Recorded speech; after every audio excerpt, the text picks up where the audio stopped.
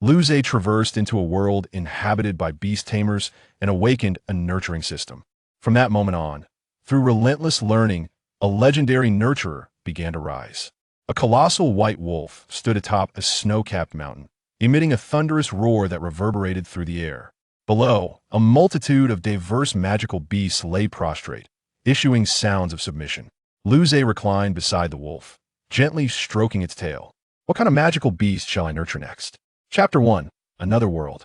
Thus, the upcoming beast taming test in a few days is of paramount importance. Every individual must remain fully alert. On the platform, Cui Xiao spoke passionately. Despite the repetition of this sentiment, the students below remained attentively engaged. Luze, with a serious expression fixed upon the podium where his homeroom teacher spoke, found his thoughts drifting elsewhere. He was not originally from this world in his previous life. One fateful night, he awoke to find himself transformed into a newborn infant. Upon opening his eyes, he discovered himself alone on the ground, with no one in sight. Fortunately, a kind-hearted stranger found him and took him to an orphanage, sparing him from the fate of reincarnation. Shortly after his arrival in this new world, Luze accepted the reality of his situation. As time passed, he realized the stark differences between this realm and his former life. This world was not an ordinary one, rather. It was imbued with a wondrous energy known as spiritual power. This spiritual energy could empower living beings, granting the most formidable among them the ability to move mountains and fill seas. Regrettably, humans possessed a weak capacity to absorb this energy, far inferior to other creatures. Consequently, for a prolonged period, humanity lived in fear of magical beasts. This era marked the darkest and most despairing chapter in human history. However, amid such vast numbers, there existed individuals of exceptional talent, true prodigies. These geniuses, like the rare stars scattered across the night sky, shone with a brilliance that could not be overlooked. Long ago, one such genius endeavored countless times to enhance humanity's ability to absorb spiritual energy. After numerous failures, he ultimately recognized that humans could not improve their absorption efficiency. Thus, he decided to forge a new path, culminating in the creation of a groundbreaking method. He formed a pact with a magical beast, becoming the first beast tamer. From that moment, a viable path suited for humanity emerged. Although humans had poor absorption abilities, through forming contracts with magical beasts, the spiritual energy within these creatures would flow to the contractor. While still lesser than that of the magical beasts, this represented a significant enhancement. Moreover, at that time, the magical beasts entering into contracts with humans were often weaker creatures struggling to survive in the wild. Once bonded with humans, these beasts typically experienced a more favorable environment for growth. Therefore, this contract could be deemed a mutually beneficial arrangement. Thus, through the efforts of beast tamers, humanity began to rise swiftly, ultimately establishing a firm foothold in the world. Returning from his wandering thoughts, Luze refocused on his homeroom teacher's discourse. At that moment, the teacher continued to elaborate on the importance and precautions for the beast taming test. This test was specifically designed to assess an individual's qualifications for becoming a beast tamer. After all, to become a beast tamer, one must possess a sufficiently robust mental fortitude, for only then could one successfully form a contract with a magical beast. According to the regulations of the Azure Blue Kingdom, individuals were permitted to undergo beast taming only at the end of their second year of high school, as by that time, their mental strength would have fully developed. Should one fail the beast taming test, it would indicate a lack of aptitude for the role, relegating the individual to a life as an ordinary person. You all must understand the significance of the beast taming test, yet I must still remind you.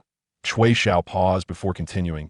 In the coming days, ensure you get ample rest. Avoid any activities that might affect your mental state. Do not entertain any notions of luck.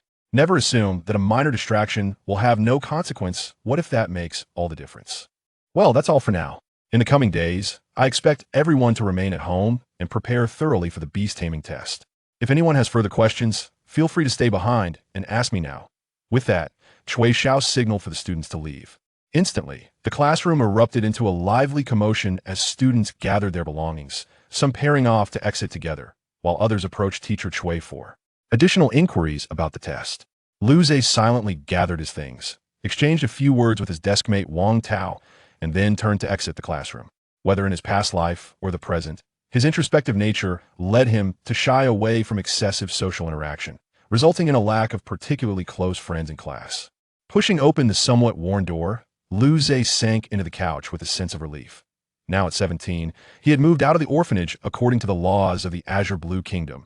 Individuals were required to leave the orphanage upon reaching the age of 15.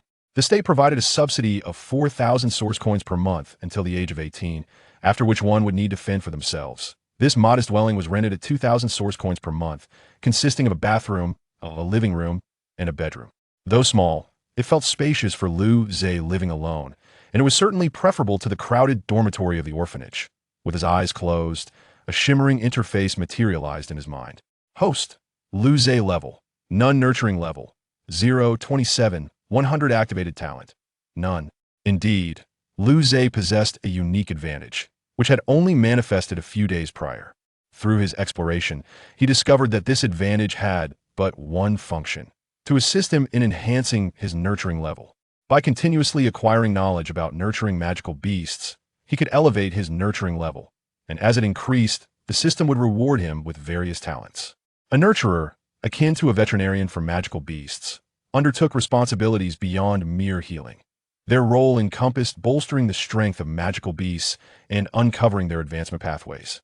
If I remain at home these next few days and dedicate all my time to studying nurturing knowledge, I should be able to elevate my nurturing level to the first tier, Lu Zhe contemplated, proceeding to his bedroom to retrieve a book from the nightstand.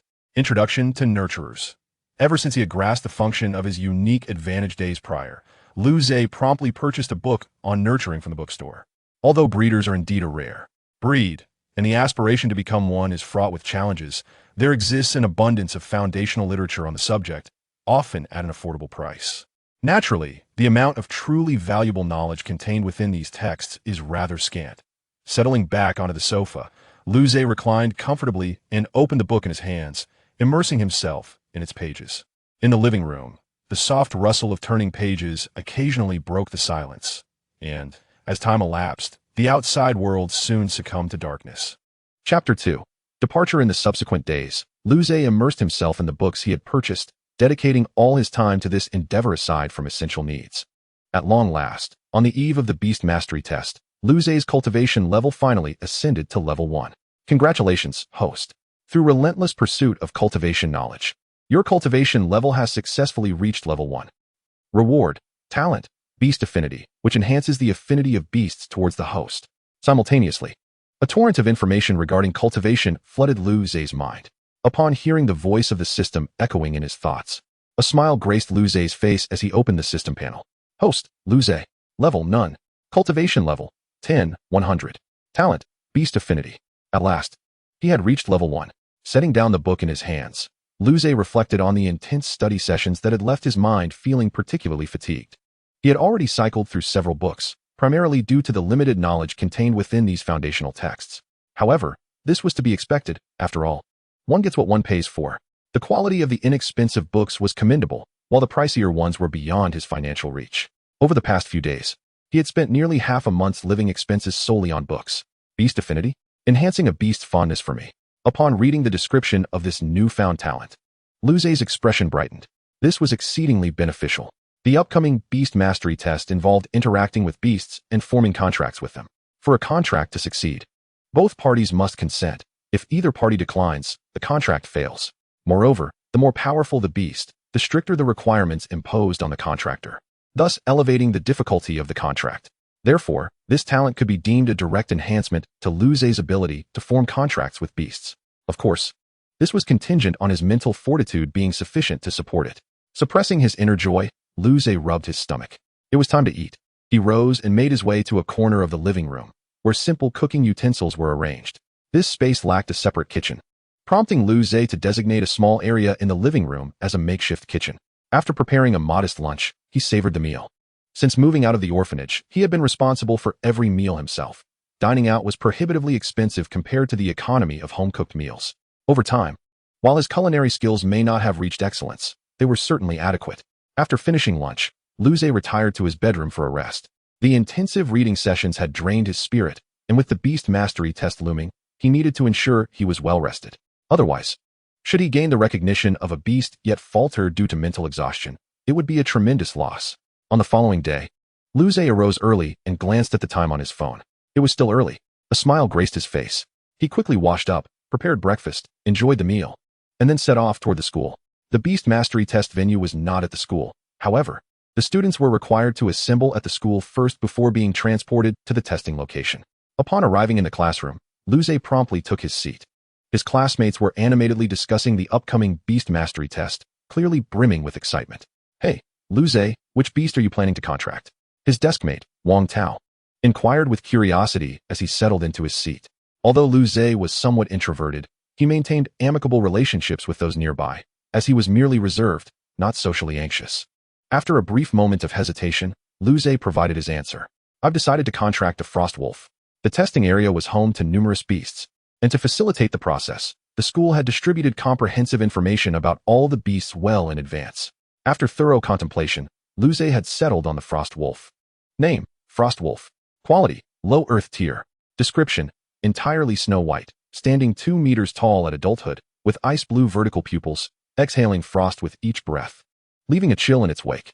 Upon maturity, it can unleash an extreme cold breath capable of freezing a 3-zhang water area, and when gathered in groups, they resonate with a snow song, weaving a snow prison. Proud in nature, it resides in snowy cliffs, drinking from icy springs and feasting on frost-scaled fish. Its icy tail tip can be fashioned into high-tier ice materials. Is that for real? You aim to contract an Earth-tier beast? At this moment, 2 classmates in front turned to join the conversation upon hearing Luze and Wang Tao's exchange. The classification of beasts is clear-cut, ranging from low to high, ordinary, earth, sky, spirit, general, emperor, and saint. The quality of a beast corresponds to its innate talents. Those with higher talents are capable of ascending to greater levels. Hence their quality is determined by the highest level they can attain. However, not all beasts of the same species share identical qualities. Occasionally, a rare few will defy species limitations and exhibit higher qualities. Yet, such occurrences are uncommon, and thus the official classifications align with the vast majority of each species. The ranks of Beast Masters correspondingly include Beast Apprentice, Beast Warrior, Beast Master, Great Beast Master, Beast General, Beast Emperor, and Beast Saint. However, despite the multitude of ranks, most Beast Masters can only aspire to become Beast Warriors at best. So what? We can contract 3 times. What is the harm in trying? Wang Tao, undeterred by Luze's response, exclaimed with enthusiasm. I plan to contract a rock-armored rhinoceros for my first attempt. Name, rock-armored rhinoceros. Quality, low earth tier. Description, a massive gray-black rhinoceros, standing 1 meter 80 and weighing over 2 tons, adorned with a cracked shell that reveals a red molten glow from the seams. When enraged, steam erupts from its armor, increasing its charge speed by 30%, capable of shattering earth-tier shield walls upon impact. It resides in lava caves. Gnawing on iron or for calcium, fragments of its shell can be forged into rock armor. The rock-armored rhinoceros also falls under the category of low earth-tier beasts. Hearing Wang Tao's declaration, the 2 classmates began to reconsider their initial plans, which had been to contract ordinary tier beasts. Inspired by Luze and Wang Tao's intentions to contract earth-tier beasts, they too contemplated the possibility of pursuing a higher tier. Come on. Even if we have 3 attempts, each failure still takes a toll on our mental state. Another classmate chimed in, joining the discussion. Luze chose to remain silent after voicing his opinion, instead listening intently as Wang Tao engaged in a spirited debate with their peers. Before long, the classroom fell into a sudden hush. Luze looked up to see their homeroom teacher, Cui Xiao, approaching the podium. Observing the eager faces of the students, Cui Xiao felt a pang of nostalgia, reminiscent of her own exuberance in years past, filled with boundless hope for the future. However, she sighed inwardly, aware that many would face failure during the contracting process, and among those who succeeded, a significant number would ultimately be relegated to the status of the weakest beast apprentices. Nevertheless, such discouraging thoughts were not to be shared at this moment. All right, now follow me downstairs. With Cui Xiao's command, a wave of excitement surged through the classroom, and everyone eagerly followed her lead. Luze's heart raced with fervor as he joined the throng. Upon reaching the ground floor, dozens of buses awaited them. Luze and the others closely followed Cui Xiao into a large bus. Once everyone was seated, Cui Xiao turned around and solemnly reminded them, remember, although there are 3 opportunities for a contract, if you sense anything amiss, do not attempt again. Each failure in contracting inflicts damage on the mind, which is why the government strictly regulates the number of attempts, allowing no more than 3. If mental damage is severe and one persists in attempting to contract, the best outcome is to become incapacitated. However, this is not a fixed rule. Some individuals may naturally possess greater mental fortitude and can contract more times. while others may only manage once or twice. For most, 3 is the absolute limit. Moreover, do not overreach. Do not chase after the highest quality beasts blindly. What suits you best is what truly matters. Upon seeing everyone nod in understanding, Cui Xiao finally turned away.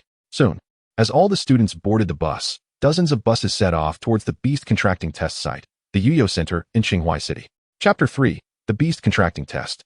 With a screech, the bus came to a halt, and a multitude of students eagerly poured out through the doors. Once all the students had disembarked, Cui Xiao addressed them. Now, you may proceed to contract your beasts. A chorus of cheers erupted, and though Cui Xiao seemed poised to say more, he merely moved his lips without uttering another word, gazing at his students with a mixture of hope and nostalgia. May they all succeed. Lu Zhe, I'm off to contract the rock-armored rhinoceros. Wang Tao exclaimed excitedly to Lu Zhe, clearly unable to contain his enthusiasm, and before Lu Zhe could respond, he darted away. Lu Zhe merely smiled, saying nothing, for he too was eager to contract the frost wolf. The information provided earlier had already detailed the locations of the beasts, so Lu Zhe made his way directly to the frost wolf's area. Before long, he arrived at the designated spot for contracting the frost wolf. It was already crowded with students eager to make their contracts, and the frost wolf was enclosed behind a glass barrier, with only one entrance available. A long queue had formed at the entrance. Peering through the glass, Lu Zhe noticed someone attempting a contract within, but his attention was entirely captured by several white cubs lying nearby. They were utterly enchanting. The cubs were not large, roughly the size of an adult domestic cat, their fur not pure white, but a very pale frost blue, reminiscent of the faintest hue of dawn. Each of their 4 short legs bore a delicate pattern of icy markings, and their eyes resembled 2 crystalline lakes, with pupils that shone like soft silver crescents. Most striking of all was the tuft of soft fur on their foreheads, shaped like an inverted triangle and lighter than the rest of their bodies, giving the appearance of a tiny snow cap from a distance. Lu Zhe chose to contract the frost wolf not merely for its classification as an Earth-tier beast. After all, numerous Earth-tier beasts existed, but primarily because the frost wolf was not only powerful but also stunningly beautiful, and Lu Zhe happened to be quite the visual enthusiast. Due to its beauty and strength, many sought to contract the frost wolf each year.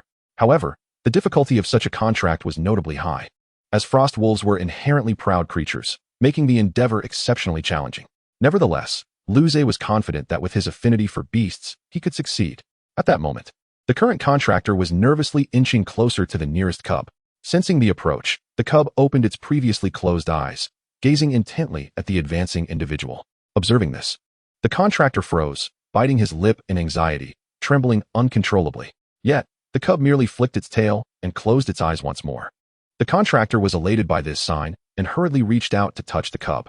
However, just as he drew near, the cub abruptly opened its eyes, glaring fiercely at him while emitting a low growl. A fine mist of icy crystals billowed from its mouth, creating a breathtaking scene. Yet, the contractor felt no joy in this spectacle. Instead, his face turned pale, hands shaking, as he realized that this attempt at contracting would likely end in failure. Reluctantly, he clenched his teeth and issued a contracting request to the cub. His mental energy surged forth, entering the cub's mind with a plea for a contract. A woo. The cub's cry was crisp and carried the unique charm of youth, delightful to the ears of others, but a nightmare for the contractor. In an instant, his mental energy was shattered. He staggered back a few steps, letting out a pained whimper. Contract failed. You may exit, announced a guard stationed at the entrance. For safety, each beast's location was monitored by dedicated personnel. The contractor emerged, disheartened, but others were undeterred, as another eager student stepped forward to enter. Thus, Lu Zhe quietly waited in line, observing the contracting attempts with keen interest. Following the failure of the previous contractor, another 10 individuals entered, all of whom met the same disheartening fate. Yet, this did not dampen the spirits of the surrounding crowd. They were well aware of the frost wolf's notorious difficulty in contracting. Moreover, the failures of others did not imply their own shortcomings. Those who had not faced the harshness of reality often harbored such unwarranted confidence. Soon, reality would impart a lesson they would not soon forget.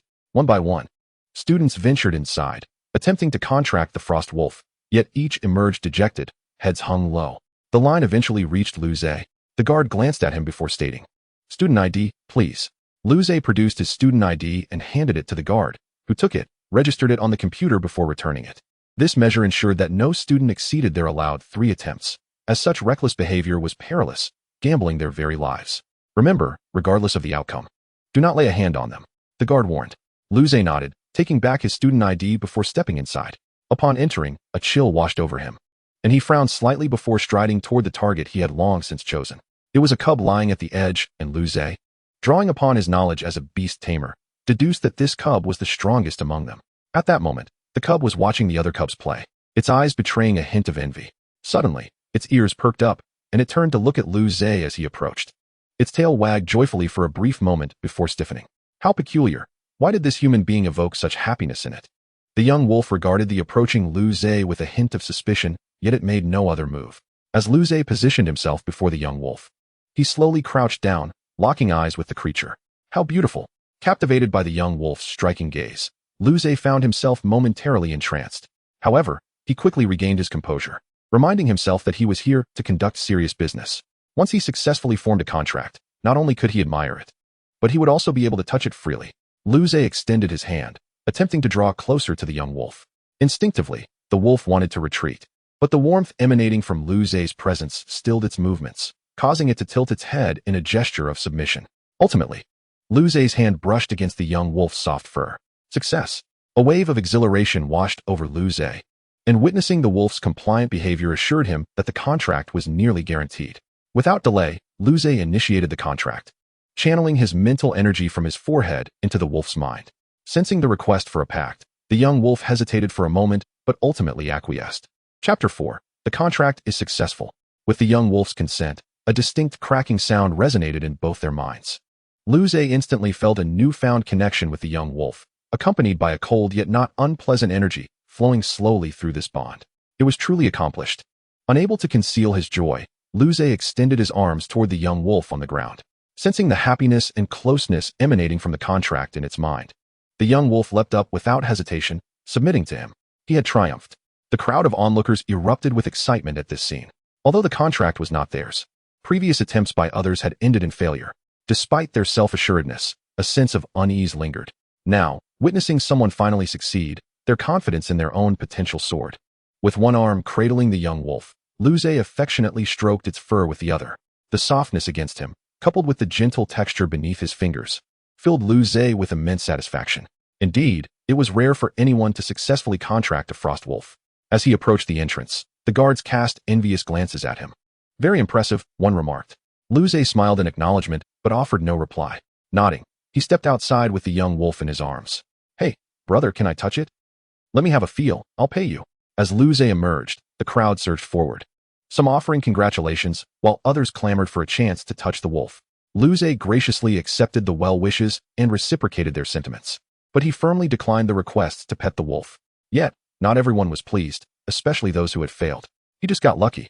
A boy who had previously failed at contracting scoffed. His companion swiftly pulled him aside, urging, "Stop talking. Let us go try to contract another beast." Meanwhile, as Lu Zhe moved further away, the guard at the entrance logged his information into the computer before calling the next person. Student ID. On the way back, many marveled at the sight of Lu Zhe holding a frost wolf.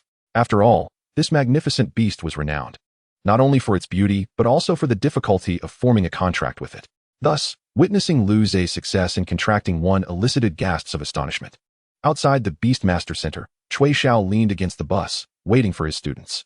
Old Chui, how many do you think will succeed from your class this time? He heard the voice of Lu Rui, the homeroom teacher from the adjacent class. It's hard to say. I estimate at least 50, Chui Xiao replied. Lu Rui paused, then burst into laughter. You rascal, I remember your class has just over 50, right? Indeed, I believe they all will succeed, Chui Xiao said with a smile. Just as he was about to say more, the sound of astonishment from the entrance caught his attention. Turning to look, he saw a young man emerging, cradling a white young wolf, clearly the source of the crowd's awe. A frost wolf, Lu Rui exclaimed in surprise. In contrast to Lu Rui's exclamation, Chui Xiao remained unusually quiet, staring intently at the boy holding the wolf, feeling an uncanny sense of familiarity. Gradually, his pupils widened, and his mouth trembled. WWC. Is that Lu Zhe? Old Chui, what's wrong? Why are you frozen? Lu Rui noticed Chui Xiao's unusual demeanor and tugged at his sleeve, but Chui Xiao remained entranced. Still grappling with the shock, Lu Zhe contracted a Tier 1 beast. It was known that every year, over 3,000 students from Qinghua No. 7 high school participated in the Beastmaster test, yet typically, no more than 10 succeeded in forming contracts with Tier 1 beasts. Furthermore, the Frost Wolf was not an ordinary Tier 1 beast. It was notoriously difficult to contract even among its kind. Teacher, Just as Cui Xiao was still reeling from the shock, Lu Zhe had already approached him. Ah! Cui Xiao finally regained his composure, and as the astonishment faded, an overwhelming joy surged within him. One of his students had successfully contracted a Tier 1 beast, having taught for over 20 years. This was the first time he had produced such an exceptional student. Lu Zhe, you did it! Cui Xiao exclaimed with excitement. Lu Zhe looked at Cui Xiao quizzically, remarking, "What's the difference between you and a master in your field? Look at me. I'm so excited I can barely speak." Realizing he had spoken foolishly, Cui Xiao quickly waved his hands, but the happiness on his face was unmistakable. "I can't believe you actually managed to contract a frost wolf.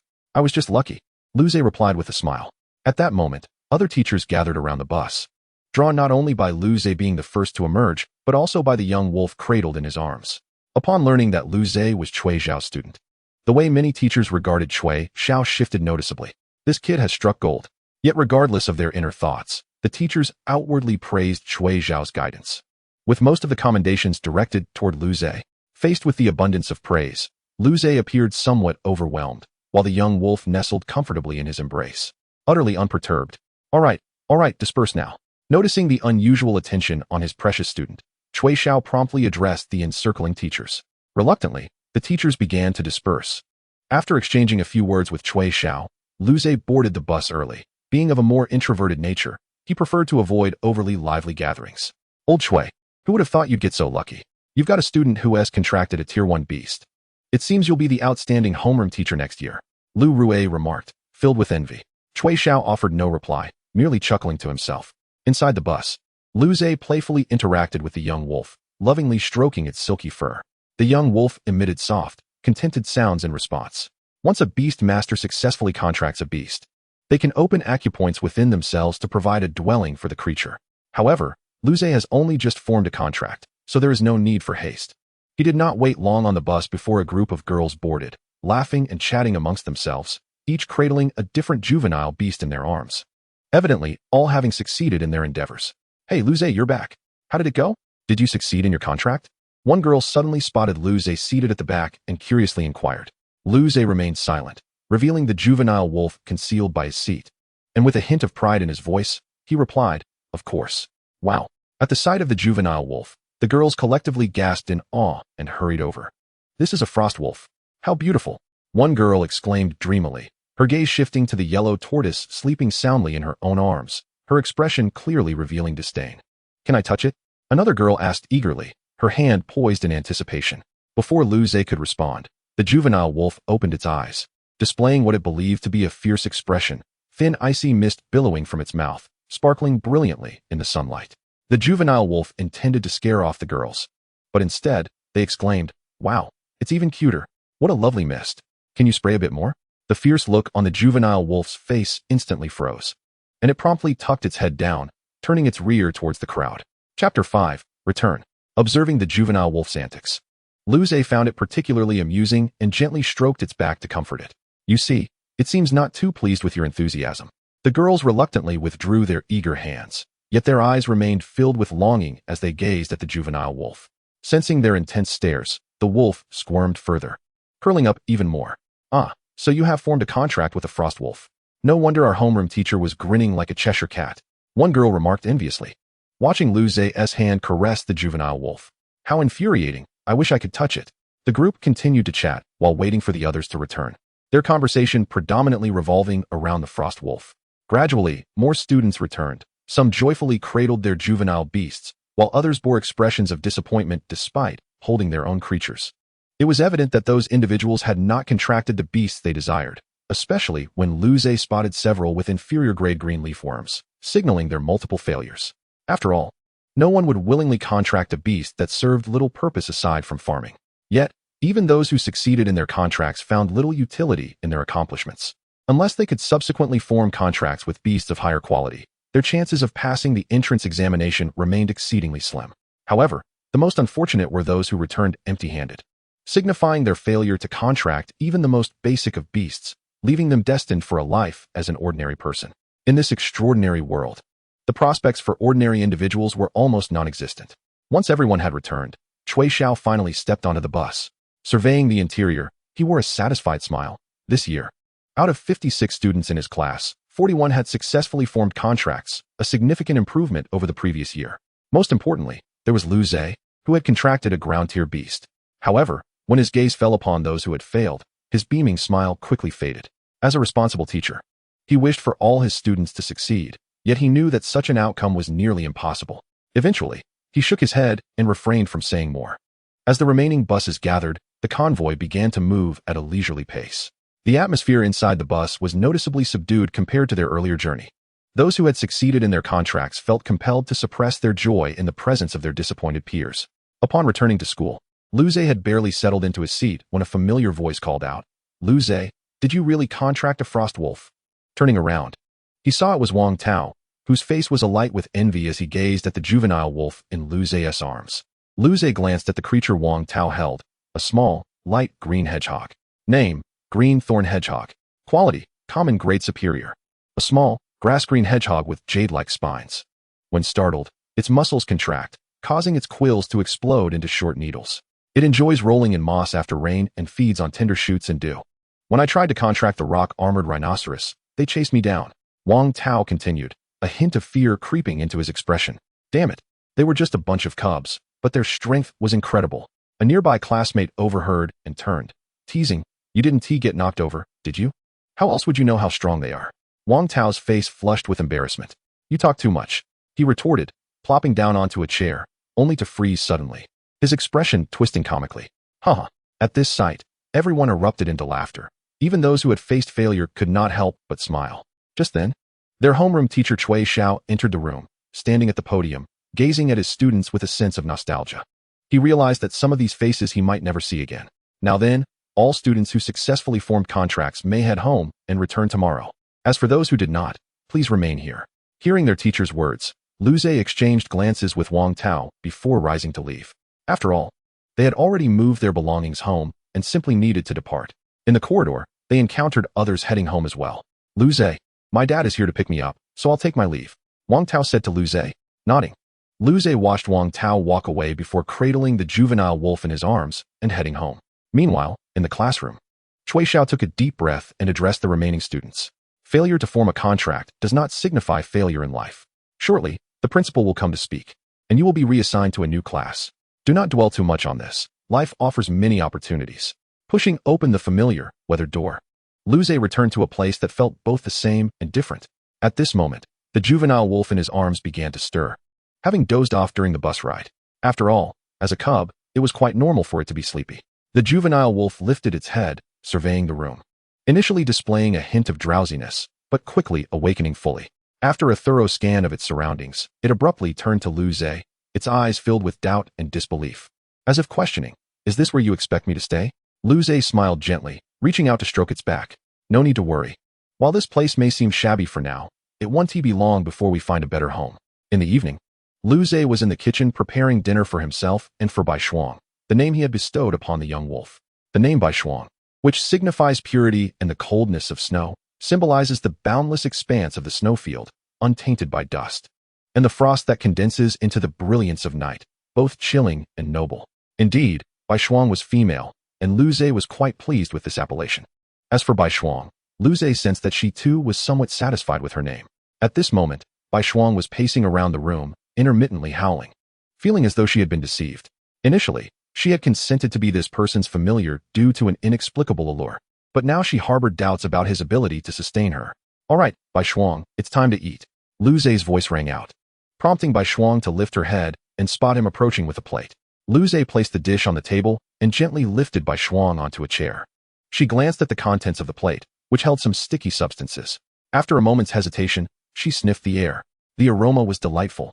Instantly, Bai Shuang began to devour the meal with great enthusiasm, having been hungry for the better part of the day. Observing her hearty appetite, Lu Zhe broke into a joyful smile. He had acquired some knowledge about nurturing magical beasts and had prepared the meal specifically tailored to a frost wolf's preferences. Given his understanding, the outcome seemed exceedingly promising. Returning to the kitchen, Lu Zhe fetched his own dinner and seated himself at the table to dine. Once he finished his meal and tidied up, he first helped Bai Shuang take a bath. Initially resistant, she eventually yielded to Lu Zhe's gentle ministrations.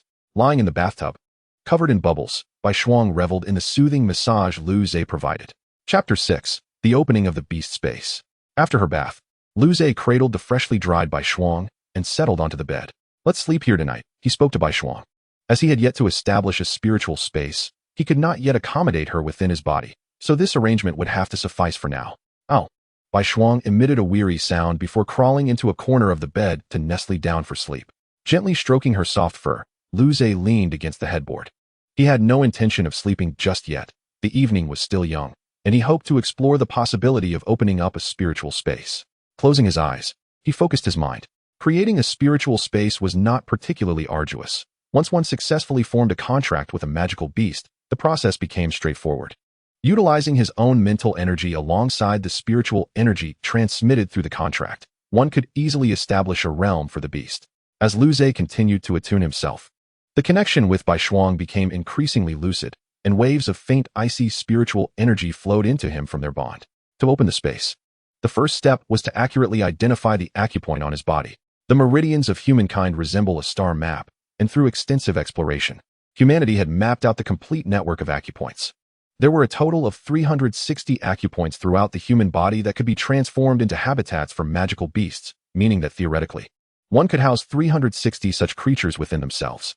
However, the actual capacity depended on one's mental strength. As long as the mental energy was sufficient, one could contract as many beasts as desired. Lu Zhe had chosen the Laogong acupoint located in the palm of his right hand for Bai Shuang, though these names held no true significance, merely labels. Time passed, and suddenly, a resonant hum reverberated through Lu Zhe's body, accompanied by a chilling sensation at the acupoint in his right hand. Taking a deep breath to steady his nerves, he began to carefully gather his mental energy and spiritual energy. Concentrating intently, he cautiously maneuvered the two forces closer together. The moment they made contact, he experienced a remarkable reaction. Lu Zhe remained vigilant, enveloping the acupoint with his mental energy as if wrapping it in a protective membrane. This process demanded immense focus and patience. Any lapse could lead to energy instability. At last, Lu Zhe succeeded in fully encasing the acupoint. He exhaled softly. But the next step was to invoke the contract with Bai Shuang. This was a crucial phase, the most challenging portion of the entire undertaking. Through the power of the contract, he needed to connect the energy enveloping the acupoint with Bai Shuang's own essence. Time ticked by as Lu Zhe devoted himself to controlling the energy, unwilling to allow his concentration to waver. Suddenly, a faint buzz reached his ears, a sound so subtle yet akin to a bolt of lightning flashing through his mind. Lu Zhe shuddered as he felt a formidable force emanate from the acupoint in his right hand. This energy was strikingly frigid, as if it had originated from a realm of extreme cold, and it coursed through his body instantaneously. I did it, Lu Zhe exclaimed, raising his right hand with a beaming expression.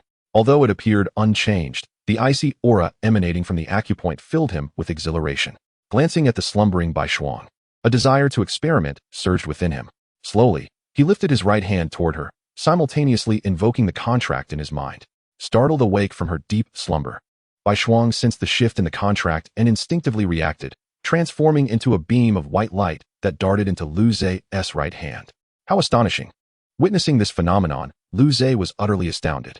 However, he was soon bombarded by waves of Bai Shuang's discontent through their mental link. With a thought, a beam of white light shot forth from his hand, materializing into the form of Bai Shuang once more. Awoe, Bai Shuang stood on the bed, vociferously expressing her displeasure.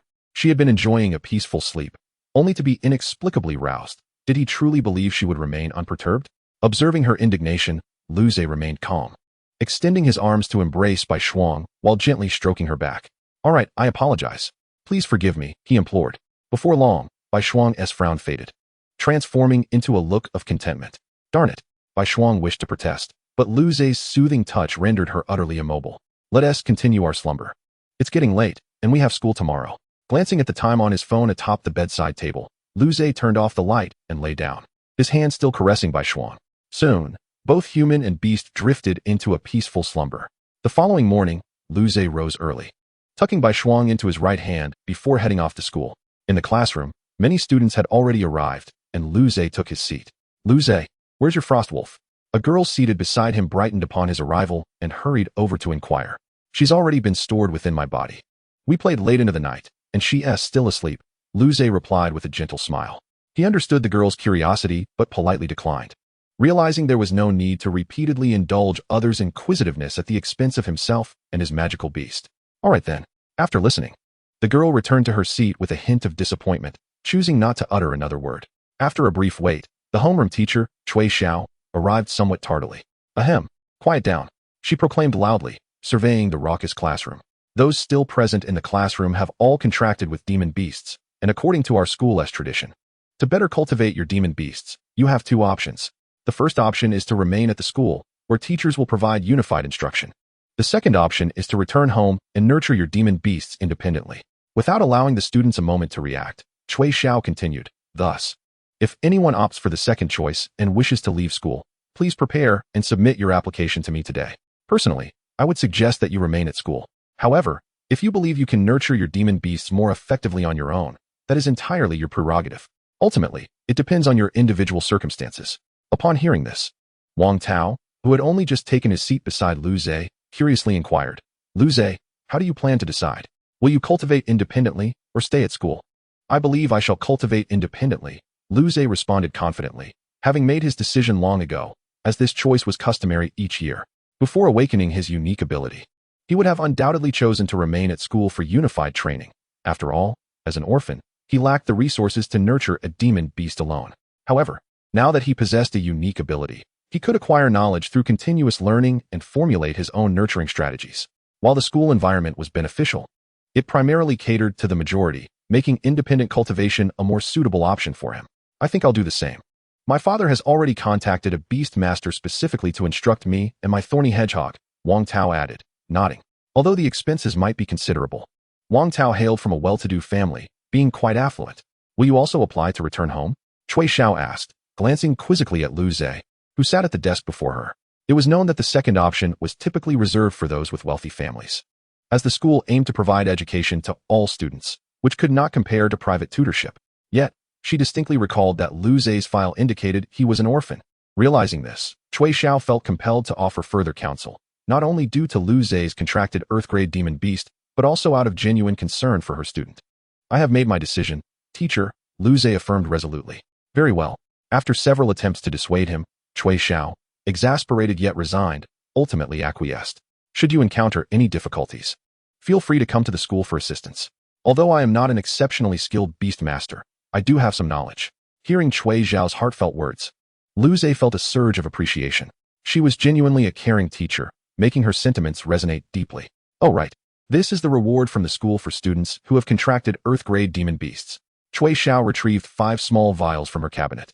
This is nurturing liquid? Lu Zhe recognized the contents immediately, having studied various nurturing techniques. The nurturing liquid was a resource that promoted the growth of demon beast offspring, with each vial valued at around 50,000 source coins, making it extraordinarily precious.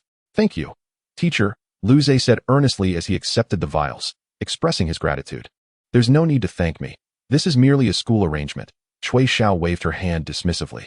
Then, farewell until the college entrance examination, Lu Zhe said as he approached the school entrance, glancing back at the high school he had attended for the past 2 years. Listening to the myriad sounds around him stirred a sense of nostalgia within his heart. Leaving today meant he would not return until the time of the examinations. Although Cui Xiao had mentioned he could seek her out if needed, Lu Zhe doubted he would do so. After all, Cui Xiao was only an ordinary beast master. In terms of nurturing knowledge, she was merely slightly more knowledgeable than he was at present. From now on, it shall all depend on me, he resolved. Upon returning home, Lu Zhe promptly released by Xuan. The moment she emerged, she darted around the room, clearly restless. Amused, Lu Zhe smiled but chose not to intervene. Instead, he settled onto the sofa, pulling out paper and a pen to begin drafting his future plans. With an entire year of high school and a summer vacation ahead, he recognized that while time was ample, meticulous planning was essential to prevent squandering it. After careful consideration, Lu Zhe began to outline his strategies on paper. At noon, he was in the kitchen preparing lunch, starting with Bai Shuang's meal. Her lunch was a meticulously crafted nutritional blend, made from crushed flesh of low-grade silverfish from the ice lake, seasoned to perfection. This would create a meal conducive to the growth of the frost wolf. Oh, I just remembered the nurturing liquid Cui Xiao gave me this morning. I can add that too. Lu Zhe quickly retrieved a vial of the nutrient solution from the table. The colorless liquid inside may have appeared unremarkable, but he was acutely aware of its value. This first-grade nutrient solution was designed to promote the growth of juvenile beasts and typically fluctuated around 50,000 source coins in market price. Even with his habit of saving, he could afford only a single vial at present. Unscrewing the cap, Lu Zhe poured a third of the nutrient solution into the mixture. In contrast to Bai Shuang's elaborate meal, his own was far simpler, consisting of a few hastily prepared dishes. All right, Bai Shuang, stop playing around. It's time to eat, he called out. Upon hearing Lu Zhe's summons, Bai Shuang, who had been rolling around on the bed, instantly halted and scampered over to the dining table with her short legs. As she caught a whiff of the delectable food, her tail swayed excitedly behind her. How delicious, she thought to herself. Even though this human's dwelling leaves much to be desired, he treats me quite well. Without hesitation, she began to devour her meal voraciously. In the afternoon, Lu Zhe resolved to purchase some books on nurturing techniques. Aspiring to become a nurturing master was no small feat, as it required extensive knowledge. Were it not for Lu Zhe's nurturing panel, he would never have contemplated such a pursuit. Not to mention, merely memorizing detailed information about various demon beasts was daunting enough to deter many. Most nurturing masters began their studies only after attaining considerable strength, as their learning capacity would significantly increase alongside their own abilities. At that point, while an ordinary person might take a year to read a book, a capable individual could easily devour 100, operating on an entirely different scale. In Lu Zhe's plan, during this upcoming year, he aimed to dedicate substantial time to absorbing knowledge about nurturing techniques, enabling Bai Shuang to grow rapidly into her youth phase. Only after that would he focus on training her combat skills, as excessive exertion was unsuitable for a juvenile. A solid foundation was paramount. As Lu Zhe strolled down the bustling street, he noticed many people accompanied by various forms of demon beasts. Although there are many ordinary individuals who have failed to form contracts, they can still acquire harmless magical beasts to serve as pets. Caw-caw? Lu Zhe's attention was instantly captured by a series of cawing sounds.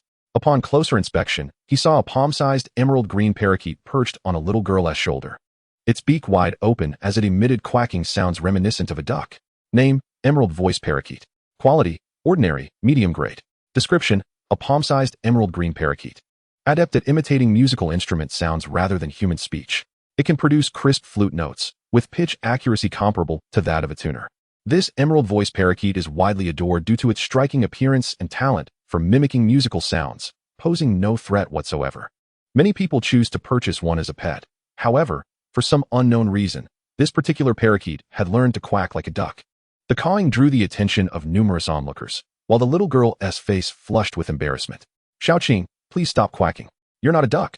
Yet, the parakeet remained unresponsive, quacking even louder, its wings spread wide as if to assert its defiance. In response, the little girl, annoyed, stomped her foot, grasped the parakeet's body with one hand, and pinched its beak with the other, finally silencing it. The amusing scene elicited laughter from the gathered crowd, and Lu Zhe couldn't help but smile at the spectacle. After taking a few more steps, Lu Zhe arrived at the entrance of a bookstore. Oh, you're back again, young scholar. The owner, seated at the entrance, greeted Lu Zhe as he entered. Lu Zhe had previously purchased several books from this store, and since he had bought multiple titles on nurturing techniques in one go, the owner had inquired out of curiosity. Naturally, the owner had recognized Lu Zhe. Lu Zhe nodded, promptly searching for books related to nurturing techniques. Introduction to the Frost Wolf Species. 100 low-cost feed formulas for young magical beasts. To facilitate future endeavors, Lu Zhe selected dozens of books, thus saving himself the trouble of returning for additional purchases later. In addition to these, he also bought a copy of 8,000 Ways to Strengthen Bonds with Your Magical Beasts. After all, the relationship between a beast tamer and their magical beast is not one of master and servant, but rather one of partnership. Thus, it is essential to cultivate a good rapport between the two. Wow, you're buying so many this time. Upon seeing the large stack of books Lu Zhe was carrying, the owner appeared momentarily taken aback. Indeed, it's more efficient to purchase in bulk rather than make multiple trips, Lu Zhe explained. Quite right, the owner nodded, beginning to tally the price of the books. As Lu Zhe observed the numbers climbing on the screen, he felt a twitch at the corner of his eye, though he maintained a serene facade. That's quite expensive. 23,700 source coins, the owner said, smiling broadly at his esteemed customer.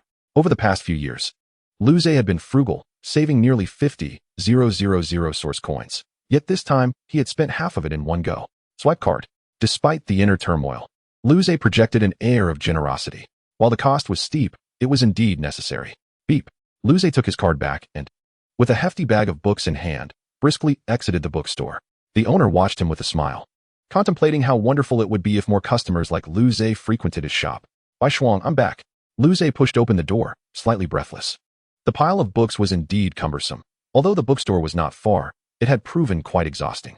However, He was reassured that as Bai Shuang continued to grow stronger, the spiritual energy transmitted through their contract would increase correspondingly. His own physical attributes would also be enhanced under the influence of this energy. Eventually, he might even attain powers akin to those legendary figures capable of splitting mountains and parting seas. Allah! Upon hearing Lu Zai's call, Bai Shuang appeared at the doorway, her eyes wide with excitement. Although it was possible to keep Bai Shuang within himself, she seemingly preferred to remain outside. Thus, Lu Zai allowed her to stay in the room, hoping she wouldn't cause any trouble while alone. Chapter 8. The Beast Tamer. Allah! The moment Bai Shuang saw Lu Zai, she chirped excitedly a few times. Ignoring the exuberant little wolf for the moment, Lu Zai placed the hefty stack of books on the table and let out a long sigh of relief. I'm utterly exhausted. He collapsed onto the sofa, expressing his fatigue. Meanwhile, Bai Shuang noticed Lu Zai's indifference and hurriedly ran in front of him, calling out again. What's wrong? Lu Zai asked, initially puzzled. But soon he received a surprising message from their contract. You're hungry again. Bai Shuang nodded, her expression one of earnestness. But you just had lunch 3 hours ago. How can you be hungry already? Lu Zai realized something was amiss, based on what he had learned. A young frost wolf like Bai Shuang should not feel hunger so quickly without significant exertion. Moreover, the lunch he prepared was ample, so there was no chance of it being insufficient. Suddenly, Lu Zai considered a possibility. He scanned the room, but found nothing out of the ordinary. Yet unease lingered in his mind. Upon approaching the bedroom door and peering inside, his concerns dissipated instantly. The bedroom was in complete disarray. Neatly folded blankets were strewn across the floor, and various sizes of ice crystals littered the bed. The walls were also adorned with ice crystals, some melting slowly and forming tiny streams of water trickling down. Lu Zai abruptly turned to Bai Shuang, who was gazing at him with wide, innocent eyes. Seeing that Lu Zai had not prepared food for her, Bai Shuang frowned and called out a few times. Go make me something to eat. I'm hungry. Observing Bai Shuang's obliviousness to her wrongdoing, Lu Zai sighed and rubbed his temples. It's my fault for not considering everything. Bai Shuang, being a frost wolf, naturally thrived in cold environments, so it was entirely normal for her to exhale a few frosty breaths for comfort. Since he had not communicated this to her beforehand, how could she have known she was in error? It was no wonder she was hungry again so soon. After all, she was still a young pup, and the energy expended from her breaths was considerable. Ultimately, Lu Zai had no other choice. He couldn't possibly reprimand Bai Shuang. Thus, after preparing food for her, he resigned himself to tidying up the mess. As Bai Shuang munched on her meal, she watched Lu Zai busily cleaning the bedroom. This human is quite strange. It's so cozy. Why does he need to clean up all that ice? She tilted her head in confusion, shook it, and continued to feast.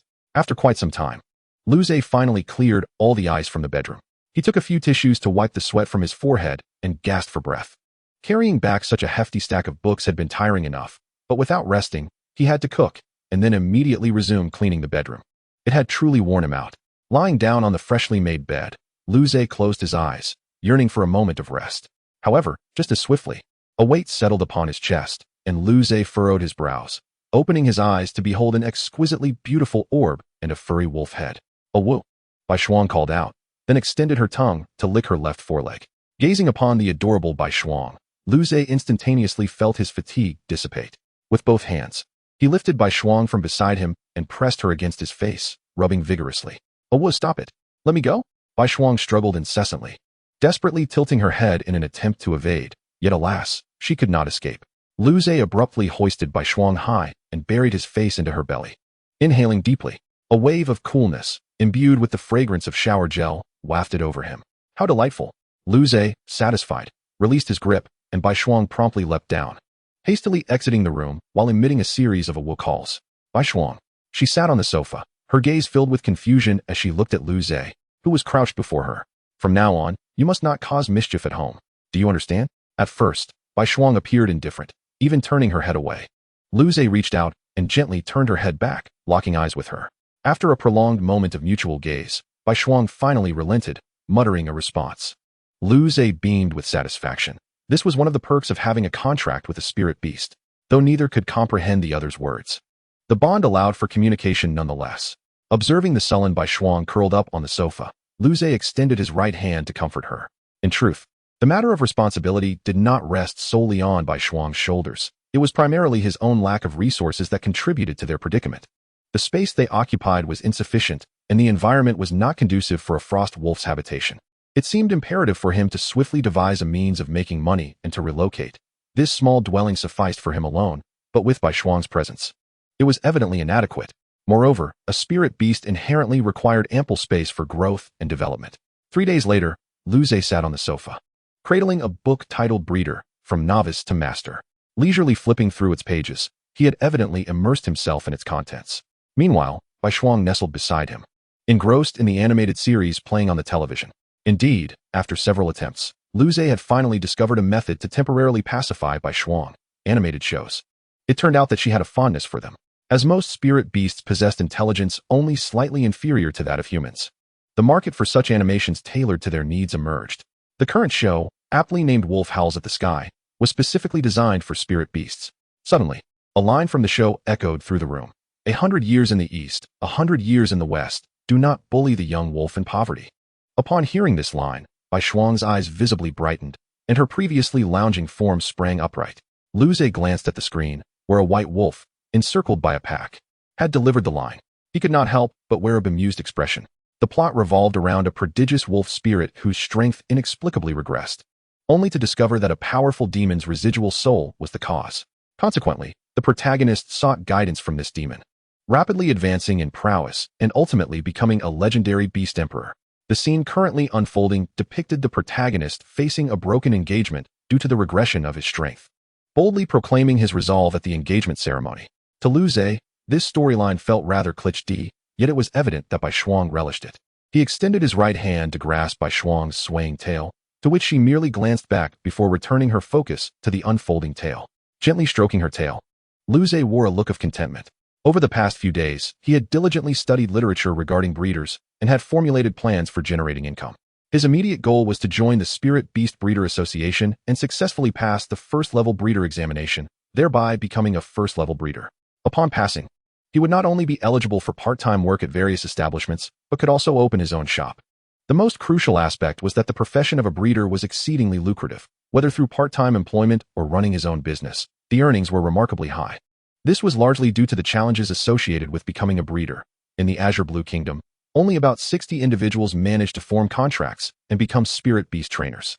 Among those, only around 3% could attain the status of a breeder, underscoring their rarity.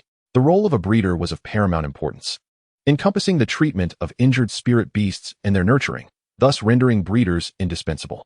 In recent days, Luze had gathered information regarding the breeder examinations, learning that they were divided into 3 segments. The first involved knowledge about spirit beasts, the second pertained to the preparation of simple potions or enhancement elixirs, and the final segment required candidates to identify the causes of injuries in several wounded spirit beasts and accurately propose treatment methods. The advancement of spirit beast ranks, however, fell outside the purview of first-level breeders. As Luze pondered these matters, the animated series concluded, and Bai Shuang appeared somewhat unsatisfied. Glancing back at Luze, she noticed him still engrossed in his book and, rather than interrupting, she climbed over his legs to the other side. Found it, Bai Shuang exclaimed, curling her tail around the remote control and pressing a button with her paw, causing the advertisement on the screen to vanish. The television shifted to another animated series, and a clear smile spread across Bai Shuang's face as she sprawled down, continuing to watch intently. Chapter 9, A Month of Changes. 1 month later, Luze lay on the sofa with Bai Shuang cradled in his arms, the atmosphere exuding a sense of tranquility. Suddenly, Luze remarked, Bai Shuang, have you gained quite a bit of weight? Bai Shuang, who had been comfortably enjoying Luze's massage, perked up at his words. Oh woo. She turned her head, her expression one of discontent as she glared at Luze. All right, you haven't gained weight. You've just grown. Luze quickly clarified, offering a reassuring pat. Upon hearing this, Bai Shuang's expression softened, and she reclined back into Luze's embrace, her tail lifting to indicate a spot on her back, signaling for him to massage that area. You may be enjoying this, but you're exhausting me, Luze bantered, though his hands continued their soothing motions. This massage technique had been tailored by Luze based on his knowledge of breeding. It not only promoted her growth and development, but also provided relaxation. Luze observed Bai Shuang closely. She had undergone notable changes compared to a month prior. Initially, she was merely the size of an ordinary adult cat. But after a month of dedicated nurturing, her shoulder height had reached 45 centimeters and her body length extended to 75 centimeters. At this moment, the fur of Bai Shuang no longer appeared as fluffy as it once did. From a distance, she resembled a white wolf. However, upon closer inspection, one could discern a faint ice blue halo at the edges of her coat. It had not been an easy journey. Observing Bai Shuang's transformation, Luze could not help but express his admiration. Over the past month, he had completely utilized the 5 vials of nurturing liquid distributed by the school, which was a primary reason for the significant changes in Bai Shuang within such a short span. Furthermore, he had expended nearly 10,000 source coins acquiring raw materials to prepare her daily sustenance. Lu Zhe casually opened a jar on the table before him, revealing a generous assortment of wolf-shaped biscuits. These were crafted by Lu Zhe himself, primarily from ground lake silverfish meat, frozen sweet potato puree, and most importantly, ice essence crystals. Name: Ice Essence Crystal Quality. Superior grade effect. Promotes the growth and development of ice attribute beasts, while also enhancing the quality of their spiritual power. With prolonged use, it can gradually strengthen the skeletal structure of the beast. Ice essence crystals do not come cheaply. Among the materials he had purchased this month, it was the most expensive, costing nearly 10,000 source coins for a mere 5 grams. Coupled with the 4,000 source coins recently issued, Lu Zhe's remaining funds barely exceeded 10,000 source coins. Grabbing a handful of biscuits from the jar, Lu Zhe barely had the chance to speak before Bai Shuang, catching sight of his movement from the corner of her eye, opened her mouth eagerly. Delicious. Bai Shuang chewed on the biscuit, her expression one of utter contentment and pleasure.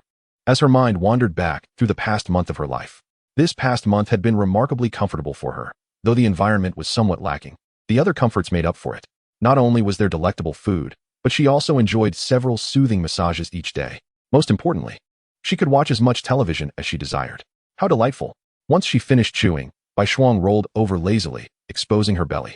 Lu Zhe extended his hand to massage her abdomen, while simultaneously reviewing his status panel in his mind. Host: Lu Zhe. Level: Minor accomplishment in Beast Mastery. Nurturing level: 412.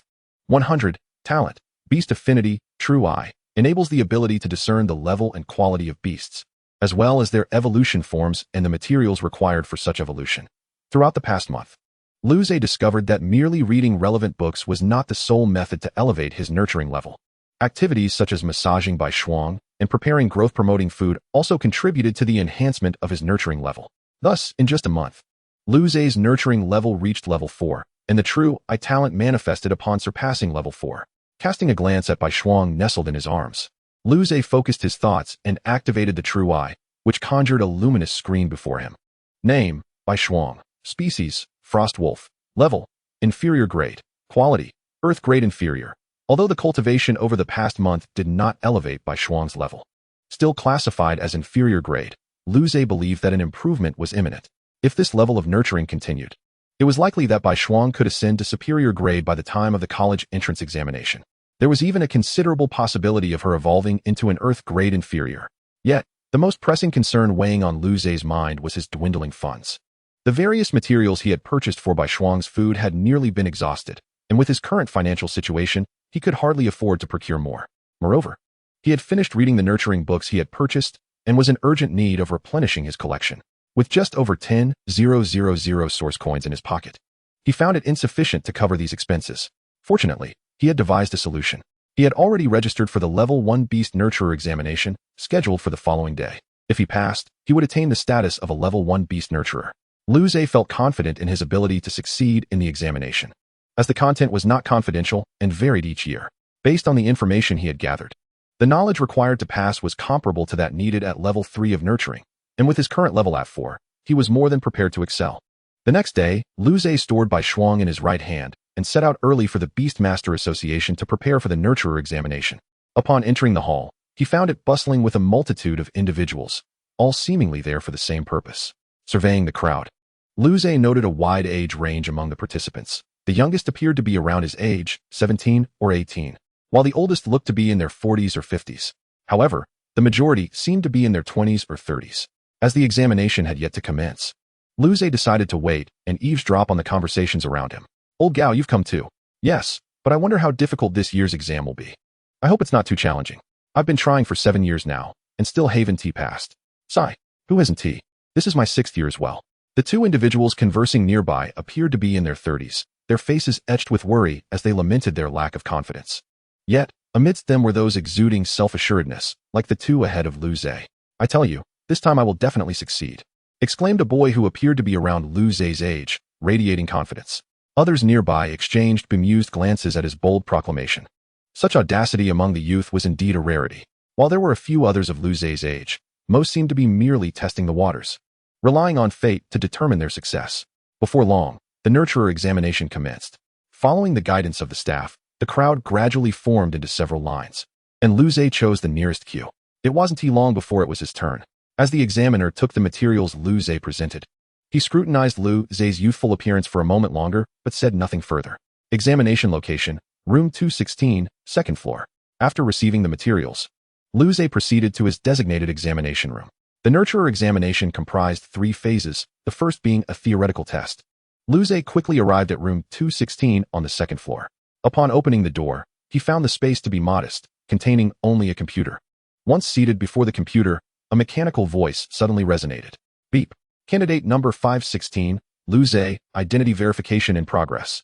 Verification successful. Welcome to the Level 1 Nurturer examination. The examination has yet to commence. Please be patient. Next, we will announce the examination rules. A lengthy list of rules followed, quite similar to those of school examinations. Lu Zhe scanned the room for the source of the voice, but could not determine its origin. With nothing to occupy his time and no electronic devices allowed, Lu Zhe decided to simply close his eyes and rest. After a brief interlude, the previously silent electronic voice resonated once more, accompanied by the illumination of the computer screen before him. The breeder assessment is now commencing. This examination hall is under constant surveillance. Candidates are advised to answer earnestly and refrain from any form of cheating or attempts thereof. Candidate number 516, Lu Zhe, you may begin your examination. Wishing you success. Chapter 10, The Breeder Assessment. Lu Zhe gazed at the computer screen, where the first question had appeared. Upon reading the initial query, he raised an eyebrow.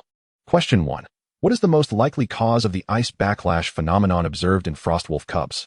A. Excessively high caloric feed. B. Environmental humidity below 20. C. Inadequate intake of ice elemental energy. D. Overload of mental threshold. To his surprise, the first question pertained to knowledge regarding frost wolves, an unexpected yet fortuitous coincidence. Lu Zhe confidently selected D. It was far too simple. Onward to the next question. Question 2. What is the primary function of the low-grade copperbell squirrel's tail shell? A. To store nuts. B. To emit sounds that disrupt predators. C. To dissipate heat. D. To absorb iron elements. After answering, Lu Zhe clicked the submit button and awaited the results. The theoretical examination comprised a total of 100 questions, none of which were particularly challenging. Lu Zhe assessed his performance and felt confident he had answered at least 80 questions correctly. Before long, his score materialized on the screen. Indeed, as he had anticipated, he achieved 89 points.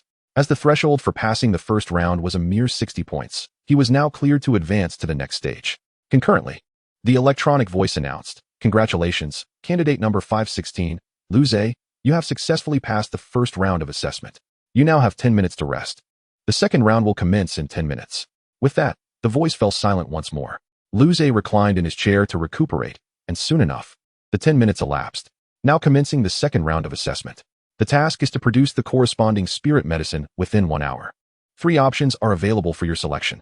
First, to create the ice spirit hemostatic ointment. Second, to formulate the vibrant feather pill. Third, to concoct the ice mist protective liquid. After a moment of contemplation, Lu Zhe ultimately chose the ice spirit hemostatic ointment. I choose the ice spirit hemostatic ointment, he declared. As soon as his words left his lips, the computer before him descended gently, and another table rose from the ground. You are provided with 3 sets of materials. Your standard, produce 1 complete ice spirit hemostatic ointment. Lu Zhe surveyed the table, where the necessary materials and instruments were arrayed. The process for creating the ice spirit hemostatic ointment was not overly complex. However, the pivotal step involved merging all materials using his own spiritual energy. Taking a deep breath, Lu Zhe commenced by grinding the required ingredients and placing them into a glass container. Then came the critical moment. He positioned his hands beneath the container, and flames erupted instantaneously at his fingertips. This flame resembled the frosty breath of a winter chill, merely a basic application of spiritual energy. Although the energy bestowed upon him by his frost wolf companion was predominantly of the ice element, spiritual energy was versatile. Even a frost wolf like Bai Shuang could unleash flames through its spiritual energy, albeit with significantly greater consumption.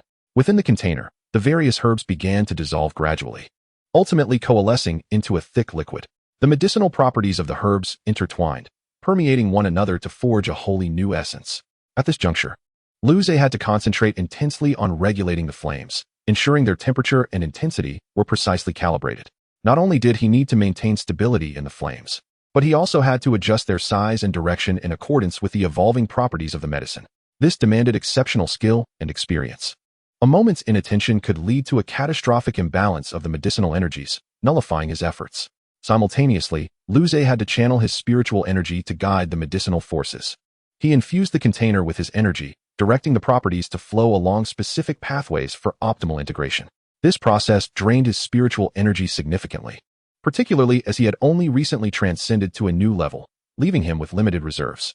Before long, Luze's complexion began to pale. Beads of sweat formed upon his brow, and his breathing quickened slightly. Nevertheless, he persevered, gritting his teeth and continuing his task. Fortunately, crafting such a pill remained within the realm of his capabilities. Despite the arduousness of the endeavor, he ultimately succeeded in this phase. As time progressed, the herbs within the container continued to dissolve and melt, culminating in a thick, black paste. Success!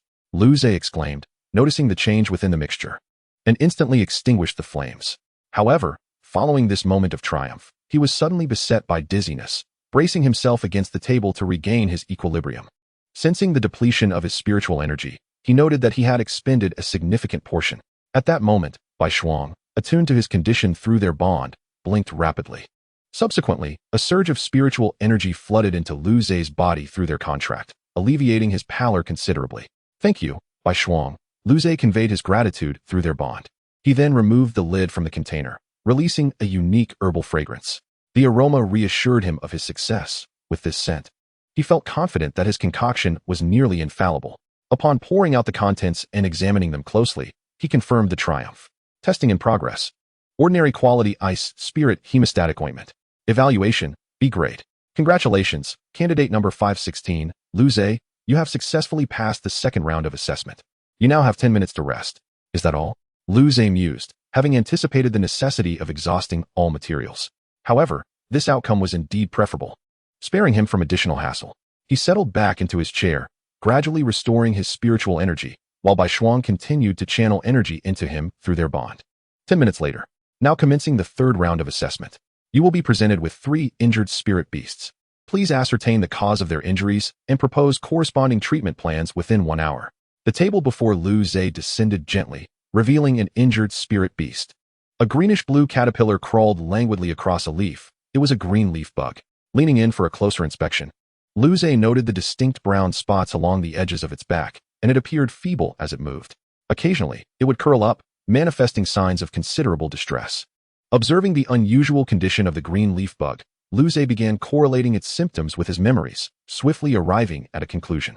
This green leaf bug has likely ingested an excessive amount of a certain ice element food, resulting in an accumulation of ice elemental energy within its body, thereby inducing cold toxin spots.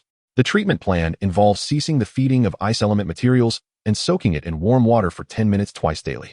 Thus, recovery can be achieved in approximately 7 days. The alternative method involves the application of warm sun herb ointment, which promises healing within merely 2 days. After a brief pause, the electronic voice resonated once more, confirming the correctness of the response and assigning a grade of B. Subsequently, the Qingla bug vanished, and another beast appeared on the table, a gray-black lizard, its dorsal scales gleaming with a metallic luster. Upon catching sight of Luze, this gray-black lizard recoiled sharply. Is it an ironback lizard? Name, ironback lizard. Quality, mid-tier of common rank. Description, a gray-black lizard with slightly protruding iron scales on its back. It delights in consuming metal and curls into a ball when startled. Noticing that a portion of the lizard's dorsal scales had cracked, from which blood oozed, Luze furrowed his brow after a thorough examination. It appeared to be a mere impact injury, yet something felt amiss. This could not be as simple as it seemed. He doubted that the cultivation assessment would present such an uncomplicated challenge. Luze proceeded to inspect the ironback lizard once more and, at last, discovered an anomaly within its mouth. Extending a hand, he pried open the lizard's jaws for a closer inspection.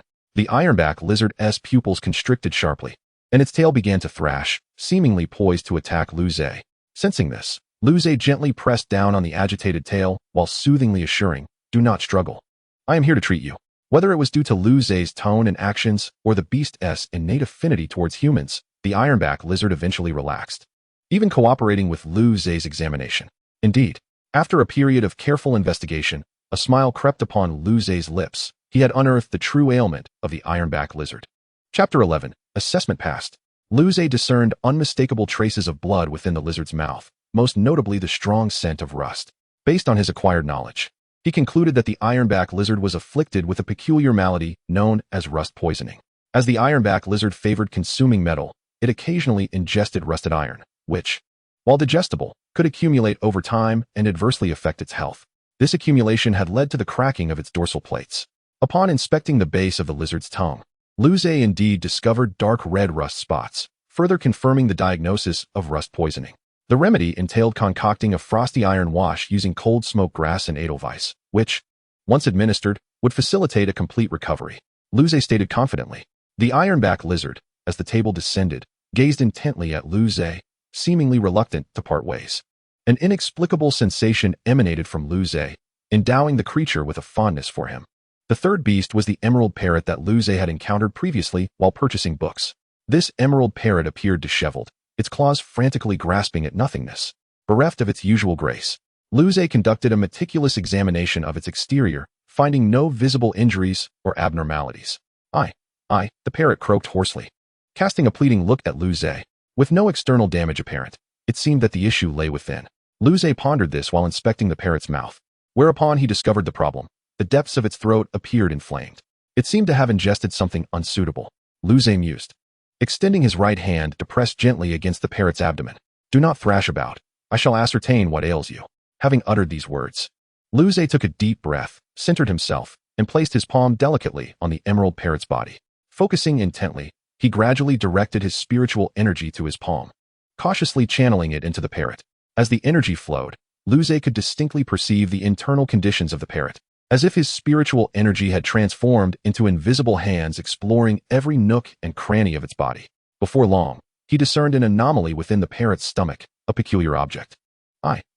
The parrot cried out in pain once more. With the source of the ailment identified, Liu Ze smiled, laying the emerald parrot flat upon the table, head downward. He began to massage its abdomen vigorously. The parrot had likely ingested a sharp foreign object that had lacerated its throat or intestines, preventing proper digestion, resulting in its current state. With Liu Ze's persistent massage, the parrot began to tremble violently, ultimately expelling several objects from its beak. It seems these are the culprits of your distress, Liu Ze remarked, observing the expelled material, which turned out to be fragments of the copper bell squirrel's tail shell. How did you manage to ingest these? Liu Ze queried, glancing at the parrot, which continued to rub its head against its own claw in a futile attempt to alleviate its discomfort. Name, copper bell squirrel. Quality, low tier of common rank. Description, its tail tip is adorned with a hollow, hard shell that jingles while it runs, effectively disrupting the auditory targeting of small predators. In autumn, it stuffs dried fruits into its shell as a cache, consuming them when hunger strikes. These shell fragments were remnants of the copper bell squirrel's tail, explaining why the emerald parrot could not digest them. Recalling that he was still in the midst of the assessment, Liu Ze promptly articulated the cause of the emerald parrot's affliction and the treatment plan. After the foreign object was removed, it would require anti-inflammatory medication, and within 3 days, it would be restored to health. Rating, B. The electronic voice chimed, announcing Liu Ze's overall score as the emerald parrot disappeared. Candidate 516, Liu Ze. Your overall evaluation for the third assessment is B. After a brief pause, the voice resumed. Congratulations, Candidate 516, Liu Ze, you have successfully passed the first-tier cultivator assessment. Please proceed to the hall to collect your certificate. With that, the previously locked door swung open with a resounding thud. Stepping out, Liu Ze noticed others emerging alongside him, some with expressions of elation, while others bore expressions of disappointment. Damn it, the second round of assessments was exceedingly difficult, exclaimed one individual with a bitter countenance. Evidently having been eliminated during the second round, each participant's assessment was conducted independently, resulting in varied completion times. This disparity explained how Liu Ze had already passed while this individual remained embroiled in the second round, ultimately facing failure. Brother, in which round did you meet your elimination? Asked a boy of similar age to Liu Ze, approaching him with a glimmer of hope on his face. His name was Qian Hai, and like many of his peers, he had come to partake in the cultivator assessment, seeking a stroke of luck. However, he had been eliminated in the first round, though he held no expectations of success. The disappointment lingered. At this moment, upon seeing Liu Ze, who was of the same age as he, Qian Hai felt an overwhelming desire to elicit a similar answer from Liu Ze to reassure himself. Me? I've passed, Liu Ze remarked with a tone of nonchalance. Yet a subtle note of triumph could be discerned upon closer inspection. Passed? How is that even possible? Unperturbed by Qianhai's astonishment, Lu Zhe proceeded to the hall to collect his breeder's certificate. Bai Shuang had already begun to protest, for reasons unknown. She harbored a strong aversion to remaining in the monster Denver. However, as far as Lu Zhe was aware, the monster den was quite suitable for the residents of Beast Tamers and beneficial for their well-being. Nonetheless, if Bai Shuang was disinclined to stay, then they would leave. In the hall, the same inspector received Lu Zhe's documents, looking at him with a mixture of disbelief. After scanning the name on the documents and checking the system, he was met with a notification confirming Lu Zhe's successful passage. At merely 17 years of age, you have passed the breeder assessment? The inspector exclaimed, marveling at the rarity of such prodigious talent, noting that while there had been individuals of similar age who had passed before, none had made such an impression on him in person. Here is your certificate. Please keep it safe. Should it be lost, you may return with the relevant documents to obtain a replacement. The inspector operated the system, and shortly thereafter, a printer nearby produced the certificate. Lu Zhe accepted it gratefully, which bore his photograph, name, date of acquisition, and breeder rank. In the upper right corner, a star symbol indicated his status as a first-rank breeder. Thank you, Lu Zhe said politely before turning to leave. Chapter 12, Whispering Pavilion.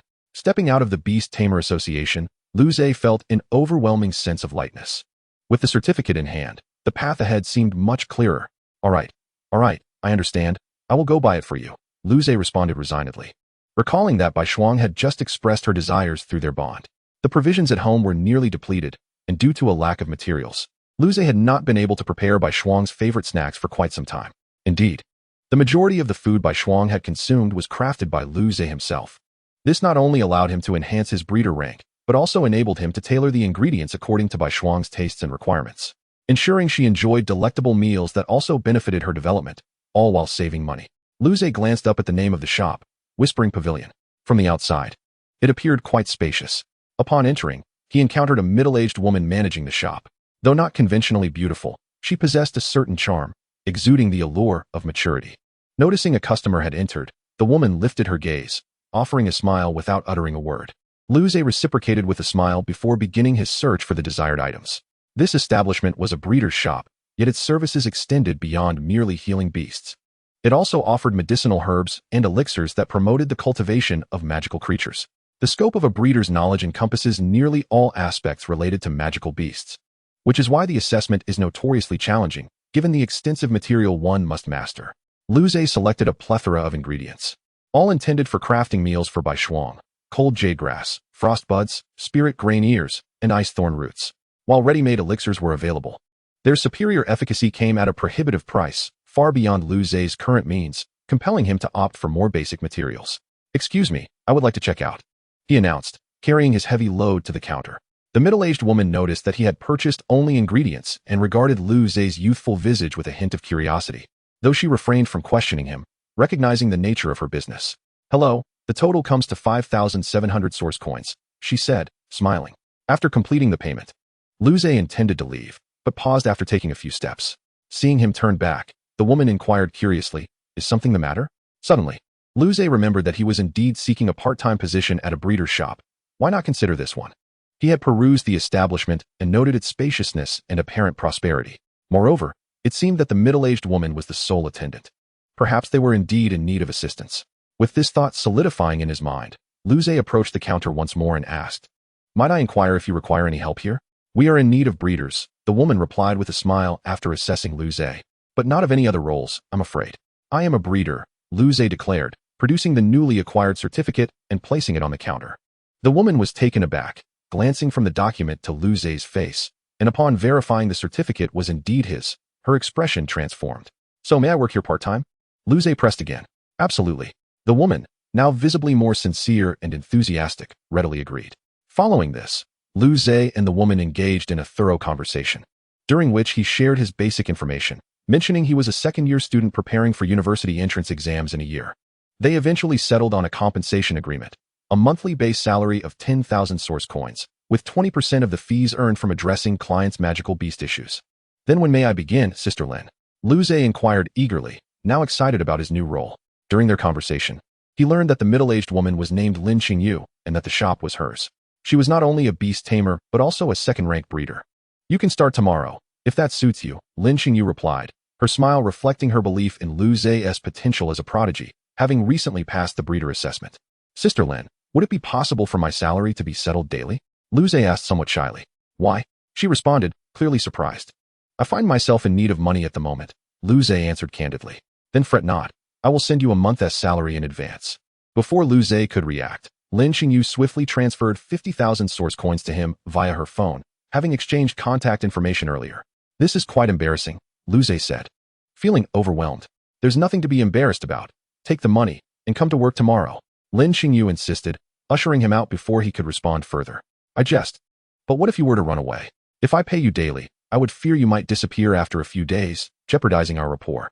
Outside the shop, Luze looked on with amusement at the owner who was locking the door, fully aware of her motives. She was merely attempting to cultivate a rapport with him, convinced of her own brilliance. While he too possessed undeniable genius, a point of pride, he harbored no resentment towards her intentions. After all, it is rare for someone to treat you kindly without ulterior motives. If such kindness exists, there must be an underlying circumstance yet unknown to him. As long as the goodwill was genuine and devoid of malice, he found no fault in it. With a smile, Luze prepared to head home. But upon considering the distance, he frowned slightly and decided to take a taxi instead. It was imperative for him to relocate sooner rather than later. Not only for his own convenience, but also to provide Bai Shuang with a better living environment. In his current abode, he had even imposed restrictions on Bai Shuang's breathing, and she had yet to practice her skills, primarily due to the lack of space for her to do so. After placing an order on his phone and waiting a moment, Luze settled into the cab, feeling a wave of nostalgia wash over him. Indeed, he had succumbed to a degree of complacency. Had it not been for Sister Lin's generous 50,000 source coins, he would never have considered taking a taxi. Suddenly, he felt a familiar connection stir in his mind, and he affectionately spoke within his thoughts. Understood. When we get home, I'll prepare your favorite meat steak. Chapter 13. Moving upon returning home, Luze pondered for a considerable time before ultimately deciding to message Sister Lin, inquiring if there were any rental properties available near her shop, as she was likely familiar with the area. He did not have to wait long for her reply. Looking for a rental? How fortuitous. There happens to be a spacious and affordable property available nearby. Shall I take you to see it tomorrow? Elated by the coincidence, Luze quickly responded that he would indeed go to view the property the following day, then joyfully set his phone down and lifted Bai Shuang into his arms. Bai Shuang, if fortune smiles upon us, we may move to our new home tomorrow. How does that sound? Are you excited? Bai Shuang regarded her enthusiastic master with a somewhat indifferent demeanor, lifting a front paw to her mouth and leisurely licking it, though she appeared nonchalant on the surface. The excited wagging of her tail betrayed her true feelings. Seeing Bai Shuang's proud yet bashful demeanor, Luze embraced her tightly, rubbing his face against hers. Indeed, forging a contract with Bai Shuang had proven to be a most astute choice. Had he contracted a creature like the rock-armored rhinoceros, he certainly wouldn't be enjoying the same level of companionship. Bai Shuang emitted a reluctant yelp, yet her body remained motionless, and upon closer inspection, one could discern a hint of a smile at the corners of her mouth. The next day, Luze arrived early at the entrance of Qingyu Pavilion. You are here rather early, Lin Xingyu remarked with surprise upon seeing him waiting. I was just too excited, he replied. Since we can't wait any longer, let us go, Sister Lin said with a slight smile, motioning for him to follow. What about the shop? Luze inquired, glancing at the still-closed door with confusion. Oh, we'll open later. It's fine. No one has made an early appointment today. After a brief walk, they arrived outside a 3-story building. What do you think? It looks quite nice from the outside, doesn't it? Luze hesitated as he examined the property. Isn't the rent going to be too steep? It was only natural for him to question this. Who could have anticipated that Sister Lin would present him with an entire independent building? The exterior was exquisitely adorned, giving Luze a sense of impending financial strain. Go inside and see if you like it. The rent is negotiable, Sister Lin encouraged, opening the door and gesturing for him to enter. Cautiously, Luze stepped inside, discovering not only ample space but also well-maintained, brand-new furnishings. Aren't you going to summon your familiar to take a look? Sister Lin inquired with a smile, observing Luze's astonishment. With a wave of his right hand, accompanied by a wisp of blue mist, Bai Shuang materialized in his embrace. A frostwolf, Sister Lin exclaimed, surprised at the sight. She had a fondness for such creatures and had even attempted to contract one after becoming a familiar master, but to no avail. She never expected Luze's first familiar would be a frostwolf. Upon her summoning, Bai Shuang eagerly surveyed her surroundings, thrilled by the spaciousness and pristine furniture. Unable to contain her excitement, she leapt from Luze's arms and began exploring the room, glancing left and right. It seems your familiar is quite taken with the place, Sister Lin remarked, approaching him. I never imagined your familiar would be a frostwolf. Just luck, really. Luze replied modestly. Does she have a name? Sister Lin asked, her gaze filled with admiration as she watched the white creature frolic about. Bai Shuang, he answered. A lovely name indeed. So what do you think? Are you interested in renting this place? Redirecting her gaze from Bai Shuang, Sister Lin inquired of Luze. May I first ask what the rent is? Luze decided to clarify the financial aspect before making a decision. If it was not exorbitantly high, he would certainly consider renting it. The monthly rent is 8,000. What do you think? 8,000. Luze exclaimed in disbelief. For such a large house. With these furnishings included? That's impossible. His previous rental had been roughly the same size as this kitchen, and it had cost 2,000 source coins. Sister Lin, you must be joking. I assure you, I am not, she replied with a smile. You're getting a deal. This house belongs to a former client of mine. She just finished renovations, and all the furniture is brand new.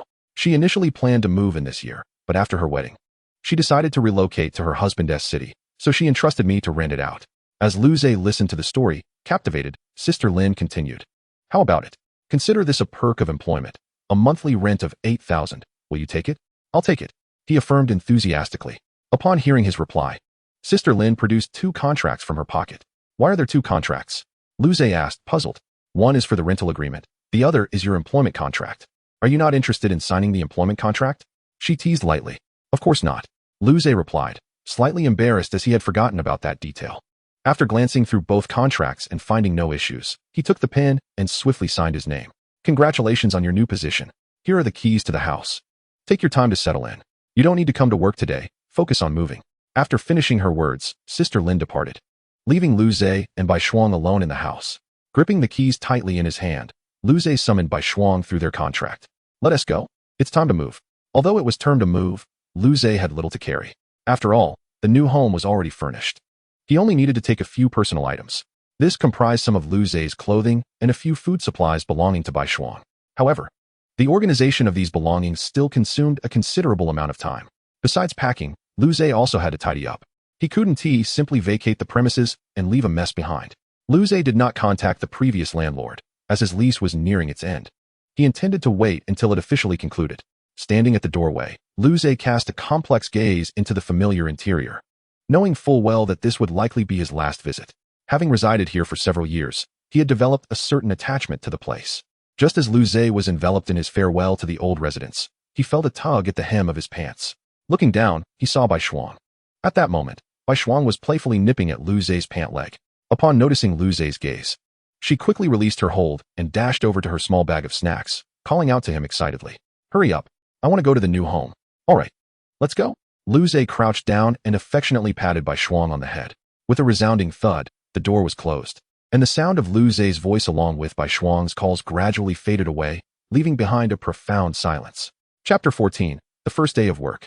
Upon entering the new home, Luze carried 2 large bags inside, while Bai Shuang, with a small bag clamped in her mouth, energetically bounded in. It was evident that she was quite exhilarated. Finally, it's all set. Luze wiped the beads of sweat from his brow, surveying the organized bedroom, his heart swelling with a sense of accomplishment. Although the furniture was complete, the bedroom still required his personal touch. Notably, due to the spaciousness of the house and the abundance of vacant rooms, Luze had initially considered assigning a separate room for Bai Shuang. However, she promptly declined, insisting on sharing a room with him.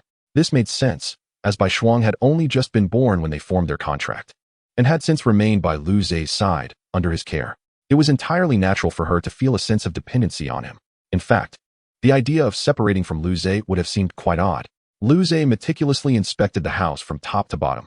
The decor was impeccable, with no peculiarities to note.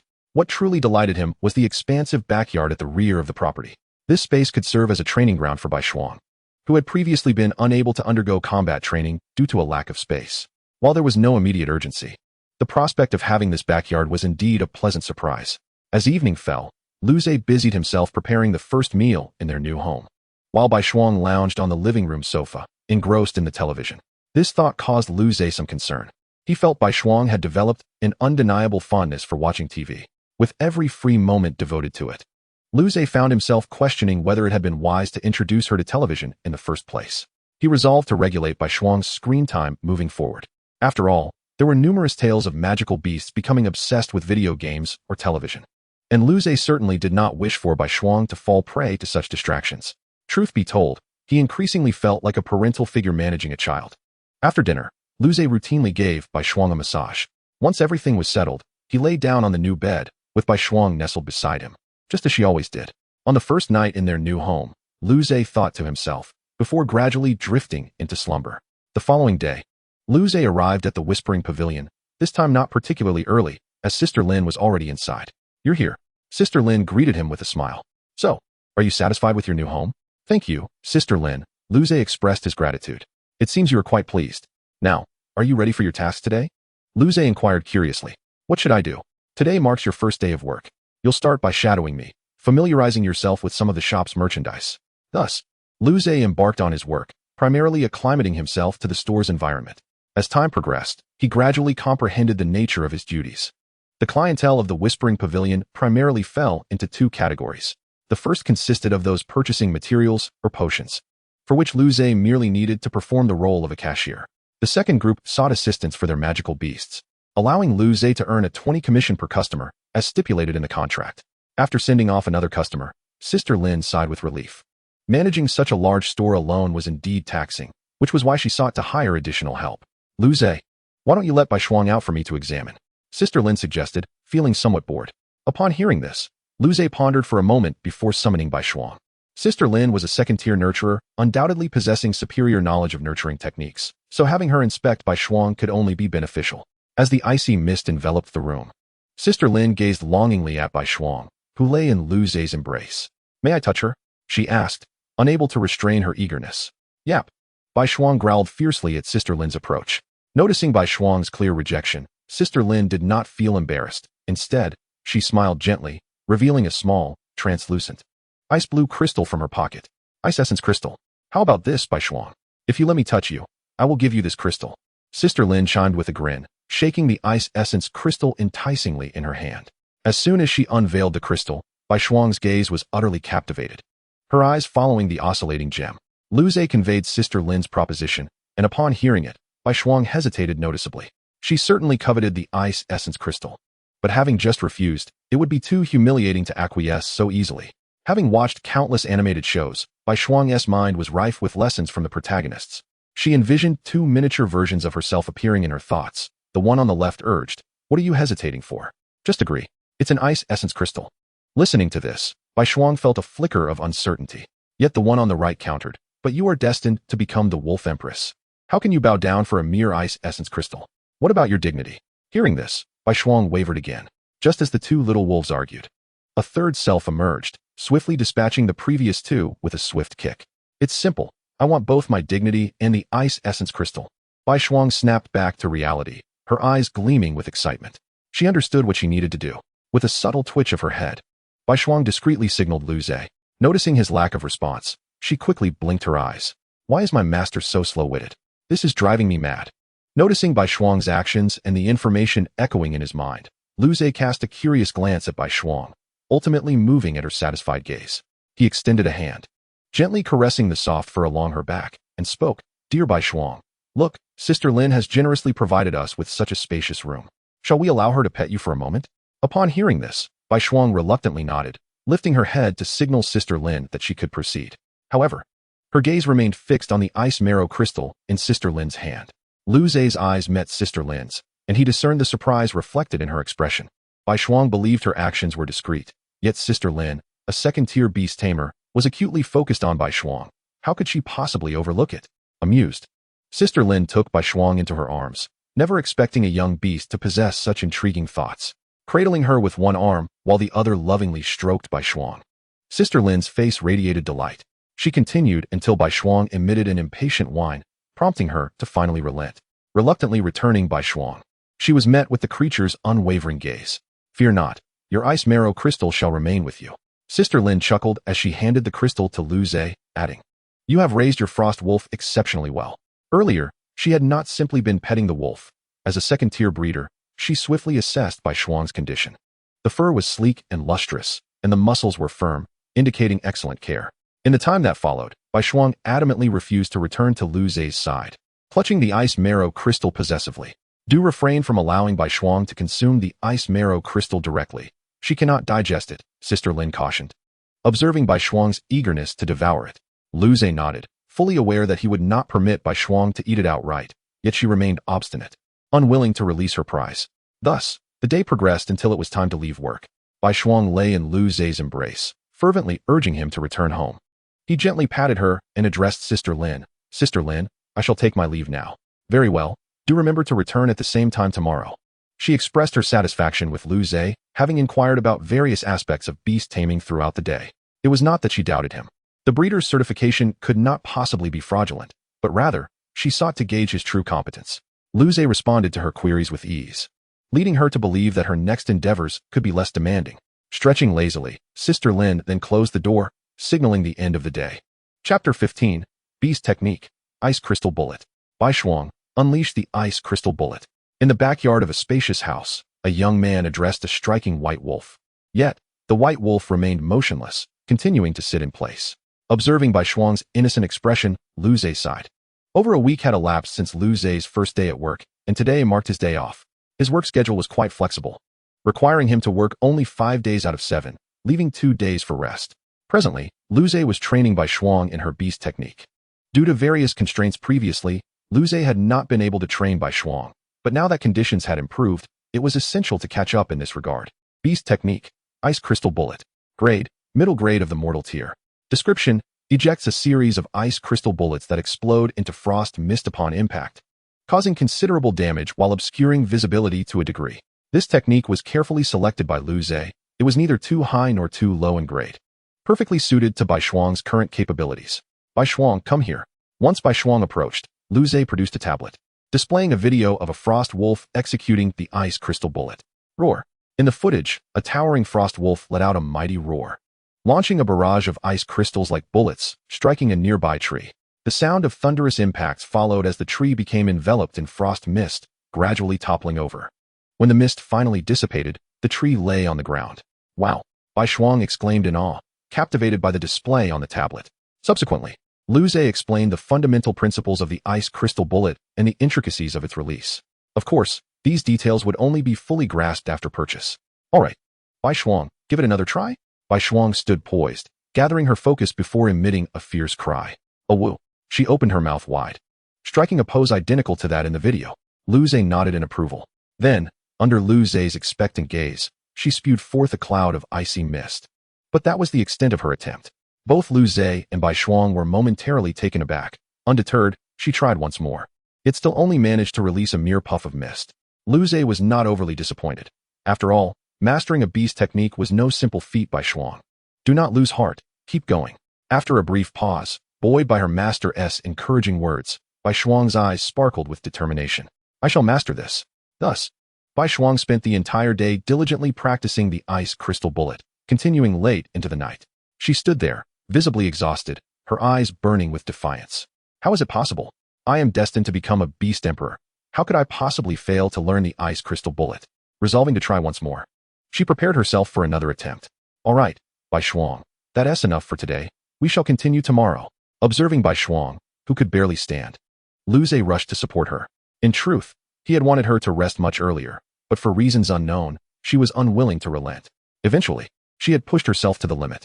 Lu Zhe gently lifted Bai Shuang, who wiggled, seemingly eager to keep trying, but her energy had been entirely depleted, rendering her unable to struggle free. All right, be good, we will practice again tomorrow. After offering some soothing words, Bai Shuang finally settled down, closing her eyes as she nestled into Lu Zhe's embrace. He tenderly stroked her fur before retrieving a glass vial containing a shimmering ice blue liquid. Having divided the sizable ice marrow crystal gifted by Sister Lin into 2 portions, one was used to bake Bai Shuang's favorite cookies, while the other was mixed with various ingredients to create this potion. Lu Zhe named this concoction Frostwater Liquid, designed to swiftly replenish the spiritual energy of ice attribute beasts. After administering the Frostwater Liquid to Bai Shuang, she immediately felt a wave of comfort wash over her, alleviating the sensation of spiritual depletion. She let out a gentle whimper, nuzzling against Lu Zhe's chest. Lu Zhe carried Bai Shuang back to the living room, and, once seated on the sofa, began to give her a gentle massage. This massage technique enhances the absorption of the frost spirit's essence, allowing for a swifter restoration of her mystical energy. In the living room, apart from the sounds of Lu Zhe's massage, the only other sound was the comfortable murmurs of Bai Shuang. Frost spirit, ice crystal shot. Upon hearing Lu Zhe's command, Bai Shuang's spirit heightened, her gaze resolute. She slowly parted her lips, and the ice energy within her coalesced swiftly into a crystalline form. In an instant, a barrage of icy projectiles erupted from her mouth, exuding an intense chill. Success! Witnessing this, Luze's excitement surged as he clenched his fist in triumph. The ice crystal shots sped forward, ultimately striking a sandbag suspended from a sturdy branch of a large tree in the yard. Luze would never be foolish enough to target the tree itself. The thought of damaging it and bearing the responsibility was unthinkable. The ice crystals exploded into a mist, enveloping the entire sandbag. Observing the spectacle, Luze rushed over and embraced Bai Shuang. Bai Shuang, we did it. With her head tilted upwards, Bai Shuang's expression seemed to exude pride, as if to say, how could this possibly challenge me? Luze carried Bai Shuang to the side of the sandbag, where the mist had begun to dissipate. To his astonishment, the center of the sandbag had been torn open, revealing the sand within. Yet, the sand did not spill out.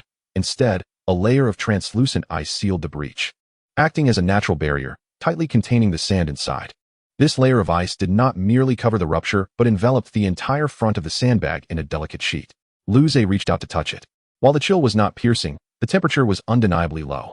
What formidable power! Luze marveled at the potency of the ice crystal shot. He had not anticipated that Bai Shuang's first successful release would yield such impressive results. Truly, she is my Bai Shuang. He lifted her high in joy, holding her closely. Subsequently, Bai Shuang attempted several more times, each endeavor culminating in success. This indicated that she had completely mastered the ice crystal shot technique. Of course, the efficacy of this skill could be enhanced through continual practice. Come, Bai Shuang, let me prepare a grand feast to celebrate. Woof. All right. I'll make you some dried fish soon. Whatever you desire, I shall provide. Woof, woo. Luze carried Bai Shuang away from the backyard, while she nestled in his embrace, secretly displaying her pride and excitement, reveling in her swift mastery. Chapter 16. Healing the shadow butterfly within the whispering pavilion. Luze sat behind the counter. After a period of diligent practice, he had become adept at managing the shop's affairs independently. Meanwhile, Lin Qingyu was likely still at home, lost in slumber. On several occasions when Luze sought her assistance, he found her engrossed in sleep. He could scarcely fathom how one could sleep so soundly. Shaking his head, he perused a book while gently stroking Bai Shuang, who lay atop the counter. At that moment, in Lin Qingyu's home, she suddenly sneezed and bolted upright in bed. Who is scolding me? Her first thought was of someone berating her, but after pondering, she could not recall offending anyone, so she dismissed the thought. However, she soon remembered Luze, prompting a bemused smile. Ever since Luze took over the shop's operations, her burden had lightened considerably. Unless Luze encountered an insurmountable problem, she could remain at home to rest. How delightful! Indeed, her decision to recruit him had been astute. Just then, Luze noticed an anxious girl of about 11 or 12 years old rushing in, clutching something in her arms. Sitting up, Luze thought, a task has arrived. How may I assist you? As the girl approached, Luze's gaze fell upon the object she held, a purple butterfly, its wings a haunting violet, semi-transparent and adorned with twinkling star-like luminescence. Its exquisite appearance compelled Luze to gaze a moment longer. Name, shadow butterfly. Quality, superior common grade. Description, wingspan 3 inches. Wings shimmering in a translucent violet, covered in star-like phosphorescence. When fluttering, it sheds fine scales that coalesce in the air into a shadowy mist, obscuring vision and diminishing mental probing. Nocturnal in nature, it delights in dancing around campfires, earning the moniker night spirit among travelers. The girl was immediately captivated by Bai Shuang's enchanting form, but quickly regained her focus, her voice urgent. Big brother, Xiaozi is sick. Her tone brimmed with concern, nearly breaking into tears. Hold on, let me take a look. Luze hastily reassured her. Once the girl calmed slightly, she placed the shadow butterfly upon the counter. Little sister, can you tell me what happened to Xiaozi? Luze inquired, examining the butterfly closely. Xiaozi was perfectly fine last night, but when I woke up this morning, I found her lying on the table, utterly listless. She can barely fly straight and falls after just a short distance. As she spoke, tears glistened in her eyes, threatening to spill over. While comforting her, Luze began to analyze the situation based on her words and the butterfly's condition. The unsteady flight and the butterfly's dilated pupils indicated something was amiss. After careful consideration, Luze concluded that the shadow butterfly had likely been poisoned, resulting in its current state of imbalance. However, the poison did not seem severe, if left unattended. Its condition could worsen. Bai Shuang, please fetch me some cold smoke grass, snow lotus, and ice spring liquid, Luze instructed softly. Bai Shuang stood up slowly and, amid the girl's startled exclamations, swiftly retrieved the requested materials. Big brother, is there hope for Xiaozi? Seeing the worried expression on the girl's face, Luze offered her a gentle smile, and patted her head. Do not worry, I will heal your Xiao Zi in no time. Observing Lu Zhe's gesture, Bai Shuang's tail flicked restlessly, though she refrained from further action. Really? Thank you, big brother. The girl exclaimed joyfully. Lu Zhe retracted his hand with a smile and began preparing the antidote. Given that the poison was not severe, a simple remedy would suffice. The cold smoke grass decoction would be perfect. Lu Zhe picked up a sprig of cold smoke grass and the snow lotus, placing them into a specialized brewing pot. Flames erupted spontaneously from his hands, startling the girl. Bai Shuang, however, remained unfazed, merely casting a glance before resuming her position. Under the intense heat, the cold smoke grass and snow lotus rapidly yielded the necessary medicinal liquid. Lu Zhe poured the medicinal liquid into a small cup, subsequently adding some sparkling water. The two liquids began to blend under Lu Zhe's gentle shaking, and he ceased only when they were thoroughly combined. Bai Shuang. Lu Zhe positioned the cup before Bai Shuang, who softly exhaled, causing the boiling potion within to cool instantaneously. It's done. Lu Zhe slowly poured the concoction into the mouth of the shadow butterfly. Then, amidst the delighted gaze of the little girl, the shadow butterfly stirred and took flight. All done, little purple is all better. Thank you, big brother. The shadow butterfly fluttered into the little girl's hands, and as she beheld the restored little purple, her face lit up with joy as she expressed her gratitude to Lu Zhe. Make sure little purple rests well when you return. That will speed up her recovery. Lu Zhe advised. The little girl nodded earnestly, her small face brimming with seriousness. So, how much do you charge for your medical services, big brother? Upon hearing her inquiry, Lu Zhe calculated briefly before stating the price. 5,000 source coins. This was not a whimsical figure, but rather the market price for a detoxifying potion made from cold tobacco, which hovered around that amount. The little girl, upon hearing this, took out her phone. Beep. She scanned the 5,000 source coins with her device, her eyes not even blinking. So, she is a wealthy young lady. It stands to reason. At such a tender age, possessing a shadow butterfly of exceptional grade as a pet surely indicates her family's affluence.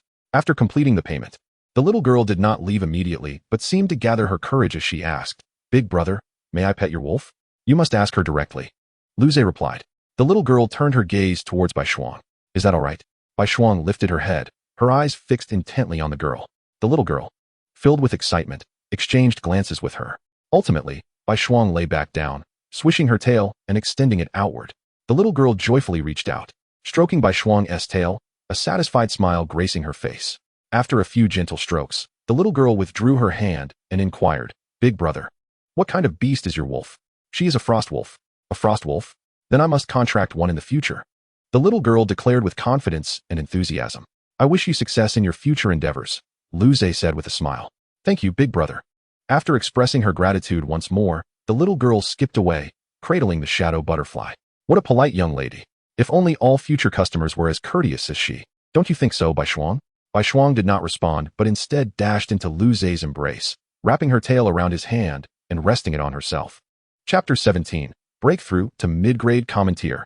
Lu Zhe sat on the sofa, perusing a tome on beast cultivation. After a while, a surge of knowledge flooded into his mind. Simultaneously, a voice resonated within his consciousness. Congratulations, host, your cultivation level has increased. Current cultivation level, level 5. Finally, he had advanced. Lu Zhe stretched, alleviating the stiffness in his back. Setting the book aside, he picked up a cup from the coffee table, filled with a chilled beverage. After taking a sip, he exhaled contentedly. Ever since contracting Bai Shuang, he had never lacked ice at home. This led him to ponder whether he should contract a fire or light-type beast in the future. It would certainly save on electricity. Amused by his own peculiar thoughts, he chuckled and rose, making his way into another room. Upon entering, a wave of cold air enveloped him, and he beheld that the walls and ceiling were adorned with a thick layer of ice, resembling a winter wonderland. The ice glimmered, casting an enchanting and frigid ambience throughout the chamber. In the center of the room stood a colossal water barrel, filled with a cerulean liquid. This liquid rippled gently within the barrel, exuding a chill that harmonized beautifully with the surrounding icy walls, creating a breathtaking tableau. Bai Shuang lay serenely within, her eyes closed in blissful contentment. Upon sensing another's presence, she slightly opened her eyes, saw it was Lu Zhe, and promptly closed them again. Bai Shuang was nearing her advancement to mid-grade commentator, prompting Lu Zhe to request a few days off from Lin Qingyu. She was soaking in a potion Lu Zhe had concocted, enriched with abundant ice spiritual energy, which was immensely beneficial for her. The materials utilized were plentiful, yet undeniably costly. It was fortunate that Bai Shuang was on the cusp of a breakthrough. Otherwise, Lu Zhe might have hesitated to expend such resources. Bai Shuang, how are you feeling? Lu Zhe inquired. Bai Shuang conveyed that she felt she would be able to advance today. Good. Lu Zhe nodded, gazing at Bai Shuang in the barrel, momentarily lost in thought. He reminisced about when he first contracted her, how small she had been. Now, she had undergone a remarkable transformation. On the verge of breaking through to mid-grade common tier. It had only been a brief span of 2 months. Summer vacation had yet to conclude. This reflection prompted Lu Zhe to think about his classmates who remained at school, wondering how their beast cultivation endeavors were progressing. At this moment, at Qinghua 7th High School, in a classroom, Wang Tao sat attentively at his desk, listening intently to Cui Zhao's lecture. Although Wang Tao had previously mentioned to Lu Zhe his intention to return home to cultivate beasts himself, he had recently received news that the school had specially invited a beast master this year. The reason was that there were a remarkable 17 students, including Lu Zhe, who had contracted Earth-tier beasts. This was nearly double the number from previous years. Thus, the school had invested heavily to invite a beast master to provide instruction, benefiting the other ordinary students who remained. Upon learning this, Wang Tao had promptly informed Lu Zhe, who declined the offer, as Cui Xiao had already discussed this matter with him beforehand. Subsequently, even the principal had attempted to persuade him, but he remained resolute in his refusal. As Wang Tao listened to Cui Xiao, he silently calculated his own prospects. This year had truly been fortuitous. He had encountered a beast master to provide personal guidance.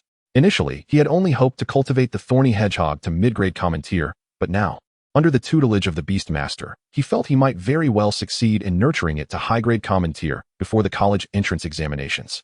It was important to note that while the thorny hedgehog was classified as high-grade common tier, this did not guarantee it would reach that level. The tier merely indicated the highest potential level it could achieve, not one it would necessarily attain upon maturity. Suddenly, Wang Tao's desk shifted, and a small azure hedgehog emerged. At that moment, the thorny hedgehog had undergone significant changes. The most notable transformation was its size. It had grown from the size of a palm to that of half a large watermelon.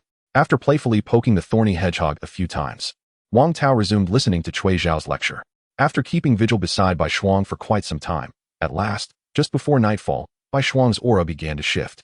Her breath began to grow erratic, her body trembling ever so slightly, as the liquid in the basin dimmed at a visible rate.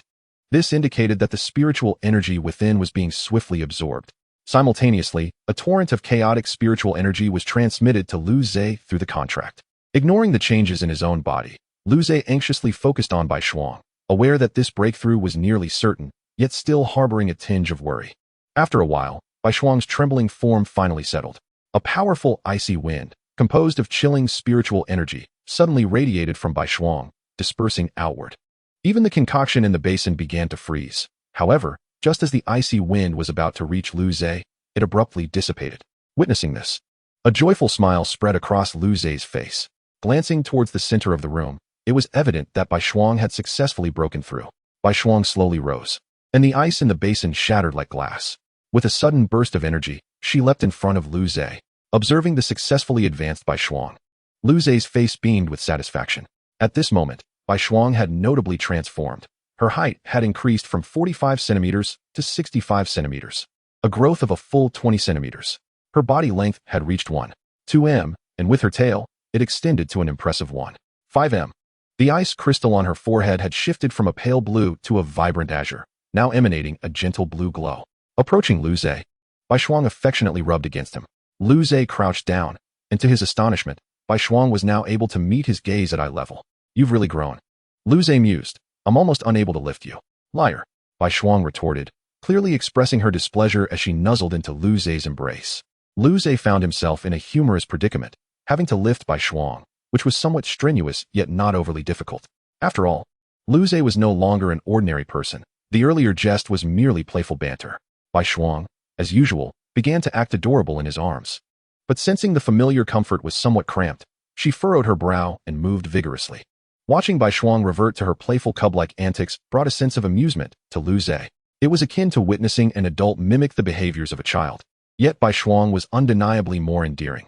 Even her youthful gestures radiated charm. "All right, let us get down. I've prepared something delicious for you on the table in the living room." Upon hearing this, Bai Shuang's eyes sparkled with excitement as she promptly leapt down. Gazing at Lu Zhe with eager anticipation, Lu Zhe chuckled softly and led Bai Shuang outside. Chapter 18. The Duel of Beast Tamers. That evening, Lu Zhe reclined against the headboard of his bed, continuously absorbing the substantial flow of spiritual energy transmitted through their contract. Although the energy Bai Shuang initially emitted during her breakthrough was considerable, it remained within his capacity to handle. However, as time progressed, the influx of spiritual energy increased significantly, compelling him to actively guide the absorption process. Furrowing his brow, Lu Zhe immersed himself in the task of absorbing the energy. Bai Shuang lay beside him, her expression filled with concern as she watched Lu Zhe. She had been striving to regulate the energy she transmitted, yet being freshly advanced, she struggled to control her own power, especially since she had just surpassed the mid-tier of the mortal realm while Lu Zhe was still at the initial stage of a beast tamer. Consequently, it was only natural that Lu Zhe found the incoming energy somewhat overwhelming. Beads of perspiration began to form on Lu Zhe's forehead, prompting Bai Shuang to frown. She then swished her tail gently, wiping away the droplets of sweat from his brow. Time slipped by, and eventually, Lu Zhe's aura surged, his eyes fluttering open with a look of astonishment. Mastery of the Beast Tamer, he exclaimed, assessing the spiritual energy coursing through him. He realized it had multiplied several times compared to before his breakthrough.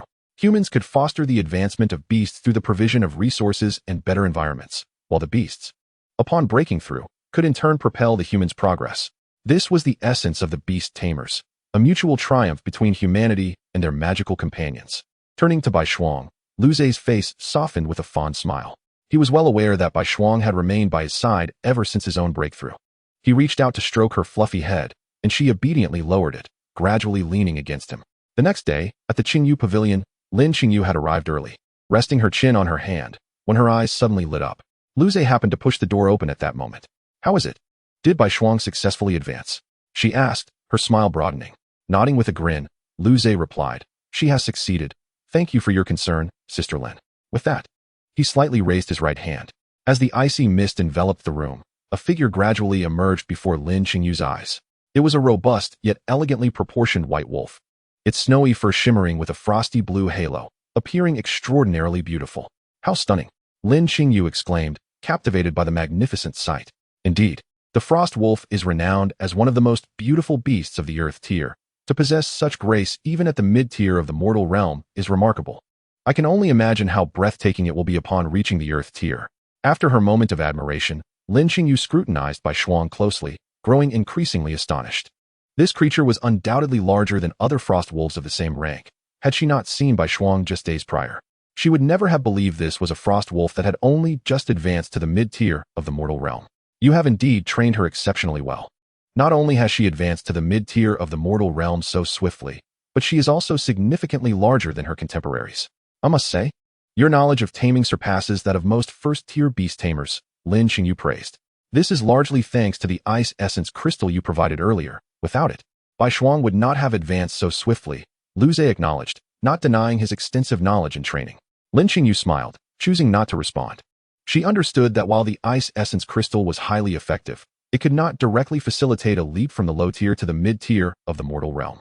It could merely enhance the efficiency of energy absorption. Now that you have successfully advanced Bai Shuang, would you care to engage in a genuine battle? A real battle? Lu Zhe questioned, intrigued. Yes, Lin Qingyu replied, a playful smile gracing her lips. I suspect you have yet to face a beast tamer in a duel, nor have you battled a magical beast.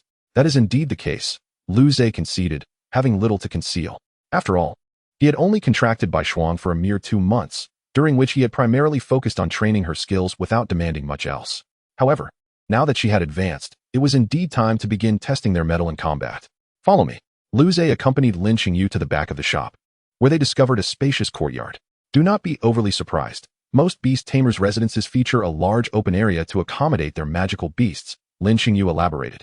Noting Lu Zhe's astonished expression, before them, she waved her hand, and a colossal lizard materialized in their sight. This creature was adorned in a striking ice blue hue, its back embellished with a row of crescent-shaped ice blades. Instantly, basic information about this beast flooded Lu Zhe's mind. Name: Frostblade Dragon Lizard. Rank: Low Earth Tier. Description: entirely ice blue, featuring a series of crescent-shaped ice blades along its back, which scatter ice shards when it runs. It can exhale a frigid dragon breath that instantly freezes a radius of 30 feet. I have contracted 3 magical beasts in total, and this one is my third. The Frostblade Dragon Lizard. Currently, it possesses strength equivalent to a mid-level mortal tier, making it a suitable opponent for Bai Shuang, Lin Qingyu explained, gently stroking the head of the Frostblade Dragon Lizard. How about a duel of magical beasts?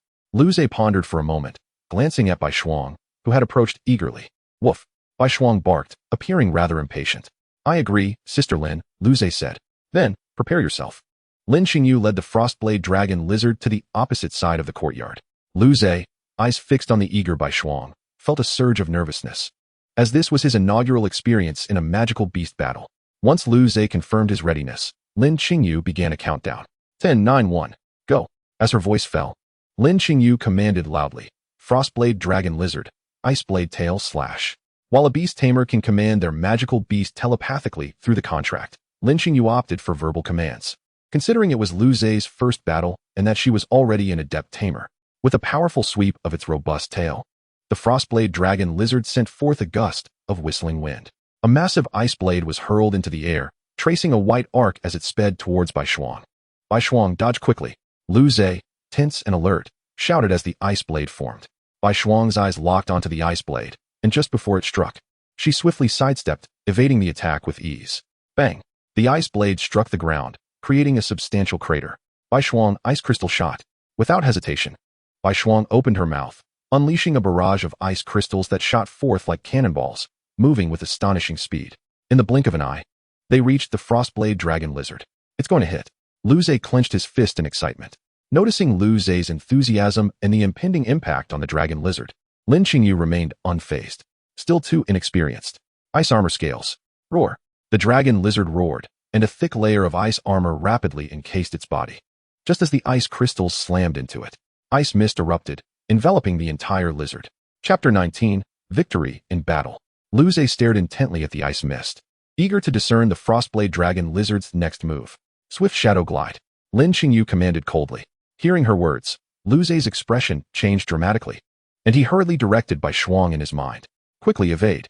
Indeed, from within the shrouded ice mist, the Frostblade Dragon Lizard burst forth. It twisted its body, gliding swiftly across the ground towards Bai Shuang. Upon hearing Luze's command, Bai Shuang immediately began to dodge. However, the Frostblade Dragon Lizard was too swift. An evasion proved futile. Snow Veil. Luze decisively commanded Bai Shuang to employ a defensive technique. Technique, Snow Veil. Rank, Mid-Mortal Tier. Description, a translucent snow shield manifests around the user, capable of withstanding a certain degree of attack. Bang. Upon colliding with the Frostblade Dragon Lizard, Bai Shuang was sent flying. Ugh. Bai Shuang whimpered in pain, yet thanks to the Snow Veil's protection, she sustained minimal injury. Instead, she glared angrily at the Dragon Lizard. Seeing Bai Shuang emerge unscathed, Luze breathed a sigh of relief. Bai Shuang, use Ice Spire Strike. Technique, Ice Spire Strike. Rank, Mid-Mortal Tier. Over the past month, Bai Shuang had mastered these three techniques, all of Mid-Mortal Tier, and her proficiency had reached a minor completion level. Techniques are categorized by mastery into 4 levels: Novice, Minor Completion, Major Completion, and Pinnacle. Bai Shuang slammed her palms onto the ground, unleashing a powerful wave of cold energy that surged forth. The chilling current spread rapidly across the ground, forming a thin layer of frost as it raced towards the Dragon Lizard. Sizzle, sizzle, sizzle. A series of sharp cracking sounds erupted as several glimmering ice spires shot up from beneath the Dragon Lizard's feet. Although the Dragon Lizard sensed the impending danger and attempted to evade, it had already exhausted a significant amount of energy in its previous technique. Despite its evasive efforts, the ice spires pierced through its skin. Roar. The Dragon Lizard emitted a pained roar. Bai Shuang, charge in. Luze's gaze sharpened. The Dragon Lizard was evidently weakened, presenting an opportune moment to strike. However, Bai Shuang had already expended considerable energy from using multiple techniques in succession, making a grappling approach the most prudent course of action. Woof! Bai Shuang let out an enraged howl and lunged at the Dragon Lizard. The Dragon Lizard opened its gaping maw, unleashing a chilling breath aimed at the approaching Bai Shuang. Yet, Bai Shuang deftly dodged with a flick of her body. Subsequently, she raked her claws across the Dragon Lizard's hide, leaving deep gashes. The Dragon Lizard howled in agony, wildly thrashing its robust tail like a whip towards Bai Shuang. But she nimbly evaded once more. Witnessing this, Luze's face broke into a smile. Although the Frostblade Dragon Lizard and Frostwolf were both classified as low Earth tier magical beasts, the former was more akin to a tank, with tough skin but lacking in speed, while the latter resembled an assassin, excelling in speed and agility. This disparity favored the Dragon Lizard in ranged exchanges using techniques. Yet in close combat, the Dragon Lizard would struggle to even touch a single hair of the Frostwolf. Thus, under Bai Shuang's relentless assault, The wounds on the Frostblade Dragon Lizard multiplied, and its demeanor grew increasingly frenzied. Lin Qingyu observed the Dragon Lizard's furious attacks, which failed to land a single blow on Bai Shuang, yet she remained calm, stating evenly, "Frostblade Dragon Lizard, Snow Tread Strike." The Dragon Lizard, its eyes tinged with a hint of red, immediately raised its front half. It stomped its feet forcefully against the ground, releasing a powerful shockwave infused with ice attribute energy. However, this attack did not reach Bai Shuang. Instead, she gracefully leapt onto the Dragon Lizard's back. The Dragon Lizard, now fully engulfed in rage, began to thrash violently, attempting to dislodge Bai Shuang from its back. However, Bai Shuang had already embedded her 4 sharp claws deeply into the back of the Frost Dragon Lizard. No matter how vigorously the creature struggled, it could not shake her off. It was only when the Dragon Lizard's strength was nearly depleted that Bai Shuang unleashed a breath of frost to conclude the battle.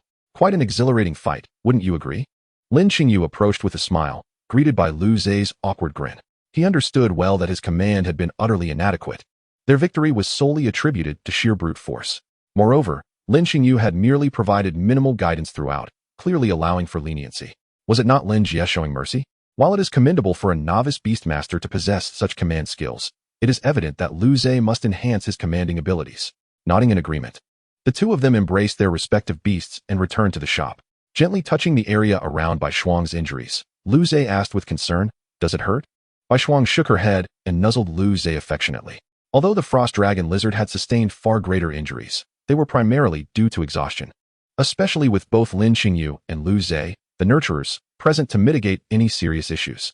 After applying healing ointment to Bai Shuang's wounds, Lu Zhe produced a vial of frost water essence from his pocket. To be prudent, he always carried a few vials with him whenever he ventured out. And it was fortuitously timed to replenish Bai Shuang's expended energy. Unscrewing the bottle, he administered the frost water essence to Bai Shuang. After drinking, she licked her lips, indicating her desire to return to her lair for rest. Once Bai Shuang was safely tucked away, Lu Zhe looked up to meet Lin Qingyu's inquisitive gaze. "What did you give Bai Shuang? I've never seen it before." As a second-tier nurturer, Lin Qingyu was certain that she had never encountered the essence in Lu Zhe's hand. Nor did she recall it from her studies. "Oh, that is a concoction I formulated myself, designed to restore the energy of ice-type beasts," Lu Zhe explained. "Could I take a look?" Without hesitation, Lu Zhe retrieved another intact vial of frostwater essence and handed it over.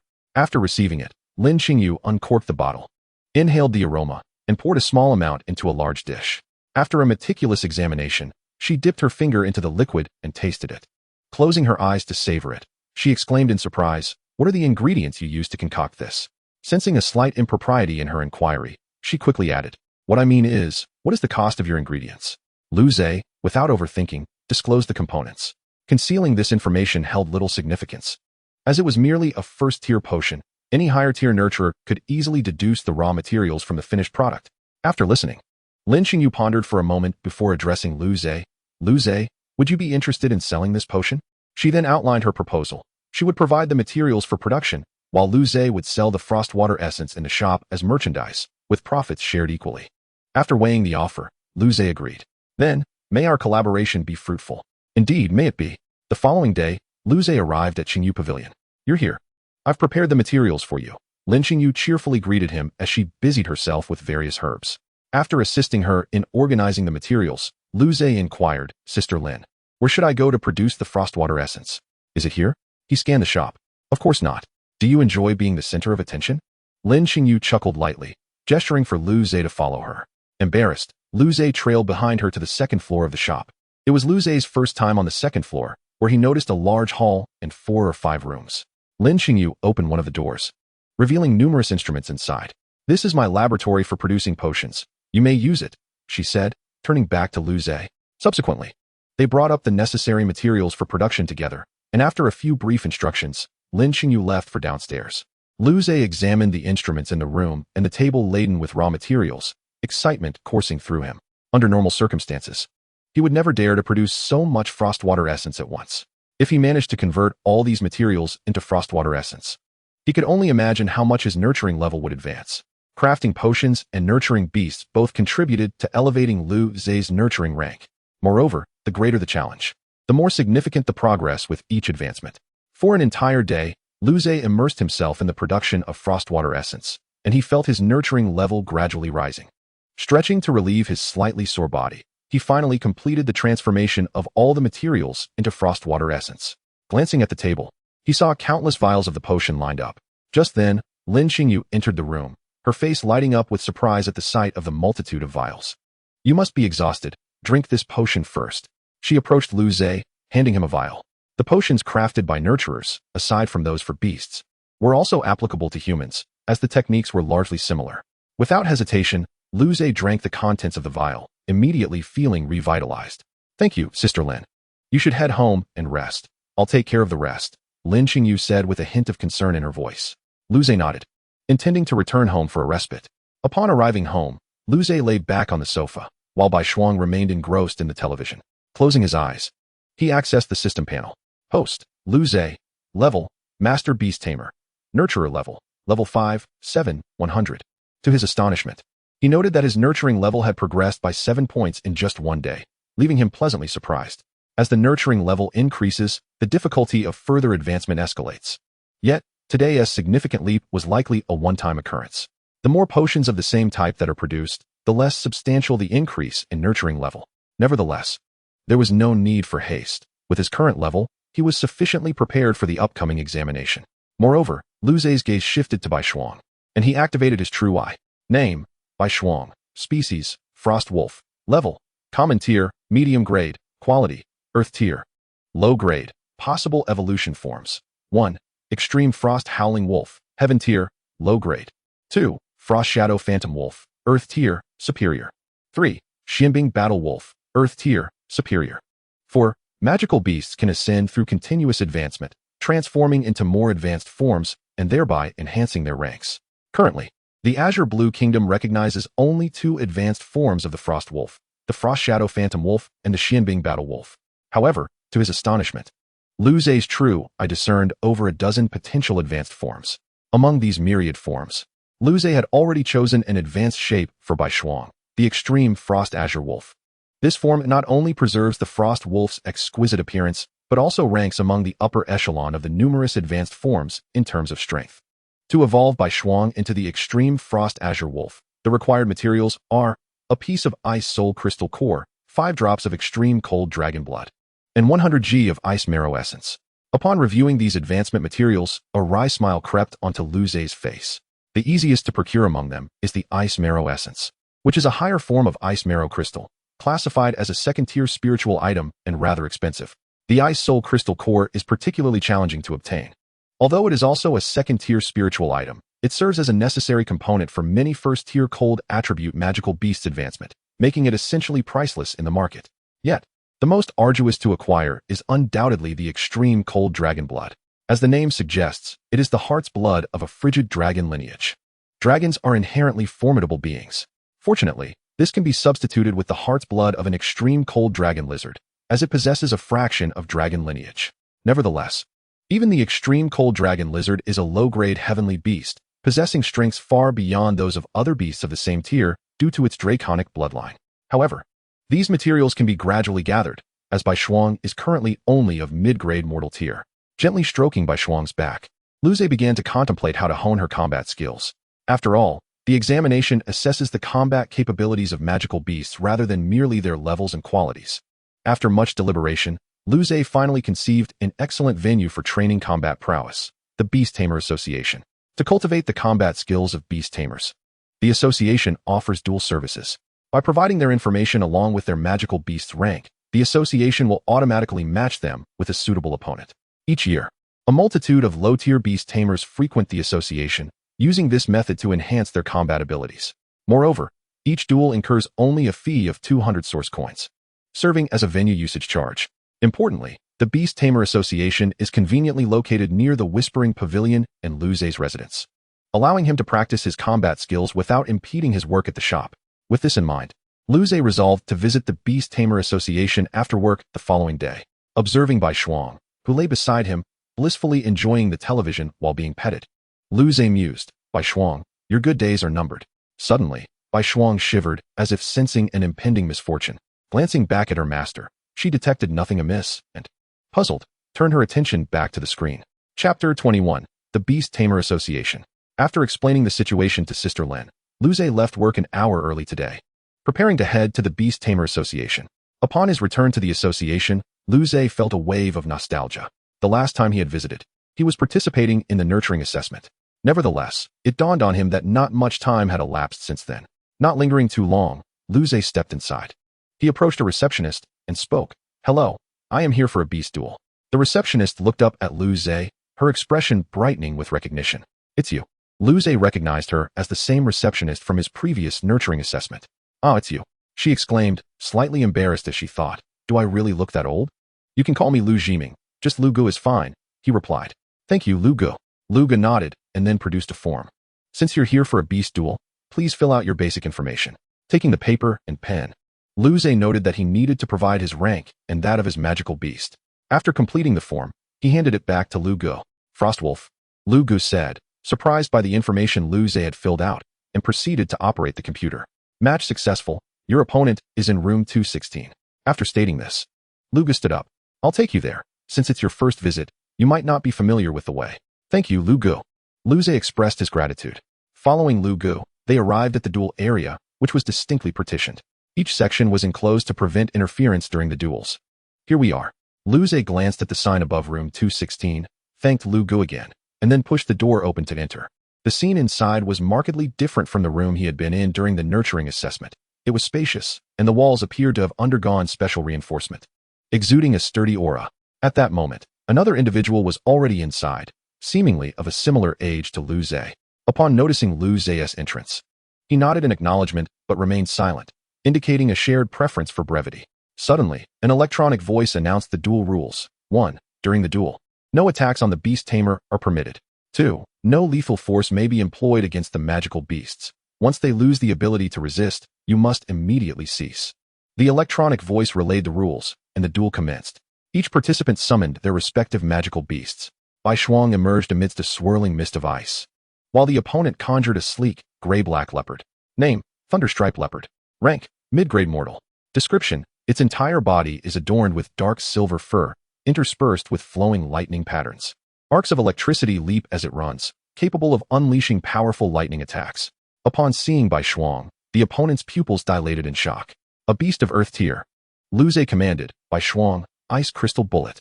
Bai Shuang roared, releasing frigid air as several ice crystals rapidly formed in her mouth and shot towards the Thunderstripe Leopard. "Thunderstripe Leopard, dodge," the boy shouted in his mind. The leopard's back patterns crackled with electricity as its muscles tensed. It swiftly sidestepped, its front claws carving four charred grooves into the ground, almost skimming the earth as it moved. The ice crystal bullets narrowly grazed its side, leaving a layer of frost upon its fur. A series of ice crystals detonated upon impact with the ground, erupting into a cloud of icy mist, scattering shards of ice like countless tiny blades. The Thunderstripe Leopard's pupils contracted, and it let out a low growl, electricity crackling at its claws, clearly incensed. "Excellent, electric wave." After dodging, the boy decisively commanded, raising his hand. Upon receiving the command, the Thunderstripe Leopard opened its mouth, emitting a series of crackling sounds.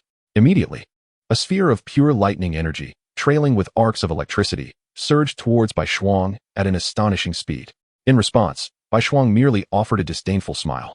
She raised her two paws and brought them down forcefully upon the ground. Instantly, a thick layer of solid ice formed beneath her, culminating in an imposing ice wall before the electric sphere. Bang! As the electric sphere collided with the ice wall, it erupted violently, producing a resounding explosion. The ice wall was shattered significantly, with shards of ice scattering in every direction, yet it still managed to hold its ground. The boy's expression darkened as he observed this scene, astonished that his most formidable attack was so effortlessly thwarted. Lu Zhe, witnessing the exchange, was initially taken aback. Though both were ordinary tier beasts, this thunder pattern leopard was significantly inferior to Sister Lin's frost blade dragon lizard. Remarkably, Bai Shuang had not even employed any beast techniques to counter the recent assault. However, upon reflection, it was clear that Sister Lin was a second-tier beast tamer and a second-tier breeder. Thus, the combat prowess of the beasts, even at the same level, was incomparable. After successfully repelling the thunder pattern leopard's attack with the ice wall, Bai Shuang dashed towards it with incredible speed, leaving the leopard unable to evade. "Damn it! Thunder pattern leopard, use lightning claw." The boy, realizing there was no escape, commanded the leopard to charge head-on against Bai Shuang. The thunder pattern leopard roared, its claws crackling with spirals of electricity. Swiping its claws, the leopard aimed to strike Bai Shuang. but her swiftness was far superior, allowing her to evade effortlessly with each attack. Thus, Bai Shuang refrained from countering, instead relishing in the thrill of dodging the leopard's strikes. Lu Zhe chuckled helplessly and quickly instructed Bai Shuang through their bond to cease her playful antics. Upon hearing her master's command, Bai Shuang stifled her playful demeanor, her gaze turning icy. After evading another swipe, she charged toward the thunder-patterned leopard, using her might to topple it to the ground. With a paw firmly pressing down on the struggling leopard, Bai Shuang opened her mouth and unleashed a chilling frost breath. After a brief struggle, the thunder-patterned leopard gradually ceased its movements, appearing to have lost consciousness. Thunder-patterned leopard. The boy rushed towards his fallen companion, while Bai Shuang leisurely swayed her tail and strolled toward Lu Zhe, her expression brimming with pride. Upon reaching Lu Zhe, she lifted her head, as if eagerly awaiting praise. Observing this scene, Lu Zhe chuckled softly and scratched Bai Shuang's chin. Subsequently, he turned his attention to the boy, who appeared frantic as he stared at the injured thunder-patterned leopard. It was the boy's first experience in beast combat, and he was utterly unprepared, now at a loss as to how to proceed upon seeing his unconscious beast. Please vacate the arena promptly. There is a dedicated treatment room outside for care.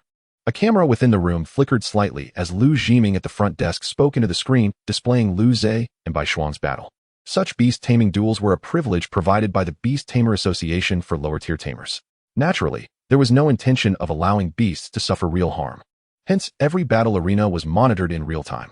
Hearing this, the boy hurriedly recalled the thunder-patterned leopard into his body and rushed out of the battle room.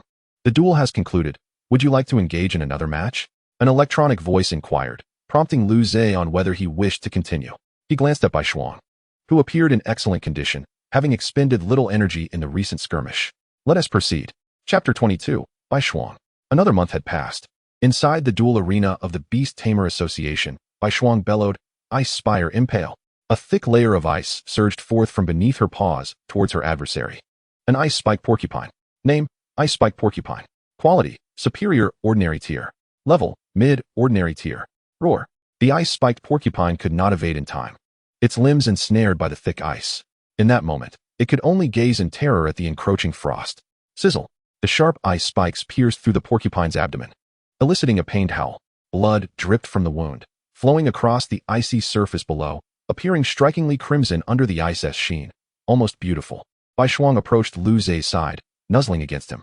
As Lu Zhe stroked Bai Shuang, he observed the unfolding situation across the arena. Over the past month, Lu Zhe and Bai Shuang had frequented the arena nearly every day for beast duels. Most opponents they encountered were no match for Bai Shuang. However, there were instances where she faced defeat. Notably, he recalled one occasion when her opponent was a superior quality soul-piercing crow. Despite being of the same level, mid-ordinary tier, the disparity was vast. Furthermore, the soul-piercing crow was a mental-type beast, leaving Bai Shuang utterly defenseless. All right, Bai Shuang, that will be enough for today. Let us head back. With that, Lu Zhe recalled Bai Shuang into his body and departed. Upon reaching the front desk, Lu Zhe exchanged a few words with Lu Gu before heading to the Qingyu Pavilion. Oh, you're back. Lin Qingyu, who was tending the shop, greeted him. Yes, Sister Lin. I'll take over the shop from here. You can go rest now. Lin Qingyu yawned and ascended the stairs. The upper floor housed not only a potion refining room, but also dedicated resting quarters, where Lu Zhe had occasionally relaxed. Summoning Bai Shuang, Lu Zhe retrieved a vial of frost water and offered it to her. After all, these frost water potions were his creations, so taking a few was of no concern. Watching Bai Shuang consume the entire vial, Lu Zhe patted her head and then began searching for beast techniques on the shop's computer. Bai Shuang had thus far mastered 3 beast techniques: Ice Crystal Bullet, Frost Veil, and Ice Spire Impale. Among these, both Frost Veil and Ice Spire Impale had seen limited use and remained at a novice level. In contrast, Ice Crystal Bullet had been frequently employed, reaching an advanced level. Through a month of combat, Lu Zhe recognized Bai Shuang's lack of a high-output technique. In a previous battle against a mid-ordinary tier Jade Turtle, despite its lackluster attack power, its defense was formidable. As the match commenced, the Jade Turtle withdrew into its shell, refusing to emerge regardless of Bai Shuang's attempts. All of Bai Shuang's assaults were completely absorbed by the turtle's shell, leaving only a few cracks. It was not until Bai Shuang exhausted her stamina that the Jade Turtle leisurely emerged from its shell, ultimately securing an effortless victory. Following that match, Bai Shuang was infuriated, grumbling throughout their return home about the turtle's unscrupulousness. Thus, Lu Zhe resolved to select a few more demon techniques for Bai Shuang. He scoured the website repeatedly until he finally chose 2 techniques. The first was the superior grade Snow Shadow Raid. and the second was the superior grade extreme cold breath. The Snow Shadow Raid, by harnessing spiritual power, grants the user enhanced speed, leaving behind an afterimage upon execution. In contrast, the extreme cold breath is a breath-type skill with formidable destructive power. Unlike Bai Shuang's usual breath, which merely involves the compression and expulsion of ice attribute spiritual energy, the potency of the extreme cold breath is on an entirely different level. Bai Shuang, come here. Hearing Lu Zhe's call, Bai Shuang slithered over to his side. You are quite lazy, Lu Zhe teased with a chuckle, gently patting Bai Shuang. It was puzzling how Bai Shuang displayed such enthusiasm during battles yet exhibited a distinctly languid demeanor during ordinary moments. Bai Shuang nonchalantly flicked her tail, her expression one of indifference. Make sure to study well. These are meticulously chosen demon techniques for you. At last, the day's work came to a close. Lu Zhe returned home bearing some ice marrow crystals and other medicinal materials, of course, after settling the payment at employee rates. As he stepped through the door, Bai Shuang could hardly contain her excitement, darting swiftly to the television. She settled onto the sofa, using her tail to switch on the screen. The Howl of the Wolf is finally concluding. Lu Zhe merely smiled at this and paid it no mind. After watching television for a while, Bai Shuang suddenly sprang to her feet, hastening towards the refrigerator. She raised herself on her hind legs, using her claws to open the upper compartment. From within, she retrieved a large box, wrapping her tail around it as she returned to the sofa. Inside the box were the cookies Lu Zhe had crafted from ice marrow crystals. Thus, Bai Shuang munched on the cookies while watching television. After a while, feeling a bit parched, she uncoiled a large pink basin with Bai Shuang's exclusive inscribed on the outside. After filling the basin with a generous amount of drink, Bai Shuang exhaled gently, transforming the room-temperature beverage into an icy refreshment. Satisfied, she paused. When Lu Zhe emerged, he was greeted by a scene of Bai Shuang lazily sprawled on the sofa, a large box of cookies and a basin of drinks adorning the table before her. The television displayed her favorite animated series, The Howl of the Wolf. Frozen on the moment when the protagonist, Wolf Tsong, achieved a breakthrough, ascending to the rank of Demon Emperor. As the ending theme began to play, Bai Shuang licked her lips, clearly craving more. With her tail, she reached for the remote, intending to see if there were any other entertaining shows. Suddenly, Lu Zhe grasped the remote control in his hand. Hey! Bai Shuang looked up with dissatisfaction, locking eyes with Lu Zhe. What are you doing? Let me watch TV. Observing her, Lu Zhe decided not to indulge her further, snatching the remote away with a slightly serious tone. Enough. You've been watching for 3 hours already. Upon hearing Lu Zhe's words, Bai Shuang glanced at the clock on the television, realizing he was indeed correct. Her confidence faltered, yet she still protested. What is wrong with watching a little TV? Seeing Bai Shuang continue to argue, Lu Zhe remained silent, fixing his gaze on her until she could no longer bear it. All right, I understand, Bai Shuang mumbled, her head drooping as she turned toward the backyard to practice her demon techniques. Witnessing this, Lu Zhe finally exhaled in relief. Bai Shuang had become increasingly lazy. Had he not forcibly turned off the television today, who knew how long she would have continued watching? It seemed he must devise a sound strategy to instill some discipline in her. Though he had contemplated ways to change Bai Shuang's habits before, he always softened at her coaxing. This time, he resolved to remain steadfast. With that thought, Lu Zhe donned a serious expression and proceeded to the backyard to supervise Bai Shuang's training. Chapter 23. Extreme Cold Breath. In the backyard of Lu Zhe's home, Bai Shuang's gaze was fixed on a distant sandbag, her mouth slightly agape, revealing her glistening white teeth. With a sharp hiss, icy vapor began to seep from her clenched jaws, and the muscles along her spine tensed as if a chill was roiling beneath her snowy fur. In the next instant, she lowered her front body, her paws carving 2 white streaks into the ground, her chest tightening sharply. With a deep, resonant roar, an extreme cold breath erupted from her mouth, as thick as an arm. This breath, a fusion of pure ice attribute spiritual energy and countless tiny hexagonalized crystals, spiraled at the forefront, enveloped in a fine, glimmering frost. Under the sunlight, it refracted a rainbow-like kaleidoscope of colors. The frigid temperatures caused a cascade of ice beads to form along its path, resembling a necklace of frost strung together by an invisible hand. In the blink of an eye, the icy blast collided violently with the sandbag. Bang! The surface of the bag first crystallized into a radiant blue hue. Then the ice collapsed inward, sending shards flying like bullets. In less than a breath, the entire sandbag was completely encased in ice. A visible mist of cold emanating from it, blanketing the grass 3 meters away in a layer of frost. The force of the breath sent the sandbag tumbling, crashing against the wall. Crack! At the moment of impact, the sandbag shattered like glass, fragments scattering across the ground. The exceedingly low temperature of the shards caused frost to form on the surface they touched. Witnessing her handiwork, Bai Shuang felt a flicker of pride. But her gaze soon fell upon a multitude of sandbags nearby, causing her previously uplifted brow to droop. After Lu Zhe had determined to prevent himself from yielding to her whims, he quickly devised a training regimen for Bai Shuang. Each day, she could only watch television after completing all of Lu Zhe's assigned tasks. Today, to facilitate her practice of the extreme cold breath, Lu Zhe had instructed her to shatter every last sandbag with it. What a dreadful master. I should be lounging comfortably on the sofa right now. Bai Shuang grumbled internally as she cast a glance at Lu Zhe, who was reclining on a nearby deck chair, a vast pool before him teeming with fish. A fishing rod was propped beside the pool, the line extending into the water. Lu Zhe was indeed fishing. This pool had been excavated by Lu Zhe, not only for aesthetic purposes, but also to cater to the potential needs of a water attribute demon beast he might contract in the future. Relaxed in his chair, Lu Zhe lifted a cup of milk tea from a small table beside him. As Bai Shuang glanced in this direction, Lu Zhe lifted his milk tea, giving a slight nod towards her before he began to sip. Witnessing this scene, Bai Shuang trembled with indignation. What an insufferable man. She yearned to rush over and consume the milk tea in one go, yet after a moment's hesitation, she refrained from acting. She was aware that all Lu Zhe did was for her own good. However, this certainly did not extend to intentionally drinking milk tea in her presence while fishing. Suddenly, a clever idea struck Bai Shuang. She feigned the act of exhaling frost once more, then cast a furtive glance at Lu Zhe, discovering him still reclined with his eyes closed. Whirling around, she unleashed a miniature breath of frost beside him. Baiyu. The tiny frost blast accurately struck the grass before Lu Zhe, the sound startling him into dropping his milk tea, which spilled onto the ground. My milk tea. Even the pond rippled as fish leaped from the surface, evidently alarmed. Bai Shuang's expression shifted to one of triumphant glee as she wagged her tail joyfully and bounded over to snatch up a nearby sandbag. She promptly encased the sandbag in ice beneath a tree branch.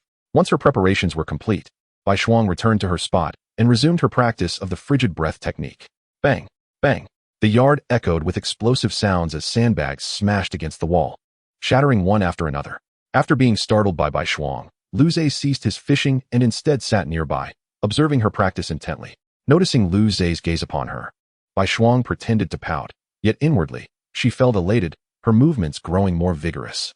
When all the sandbags were finally exhausted, Bai Shuang took a moment to catch her breath, clearly fatigued. Observing this, Lu Zhe approached her with a bottle of frost ointment. Nearby, several empty bottles of the same ointment lay stacked on the table. Still in the yard, the remnants of the sandbags had been cleaned up by Lu Zhe and Bai Shuang. At this moment, Lu Zhe was bathing Bai Shuang, who reclined in a large tub while he sat on a stool, applying a homemade ointment to her. This ointment not only cleansed effectively, but also aided in the absorption of spiritual energy by the beast. Just as Lu Zhe was engrossed in applying the ointment, Bai Shuang's tail flicked unexpectedly, splashing water from the tub onto him, drenching his clothes. Seeing Lu Zhe's disheveled state, Bai Shuang wore a mischievous grin. Lu Zhe glanced at her with a mix of exasperation and affection, continuing to apply the ointment. In the evening, Lu Zhe sat on the sofa engrossed in a book while Bai Shuang rested her head on his shoulder, comfortably watching the television. As he read, Lu Zhe opened a box of cookies, indulging in a few bites before offering some to Bai Shuang. Though these cookies were made for her, he could partake as well. In truth, many spiritual herbs used by beasts were also suitable for human consumption. After a considerable time, Lu Zhe closed his book, glanced at the clock, and gently addressed Bai Shuang. All right, it's quite late. We should retire for the night. Bai Shuang hesitated, casting a reluctant glance at the television, but ultimately complied. Turning it off and following Lu Zhe into his bedroom, Lu Zhe lay down on the bed while Bai Shuang, reminiscent of her childhood, jumped onto the bed. How old are you? Still acting like a child? Lu Zhe teased, observing her rolling about. It was only at such moments that Bai Shuang fully revealed her childlike tendencies.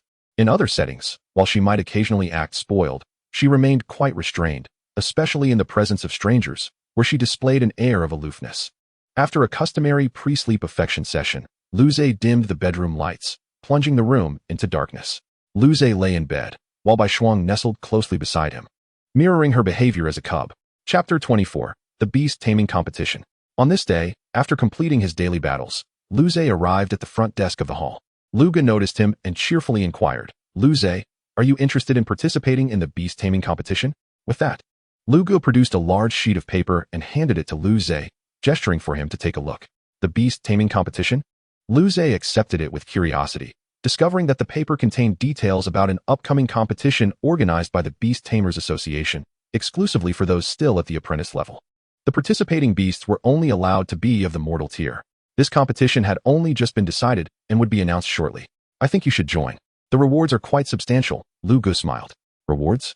Lu Zhe quickly scanned the information, committing all the competition details to memory.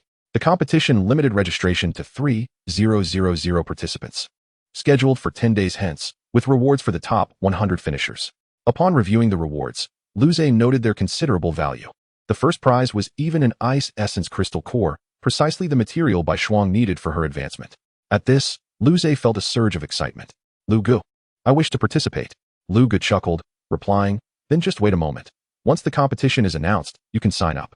Lu Zhe nodded and took a seat in the hall for a while. Shortly thereafter, at Lu Ji's beckoning, he completed the necessary registration forms. Buzz. Lu Zhe's phone vibrated slightly, prompting him to check it. A message had arrived. Congratulations, you have successfully registered for the competition. Competition date, 10 days from now. Location, 3rd floor of the Beast Tamers Association. Upon returning to the Whispering Pavilion, Lu Zhe intended to request a few days off from Lin Jie to attend the competition. Competition? Lin Qingyu listened attentively before pulling out her phone to search for information, successfully finding details about the event. Approved. Lin Qingyu declared with a smile. You can take the next few days off. Focus on preparing for the competition. For the following days, Lu Zhe dedicated himself to preparing for the Beast Taming competition. After all, it was his first ever competition, and a twinge of nervousness accompanied him. As the list of participants was released, Lu Zhe eagerly examined it. Among the 3,000 contestants, the vast majority of the beasts were of the middle mortal tier, with only a handful being of the upper mortal tier, primarily older specimens. These were individuals with lackluster beast taming talents, who had yet to break through to the beast tamer rank. However, they should not be underestimated, as they possessed considerable combat experience. Additionally, Lu Zhe recognized several familiar names among the participants. In the preceding month, a particular individual had engaged in a duel with his demon, a confrontation that weighed heavily on Lu Zhe's mind as he gazed at a name, Su Shiyao. The beast she had contracted, the soul-stealing crow, was the very creature that had effortlessly vanquished Bai Shuang. After perusing the entire roster of participants and their respective beasts, Lu Zhe could not help but exhale in resignation. It seemed that securing the top position in this competition was a mere fantasy. However, he was resolute in his determination to breach the top 100. His gaze was filled with unwavering conviction. It was not until the eve of the competition that the detailed matchups were finally disclosed. Lu Zhe's registration number was 2416. And as he scrutinized the details of his opponent, he discovered that Huang Renzong, a fellow student, was to be his adversary. Huang's beast was the rock fist ape. Name, rock fist ape. Quality, upper grade of the mortal tier. Description, its entire form is a grayish-brown, with arms petrified like stone. Its fists akin to heavy hammers capable of shattering colossal boulders. When it roars, its rocky armor splinters, and debris scatters like torrential rain. It resides among rocky cliffs, feeding on iron and stone, and possesses a volatile temperament. Its level matched that of Bai Shuang, being of the middle grade of the mortal tier. Victory in this match seemed assured for Lu Zhe, a subtle smile of ease gracing his lips. In stark contrast to Lu Zhe's relaxed demeanor, Huang Renzong stared at his phone screen with a countenance full of discontent. Registration number, 2416. Name, Lu Zhe. Competing beast, Frostwolf, middle grade of the mortal tier. As a student of Qinghuai No. 1 High School, Huang had eagerly registered upon learning of the Demon Taming Association's competition, convinced of his beast's formidable prowess. Given that the rock fist ape ranked highly among mortal tier beasts, he believed he could at least secure a spot in the top 100. Yet, he never anticipated that he would encounter a beast of the earth tier in his very first match. Clenching his fists, frustration seeped into his gaze. What of an earth tier beast? Its quality was merely one rank higher than the rock fist ape. It was not guaranteed to defeat him. Thus, the day of Lu Zhe's match arrived. Give it your all. I'll be cheering for you from the stands. Lin Qingyu encouraged Lu Zhe. Sister Lin, I wouldn't say I'm guaranteed to win, but I'm quite confident, Lu Zhe replied with a wry smile. Regardless, one must approach the competition with utmost seriousness. No matter who your opponent is, you must suppress any feelings of contempt, Lin Qingyu solemnly reminded him. As the time drew near, Lu Zhe suggested, we should head inside. After a brief exchange, he glanced at the clock and hurriedly added, let us go. The two ascended to the 3rd floor of the Demon Taming Association. The 3rd floor housed a vast arena, with an expansive central space designated for battle. Surrounding it were the spectator stands, densely populated, with thousands of seats already filled. Let us find our seats. Your match will begin shortly, Lin Qingyu urged. Lu Zhe nodded and followed her to the stands. Today marked the 3rd day of the competition, and Lu Zhe's match was scheduled as the 12th event, allowing ample time to wait. As they settled into their seats, the competition commenced. At the referee's table, Chen Qiming addressed the man beside him. President Su, the time has come. Upon hearing Chen's words, the man opened his previously shut eyes. Director Chen, you may proceed as you see fit. I am merely here to observe the young ones compete. Chen Qiming nodded respectfully, aware that the man before him was none other than Su Yifeng, the esteemed president of the Demon Taming Association in Qinghai City, a figure of considerable significance. It was astonishing that such a prominent personage would choose to attend this event. Channeling his energy, Chen Qiming's voice reverberated throughout the arena, silencing the previously raucous crowd. Now, the competition officially begins. Given that it was the third day, there was no need for elaborate opening remarks. For the first match, please welcome competitors He Junyao and Chun Jingxi to the arena. In the center of the arena, a rock-cracking hound and an iron-backed lizard were locked in a fierce struggle. The spectators erupted in cheers and shouts, creating an electrifying atmosphere. Suddenly, the rock-cracking hound seized an opportunity, baring its sharp fangs and delivering a vicious bite to the lizard's hind leg. The iron-backed lizard immediately experienced a surge of agony, thrashing desperately to escape the hound's grip. Yet, the hound's bite was formidable, penetrating deeply into the lizard's flesh, causing blood to spout forth like a fountain, staining the ground crimson. Enraged, the iron-backed lizard let out a furious roar and swung its tail with tremendous force. The tail sliced through the air with a whoosh, as if it could tear the very atmosphere apart, aiming straight for the rock-cracking hound. A middle-aged man in the distance scoffed derisively at the scene. Indeed, just a bunch of inexperienced kids. Their attacks are so juvenile. Rock-cracking hound, earth wall. With a shout, the man's command ignited a flash of earthy light in the hound's eyes. In an instant, a solid earthen wall manifested before the iron-backed lizard, effectively blocking its ferocious strike. With a resounding crash, the lizard's robust tail whipped against the wall, yet the seemingly indestructible barrier merely quivered slightly, leaving only minor cracks upon its surface. Earth Spike. The middle-aged man, undeterred, issued another command. The rock-cracking hound responded immediately, slamming its paws into the ground, channeling a powerful force through the earth. In a split second, a massive spike of soil erupted beneath the iron-backed lizard, which, lost in its torment, remained blissfully unaware of the impending danger. By the time it sensed the threat, it was far too late. The spike struck with lightning speed, impaling the lizard and pinning it firmly to the ground, rendering it immobile. The match is over. The referee swiftly announced the outcome, declaring the middle-aged man the victor. He retrieved his beast, casting a condescending glance at his youthful opponent, whose face bore the unmistakable signs of inexperience. The boy, still in shock, stared helplessly at the bleeding iron-backed lizard, uncertain of how to proceed. It was only when the medical personnel arrived that he followed them to his injured companion. On the high platform, Chen Qiming frowned as he observed the unfolding events. Initially, the young competitor had maintained his composure, issuing commands without issue. However, upon the lizard's injury, he became flustered, ultimately failing to execute any effective strategies. Consequently, the iron-backed lizard was thoroughly dominated by the rock-cracking hound, unable to mount any meaningful counterattacks. With a slight shake of his head, Chen Qiming cast a discreet glance at Su Yifeng, who remained with his eyes tightly shut. In the audience, Lu Zhe was engaged in a conversation with Lin Qingyu, analyzing the recently concluded match. Both were trainers, naturally possessing insights that surpassed those of the average observer. In terms of combat prowess, that ironback lizard is slightly superior to the rockhound, Lu Zhe articulated. However, the primary issue lies with the commander, who was consistently on the receiving end of attacks. I failed to comprehend what motivated such individuals to participate in competitions, Lin Qingyu echoed. As the next match was about to commence, the announcement rang out. Please prepare to enter the arena, Su Shiyao and Huang Iran. Upon hearing the name Su Shiyao, Lu Zhe's expression shifted noticeably. What's wrong? Lin Qingyu inquired, noticing Lu Zhe's reaction. Without hesitation, he replied, I have previously crossed paths with Su Shiyao. Her magical beast is the soul-catching crow, and it is formidable. Lu Zhe shared all he knew about Su Shiyao with Lin Qingyu.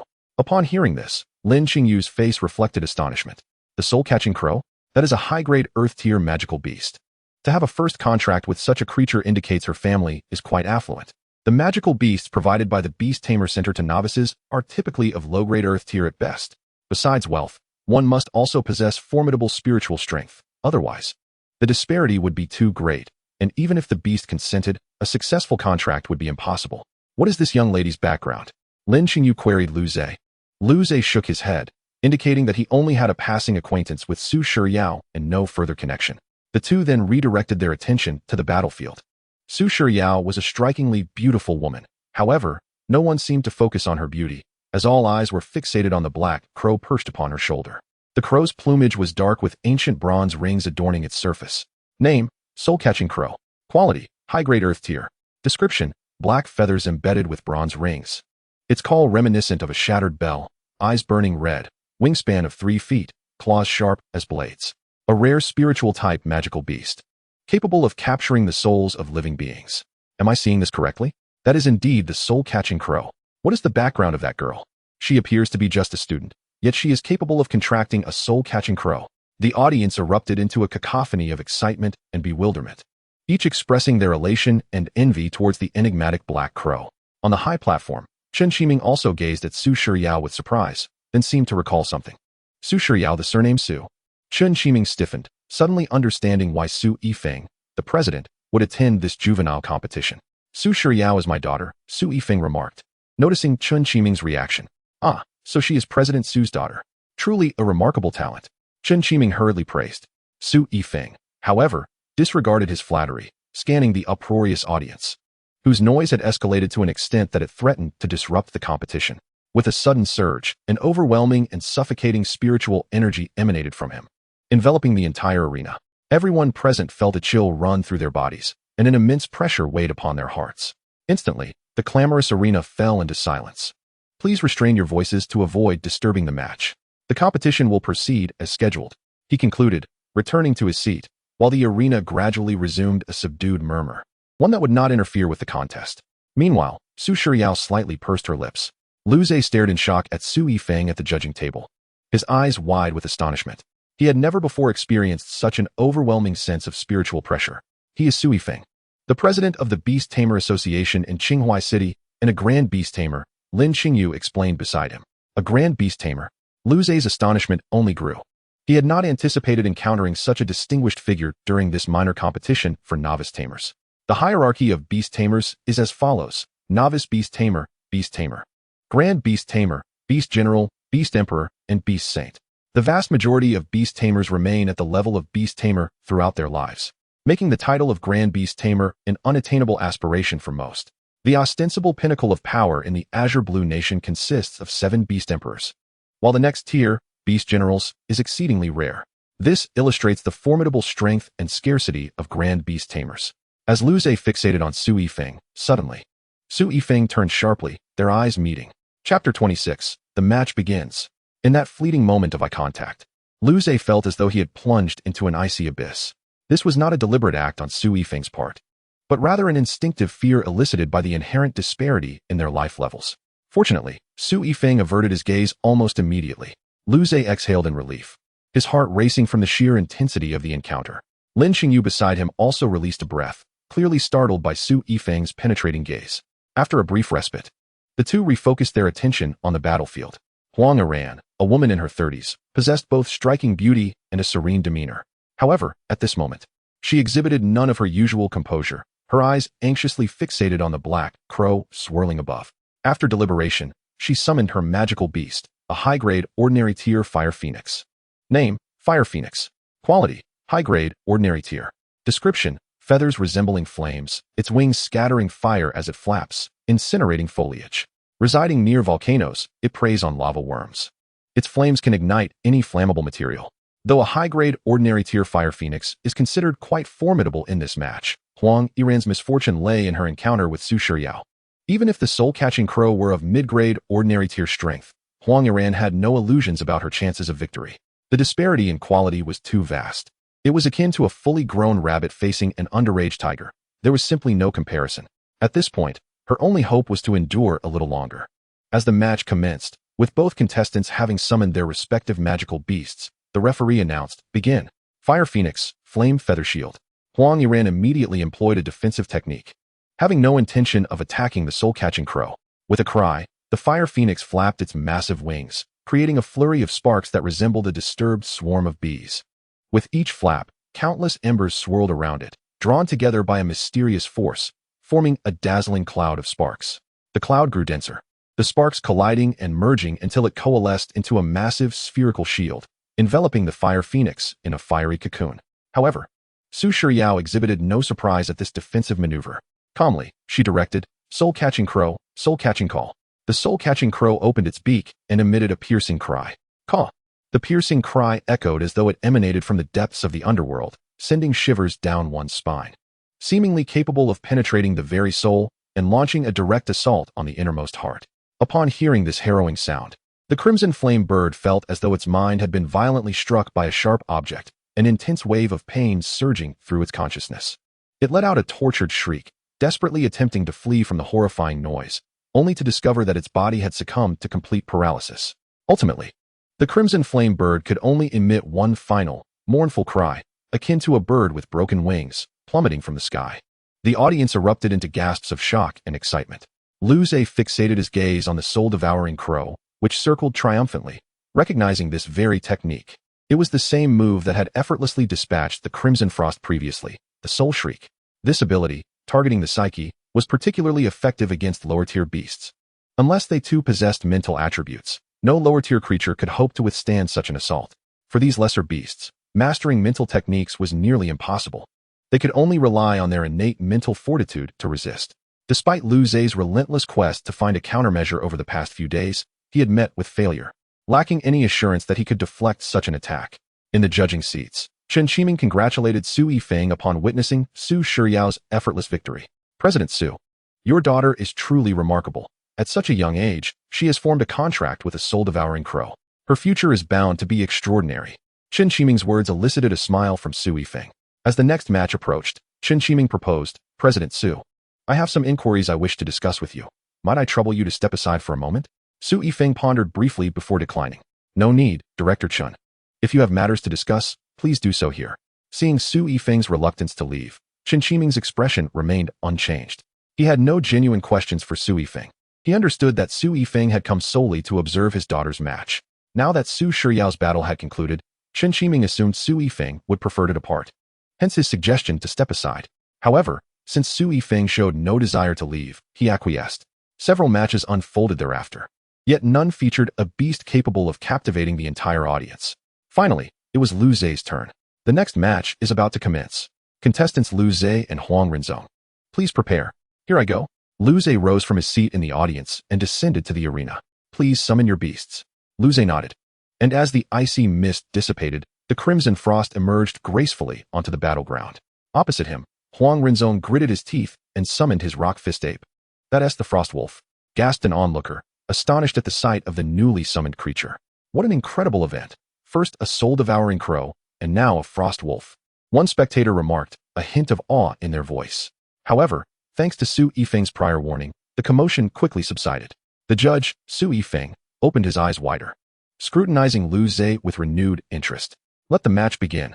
With the referee's command, the Frost Wolf surged forward, charging directly at the rock fist ape. Lu Zhe was no longer the inexperienced fighter he had been a month prior.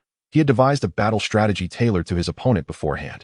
The rock fist ape had a tough hide, but was notably slow, making a strategy of exhausting it through relentless engagement the most prudent course of action. In an instant, the Frost Wolf reached the rock fist ape, its sharp claws raking across its flesh, inflicting deep gashes. Roar! The rock fist ape bellowed in fury, swinging its fists in retaliation. The wind from its punches whistled ominously in the Frost Wolf's ears, a clear testament to the formidable strength behind each strike. Yet, the attacks were far too sluggish to connect with the agile Frost Wolf. Bang! Bang! Bang! The rock fist ape's fists hammered down onto the ground, creating a thunderous cacophony. Rock skin harden, Huang Renzong commanded. The rock fist ape struck its chest repeatedly, emitting a deep, resonant sound. As it did so, a faint grayish glow enveloped its body. The Frost Wolf's once effective assaults now merely resulted in a series of abrasive sounds against the rock fist ape's hardened skin. A smile finally broke across Huang Renzong's face. So this is a ground-tier beast. It appears to be less formidable than I anticipated.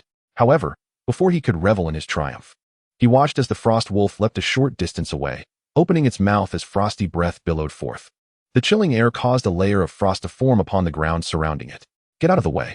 Huang Renzong shouted desperately at the rock fist ape, but it was already too late. The icy breath shot forth like a massive bolt of white lightning, racing towards the rock fist ape at an astonishing speed. Huang Renzong's eyes widened in disbelief as he heard the sound of water droplets in the air freezing instantaneously. With a deafening crash, the Frost Wolf's breath collided with the rock fist ape, propelling it away with tremendous force, enveloping it in a thick cloud of ice mist. From within, the anguished roars of the rock-fist ape echoed, piercing the silence with an agonizing resonance. Huang Renzong's heart raced as he anxiously observed the mist, uncertain whether the creature could endure such an onslaught. Suddenly, a chill swept across Huang Renzong's cheek, prompting him to instinctively touch it, only to find his hand stained with crimson blood. The shards of ice had cut him when the frost wolf's breath struck the rock-fist ape. Yet, he had no time to tend to his own injury, his gaze fixated on the swirling ice mist. The audience was equally entranced, their attention riveted on the frosty veil. Roar! At last, the rock-fist ape's voice broke through, albeit frail and pained, yet it brought a wave of relief to Huang Renzong. At least it hadn't been dispatched immediately. After witnessing the frost wolf's devastating breath, Huang Renzong no longer harbored hopes of victory. He merely wished to exit the battle with some semblance of dignity. As the ice mist began to clear, revealing the rock-fist ape's battered form, it was evident that it had sustained grievous injuries, its body riddled with numerous wounds. The most alarming being a gaping hole in its chest, exposing its stark white bones. Fortunately, due to the rock-fist ape's tough constitution, had it been any other beast, such an attack would have resulted in instant defeat. However, as Huang Renzong beheld the rock-fist ape's condition, his expression darkened, a sense of dread creeping into his heart. This was bad. The rock-fist ape's eyes had turned a furious crimson, and it had succumbed to a state of berserk rage. Huang Renzong frantically attempted to communicate with the rock-fist ape through a contract. Yet, as expected, he received no response whatsoever. The creature let out a furious roar as it pounded its fists fiercely against the ground. In a fit of rage, it charged toward Baishuang, fists swinging wildly. Observing the rampaging rock-fist ape rushing towards her, Baishuang smirked with disdain. Foolish giant.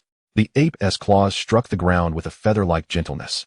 But this seemingly inconsequential action was immediately followed by the emergence of a crystalline ice spike that appeared as if summoned by lightning directly in the path of the charging beast.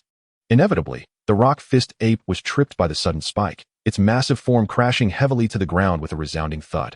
However, this was merely the beginning. In the very moment the rock-fist ape fell, more ice spikes surged forth.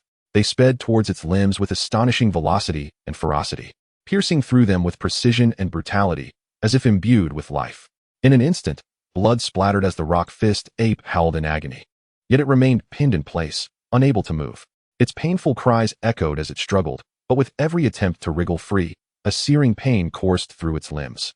The intense suffering dulled the redness in its eyes. I concede.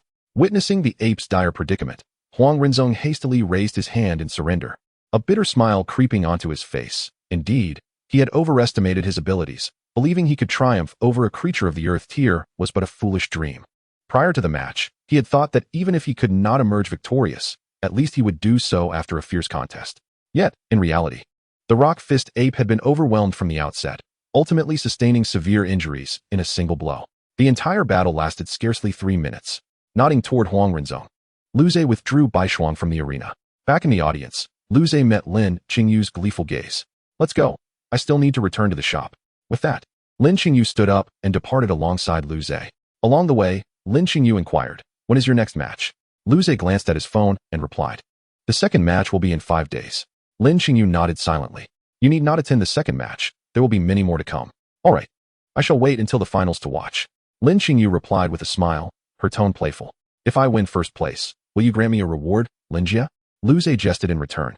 Having spent time together, Lin Qingyu, intending to foster a good relationship with Lu Zhe, had established a bond that transcended the mere proprietor and employee dynamic. Though they might not be best friends, their relationship was certainly more than that of ordinary acquaintances. 5 days later, Lu Zhe once again found himself at the arena of the Beast Tamer Association. This time, Lin Qingyu did not accompany him. Lu Zhe surveyed his opponent. A middle-aged man, the same one he had encountered on the day of his inaugural match. The man nervously licked his lips, having seen Lu Zhe's previous battle. The memory of Lu Zhe's frost wolf lingered vividly in his mind, and now facing Lu Zhe, he felt a lack of confidence in securing victory. Both summoned their respective beasts as the referee declared, the match begins. Crackstone Hound, charge. The middle-aged man, opting for a decisive first strike, commanded his beast to unleash its power. The Crackstone Hound let out a low growl, enveloped in a pale yellow glow as it crouched low. In an instant, it surged forward like an arrow, leaving deep claw marks in its wake. Snowstorm. Lu Zhe responded instantly. The Crackstone Hound was no rock-fist ape. Its speed was considerable, surpassing that of Baishuang under the influence of its power. A woo. Baishuang howled, layers of snowflakes swirling around her, enveloping her entirely. Under the tense gaze of the middle-aged man, the two beasts finally collided. He watched in astonishment as Bai Shuang was seemingly sent flying, only for his expression to darken in an instant. It turned out Bai Shuang had not been struck down. Instead, she had skillfully evaded the charge by leveraging the momentum of the Crackstone Hound. Before she even touched the ground, Bai Shuang opened her mouth, preparing to unleash her frigid breath.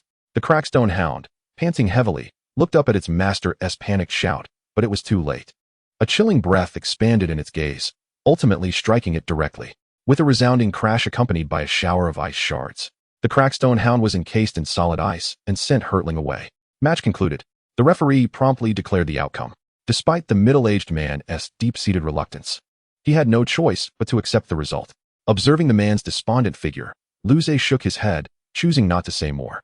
Those like the middle-aged man, with poor innate talent, remained stagnant at the rank of Beast Tamer apprentice.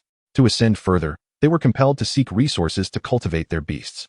In their pursuit of resources, the occasional low-tier Beast Tamer competitions presented the best opportunity to acquire materials. The resources gained from these matches were not only precious, but also faced opponents who were mostly students or peers. However, if they continued to lack the means to nurture their beasts, their chances of breaking through would only diminish. Yet, one could hardly fault others. They could only blame their own meager talents. Chapter 28. Triumph over a formidable foe. Subsequently, Lu Zhe participated in several matches, fortunate enough to avoid challenging opponents, successfully advancing into the top 100. Yet, it seemed that his luck had run dry. At this moment, Lu Zhe calmly regarded his forthcoming opponent, and almost simultaneously, both summoned their respective beasts. Bai Shuang remained as stunning as ever, while his adversary summoned a superior-grade Earth-tier creature known as the Cracked Tooth Boar. Name: Cracked Tooth Boar. Quality: inferior Earth-tier. Description: a wild boar with spiky black bristles on its back that explode into razor-sharp shrapnel upon collision, specializing in shield breaking. Its tusks are spiral-shaped, capable of shattering mysterious iron. This opponent was undoubtedly the strongest Lu Zhe had faced since entering the competition, and he couldn't help but feel a twinge of anxiety as he observed the Cracked Tooth Boar frantically digging at the earth. Not only did it match the quality of Bai Shuang, but it also boasted a higher level. Match begins. Bai Shuang, frigid breath. Cracked Tooth Boar, barbaric charge. Both commanded their beasts nearly in unison. Roar. The Cracked Tooth Boar shook its massive body, expelling a cloud of white gas from its nostrils, and with a thunderous roar, it charged toward Bai Shuang like a tank. Bai Shuang exhaled her frigid breath toward the oncoming boar. Surprisingly, the Cracked Tooth Boar did not evade. In fact, it showed no intention of dodging at all. The breath struck the boar, halting its furious charge abruptly. Under the relentless onslaught of its icy breath, the frostbite boar gradually accumulated layer upon layer of frost. At long last, frostbite ceased its incessant exhalation, its gaze fixed intently upon the now completely encased ice form of the boar. Suddenly, both frostbite and Lu Zhe's pupils contracted sharply. The icy surface enveloping the boar began to manifest fine fissures, which soon multiplied. Crack. Roar. Ultimately, with the roar of the frostbite boar, the ice shattered completely, revealing its battered body. The boar was marred with numerous wounds, most shallow, with only a few penetrating deeply into its flesh. This is troublesome, Lu Zhe pondered. Astonished by the boar's formidable defenses, even frostbite's most potent attack, the frigid breath, had only inflicted minor injuries. Meanwhile, his opponent's expression hardened. He had expected to finish the battle with a single decisive strike, but it seemed he had underestimated his adversary. A smile crept across his lips. However, this only meant the battle would be more exhilarating. He then commanded Frostbite in his mind. Frostbite boar, unleash your rampaging charge once more. Roar. To the astonishment of all present, the Frostbite boar launched itself forward again in a wild charge.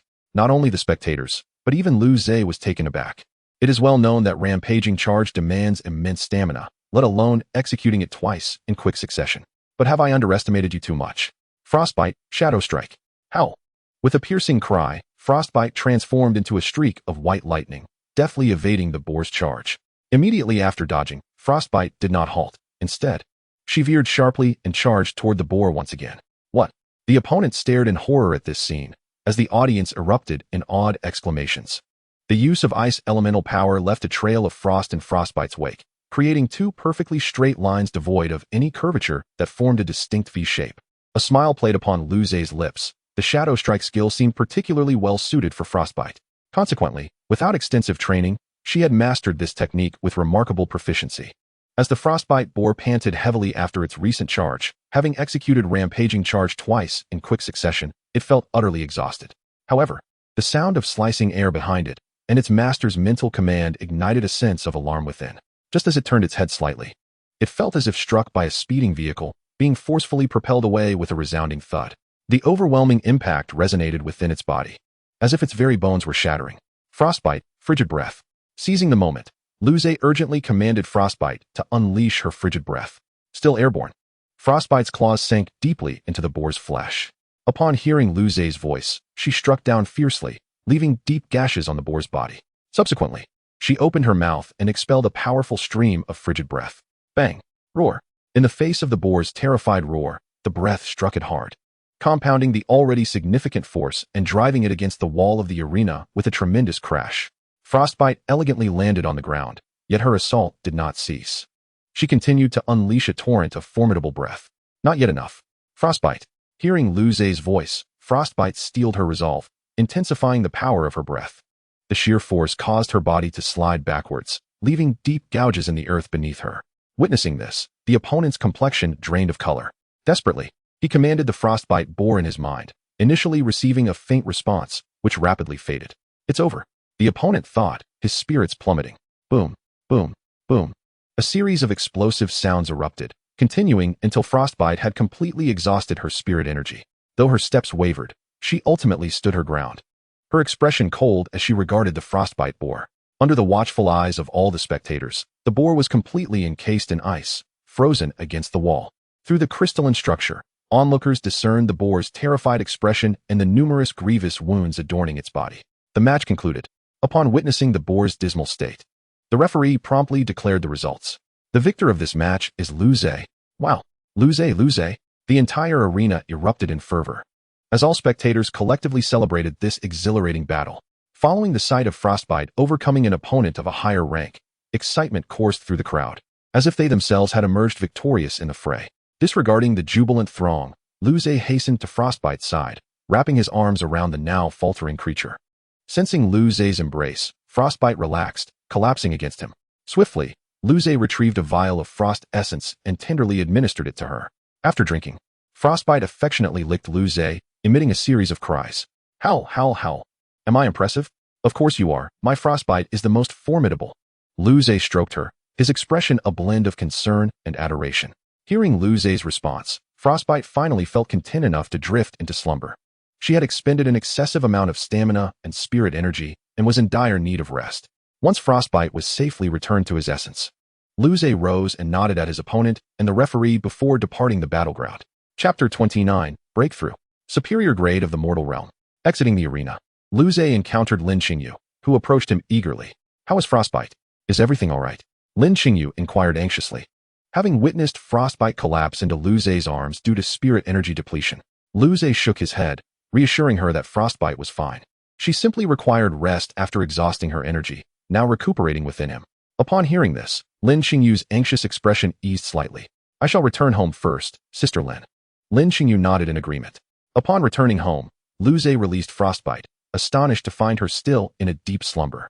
A significant chill radiated from her body, and within moments of her emergence, a thin layer of frost had formed on the nearby floor. Recognizing the signs, Luze realized Frostbite was undergoing a promotion. She had displayed similar behavior during her previous breakthrough to the mid-tier of the mortal realm. After a moment of astonishment, Luze felt a sense of relief. He had been diligently providing Frostbite with abundant nourishment to facilitate her spirit energy absorption, far surpassing the treatment afforded to most other beasts of her tier. Furthermore, having just endured a grueling battle, her stamina and spirit energy were entirely depleted. Thus, under these dual stimuli, Frostbite initiated her breakthrough to the superior grade of the mortal realm.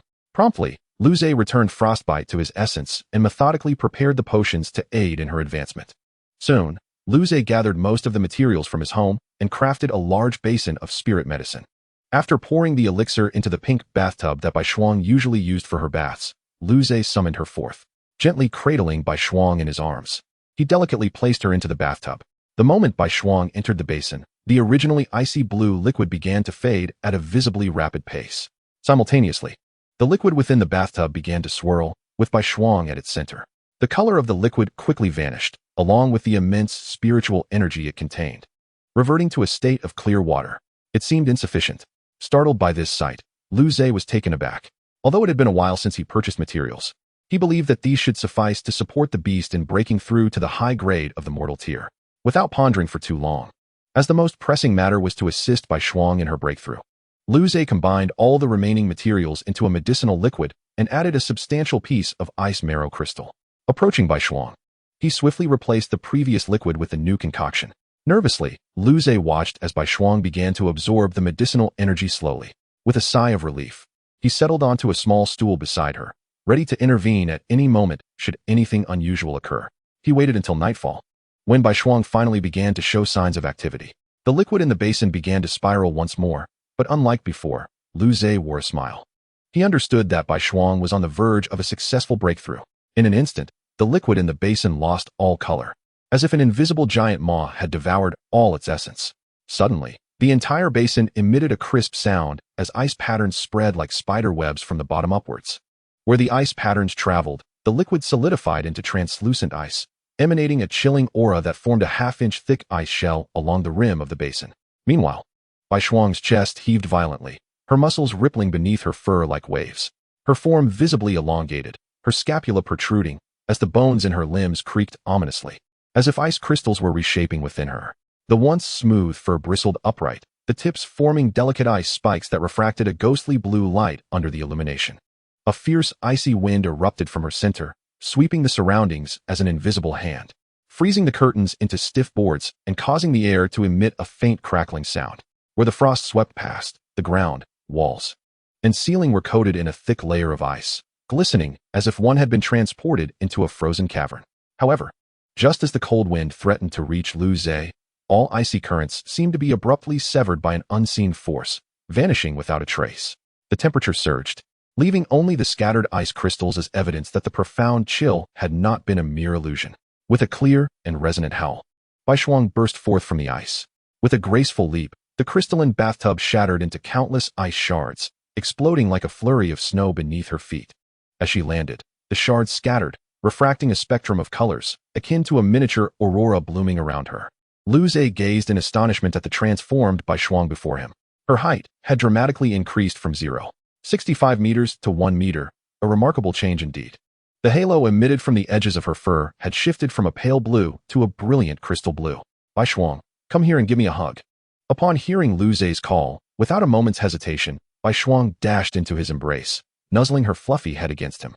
How delightful. It feels even more comforting than before. As Lu Zhe stroked Bai Shuang's fur, he noted its newfound smoothness compared to before her breakthrough. Holding Bai Shuang close, he recalled words from a book he had read. The text stated that as a beast's strength increased, it often became more aloof towards its master. Yet, gazing at the affectionate Bai Shuang in his arms, Lu Zhe felt that such claims were not entirely accurate. Of course, it was also possible that Bai Shuang belonged to that rare exception. Come, Bai Shuang. Let us test how much stronger your skills have become after your breakthrough. The potency of a beast's skills is influenced not only by proficiency, but also by the user's strength. For instance, if Bai Shuang, at the middle tier of the mortal rank, could freeze a small pond with her extreme cold breath, a celestial tier beast employing the same skill could completely encase a flowing river in ice. How? Bai Shuang eagerly agreed, excited to discover just how much stronger she had become. In the backyard, Lu Zhe hung a sandbag from the branch of a large tree, as usual. All right, Bai Shuang, unleash your extreme cold breath on that sandbag. Bai Shuang nodded earnestly. As she took a gentle breath, the air within half a meter of her seemed to lose all warmth. The grass was instantly coated in a layer of ghostly blue frost, and the tiles crackled as cracks spread at a visible pace. The next moment, a glimmer of ice blue energy ignited between her slightly parted teeth, rapidly expanding into a beam of ice blue light the width of a fist. The front of the beam spun at high speed, emitting a piercing shriek, as if countless ice blades were slicing through the air, creating a deep sonic boom. The ice blue breath shot straight towards the sandbag, carving a glistening trench into the ground, with ice spikes rising up on either side like the spine of an abruptly risen ice dragon. Bang! The sandbag barely had time to react before the beam struck, exploding into a flurry of ice crystals. Before the shards could scatter, a subsequent chilling current swept them back, solidifying into frost bullets the size of fingernails, pummeling the courtyard wall like a torrential downpour. The wall, initially cloaked in frost, soon emitted a sound of being overwhelmed, shattering as the entire surface cracked, debris being lifted by the cold current to form a half-meter-tall ice crystal mound. The mound's center retained the holes from the breath's passage, the edges smooth as a mirror, as if cut by a laser. As the cold mist dissipated, the courtyard was left strewn with shattered ice and curling wisps of white vapor. Luze stood in place, ice shards still clinging to his fingertips, the echoes of the tremendous sound still resonating in his ears.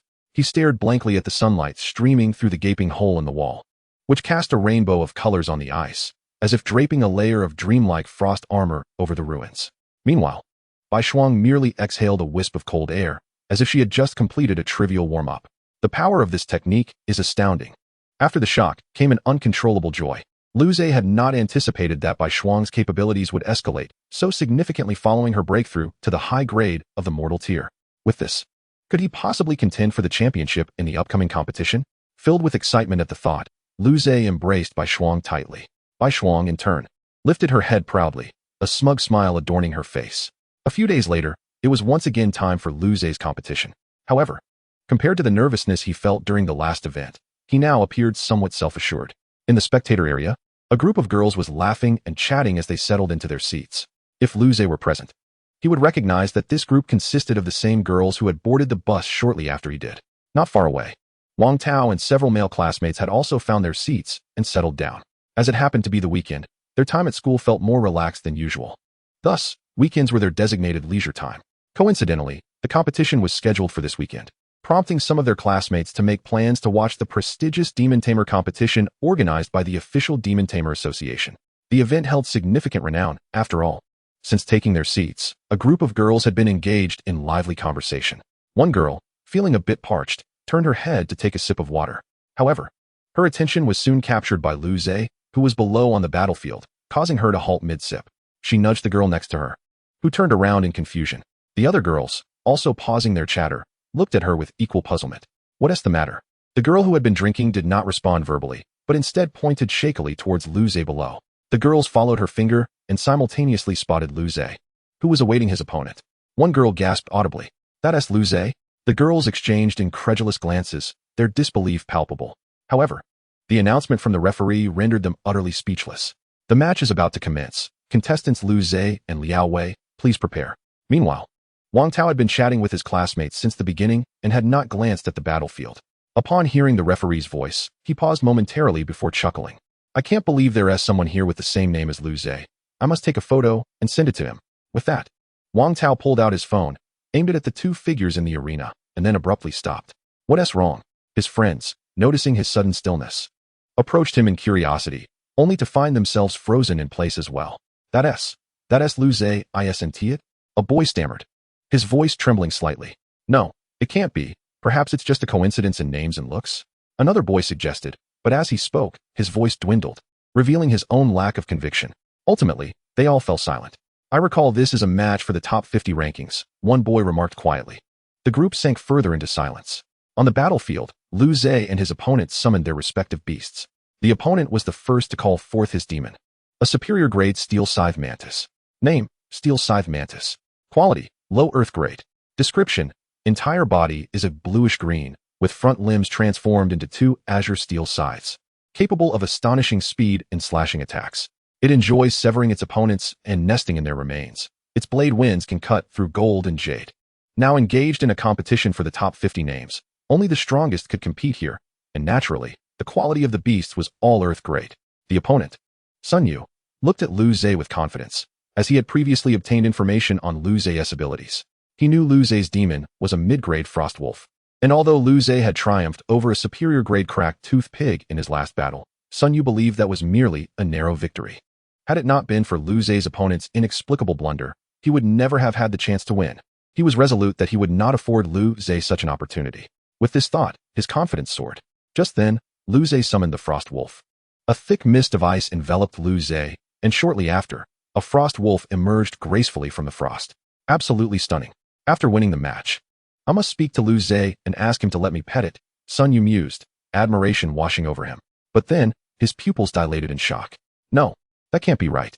Why is that frost wolf so enormous?" As Sun Yu gaped in terror, the frost wolf fully emerged from the mist, revealing her immense, elongated form. "Superior grade," Sun Yu uttered, each word laced with incredulity. How could this be? Just days ago, she was a mid-grade beast. In the audience, Murmurs of confusion arose as some spectators recalled Lu Ze's previous match. Wasn't he Lu Ze's Frost Wolf mid-grade? How has it suddenly become superior grade? Well, obviously. She must have leveled up. Of course, but how is it that just a few days ago she was mid-grade, and now she is suddenly superior grade? How would I know? Recovering from his astonishment, Sun Yu quickly composed himself. So what if she is superior grade? That merely matches my Steel Scythe Mantis. Moreover, his Steel Scythe Mantis had been superior grade for quite some time, so he held the advantage. With this thought, Sun Yu's earlier panic dissipated. The match begins. At the referee's command, Sun Yu prepared to order his Steel Scythe Mantis to attack, but was suddenly struck by a chilling drop in temperature. After hesitating for a moment, that very hesitation cost him the opportunity. Sun Yu looked up at the Frost Wolf, realizing that the temperature drop was likely due to her presence. But once he looked, he was taken aback. From deep within her throat, a brilliant icy blue core ignited, expanding rapidly between her fangs as if compressing the frigid air of the entire snowfield into a singularity. In the next instant, she opened her mouth wide. Boom. The air was instantly siphoned away as a beam of icy blue light erupted forth, spinning at high velocity, accompanied by a thunderous sonic boom, akin to 1,000 ice blades ripping through the air simultaneously. The ground beneath cracked with spiderweb-like frost patterns as the Steel Scythe Mantis managed to raise its front limbs just in time, but the icy breath collided with it. Bang! The explosion reverberated like thunder across the arena, a frost storm erupting around the Steel Scythe Mantis, the shockwave toppling debris within a 3-meter radius. Ice shards shot forth in a fan-like display, slicing through the air with a sharp whistle. The Steel Scythe Mantis was hurled away, crashing into the protective wall 10 meters distant, which instantly became encased in ice, fissures sprawling across its surface. It struggled for a moment, froth spilling from its mouth, icy blue frost seeping from its cracked shell, before its eyes rolled back, rendering it completely unconscious. As shards of ice and cold mist settled slowly, the battlefield was left with a half-foot-deep ice ravine, its walls smooth as glass, as though cut by a laser. Not only Sun Yu, but even the surrounding audience was left stunned by the sheer force of the attack. A one-hit knockout. It was unclear how much time passed before a spectator finally stuttered, a single blow? Chapter 31, The Shocked Classmates. After a moment of silence, the audience erupted once more into a cacophony of voices. No way, was that really a single blow? That opponent must have been too foolish to even dodge. Dodge? How could you possibly dodge that? It was over in less than a second. I'll tell you how to dodge. If you can't do it yourself, don't expect others to. Come on, let us hear your brilliant strategy. It's simple, do this first, then that, and finally this, isn't it easy? And thus, the debate raged on. In the audience, after a brief moment of astonishment, the girls swiftly came to accept the reality of Lu Ze's prowess. At this moment, witnessing Bai Shuang effortlessly eliminate her opponent, they were animatedly exchanging excited remarks. Wow, did you see that? Lu Ze's Frost Wolf actually defeated its adversary in an instant. It's simply magnificent. How can it be so beautiful? Some girls were lost in admiration of the Frost Wolf's elegance. I never expected Lu Ze to cultivate a spirit beast to the top tier of the mortal realm in such a short time. Others were astonished by Lu Ze's rapid progress. In summary, there was an outpouring of praise for both Lu Ze and Bai Shuang. Meanwhile, on Wang Tao's side, a group of boys remained quiet, standing in stark contrast to the exuberant crowd around them. However, their silence did not last long, as the battle concluded in mere seconds. A few exchanged glances, each reflecting their own astonishment.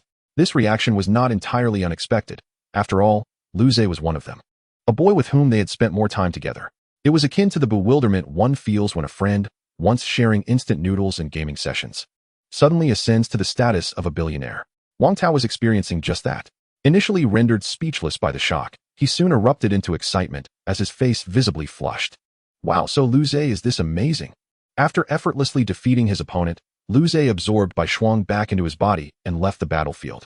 Upon exiting, he encountered Lin Qingyu waiting nearby. You've certainly made quite the impression this time, Lin Qingyu exclaimed, her face alight with joy, before she added, I never anticipated that your Bai Shuang would gain such a significant boost in strength after breaking through to the top tier of the mortal realm. It's as if she has transcended to the low tier of the earth realm. That's largely due to you, Sister Lin. Without the ample resources you provided, Bai Shuang wouldn't have advanced so swiftly, Lu Ze sincerely replied. Sister Lin had always taken great care of him, not only providing him with a place to concoct potions, but also offering numerous benefits. One could say that his rapid cultivation of Bai Shuang was not solely attributed to his cultivation system. Sister Lin played an incredibly pivotal role in it as well. Hearing Lu Ze's words, Lin Qingyu's smile grew even brighter. Just as they were conversing while walking away, Lu Zhe was suddenly called out by a girl. Lu Zhe. He turned, puzzled, to see who had called him. Upon recognizing a group of girls, a look of surprise crossed his face. Oh, it's you, Chen Tiantian. You all came to watch the competition too. After such a long time, seeing his former classmates stirred a sense of excitement in Lu Zhe, especially when he noticed their adoring gazes directed at him. Yes, it just so happens that we have a break this weekend, Chen Tiantian replied, her face glowing with admiration as she stepped forward. But what about you? How did you become so formidable all of a sudden? Just as Lu Zhe was about to respond, he was interrupted again. Lu Zhe, who is it again? He turned once more to see Wang Tao and his companions approaching. Lu Zhe, is that really you?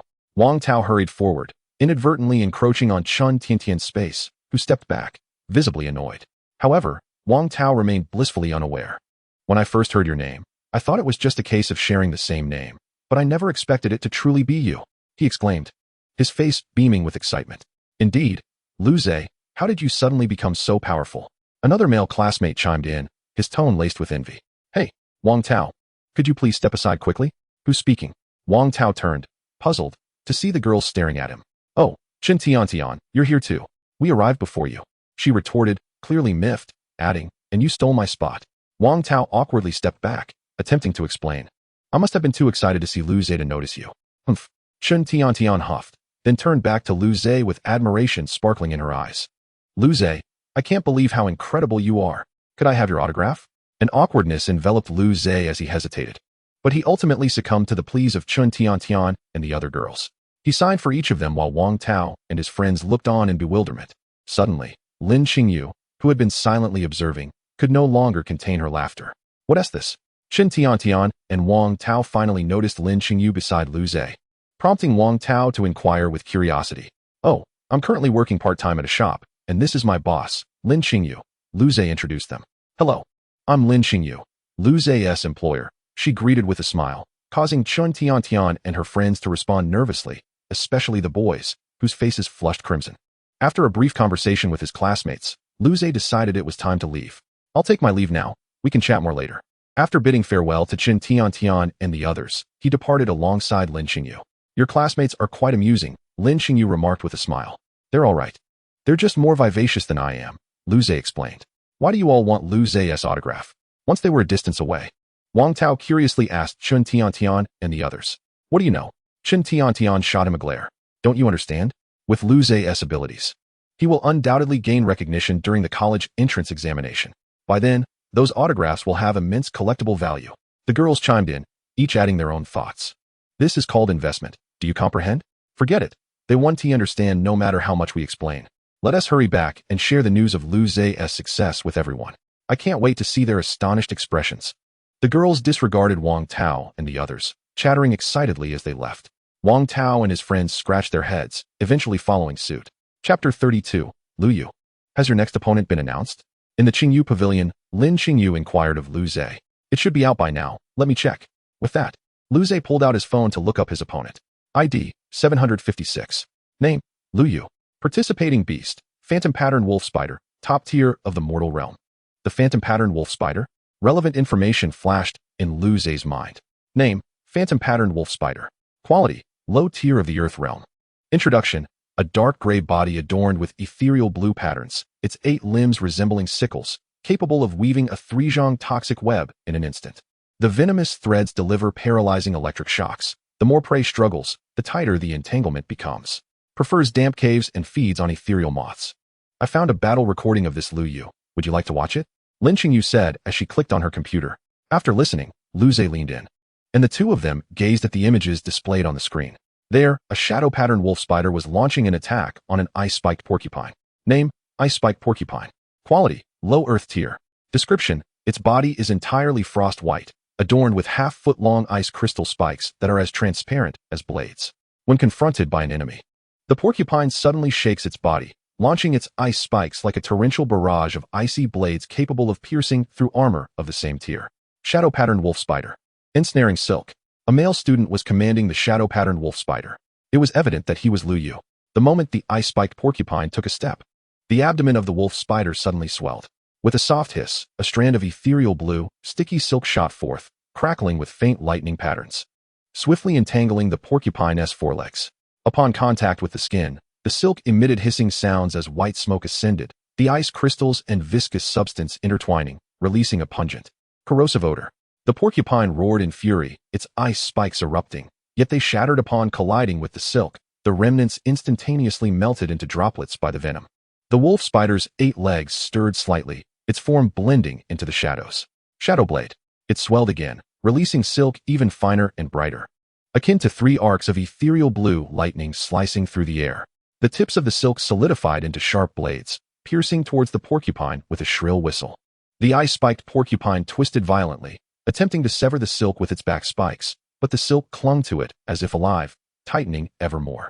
The blades easily pierced through the icy armor, embedding deeply beneath the skin, causing ice-blue blood to spray forth, crystallizing into tiny beads in midair, only to be corroded into mist by the venom, producing a hissing sound. The porcupine emitted a heart-wrenching scream, its voice echoing through the arena, as if the venom was searing not only its flesh, but also its very soul. The silk continued to constrict, each tightening bringing forth new wounds. The ice-blue blood pooling on the ground, forming a shadowy stream gradually flowing towards the feet of the shadow-patterned wolf spider. Its ghostly green compound eyes shimmered with cold light, seemingly waiting for the prey's final struggles. Ultimately, the ice-spiked porcupine succumbed to the silken binds, collapsing with only faint gasps left and a ground strewn with ice-blue blood froth. I concede. A panicked voice from another male student emerged, presumably the Beast Tamer of the ice-spiked porcupine. The video concluded at this juncture. After watching, Lin Xingyu spoke gravely. This opponent seems formidable. You must exercise caution. Indeed, Lu Zhe nodded, a serious expression etched upon his face. That Lu Yu had effortlessly defeated the ice-spiked porcupine with seemingly minimal effort. If it were him in that position, he doubted he could replicate such ease. The ice-spiked porcupine was a defensive type of beast, unlike the previously encountered steel-claw mantis, which had weak defenses and was thus swiftly vanquished. Don't worry, I will certainly prevail. Noticing her master's anxious demeanor, Bai Shuang wrapped her tail around Lu Zhe's hand, offering assurance. I have every faith in you. Lu Zhe gently caressed Bai Shuang, who emitted a contented hum. Yet, despite his words, Lu Zhe felt no sense of relaxation within. Without thorough preparation, the next match could very well mark his last. Thus, the day of the competition arrived. Upon entering the arena, Lu Zhe immediately spotted Lu Yu not far away. Lu Yu appeared unremarkable in appearance, yet he exuded a rather gloomy aura. Upon noticing Lu Zhe's gaze, he nodded in acknowledgement. Lu Zhe chose not to engage further, quietly awaiting the commencement of the contest. Begin. With minimal fanfare, the referee confirmed both participants were prepared and declared the match underway. Lu Zhe summoned Bai Shuang, while Lu Yu called forth the shadow-patterned wolf spider. Upon seeing the wolf spider before her, Bai Shuang displayed evident disdain. How utterly grotesque. Shadow-patterned wolf spider, ensnaring silk. Lu Yu calmly directed the wolf spider. The creature let out a hoarse roar, its voice akin to rusty iron scraping against glass. It abruptly lifted its head, its mandibles splitting into 4 parts, as several drops of ethereal blue goo dripped from its fangs, hissing as they struck the ground. In the next instant, 3 strands of silk shot forth, piercing towards Bai Shuang with a sharp whistle. Bai Shuang, Snow Shadow Strike. Before Lu Zhe finished speaking, Bai Shuang transformed into a white bolt of lightning. She propelled herself with great force, the ground erupting in a circle of fine frost, leaving a fleeting afterimage in her wake. The strands of silk grazed her tail, the ensuing gust of wind causing her fur to stand on end. The silk missed its target, embedding in the ground with a hissing, corrosive sound. Lu Yu's expression remained unchanged. He had not expected this attack to reach Bai Shuang. Frost breath. Lu Zhe's gaze sharpened as he resolved to test the waters. Bai Shuang halted abruptly, her forepaws crashing into the ground, fracturing the surface into icy patterns. She opened her mouth, unleashing a torrent of ice-blue light, the leading edge spinning at high speed, swirling up fine ice crystals, resembling a roaring ice dragon. As it passed, the air was instantaneously depleted, even light bending and warping in its wake. Shadow escape. The shadow-patterned wolf spider emitted a low, ominous hiss, its 8 legs propelling it forward as its form dissolved into the darkness like ink. The ice-blue beam struck where it had stood, a thunderous crash erupting as the ground shattered into a lotus of ice crystals, shards scattering like countless tiny ice blades. The fragments refracted a spectrum of colors in the air, yet not a trace of the wolf spider was captured, leaving only the silhouette of an ensnared web. Silently narrating the peril of the moments past, Lu Zhe frowned, quickly scanning the battlefield, but the spider was nowhere to be found. This situation was troublesome, Lu Zhe thought. Bai Shuang, 2 appeared tense, scanning her surroundings in search of the shadow-patterned wolf spider. Suddenly, as Baishuang remained vigilant, a flicker of dark light darted behind her. Shadowblade. In an instant, the dark wolf spider appeared, silently spitting forth several strands of silk. However, Baishuang had anticipated this. The moment the spider manifested, she swiftly turned and unleashed her prepared breath. Bang! The wolf spider vanished once more, yet a pool of blood remained at the spot. Lu Yu frowned slightly. Though his expression remained calm, Baishuang continued to be on guard, yet blood began to seep from her right leg. In her attempt to retaliate against the shadowy spider's silk, she had not fully evaded the attack. Suddenly, Lu Zhe furrowed his brow, noticing the color of the blood oozing from Baishuang's wound, faintly darkened. The silk is poisoned. It seemed a swift resolution was imperative. There could be no further delays. Baishuang. Baishuang nodded, letting out a long call. Her claws striking the ground with tremendous force as a surge of powerful icy energy erupted forth. The frost spread rapidly, enveloping the entire battlefield at an astonishing pace. Chapter 33, Frost and Snow Explosion. Observing the transformation of the arena, Lu Yu frowned. He realized Lu Zhe's intent. By covering the entire area in frost, the shadow-patterned wolf spider's movements would be severely restricted. Concealing its form would be futile, for any movement would reveal its presence. Upon this realization, Lu Yu refrained from allowing the dark wolf spider to continue its stealthy advance. Rending shadow silk blade. Accompanied by the spider's silent howl, the air abruptly warped, and a shadowy silhouette flickered into view from the darkness. The dark wolf spider's 8 legs struck the ground, its abdomen radiating an eerie blue venomous glow, while its mandibles split into 4 segments, launching several strands of silk with the speed of lightning. The silk raced towards Baishuang in the blink of an eye. Baishuang's pupils constricted, yet she did not retreat, maintaining her stance as she coldly gazed at the incoming threads. Subsequently, she raised her hands, and translucent ice walls sprang forth from the ground. However, the venomous and razor-sharp silk pierced the ice walls as if they were mere paper. The edges corroded by the venom, rapidly expanding with a hissing sound of erosion. The ice walls melted at a visible pace. Snowstorm. Baishuang growled, summoning snowflakes that coalesced around her, forming a semi-transparent crystalline shield enveloping her entirely. The surface of the shield shimmered with a faint blue light. Yet the silk was exceedingly sharp, easily slicing through the snowstorm with muffled thuds. At a critical moment, Baishuang slightly tilted her body. The silk skimmed past her, leaving deep gashes that exposed bone. The edges of the wounds quickly erupted with eerie blue venom patterns, black toxins spreading like a living entity, causing her skin to darken, while blood froze into beads before it could even flow out. Venomous spider kiss. Witnessing this, Lu Yu's previously calm demeanor finally exhibited signs of disturbance as he hastily addressed the dark wolf spider. Hiss. The spider's mandibles split apart, a mass of pitch-black toxin swirling between its fangs, continuously emitting hissing white smoke. It propelled itself forward, its legs creating spiderweb-like cracks in the ground as it charged towards Baishuang, the air around thickening with a nauseating stench. However, at that moment, the entire battlefield was suddenly encased in a solid layer of ice. Aya! Baishuang howled in fury, her eyes tinged with red as she faced the oncoming dark wolf spider. With a powerful effort from her limbs, fissures radiated outward around her. A tremendous force emanated from Baishuang. Frosty explosion. At her furious cry, the thick ice within the arena erupted in a cacophony of cracking sounds, countless fissures spreading like lightning. In the next instant, the frost shattered explosively. Millions of crystalline shards swept up by an invisible force, transforming into a violent blizzard. The frigid wind howled like a dragon.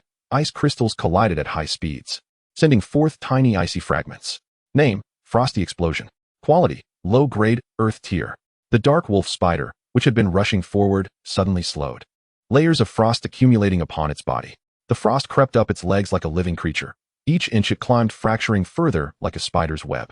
Amidst the cold mist, a blue ice core rapidly expanded above the spider's head, first the size of a fist, then like a grinding stone, ultimately transforming into a massive ice block, its surface shimmering with an ethereal glow akin to frozen auroras. Finally, as if the ice crystal had reached its limit, it erupted violently. Boom! The moment the core detonated, the entire arena felt as though it were struck by a colossal hammer. Countless shards of ice morphed into storm spears, raining down from above. As the ice spears struck the ground, the surface fractured instantly, icy dust spraying forth from the cracks.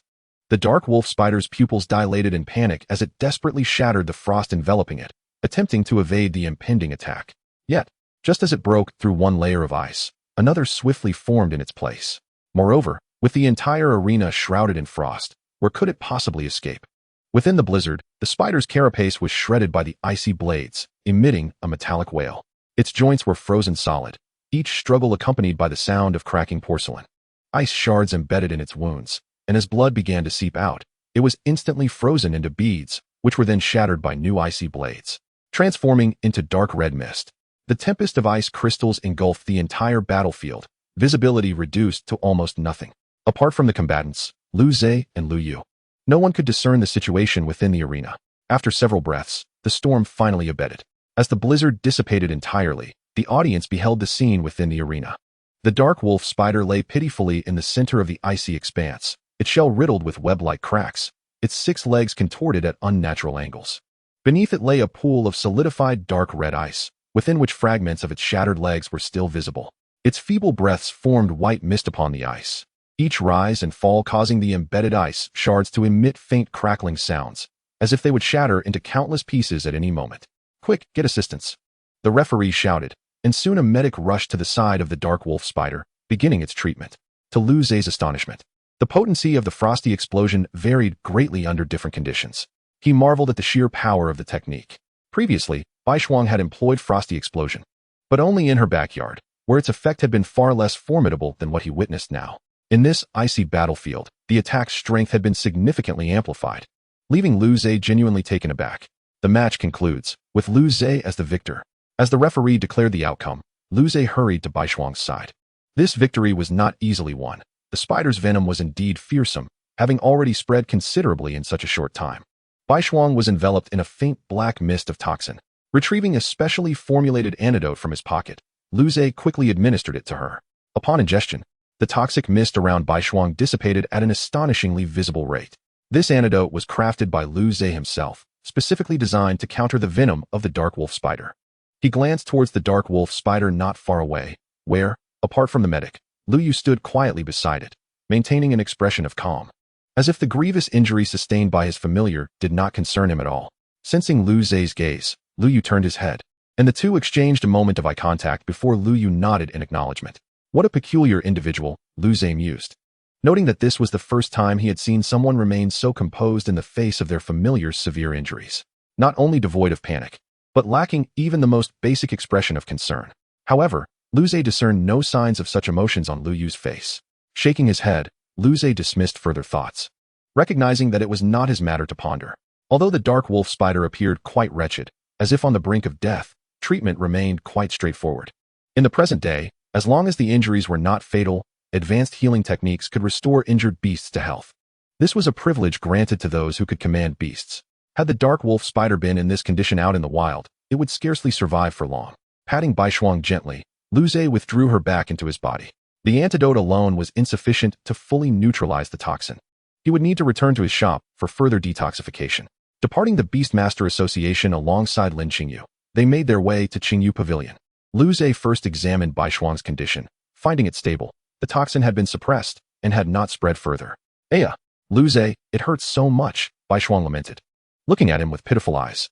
Though the toxin was not lethal, the pain was undeniably real.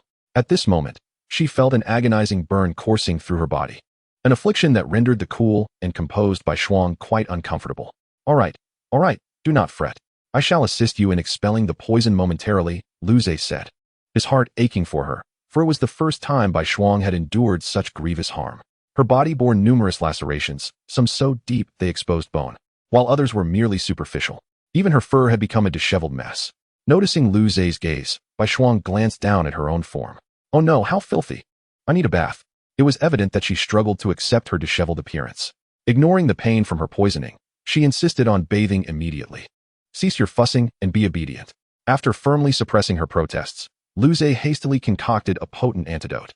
After Bai Shuang eagerly consumed it, she dragged Lu Zhe along to take a bath. Chapter 34. The conclusion of the competition. Several days later, Lu Zhe furrowed his brow as he perused the battle information on his phone. ID 0001. Name Su Shiryao. Participating beast, soul-devouring crow, common tier, superior. It appeared that the next match would indeed be his final contest. Lu Zhe sighed, expressing his helplessness. After reviewing the match recordings of Su Shiryao over the past few days, his despair only deepened. Su Shiryao's recent performances had been nothing short of annihilation. Her opponents fell within moments, with none able to withstand even a single strike. The soul-devouring crow was simply too formidable for such low-level competitions. As a spirit-type beast, its mental prowess far surpassed that of its peers. Thus, within this competition, where only common-tier, superior beasts could participate, it was inconceivable for any beast to possess greater mental power than the soul-devouring crow. Unless something extraordinary occurred, the champion of this competition would undoubtedly be Su Shiryao. At this juncture, Bai Shuang approached, her excitement palpable upon seeing the soul-devouring crow on the screen. That's it, that accursed crow. Bai Shuang recalled her previous encounter with the soul-devouring crow, remembering how a mere glance from it had sent her into darkness, only to awaken in Lu Zhe's embrace. It was indeed a profound humiliation. Lu Zhe, I must win. I will win. Observing Bai Shuang's fervent cries, Lu Zhe could only stroke her head with resignation. He, too, yearned for victory, yet the question loomed, how could they possibly win? He struggled to conceive a viable strategy for the upcoming match. However, witnessing Bai Shuang's indomitable spirit, he hesitated to dampen her enthusiasm. Soon, the day of the competition arrived. With a heavy heart, Lu Zhe stepped onto the arena. Bai Shuang, in stark contrast, brimmed with excitement, her mind already concocting plans for revenge. In the audience, Lin Qingyu sat, her heart laden with worry. Yet, upon witnessing Lu Zhe's peculiar expression, she couldn't help but chuckle. Lu Zhe's gaze fell upon the striking Su Shiryao and the black crow perched on her shoulder, anxiety flooding his senses. Bai Shuang, however, was fixated on the soul-devouring crow, her resolve unyielding. The match commenced. Bai Shuang, unleash your extreme cold breath. Though his hopes for victory were muted, Lu Zhe promptly directed her. An ice-blue breath erupted from Bai Shuang's mouth, resembling a roaring icy dragon, sweeping through the air towards the spiraling soul-devouring crow. As the breath traversed, the temperature plummeted, tracing a long trail of ice crystals that refracted blinding light under the sun. Su Shiryao's eyes widened in momentary astonishment before she lowered her eyelids, quietly issuing commands in her mind. Soul-devouring crow, phantom split. With a raspy and eerie caw, the soul-devouring crow flapped its wings, unleashing a billowing fog. In the next instant, two indistinguishable phantoms split from its form. Three soul-devouring crows dispersed in the air, their feather edges glowing with an eerie green phosphorescence, their wing beats synchronized to perfection, rendering them indistinguishable. Lu Zhe gazed upwards, his expression grave. His pupils reflected the three dark silhouettes, yet he could not discern which was the true soul-devouring crow. Bai Shuang's breath reached halfway before it abruptly lost its target.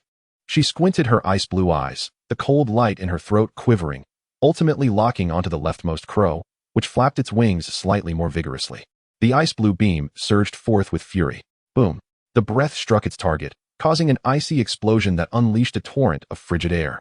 However, the crow that was hit transformed into a distorted phantom amidst the ice, shattering into countless black specks, dissipating into the wind.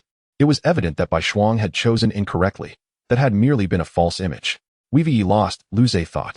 Had they struck the soul-devouring crow from the outset, there might have been a glimmer of hope. As expected, with Bai Shuang's missed strike, Su Shiryao commanded, Caw of the soul. The leftmost soul-devouring crow abruptly dissolved into a wisp of black mist, while the true form soared high, spreading its wings wide, its crimson eyes igniting with ghostly flames. It let out a cry that resonated not like a bird's song, but akin to iron chains scraping against stone steps, sending a piercing tremor that pierced the very soul. A harrowing pain surged through Bai Shuang's mind, akin to countless steel needles scraping against her bones. Her pupils constricted, a piercing cry escaped her throat, only to be abruptly stifled, transforming into a quivering whimper. The agony crashed over her in waves. As the chilling mental blade wreaked havoc within her consciousness, Bai Shuang's limbs began to spasm uncontrollably, her pristine fur standing on end, the ice-blue halo pulsating violently, as if on the verge of exploding. In the end, a hoarse lament escaped her lips. Bai Shuang's body felt as though all strength had been drained. Collapsing onto the ground, rendered unconscious. Match concluded. Su Shiryao beckoned, and the soul-devouring crow returned to her shoulder. Lu Zhe approached Bai Shuang, observing her rolling eyes and unconscious form, and sighed in resignation. However, perhaps it was not entirely detrimental for Bai Shuang to experience the taste of failure. Contestant Lu Zhe, your match has concluded. Please wait patiently for the remaining matches to finish. Prizes will be distributed according to the final rankings after the competition ends. Lu Zhe sank onto the sofa, diverting his gaze from his phone to the unconscious Bai Shuang sprawled on the floor. Ever since Bai Shuang had awakened, she had remained in this state, not even glancing at the television, lost in thought. Could this defeat have struck her too deeply? Lu Zhe pondered, feeling increasingly restless. Physical injuries were easily remedied, yet if there were mental repercussions, that would pose a significant problem. With this thought weighing heavily on him, Lu Zhe hurriedly embraced Bai Shuang, offering her constant reassurances. It's all right, Bai Shuang, do not dwell on it. It was merely a loss. We shall reclaim our victory next time. Yet Bai Shuang remained silent, for her heart was heavy with sorrow. The primary source of sorrow stemmed from the fact that Lu Zhe had failed to secure the championship. Having spent considerable time in Lu Zhe's company, Bai Shuang was acutely aware of his fervent desire for victory. The disappointment of losing weighed heavily on her, as she felt she had let Lu Zhe down, which accounted for her prolonged silence. According to research, the emotions of magical beasts are often quite nuanced, meaning that even minor actions from their masters could lead to extensive misinterpretation. This intricacy is also a reason for the constraints placed on the contracts between beast tamers and their magical beasts. Despite the fact that a beast tamer with sufficient mental strength could contract an unlimited number of magical beasts, considerations regarding inter-beast relations and the availability of training resources necessitate caution. The official recommendation from the Azure Blue Kingdom is that a beast tamer should ideally contract no more than 1 or 2 new beasts upon breaking through a significant stage. Returning to the present, Bai Shuang understood fully that since their contract began, it had always been Lu Zhe who had been laboring tirelessly for her sake, striving to enhance her strength. Every endeavor Lu Zhe undertook was etched in her memory, and she yearned to reciprocate his efforts. However, the unexpected defeat left her questioning her own abilities, compounded by the ease with which she had been vanquished. Lu Zhe, unable to grasp the depths of Bai Shuang's feelings, could only offer her words of comfort, while she occasionally emitted sounds of grievance. Days passed, and the magical beast competition ultimately concluded. As anticipated, the championship was claimed by Su Shiryao. Lu Zhe felt no bitterness about this outcome, recognizing the vast disparity in their abilities. It was a matter of sheer numerical superiority, devoid of strategy, as she had dominated from start to finish. Only the top 100 would receive invitations back to the arena for the award ceremony. Ladies and gentlemen, let us extend our warmest applause to congratulate Su Shiryao for winning this competition. In the arena, Chen Qiming presided over the award ceremony, presenting a frost crystal core to Su Shiryao with a broad smile. This is your prize, please accept it. Su Shiryao nodded and graciously accepted her reward. While she personally had little need for the prize, it was still a testament to her victory. After Su Shiryao received her award, Chen Qiming announced the name of the next recipient. Second place, Chen Ziming. Let us applaud him with equal enthusiasm. Chen Ziming, a peer of Lu Zhe, bore a hint of arrogance on his face. Notably, the majority of the top 100 were students of Lu Zhe's age, with only a handful of older adults among them. As the announcements continued, it eventually came to Lu Zhe's turn. 17th place, Lu Zhe. Upon hearing his name, Lu Zhe hurried forward from the sidelines. Chen Qiming, wearing a smile and a friendly tone, addressed him. You are Lu Zhe. This is your prize, please take it. Lu Zhe accepted his award, a small frost essence crystal. He had not expected to receive this item instead of the frost crystal core, yet it was still a valuable material needed for Bai Shuang's evolution. While the frost essence crystal was not as superior as the frost crystal core, it was nonetheless a precious second-tier material. After expressing his gratitude, Lu Zhe returned to his seat, weighing the frost essence crystal in his hand, estimating it to be around 50 grams. Although it was insufficient for Bai Shuang's evolution, it was still a pleasant surprise. He mentally communicated with Bai Shuang, informing her that he had procured some materials for her evolution. Shortly thereafter, she responded with a subtle acknowledgement. Following that day, Bai Shuang quickly regained her composure, which brought relief to Lu Zhe. However, a noticeable change had occurred. Bai Shuang was evidently working much harder than usual, even reducing her time spent watching her favorite animated shows. And thus, this year's magical beast competition comes to a close. After a lengthy duration, the awards ceremony finally concluded. What a drawn-out affair, Lu Zhe mused. In addition to awarding the top 100, Chen Qiming had delivered an abundance of formalities before and after the ceremony, rendering Lu Zhe fatigued. Finally, hearing the end announcement, he exhaled deeply. Declining invitations and conversations from others, Lu Zhe exited the venue. How is Bai Shuang doing? Upon stepping outside, Lin Xingyu approached Lu Zhe with concern. Much better. Thank you for your care, Sister Lin. After noticing something was amiss with Bai Shuang, Lu Zhe had immediately informed Lin Xingyu, seeking her assistance. As a second-tier nurturing master, Lin Xingyu possessed far more experience with magical beasts than he did, and her wisdom was invaluable. Yes, Lin Xingyu nodded and continued. The emotional downturn in magical beasts following a defeat can stem from 2 primary causes. The first is the inability to accept the strength of a formidable opponent, leading them to question their own abilities. This is the most common reason for their despondency. What about the second? Luze inquired, intrigued. The second reason is that the magical beast may feel they have disappointed their master, which can lead to a similar emotional decline. However, this is quite rare and typically occurs only in those beasts with a profound bond with their tamers. Which do you think Bai Shuang represents? Lin Qingyu paused before elucidating the second scenario. Upon hearing Lin Qingyu's inquiry, Luze contemplated for a moment. He felt there was a significant likelihood that Bai Shuang fell into the latter category. This was not mere vanity, as her actions consistently indicated her deep attachment to him. Thus, he believed it was plausible that her situation aligned with the second reason. Observing Luze lost in thought, Lin Qingyu spoke again, regardless of which it is. You must ensure to comfort Bai Shuang. This situation is not entirely negative. It signifies that the magical beast possesses a strong will, and often, after such experiences, they emerge even more resolute than before. Luze nodded in agreement and followed Lin Qingyu as they left together. Chapter 35. The Pinnacle of Beast Tamers. With his eyes tightly shut and an expression of apparent anguish, Luze was on the verge of a breakthrough. Over 10 days had passed since the end of the competition, and after receiving a sustained supply of spiritual energy from Bai Shuang during this period, he was finally ready to ascend to the peak of Beast Tamers today. Human cultivation predominantly relies on the spiritual energy transmitted from their contracted magical beasts. Thus, the realms of the Beast Tamer and their magical beast do not ascend in unison. For instance, Bai Shuang had surpassed the ordinary tier some time ago. Yet Luze was only now commencing his breakthrough to the pinnacle of Beast Tamers. This delay would only become more pronounced with higher levels of cultivation. Before long, an invisible wave of energy emanated from Luze, swirling outward. Bai Shuang squinted, sensing her fur being lifted by the force of the energy. Slowly opening his eyes, Luze tuned into the surging power within him, feeling an overwhelming sense of invincibility.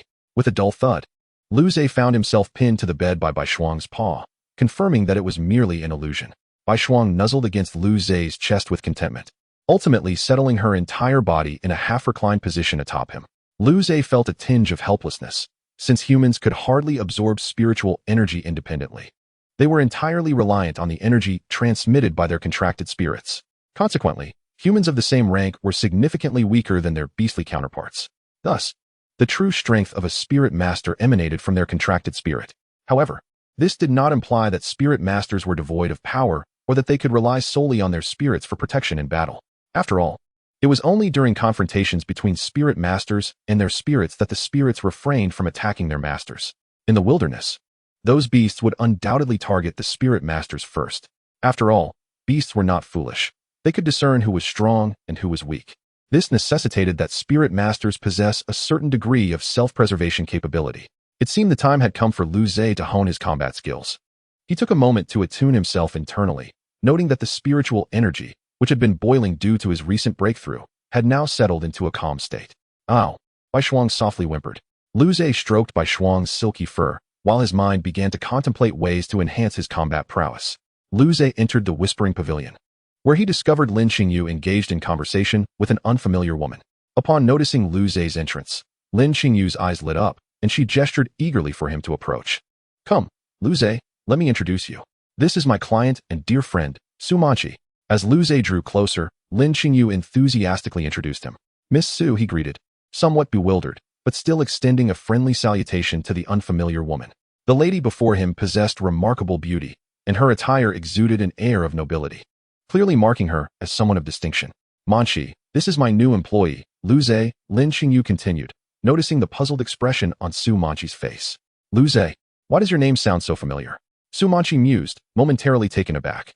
She felt an odd sense of recognition, as if she had encountered this name before. Oh, I remember now.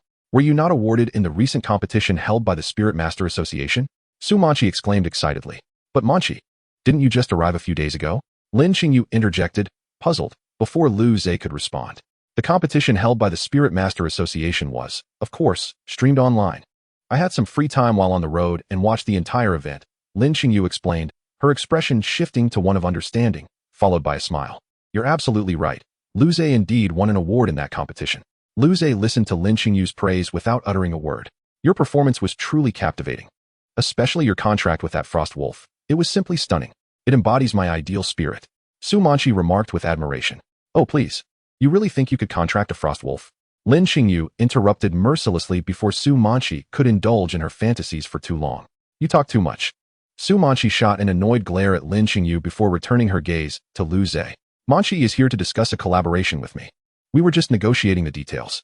Lin Qingyu informed Lu Zhe about her recent conversation with Su Manchi. Collaboration? Lu Zhe inquired, somewhat perplexed. Indeed. I plan to host a spirit contest under the name of the Whispering Pavilion while the Spirit Master Association's competition is still ongoing.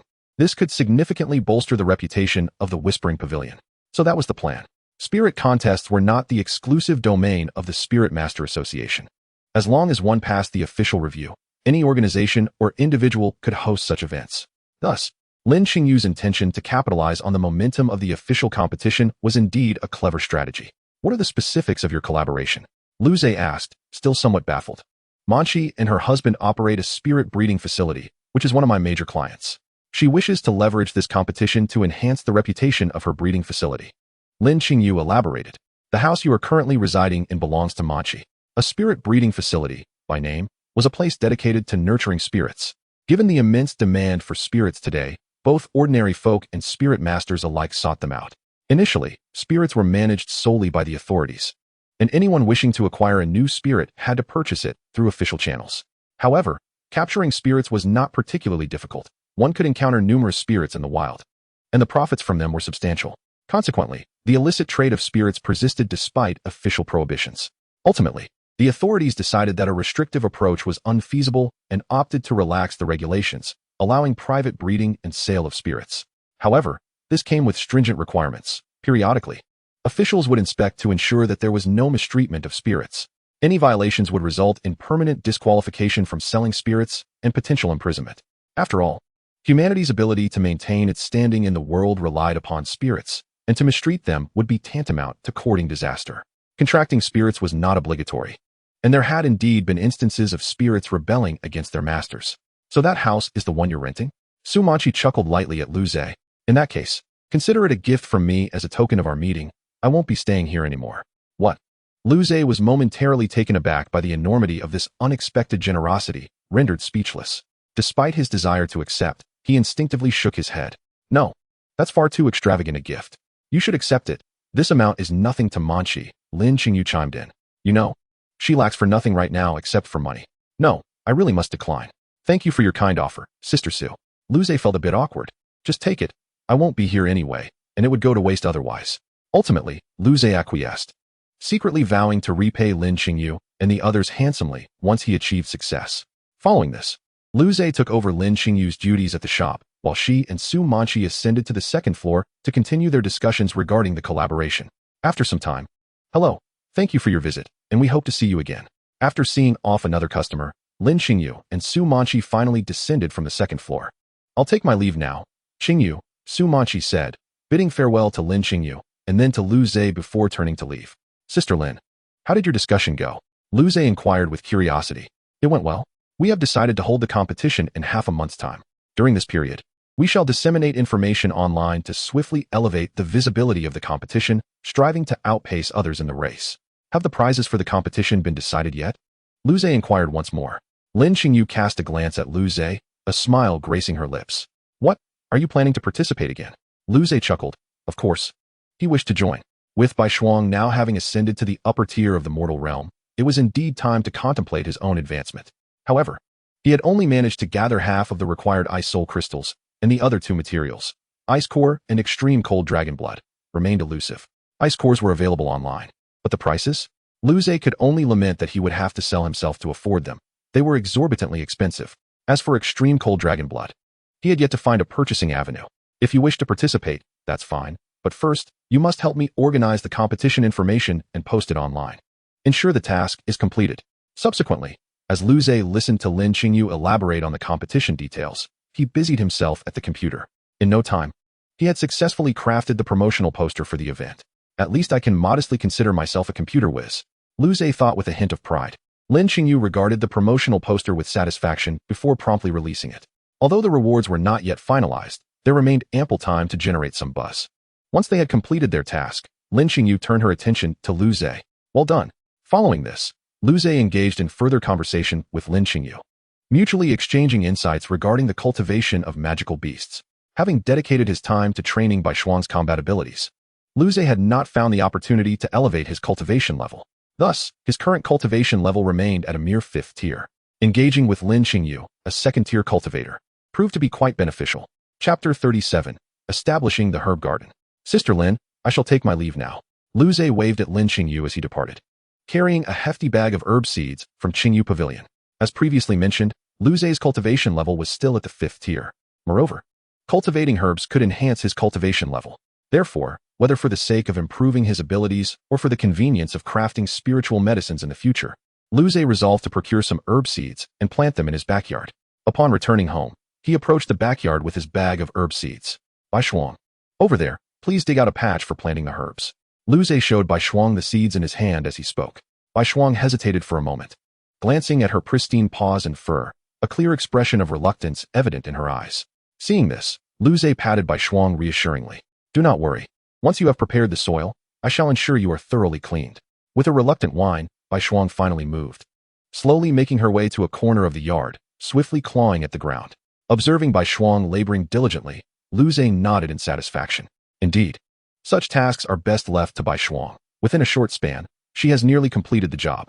If I were to do it myself, it would take an eternity. After a while, Bai Shuang had thoroughly prepared a substantial patch of earth, but at the cost of her 4 paws, now caked in mud. Even the previously pristine fur appeared dull and soiled. Disdainfully glancing at her paws, Bai Shuang hurried over to Lu Zhe's side. Hurry, give me a bath. Lu Zhe halted his approach to the herb garden, placing the bag of herbs down, and honored his promise by starting to wash Bai Shuang. Joyfully splashing in the tub, Bai Shuang lifted her front paws towards Lu Zhe, her eyes brimming with anticipation. Lu Zhe began to cleanse her outstretched paws, and soon, her fur and claws regained their original cleanliness. However, Lu Zhe did not immediately release her paws. Instead, he extended his hand to massage Bai Shuang's soft paw pads. Bai Shuang emitted a contented sound, her tail wagging happily in the tub. All done. Lu Zhe stroked Bai Shuang's now dry and smooth fur, smiling as he spoke. Bai Shuang turned to sniff her own body, catching the delightful scent of the bath gel, her face finally lighting up with satisfaction. Oh whoa! Bai Shuang leaned against Lu Zhe, rubbing against him affectionately. I shall go ahead and plant those herbs now. Bai Shuang, you may entertain yourself for a while. With that, Lu Zhe patted Bai Shuang's head and returned to the backyard. After picking up the herb seeds he had set aside, Lu Zhe contemplated briefly in his mind before beginning to plant the seeds in the designated area.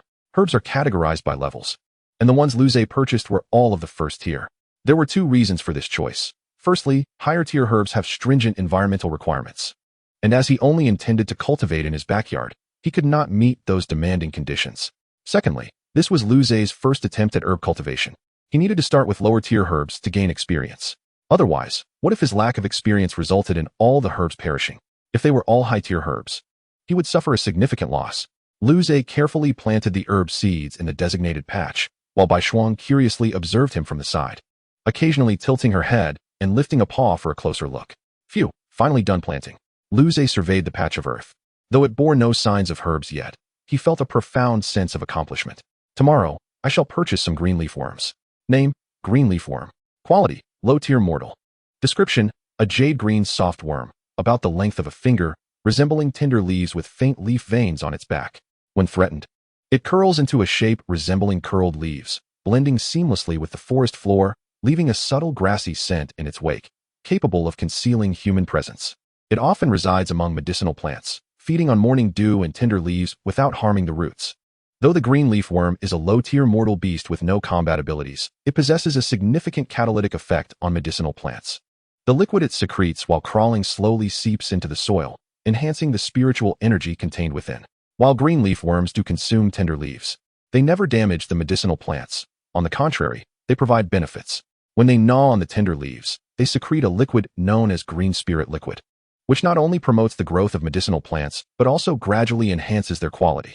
All right, Bai Shuang, it's time to head back and prepare dinner. Calling out to Bai Shuang, who responded with a bark, she glanced at the herb patch before walking over to Lu Zhe's side. The man and wolf then returned to the house together. The following day, Lu Zhe visited a magical beast center, a location dedicated to the sale of magical creatures. Hello. Welcome. How may I assist you today? Upon entering, a young woman approached him with a warm greeting. I intend to purchase some green leafworms.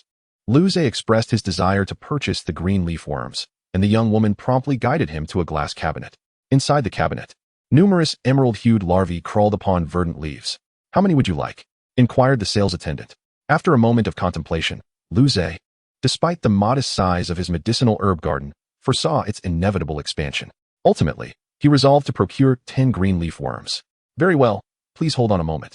The attendant replied, proceeding to select the worms for him. After a brief wait, she presented him with a small glass container housing the 10 green leaf worms. Upon completing the transaction, Lu Zhe carried the box back to his home. Upon reaching the backyard, Lu Zhe gently tapped the head of the white frost creature resting beside the glass box. Stop staring. Look at how terrified they are, he remarked. Indeed. Within the glass container, the 10 green leaf worms had huddled into a corner, paralyzed with fear under the gaze of the white frost. Humph. White Frost exhaled sharply, lifting her head and retreating to a nearby spot, yet her eyes remained fixed on the scene. Lu Zhe opened the glass box and released the worms onto the medicinal herb bed. After being nourished by plant cultivation liquid the previous day, the herb garden had sprouted tender shoots. Initially in a state of disarray, the green leaf worms soon settled down. Observing the worms now perched upon the delicate leaves, Lu Zhe felt no trepidation. He understood that the green leaf worms would not consume such freshly sprouted herbs. Not only would they refrain from eating, but they would also enhance the herb's growth. After watching the garden for a while, Lu Zhe called White Frost to return, but she shook her head in refusal. Her curious gaze fixed on the worms crawling about the herb bed. Noticing her reluctance to leave, Lu Zhe refrained from insisting and simply offered a few words of caution. Just observe, please do not touch them. White Frost did not respond verbally but flicked her tail to indicate her understanding, allowing Lu Zhe to go back inside. Chapter 38. Lin Qingyu's Beasts. One green leaf worm meandered through the herbs, delightfully nibbling on a tender leaf nearby. Another green leaf worm approached, and they exchanged glances, their bodies subtly undulating, a distinctive form of communication unique to green leaf worms. Meanwhile, a pair of enormous eyes, from the perspective of the green leaf worms, remained fixated on them. White Frost lay nearby, silently observing the behaviors of the worms. As Lu Zhe entered the backyard, he spotted White Frost, as before, reclining beside the herb bed. Ever since he placed the green leaf worms in the garden, she had devoted time each day to watch them. This puzzled Lu Zhe. Did she feel lonely? He pondered. Yet, it seemed unlikely, as there were fish in the pond that he had previously introduced for fishing, and White Frost did not show the same interest in them. After much contemplation without arriving at a conclusion, he decided to let it be. He had directly asked White Frost, but she merely expressed curiosity about the green leaf worms. Perhaps that was indeed the case. White Frost remained utterly engrossed in observing the green leaf worms, her gaze darting between them, seemingly searching for something unusual. Her intense focus stemmed from an anime she had watched, where the protagonist was an ordinary-looking green leaf worm that harbored an ancient and mysterious bloodline. By chance, the protagonist awakened this hidden lineage and soared to greatness, overcoming numerous adversities and evolving, ultimately becoming a formidable beast emperor. Thus, White Frost speculated whether the 10 green leaf worms Lu Zhe had brought home might also possess such latent bloodlines. They looked remarkably similar, and their movements mirrored those of the characters she had seen on screen. No, wait, that one over there resembles it even more, she thought, repeatedly scrutinizing the worms in the herb bed, convinced that each one bore a striking resemblance to the one from the television. Yet, there was something distinctly different about each. In the show, the green leaf worm awakened its hidden bloodline only after enduring an attack from an iron-feathered chicken. Could it be that these green leaf worms also needed to be attacked to awaken? The more she pondered, the more plausible it seemed, and her entire being began to stir with anticipation. However, recalling Lu Zhe's warning, she restrained herself from acting impulsively. Come on, White Frost, we should head to the shop. With a reluctant glance back at the green leaf worms, she finally approached Lu Zhe. Outside Qingyu Pavilion, a large banner had been hung at the entrance, displaying information about the upcoming competition. Sister Lin, how many people have signed up so far? Lu Zhe inquired, addressing Lin Qingyu, who was seated behind the computer. With a gleeful expression, Lin Qingyu replied, over 600 have registered already. The competition she organized had a cap of 800 participants. Given that it was merely a contest hosted by a cultivation shop, the prizes could not compete with those of official events, which naturally limited the number of participants. Moreover, with the increasing number of competitions being held elsewhere, it made sense that the turnout wouldn't be overwhelming. It seems this competition is destined for your victory, perfectly compensating for your earlier disappointment, Lin Qingyu remarked with a smile. The prize for the champion had already been determined, a first-tier spirit item, the wood spirit fruit. Soon, the day of the competition arrived. The venue was again at the Beast Tamer Association, yet in a different, smaller arena than before. The officials were quite supportive of privately organized competitions. Thus, they only required the payment of venue and management fees, making it remarkably convenient. At that moment, within the arena, A host and judge stood on a platform, microphone in hand, announcing, "Welcome to this Beast Tamer competition, jointly organized by Qingyu Pavilion and the Blue Water Beast Cultivation Base in collaboration with the Beast Tamer Association." Listening to the proceedings with mild disinterest, Lu Zhe absent-mindedly patted White Frost beside him. Seated next to him were Lin Qingyu and Su Manqi. As the organizers of the event, the trio enjoyed certain privileges, allowing them to occupy the platform close to the speaking host. White Frost yawned, stretching comfortably, as she cast her gaze down upon the audience and the expansive competition arena. A proud expression adorned Bai Shuang's face. "So this is what it feels like to look down from such heights." Bai Shuang joyfully wagged her tail, while Lu Zhe, feeling a sudden urge, reached out to grasp it. Observing Lu Zhe's affectionate interaction with Bai Shuang, Su Manqi's eyes shimmered with envy. "Qingyu, do you think our breeding base could raise a pack of frost wolves?" Upon hearing Su Manqi's inquiry, Lin Qingyu wore a slight look of exasperation. "Manqi, you've asked this numerous times. It's simply not feasible." "I was just curious," Su Manqi mumbled. "Even a breeding base for magical beasts cannot simply raise whatever it desires.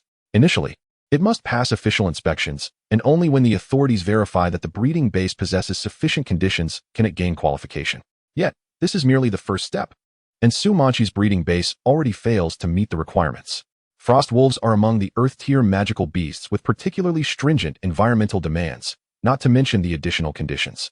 As Lin Qingyu and her companions engaged in casual conversation, the competition promptly commenced. Thus, the competition officially begins. At this, Lu Zhe finally perked up, his eyes fixated on the arena below. Today, he was not competing, allowing him the leisure to truly enjoy the matches, especially since his victory was all but assured. Initially, Lu Zhe watched the contests with enthusiasm, but his interest waned swiftly. To him, the magical beasts participating seemed rather feeble, and the spectacle lacked allure. He glanced at his companions. Lin Qingyu, much like himself, appeared somewhat bored. However, Su Manqi and Bai Shuang were evidently captivated. "Sister Lin, what magical beast have you contracted?" Lu Zhe initiated a conversation with Lin Qingyu, genuinely curious about her contracted beasts. Until now, he had only known of Lin Qingyu's third beast, the Frostblade Dragon Lizard. "My contracted beasts?" Lin Qingyu was taken aback by Lu Zhe's sudden question. "Is it inconvenient?" Lu Zhe felt a bit awkward, on the verge of switching topics. "No, it's nothing of the sort. I was merely surprised by your inquiry," Lin Qingyu clarified. "My first magical beast is a starlight butterfly, evolved from a shadow butterfly, currently possessing Earth-tier mid-grade strength. The second is a frost snow ferret, also Earth-tier mid-grade, and the third is the Frostblade Dragon Lizard you have seen before. Name, starlight butterfly quality, Earth-tier mid-grade description, evolved from the shadow butterfly. Its body is a deep purple, with silver-white star patterns along its wings. When it flutters, it scatters phosphorescent specks resembling fallen stars. It is nocturnal, residing on high cliffs, feeding on moonlight. Its wing light can refract ambient light, rendering it momentarily invisible. When in flight, the starlight intertwines, akin to the auroras of the night sky. Name, frost snow ferret quality, Earth-tier upper-grade description. Its body is pure white, with a hexagonal ice crystal embedded at its tail's end, leaving behind a trail of glittering frost as it runs. It inhabits the extreme northern ice valleys, drinking from cold springs and feasting on snow hares, preferring solitude, and howling long into snowy nights. Its tail's eye can refract auroras." Chapter 39, Green Leafworm. Subsequently, Lu Zhe continued to converse with Lin Qingyu while observing the competition below. Occasionally, the sounds of Su Manqi's cheers reached his ears, indicating her deep engagement. As an ordinary person without any contracted magical beasts, she found the magical beast contests exhilarating. Lin Qingyu explained to Lu Zhe the reason behind Su Manqi's excitement. Thus, the day's competition swiftly drew to a close. "Sister Lin, shall we, like the previous official matches, designate multiple competition arenas?" Lu Zhe suggested, frowning as he noticed that only a handful of matches had been completed throughout the day. Initially, the official matches began one at a time, but later, to save time, they established several competition arenas, significantly accelerating the pace of the contests. Naturally, in the end, when vying for the top ranks, the matches returned to a one-by-one format, as those contests were far more thrilling. "That sounds reasonable," Lin Qingyu nodded after a moment of contemplation. After conferring with Su Manqi, who also nodded in agreement, Lu Zhe observed Lin Qingyu rise to converse with the officials present. Shortly thereafter, Lin Qingyu returned. "It's settled. They will enhance the competition arena tonight, allowing for multiple contests to be held simultaneously tomorrow. Well then, Sister Lin, I shall take my leave." After exchanging a few more words with Lin Qingyu and Su Manqi, Lu Zhe departed with Bai Shuang. Upon returning home, Bai Shuang, as usual, lounged on the sofa, engrossed in the television. Meanwhile, Luze commenced the preparation of 2 potions, one to promote herbal growth and the other to aid the green leafworm in leveling up. Although the green leafworm's function is solely agricultural, its advanced form possesses considerable aesthetic value. The sole advanced form of the green leafworm is the emerald butterfly. Name: Emerald butterfly. Quality: common tier. Upper grade. Description: its body is a jade green, with wing veins resembling intricately carved emeralds. When it flutters, it scatters flecks of green light, reminiscent of flowing stardust. It inhabits the mist flower valley, feeding on dew without gnawing at the roots of herbs, merely touching the petals to enhance their vibrancy. Due to its splendid plumage and graceful movements, it is often kept by nobility as a prized garden specimen. The emerald butterfly, like the green leafworm, lacks combat capabilities and has lost its catalytic effect on herbs and plants. However, it possesses an extraordinarily beautiful appearance. And due to the difficulty of evolving the green leafworm, original emerald butterflies are exceedingly rare. Thus, each emerald butterfly holds immense value, often surpassing that of most Earth-tier lower-grade magical beasts. A few days prior, Luze had utilized the Eye of Truth to examine the green leafworm and discovered an exhilarating piece of information. Species: green leafworm. Strength: common tier lower grade. Quality: common tier lower grade. Advanced forms: 1. Emerald butterfly, common tier upper grade. 2. Spirit leaf envoy, common tier upper grade. Indeed, the Eye of Truth revealed that the green leafworm possesses 2 advanced forms. Furthermore, the Spirit Leaf Envoy significantly enhances the very catalytic ability that Luze values for herbs and plants.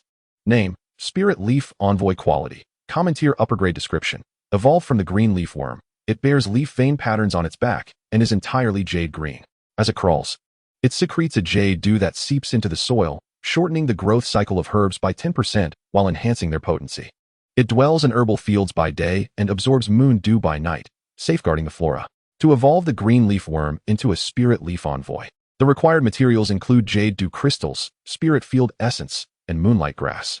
Upon discovering that the green leafworm could evolve into a Spirit Leaf Envoy, Luze resolved to cultivate all the green leafworms in his herbal fields into Spirit Leaf Envoys. This not only promises substantial benefits for his herbal fields, but may also significantly elevate his cultivation level. After a considerable time, Luze finally concocted both potions.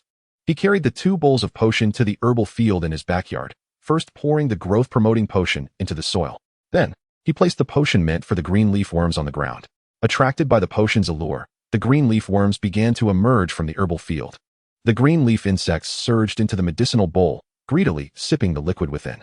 Luze quietly observed from the side, only beginning to assess the condition of the insects after they had drained every last drop. Under Luze's care over the past few days, these green leaf insects had undergone noticeable changes since their arrival. Their emerald green bodies had grown more lustrous, and they had even increased in size. After scrutinizing all the insects, Luze estimated that, at best, they would require several more weeks of nurturing. The advancement of demonic beasts necessitates not only specific materials, but also a significant degree of growth. They must possess the capacity to endure the immense energy imparted by the advancement materials. Otherwise, forcing an evolution would not only result in a guaranteed failure, but also inflict severe harm upon the beast. In the worst-case scenario, the overwhelming power could even cause them to burst apart. Upon returning indoors, Luze settled onto the sofa, cradling Bai Shuang's head in his lap. He held a book in his hands, but did not immediately flip through its pages. Instead, he opened his personal panel in his mind. Host: Luze. Level: Peak Demon Tamer. Breeder level: Level 5, 79, 100. Talent: Beast Affinity, Eye of Truth. The ascent of breeding levels had become increasingly arduous. From initially progressing in just a few days to now, over 2 months later, still unable to break into level 6. Although Luze had dedicated a considerable amount of time to training Bai Shuang's compatibilities, such training does not influence breeding levels, highlighting the difficulty in advancing. Redirecting his attention to the book in his hands, Luze gently patted Bai Shuang. Don't gaze for too long. Once you finish, obediently return to your training. Okay, I understand. Bai Shuang replied with an air of mild dissatisfaction, wriggling restlessly in Luze's embrace, making it difficult for him to concentrate on his reading. Observing Bai Shuang's playful antics, Luze feigned annoyance and lightly tapped her. Bai Shuang quickly settled down, although she flicked her tail, the soft, fluffy fur brushing against Luze's nose, eliciting an itchy discomfort. Nevertheless, seeing Bai Shuang calm, Luze refrained from further actions and, while reading, extended a hand to gently massage her. Bai Shuang emitted a contented sound, her eyes growing drowsy as she relaxed in Lu Ze's arms. Even her previously swaying tail now drooped down, the entire wolf seemingly surrendering to the soothing massage. Chapter 40. A Relaxed Resolution. In the following days, Lu Ze occasionally accompanied Lin Qingyu to observe the competitions, but at times he would also visit Qingyu Pavilion alone, as he did today. Seated behind the counter, Lu Ze watched Bai Shuang pace restlessly within the shop. How did I end up feeling less like an employee and more like a partner? In truth, Lu Ze's sentiment held merit. Compared to a mere employee, he had evolved into something akin to a partner.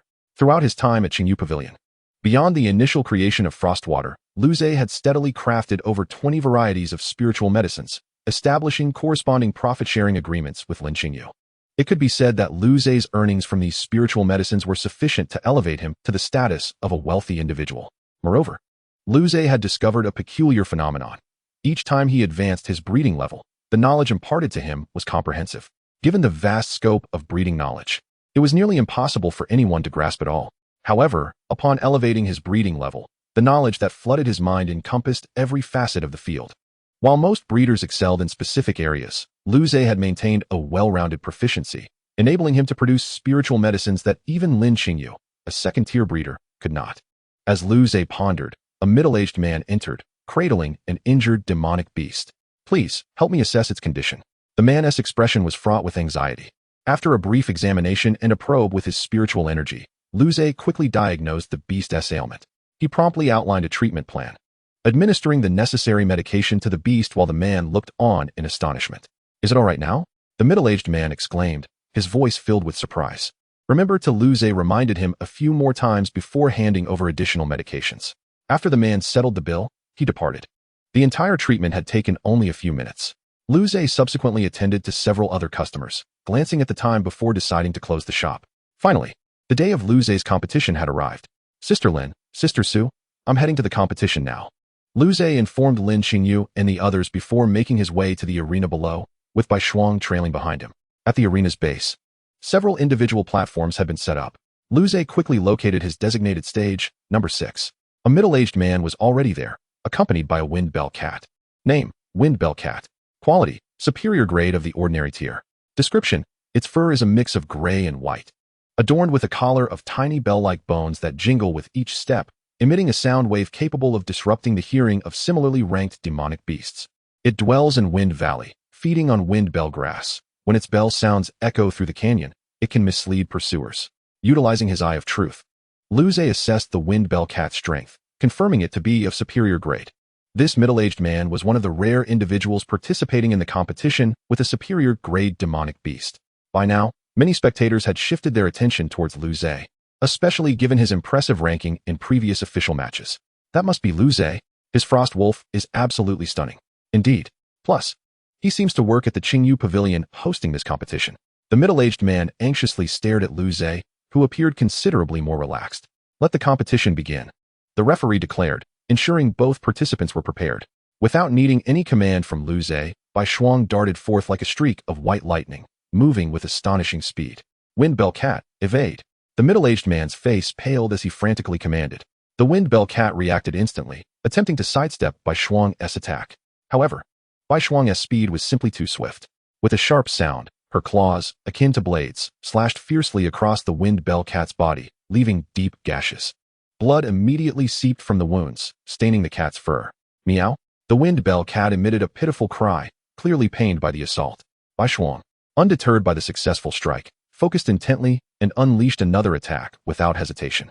Planting her forepaws on the ground, she propelled herself upward, launching her entire body towards the Wind Bell Cat. A resounding crash echoed through the arena. The Wind Chime Cat was forcefully knocked aside by Bai Shuang, crashing heavily to the ground. Before the Wind Chime Cat could rise from the earth, Bai Shuang, like a shadow, lunged forward. With a sharp claw, she pressed the Wind Chime Cat firmly to the ground, her overwhelming strength and the excruciating pain coursing through its body rendering it utterly immobile. Meow meow. The Wind Chime Cat emitted cries of anguish, desperately struggling against Bai Shuang's restraint, yet to no avail. The middle-aged man watched this scene with a pale face, his heart filled with resentment. However, no matter how he felt, the referee promptly announced the outcome of the match. The victor was Lu Ze. At that moment, Bai Shuang lifted her claw that pinned down the Wind Chime Cat and casually shook it off to the side. Subsequently, she ambled over to Lu Ze. Howl howl. Let's go? Lu Zhe led Bai Shuang back to the high platform, where he was greeted by Su Manchi's adoring expression. Wow, Bai Shuang, you are truly remarkable, effortlessly dispatching your opponent. Su Manchi exclaimed, rushing to Bai Shuang's side with amazement in her voice. Listening to Su Manchi's praise, Bai Shuang expressionlessly raised her head, seemingly indifferent. Yet, her stance of remaining still to accept Su Manchi's admiration and the gentle sway of her tail indicated her inner joy and pride. Bai Shuang has certainly been flourishing under your care, able to defeat a creature of equal rank without employing any techniques. Lin Qingyu remarked to Lu Zhe as he returned to his seat, a hint of surprise in her tone. Compared to her exceptional speed, the Frost Wolf's physical strength was not particularly formidable among creatures of the same rank. However, Lu Zhe's Bai Shuang had astonishingly vanquished her opponent solely through brute strength. This is undoubtedly due to the special nourishment I provide Bai Shuang, Lu Zhe mused inwardly. Fully aware that his success lay not in training prowess, but in the substantial amounts of meticulously prepared food and elixirs he fed Bai Shuang daily, which included those that enhanced physical strength. Lu Zhe could confidently assert that Bai Shuang, under his tutelage, surpassed the vast majority of creatures of her rank. Chapter 41, The Champion's Medal. In the following period, the competition progressed at a rapid pace, and the reputations of the Qing Yu Pavilion and the Qing Shui Beast Cultivation base soared. The most immediate manifestation of this was the noticeable increase in patrons visiting the Qing Yu Pavilion each day. Soon, the time arrived for the final competition. Bai Shuang, absolute chill breath. In the center of the arena, Bai Shuang unleashed a blast of absolute chill that sent the flame tongue frog flying, rendering it unconscious. As the flame tongue frog collapsed, the crowd erupted into fervent cheers. The referee announced loudly, in this match, Lu Zhe emerges victorious. Let us congratulate him on becoming the champion of this tournament. The atmosphere reached a fever pitch, with applause and accolades echoing throughout. Lu Zhe declined to give a victory speech, as he truly had no words to express. He then returned to the high platform with Bai Shuang, who was so exhilarated that her entire tail was raised in delight. Bai Shuang, you are simply amazing. Let me pet you. Upon seeing Lu Zhe and Bai Shuang return, Su Manchi's eyes sparkled as she dashed to Bai Shuang's side, extending her hand to stroke her. Unlike her usual reluctance, the ecstatic Bai Shuang accepted Su Manchi's touch. Seeing Bai Shuang's lack of resistance filled Su Manchi with immense excitement, and at last, her hand finally brushed against Bai Shuang's soft fur. Ah! Su Manchi let out a sound akin to a long-suppressed sigh. The softness and slight chill beneath her fingers brought her immeasurable satisfaction. Observing this scene, Lu Zhe smiled silently before turning to Lin Qingyu and inquiring, Sister Lin, is there anything else you need me to do now that the competition has concluded? No. I'll handle everything here with Manchi, she replied, smiling. Oh right. Here is your champion's medal. Keep it well. Lin Qingyu produced a medal crafted entirely from gold, adorned with various embellishments.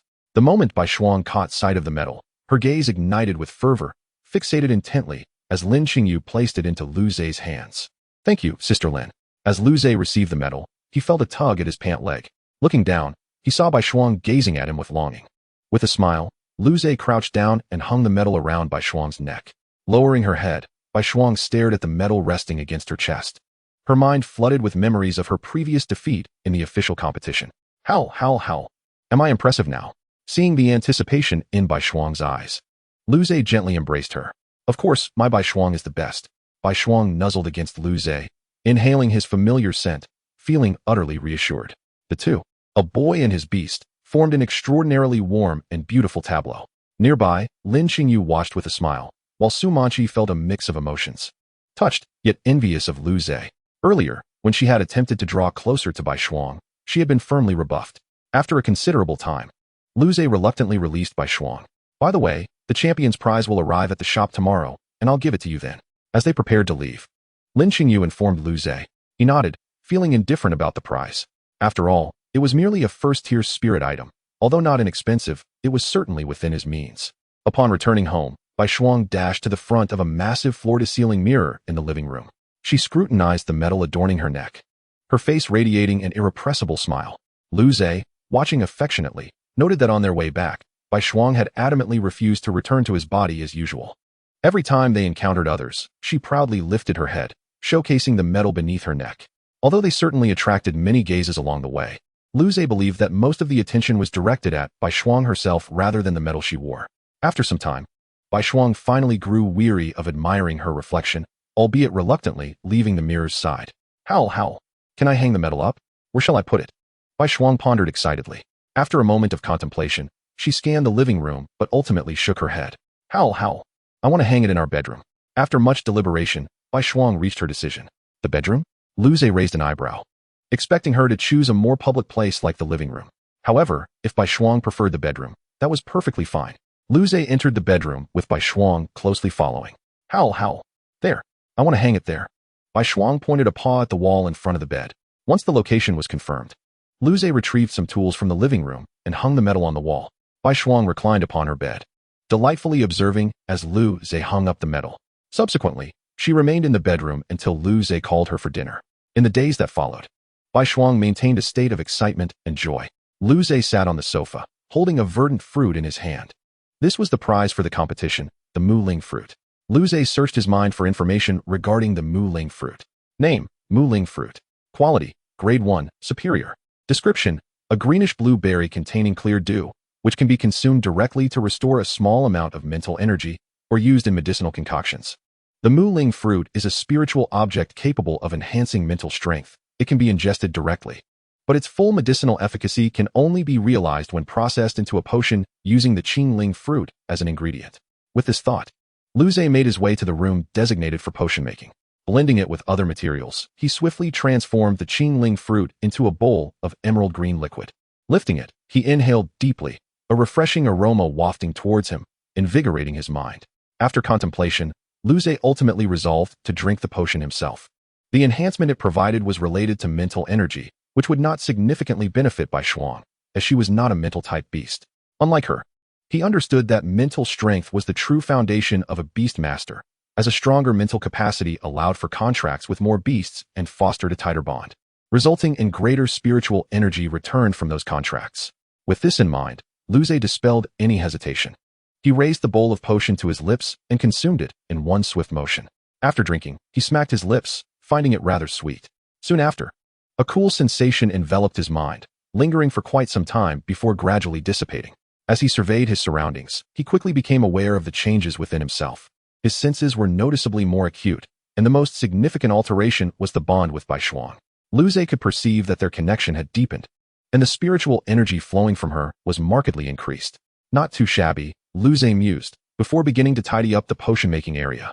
Chapter 42, The Advancement of Beasts. Lu Zhe sat behind the counter. Indeed, he was still managing the shop.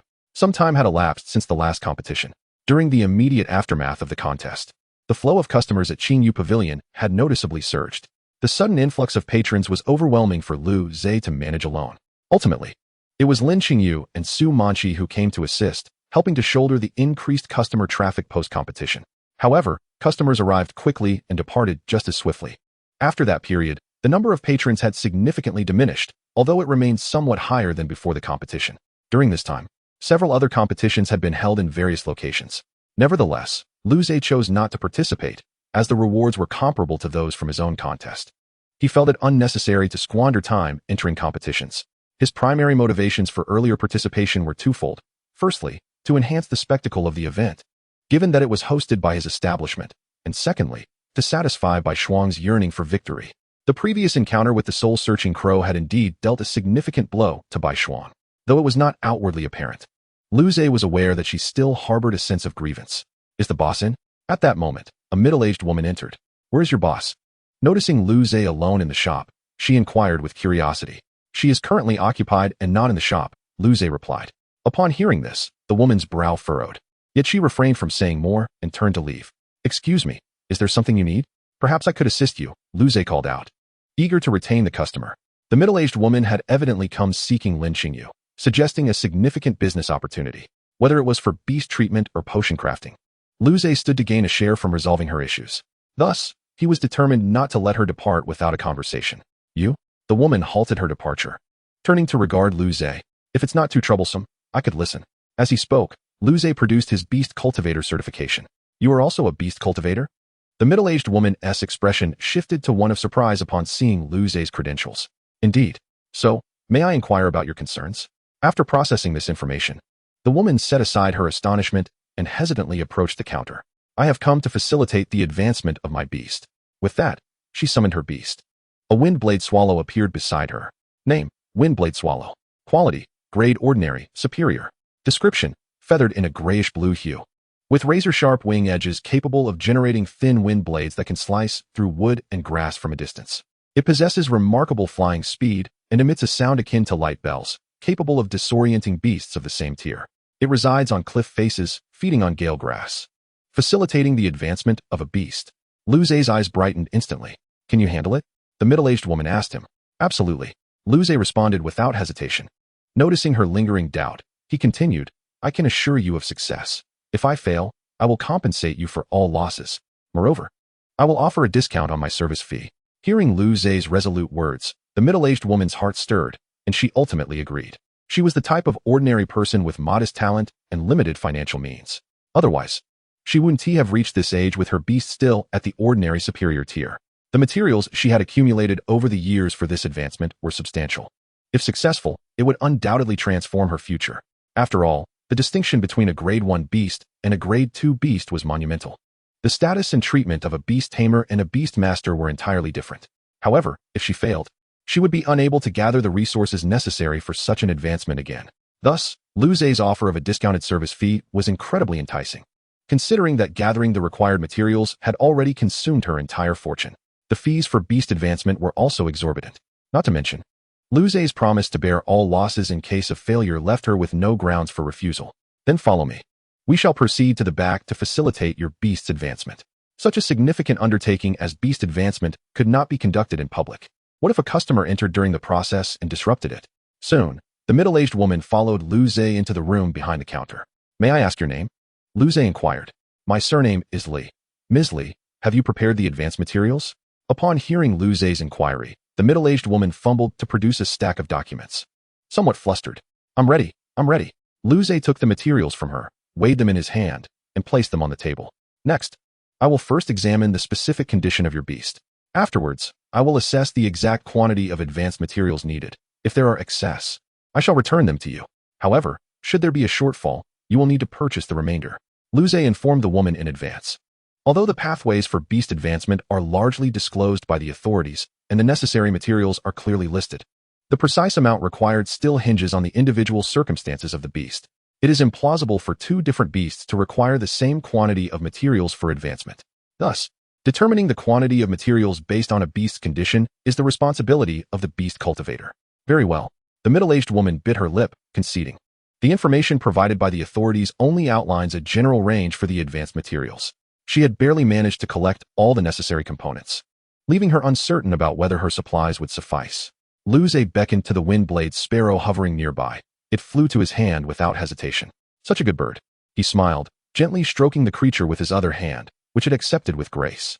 The middle-aged woman observed the obedient wind-blade sparrow with confusion, as her own beast typically did not behave this way in the presence of strangers. Unable to fathom the reason, she ultimately attributed it to the cultivator's skill. True Eye. Lu Zhe activated his True Eye on the wind-blade sparrow in his hand. Instantly, the specific materials needed for its advancement appeared before him. Chapter 43. Advancement. Gale Falcon. The True Eye allows one to directly ascertain the quantity of materials required for a beast's advancement. Previously, Lu Zhe had learned the necessary materials for Bai Shuang's advancement through the same means.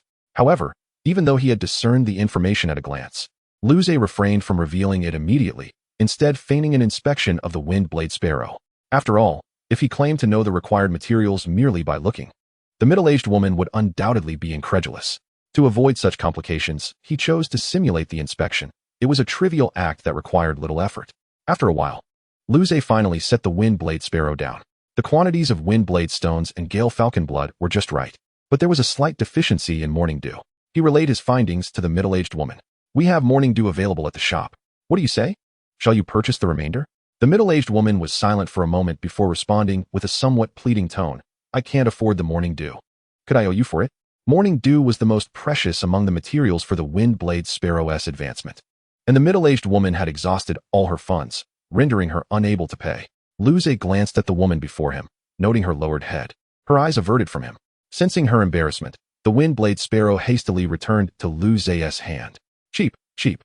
Sighing inwardly, Lu Zhe reflected on the harsh realities faced by the middle-aged woman and those like her.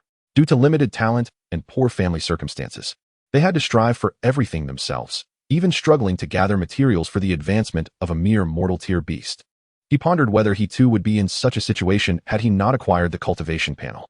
Given these circumstances, as my first client, I shall assist you in procuring the missing materials. You may repay me when you are able, Luze said, stroking the wind-blade sparrow as he addressed the middle-aged woman. Thank you, she replied, her body tensing momentarily before she spoke softly. Cheap, cheap. The wind-blade sparrow sensed its owner's gratitude and expressed its appreciation in its own way. Now, please wait here for a moment while I prepare the necessary elixirs, Luze instructed, smoothing the feathers of the wind-blade sparrow before picking up the materials from the table and stepping outside to begin his preparations. Ms. Lee, kindly remain here for a while. The middle-aged woman nodded in acknowledgement. Currently, there was only one officially recognized advancement pathway for the wind-blade sparrow, which was into the Gale Falcon. The required materials were wind-blade stones, gale feathers, and morning dew. The specific procedure involved first mixing the wind-blade stones with the Gale Falcon's blood to create an internal elixir. Subsequently, the elixir would be administered to the wind-blade sparrow, and finally, the morning dew would be applied to its entire body. Luze quickly crushed the wind-blade stones and poured them into a medicinal bowl, then added the Gale Falcon's blood. The moment the two substances came into contact, a violent reaction ensued. The liquid in the bowl began to churn vigorously, bubbling profusely. Observing this, Luze unhesitatingly infused his spiritual energy into the bowl. Under his control, the turbulent energy gradually calmed the concoction, allowing the previously repellent substances to merge slowly. As time progressed, the color of the elixir transformed into a pale azure. Done. Luze lifted the bowl and returned to the room, where he proceeded to administer the elixir to the wind-blade sparrow under the watchful gaze of the middle-aged woman. Throughout the feeding process, the wind-blade sparrow remained exceptionally docile, displaying no other behavior. After consuming the elixir, Luze donned gloves and began applying the morning dew to the creature's body. Cheep, cheep. Under Luze's deft hands, the wind-blade sparrow emitted a contented chirp. All done. After a few minutes, a series of swirling cyclones began to manifest around the wind-blade sparrow, filling the room with a resounding rush of wind. What is happening? The middle-aged woman's face lit up with joy as she witnessed the transformation. Having thoroughly researched the process beforehand, she understood that this indicated the wind-blade sparrow was in the midst of advancing to a Gale Falcon. However, for reassurance, she still inquired of Luze beside her. The wind-blade sparrow is in the process of advancement. It won't be long before I estimate it will succeed, Luze replied. His gaze filled with excitement as he observed the panel in his mind. Host, Luze. Level, Peak Beast Tamer Apprentice. Cultivator level, Level 5, 82, 100. Talent, Beast Affinity. True Eye. The proficiency following the cultivator level was steadily rising, 82, 83, 84. Thus, as time elapsed, the proficiency ultimately settled at 92. At that moment, the advancing wind-blade sparrow completed its transformation. Whoosh. The wind-blade sparrow, no longer merely a wind-blade sparrow but now a Gale Falcon, let out a sharp cry. It flapped its wings vigorously, shattering the surrounding cyclones and revealing its form. Name, Gale Falcon. Level, Low Earth Tier. Quality, Mid-Earth Tier. Description, can be advanced from wind-blade sparrow, with wings of a muted gray-blue hue and feathers as resilient as thin steel.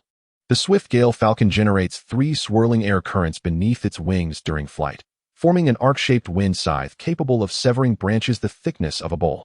Perched at the cliff's edge, it sustains itself on the moss stripped by its keen winds, emitting short, sharp cries reminiscent of blades slicing through the air.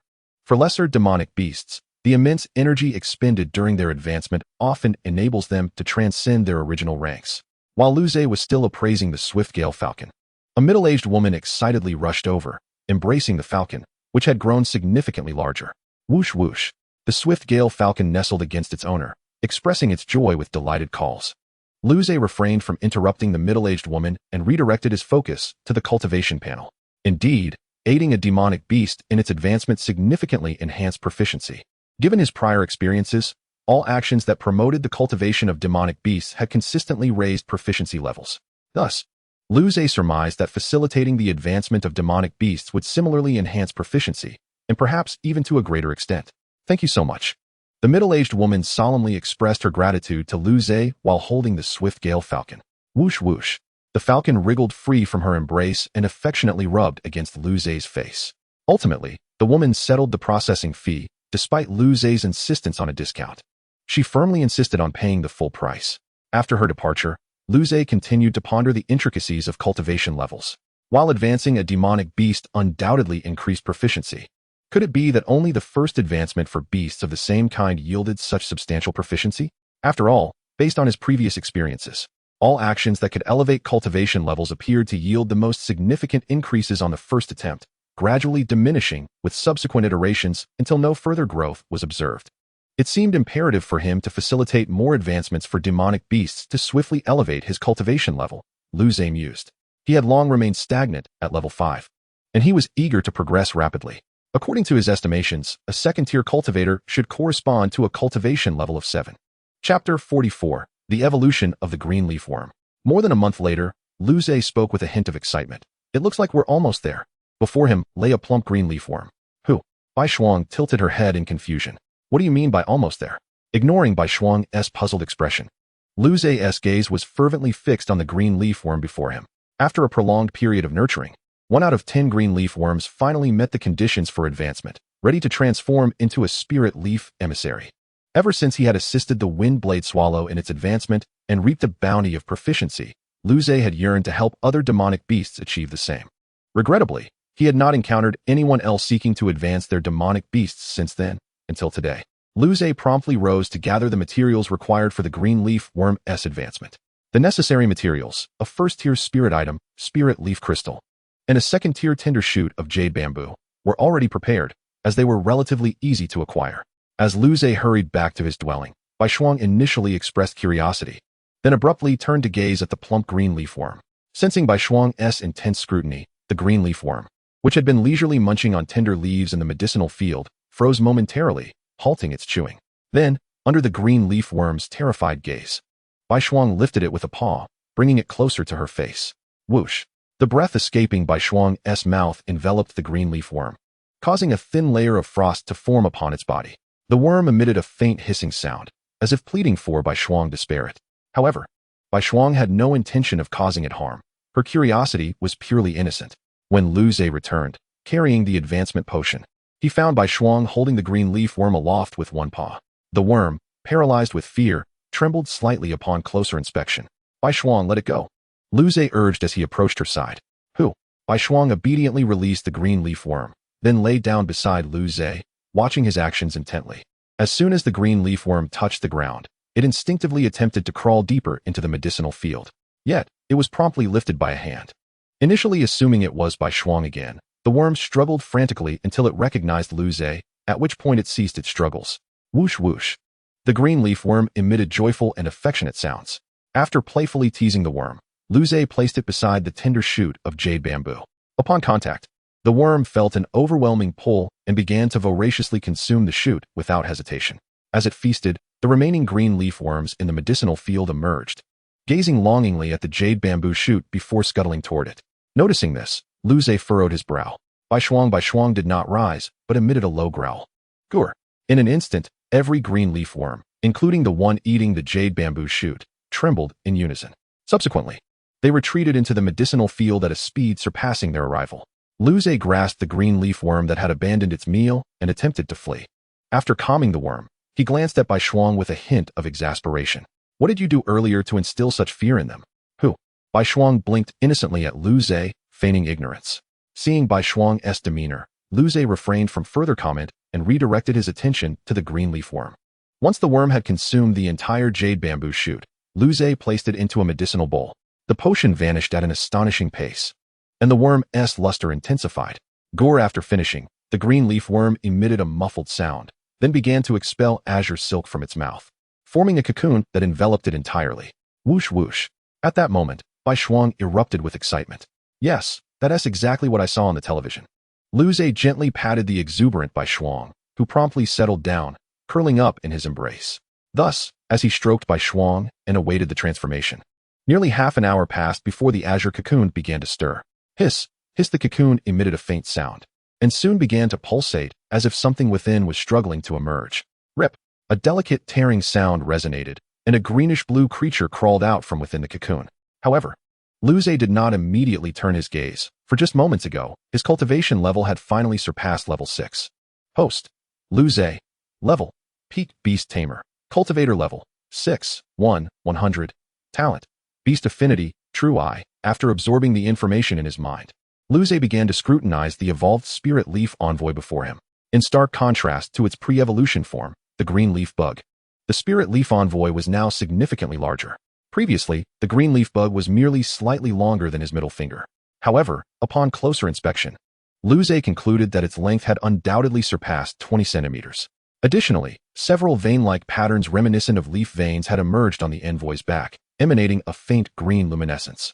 Subsequently, Luze employed his true eye to assess its power, determining that the spirit leaf envoy had ascended to the mid-tier of the mortal realm. The spirit leaf envoy crawled towards Luze, seemingly eager to share its joyous sentiments. Luze extended his palm, allowing it to ascend. Yet, just as the envoy was about to express its delight, it caught sight of the enormous, oppressive gaze of Baishuang. In an instant, its previously joyous demeanor evaporated, and it quickly curled up into a tight ball.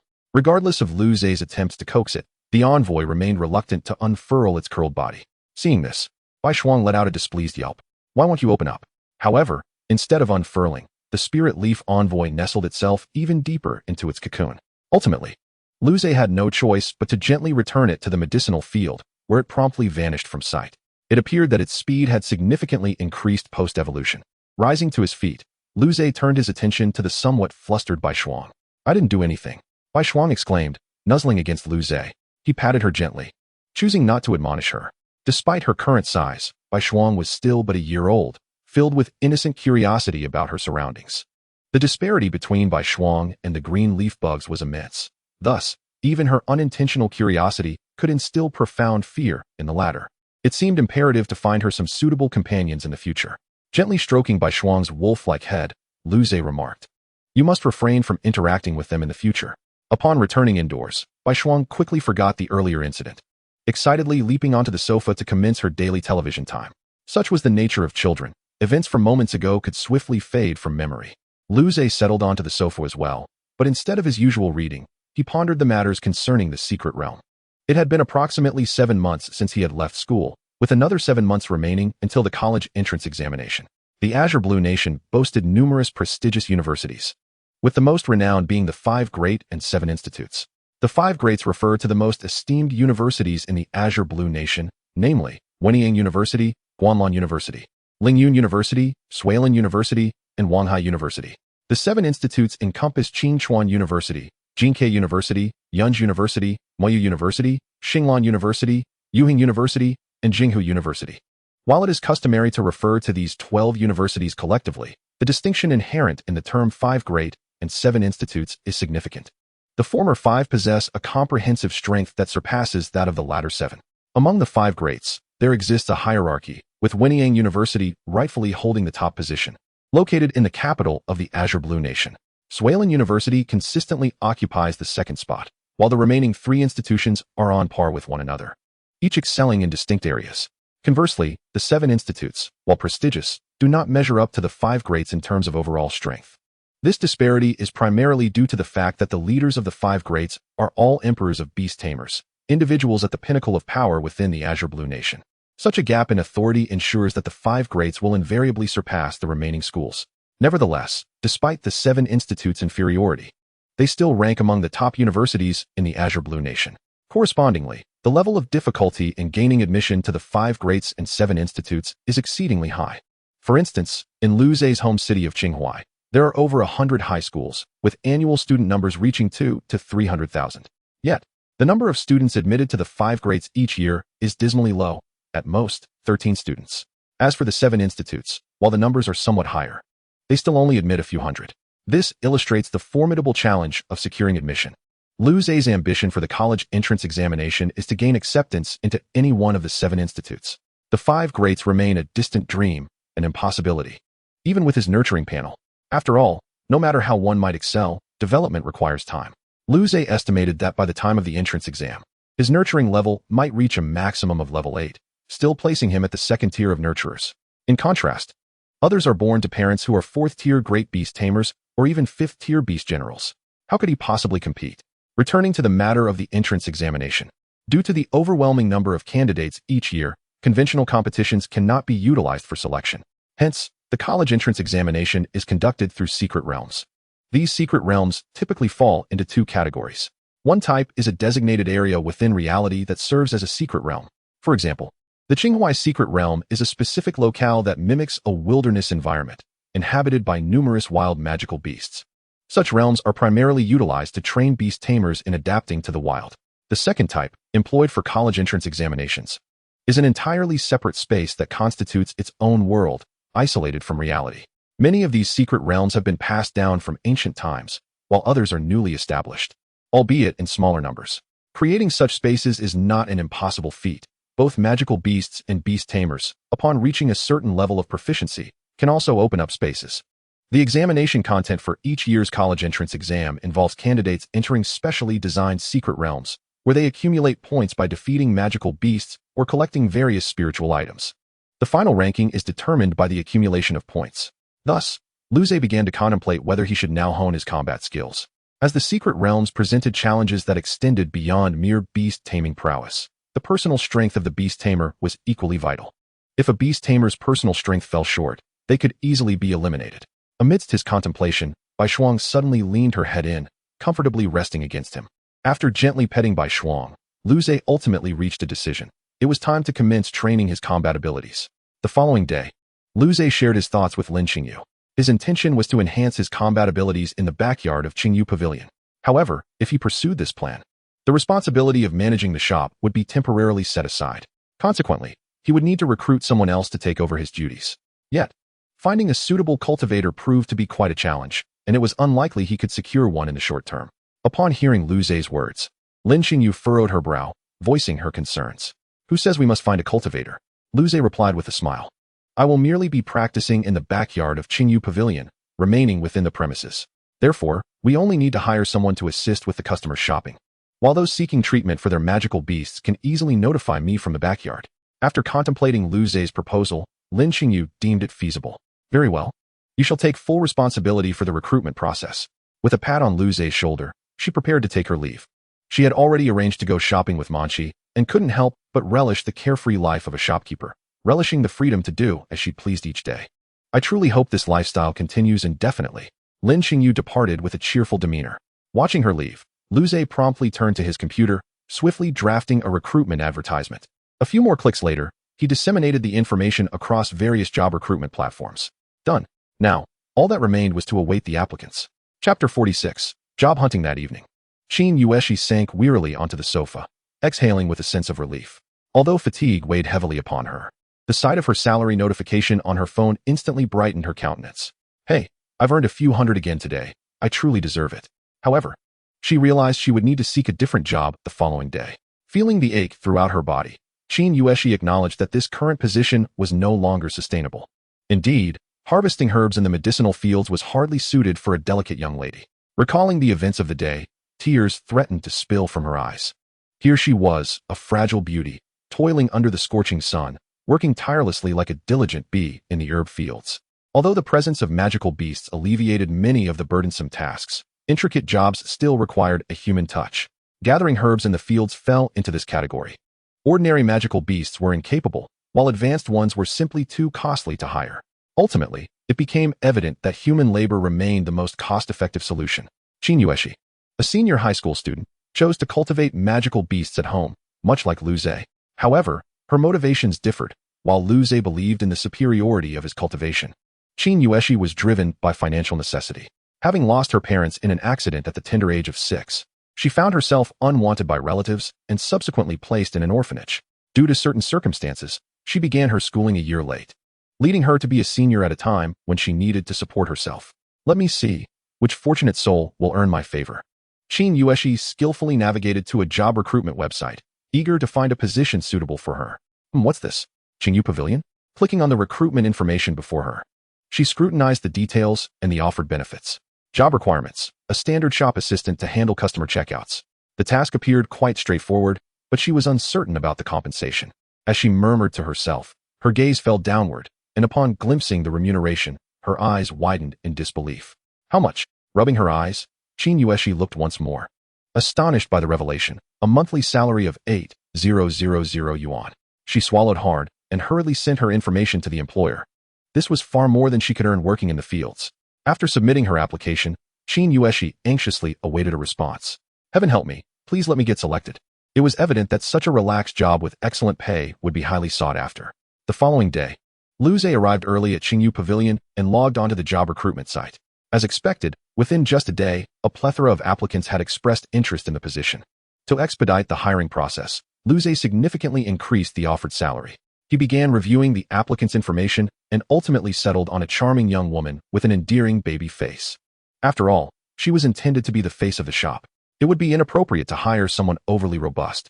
Chinyueshi? What a lovely name, Luze murmured, before sending her a notification of her acceptance. As long as their meeting went smoothly, she would be the one. At home, Chinyueshi remained anxiously on edge, checking for updates with almost obsessive frequency. Suddenly, her custom message alert chimed. In an instant, she was at her computer, her trembling fingers clicking to open the message. Congratulations. Miss Chinyueshi, you have passed the initial screening. Please arrive at Qingyu Pavilion within 3 days for an interview. Yes, Chinyueshi exclaimed, excitement bubbling over as she embraced a nearby white fox. Xiaobai, I've made it. We are going to live a good life together. Though merely a position as a shop assistant, to Chinyueshi, it felt monumental. Seizing the opportunity, she tidied herself up briefly and hurried toward Qingyu Pavilion. Inside Qingyu Pavilion, Luze greeted her. Hello, how may I assist you? He regarded the nervous young woman before him, feeling an inexplicable sense of familiarity about her face. Hello. I'm here for the interview, Chinyueshi stammered, nervously tugging at her clothing. Interview? Is something amiss? Luze's reaction caused a sinking feeling in Chinyueshi's heart. Could there be a problem? No, I'm simply surprised that you arrived today, Luze replied, regaining his composure after a moment of astonishment. I believe this reflects my earnestness towards the position. Chinyueshi recited a phrase she had learned online. Observing her serious demeanor, Luze couldn't help but chuckle. It's rather obvious that you learned that from the internet. After a thorough examination of the young woman before him, he nodded in approval. It appears you are not a mere facade. Would you mind summoning your magical beast? Of course. Chinyueshi complied, summoning her companion, a pristine white fox, to her side. Name, Misty Tail Fox level, low-grade, ordinary quality, high-grade, ordinary description, graceful in form, entirely snow white. With its tail trailing a wisp of mist that shifts with its emotions, leaving faint frost marks on the ground when it moves. It emerges at dusk and retreats at dawn, dwelling within the mist-laden valleys, subsisting on the dewy grass. When threatened, its tail can conjure strands of ice to ensnare its foes, dispersing within 3 breaths. Travelers have dubbed it the Mist Sprite. Upon gleaning information about the mist-tail fox through the Eye of Truth, Luze expressed mild astonishment at its lowly mortal tier strength. However, he refrained from elaborating further. Congratulations. Miss Chin, you have successfully passed the interview, and you may begin work tomorrow. Really? Chinyueshi exclaimed. Her hands clenched in excitement as she endeavored to contain her joy. Subsequently, Luze exchanged contact details with her. So, starting tomorrow, you shall commence your duties. The work is quite straightforward. As previously mentioned, you will be assisting customers with their transactions. Luze briefly outlined the responsibilities, indicating that the specifics would be clarified through practical experience the following day. After cradling the nearby Mist-tail fox, Chinyueshi expressed her gratitude to Luze before taking her leave. This girl is rather intriguing, Luze mused, observing her slightly disheveled gait, a testament to her excitement. With the recruitment complete, he could now focus on honing his combat skills.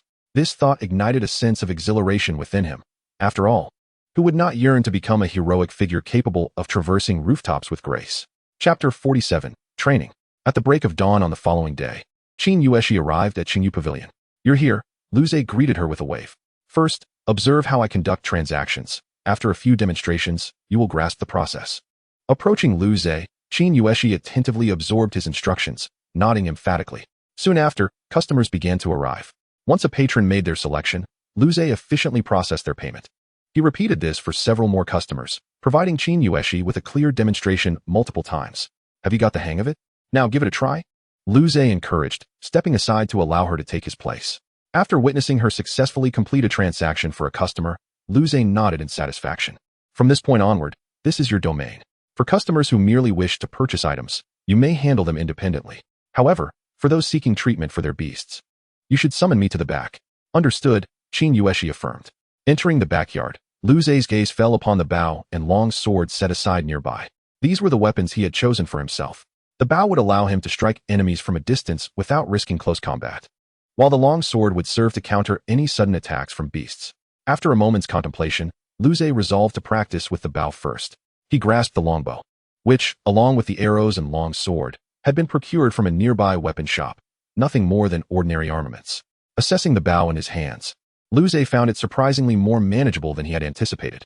Having previously purchased instructional books on archery online, he possessed a rudimentary understanding of the craft. Baishuang, he called. And with a swirl of icy mist, Baishuang materialized beside him. Could you create a simple target for me using ice over there? Upon hearing Luze's request, Baishuang obediently scurried a short distance away. How about now? Yes, right there is perfect. Baishuang nodded, then exhaled a breath of ice, conjuring a rudimentary target in the designated spot. Luze lifted his bow, knocking an arrow and drawing the string back slowly. With a swift release, the arrow whistled through the air, striking the ground beside the target, the fletching quivering in its wake. Baishuang, initially lying nearby, buried her head in her arms at the sight, though laughter still escaped her. Luze felt no embarrassment. After all, it was merely his first attempt at practice. Continue. After further training, Luze's accuracy markedly improved. No longer an ordinary individual, his control over his body had been significantly enhanced due to the influence of spiritual energy. Consequently, archery was proving to be a trivial pursuit for him. Meanwhile, within the shop, Qin Yueshi had summoned her mist-tail fox, cradling it tightly in her arms. She was fervently expressing her excitement to the creature. Meh, the fox replied nonchalantly, keeping its eyes shut as it nestled against her. Undeterred by the fox's indifference, Qin Yueshi continued her animated chatter until a new customer entered. Hello, my beast seems to be unwell. Could you assist me? The customer approached the front desk, heading straight for Qin Yueshi. Qin Yueshi hesitated momentarily before recalling Luze's instructions regarding customers seeking medical attention for their beasts. Please hold on a moment. Hastily, she made her way to the back. Boss, we have a customer with a sick beast. Upon concluding her sentence, her attention was drawn to Baishuang's imposing figure nearby. At that moment, Luze had just finished a round of arrows and was preparing to take a break. A customer has arrived?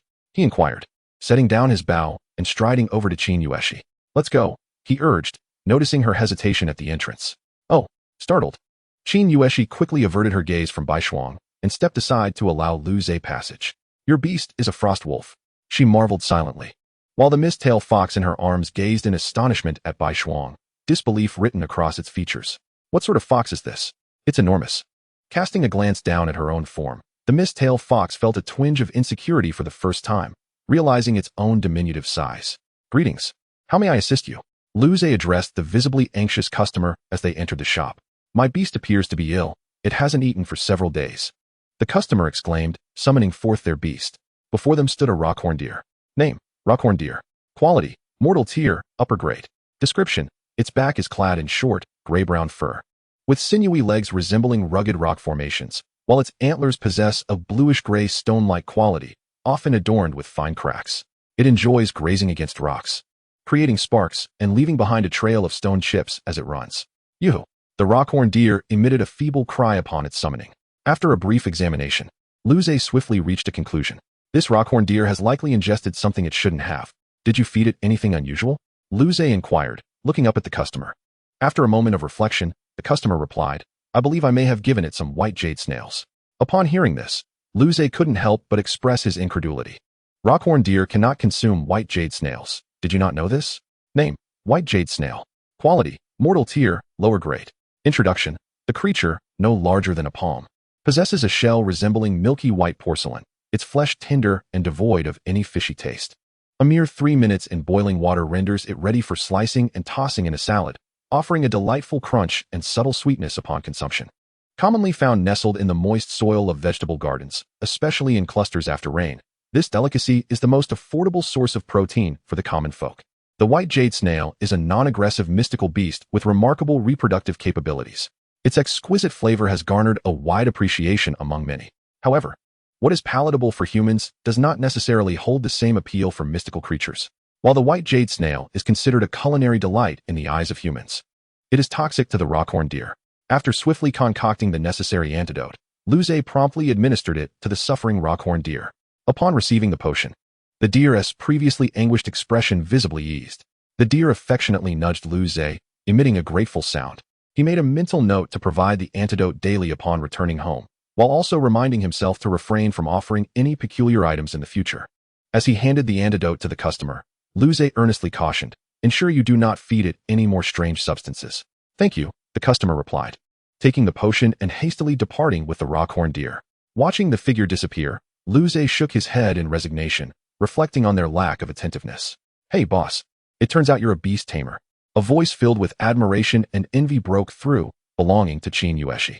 Having just witnessed Lu Zhe expertly care for a sick mystical beast, she was left in awe.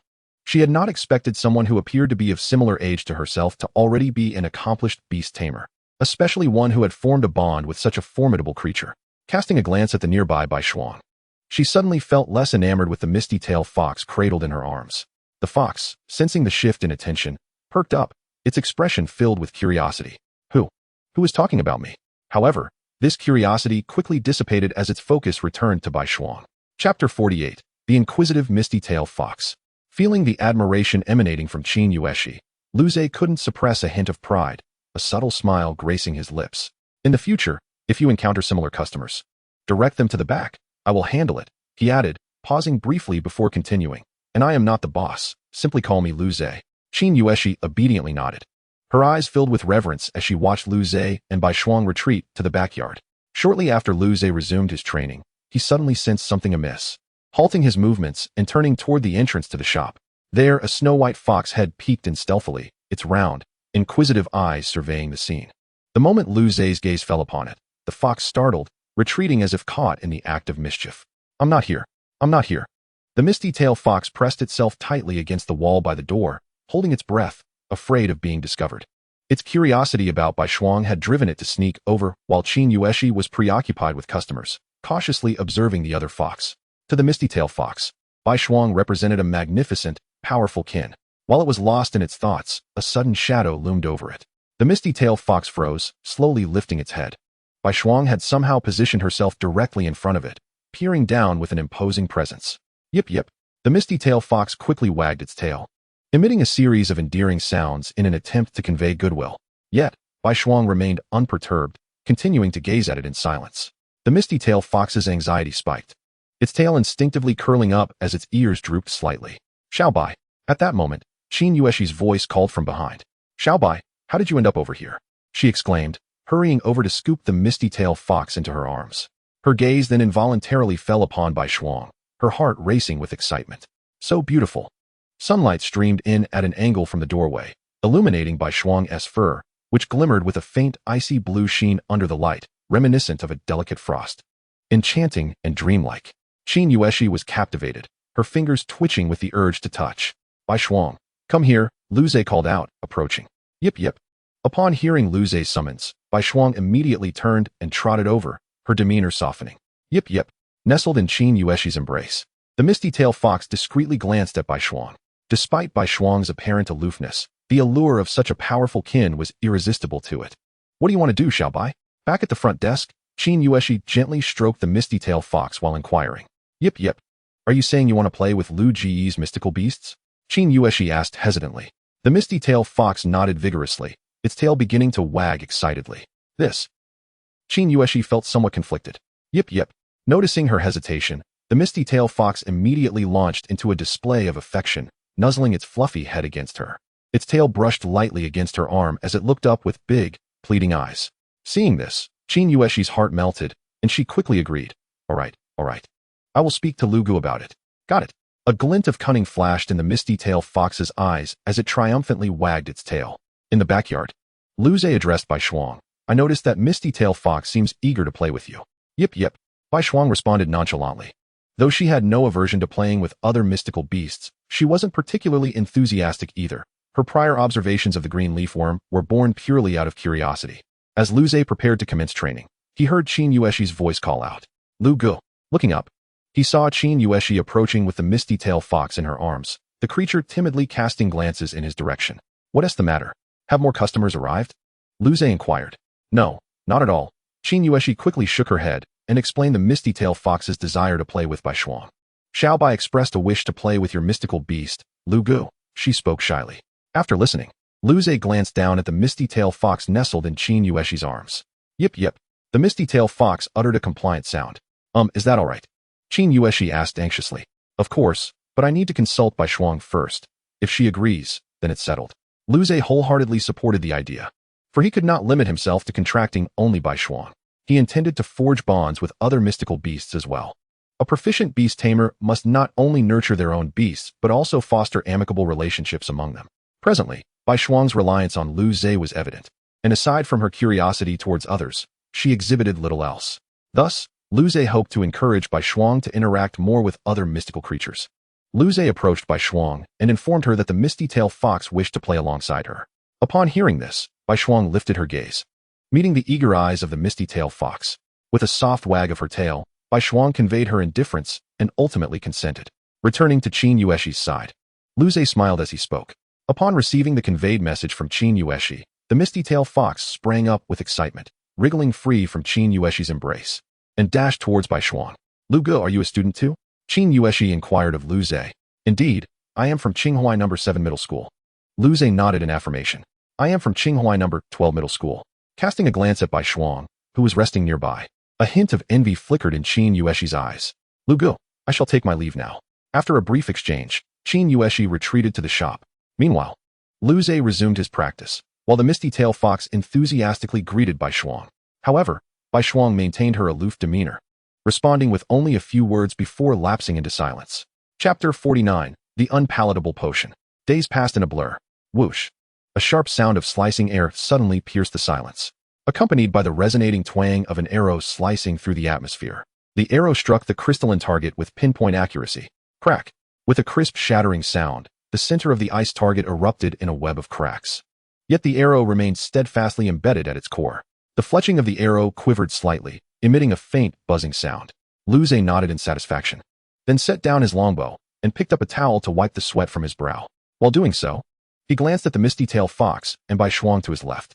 The misty-tailed fox continued to display her exuberance, while Bai Shuang appeared to have improved significantly since their last encounter, though she did not exhibit the same fervor as the misty-tailed fox. The change in her demeanor was notable. Opening a nearby box of biscuits, Lu Zhe took out some to share with Bai Shuang, also offering a few to the misty-tailed fox. The misty-tailed fox obediently opened her mouth, savoring the biscuits with delight. Delicious, she exclaimed, licking her lips, feeling an immense sense of joy. Over the past few days, whatever delectable treats Lu Zhe provided for Bai Shuang, he would often share a portion with her as well. The misty-tailed fox tilted her body, gazing happily at her somewhat round belly. What a splendid life. I almost wish to switch masters. Ow! The misty-tailed fox exclaimed. What are you doing? Bai Shuang inquired, puzzled by her enthusiasm over mere biscuits. Lu Zhe gently patted Bai Shuang before he intended to head into the shop. However, he suddenly paused, retrieving a glass vial from his pocket, containing a dark green liquid. Bai Shuang, drink this. Lu Zhe's tone turned serious.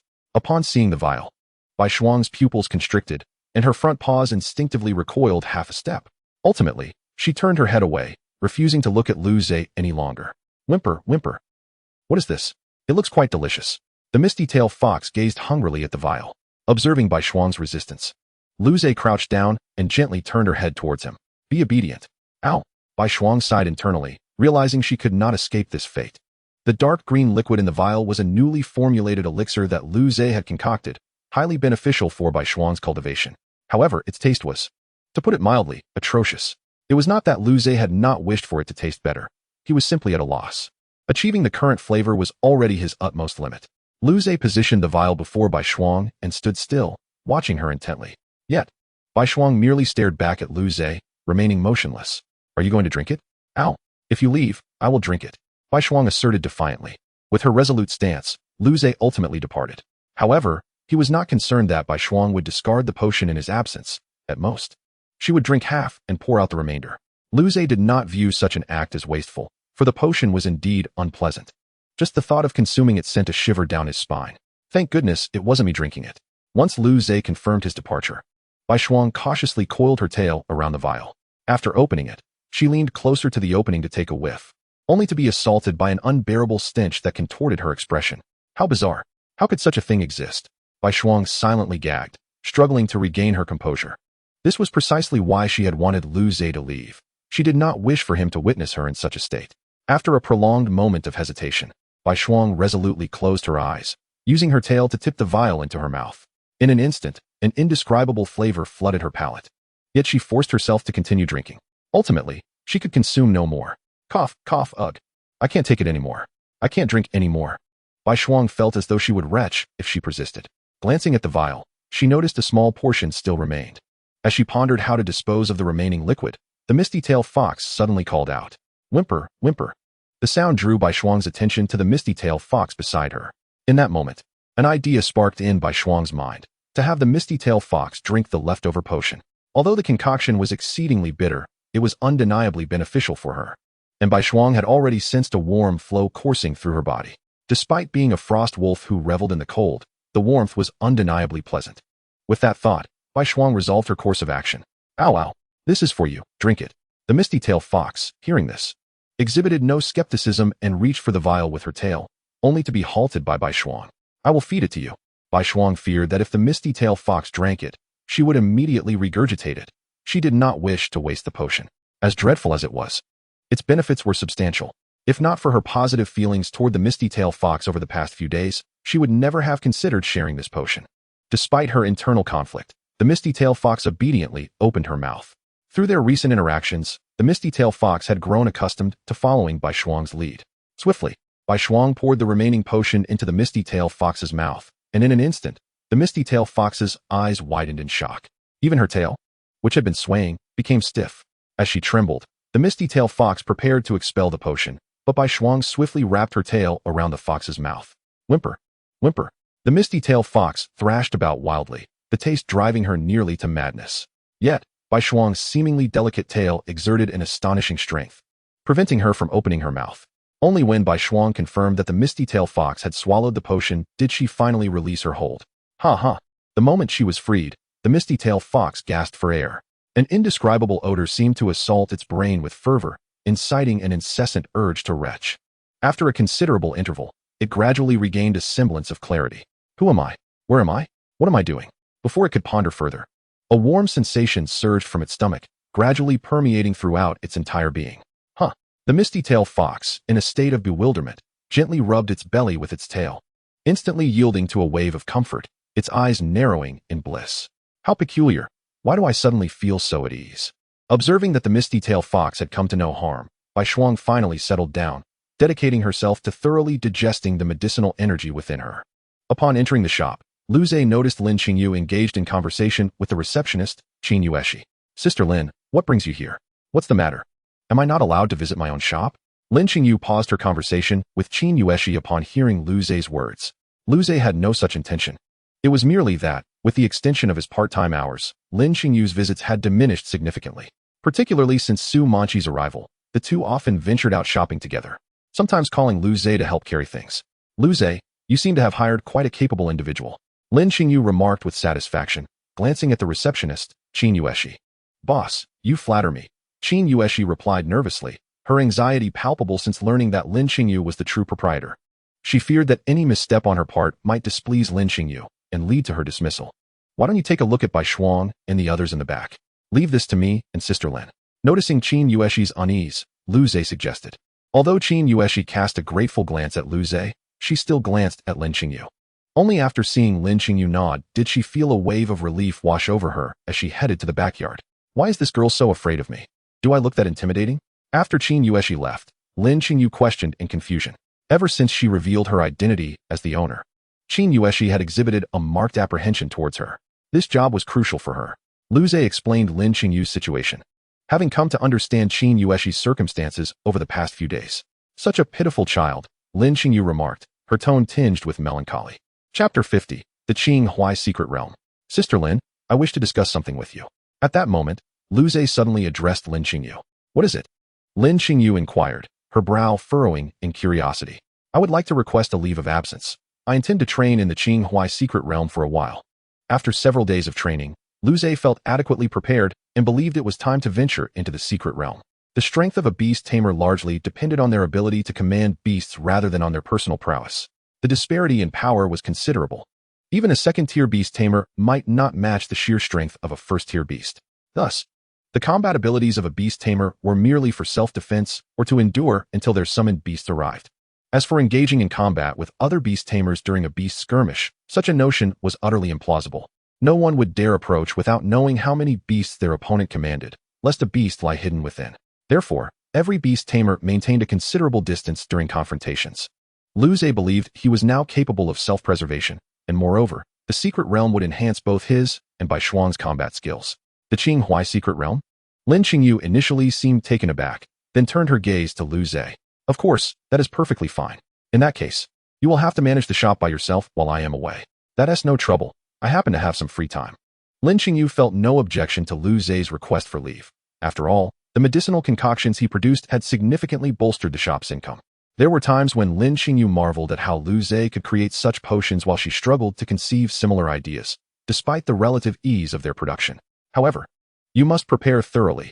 The secret realm is fraught with peril, Lin Qingyu cautioned. Lu Zhe nodded, acknowledging her advice. After conversing with Lin Qingyu for a while and attending to a few customers, he glanced at the time and said, Sister Lin, I will take my leave for today. Yes, take the next few days at home to prepare well. I would not want you returning with missing limbs. In the backyard, Bai Shuang lay languidly beneath the locust tree, its silver fur glistening like fine silk in the sunlight. Bai Shuang, I'm heading home, Lu Zhe called. Don't forget to bring my weapon. Upon hearing Lu Zhe's words, Bai Shuang flicked its tail in acknowledgement, while the misty-tailed fox eagerly scampered over to retrieve Lu Zhe's weapon, promptly offering it to Bai Shuang. Well done. Just as I expected, you've become increasingly lazy. Lu Zhe shook his head in exasperation. It's what it prefers, Bai Shuang huffed dismissively, wrapping Lu Zhe's weapon with its tail and sauntering over to him. As the proud owner, Qin Yueshi felt not embarrassment, but rather disappointment at Bai Shuang's behavior. Curse it, still no closer to a touch. Tomorrow, I must make more of an effort. Should I bring some treats tomorrow? What does the frost wolf enjoy eating? While Qin Yueshi pondered, Lu Zhe's voice interrupted her thoughts. Yueshi, I will be occupied for a while and won't be coming by. Sister Lin will assist you in managing the shop. Huh. Upon hearing this, Qin Yueshi felt a pang of regret. She had intended to bring treats the next day to tempt Bai Shuang. However, realizing she would be working with Lin Qingyu, she felt a sudden jolt of surprise. Lu Gu, when will you return? Qin Yueshi asked, a hint of hope in her voice, eager to hear a timeline from Lu Zhe. It's hard to say, but it will be at least a month. Lu Zhe replied uncertainly. That long? Qin Yueshi mumbled softly. Well then, I shall take my leave. Please tidy up and head to the shop. It seems Sister Lin has something to discuss with you. Before departing, Lu Zhe reminded Qin Yueshi, then set off home with Bai Shuang.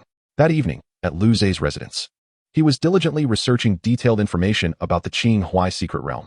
The Qinghai secret realm was essentially a section of wilderness under human control, teeming with various wild beasts, some native, others released by humans. However, due to human oversight, its dangers were considerably lower than those of the true wilderness. Yet, this did not imply that the Qinghai secret realm was devoid of risks. In fact, numerous individuals perished within its confines each year. Moreover, secret realms were classified into tiers, corresponding to the highest level of beasts within. For instance, the Qinghai secret realm was classified as a third-tier realm, with the highest-ranking beasts reaching the celestial level. In the ensuing days, Lu Zhe continued to peruse information regarding the secret realm while preparing the necessary supplies. Bai Shuang, let us depart. Lu Zhe stood at the threshold, gripping a suitcase in one hand and a backpack slung over his shoulder, addressing Bai Shuang within the room. Oh, I'm here. Bai Shuang scampered over, a cookie box adorned with snowflake patterns clutched in her mouth. Take this too, she exclaimed, with a resigned glance at the box.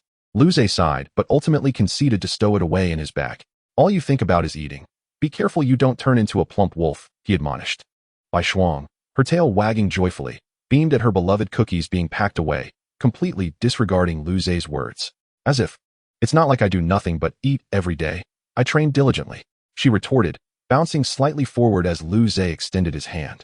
In a flash, she transformed into a streak of white light and was absorbed into his being. After ensuring the door was securely locked, Lu Zhe was greeted by the arrival of a taxi. Not long after settling into the vehicle, fatigue washed over Lu Zhe, prompting a yawn. Eventually, he succumbed to slumber. After a considerable time, Lu Zhe arrived at his destination, the Qinghai secret realm. He surveyed his surroundings, though merely a secret realm.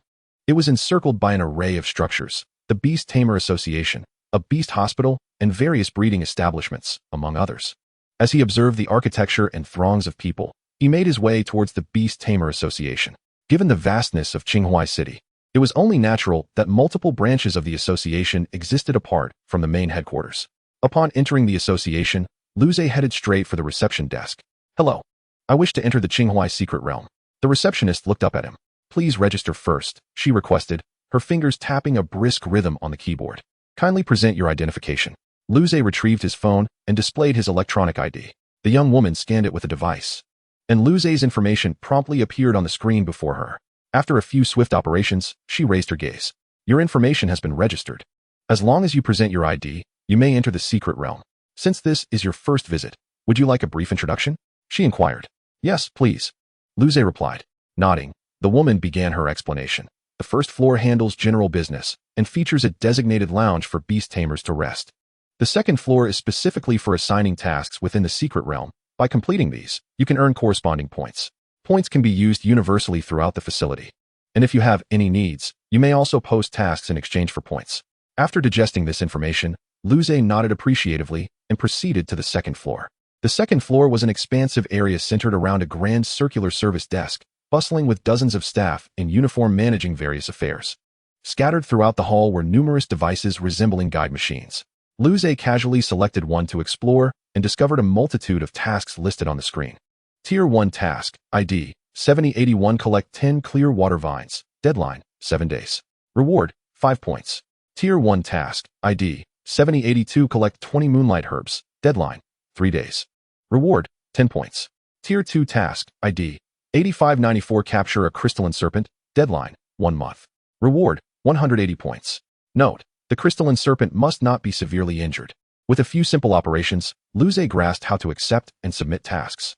He could claim tasks using his ID, and upon completion, he would return to the central service desk for verification and to receive his points. After contemplating briefly, he accepted the tasks for gathering clear water vines and moonlight herbs. Exiting the Beast Tamer Association, Luze sought out a nearby hotel to secure a room, knowing he might be staying for an extended period. After organizing his belongings in the room, he re-emerged, equipped only with a knife and bow, along with a backpack containing healing potions.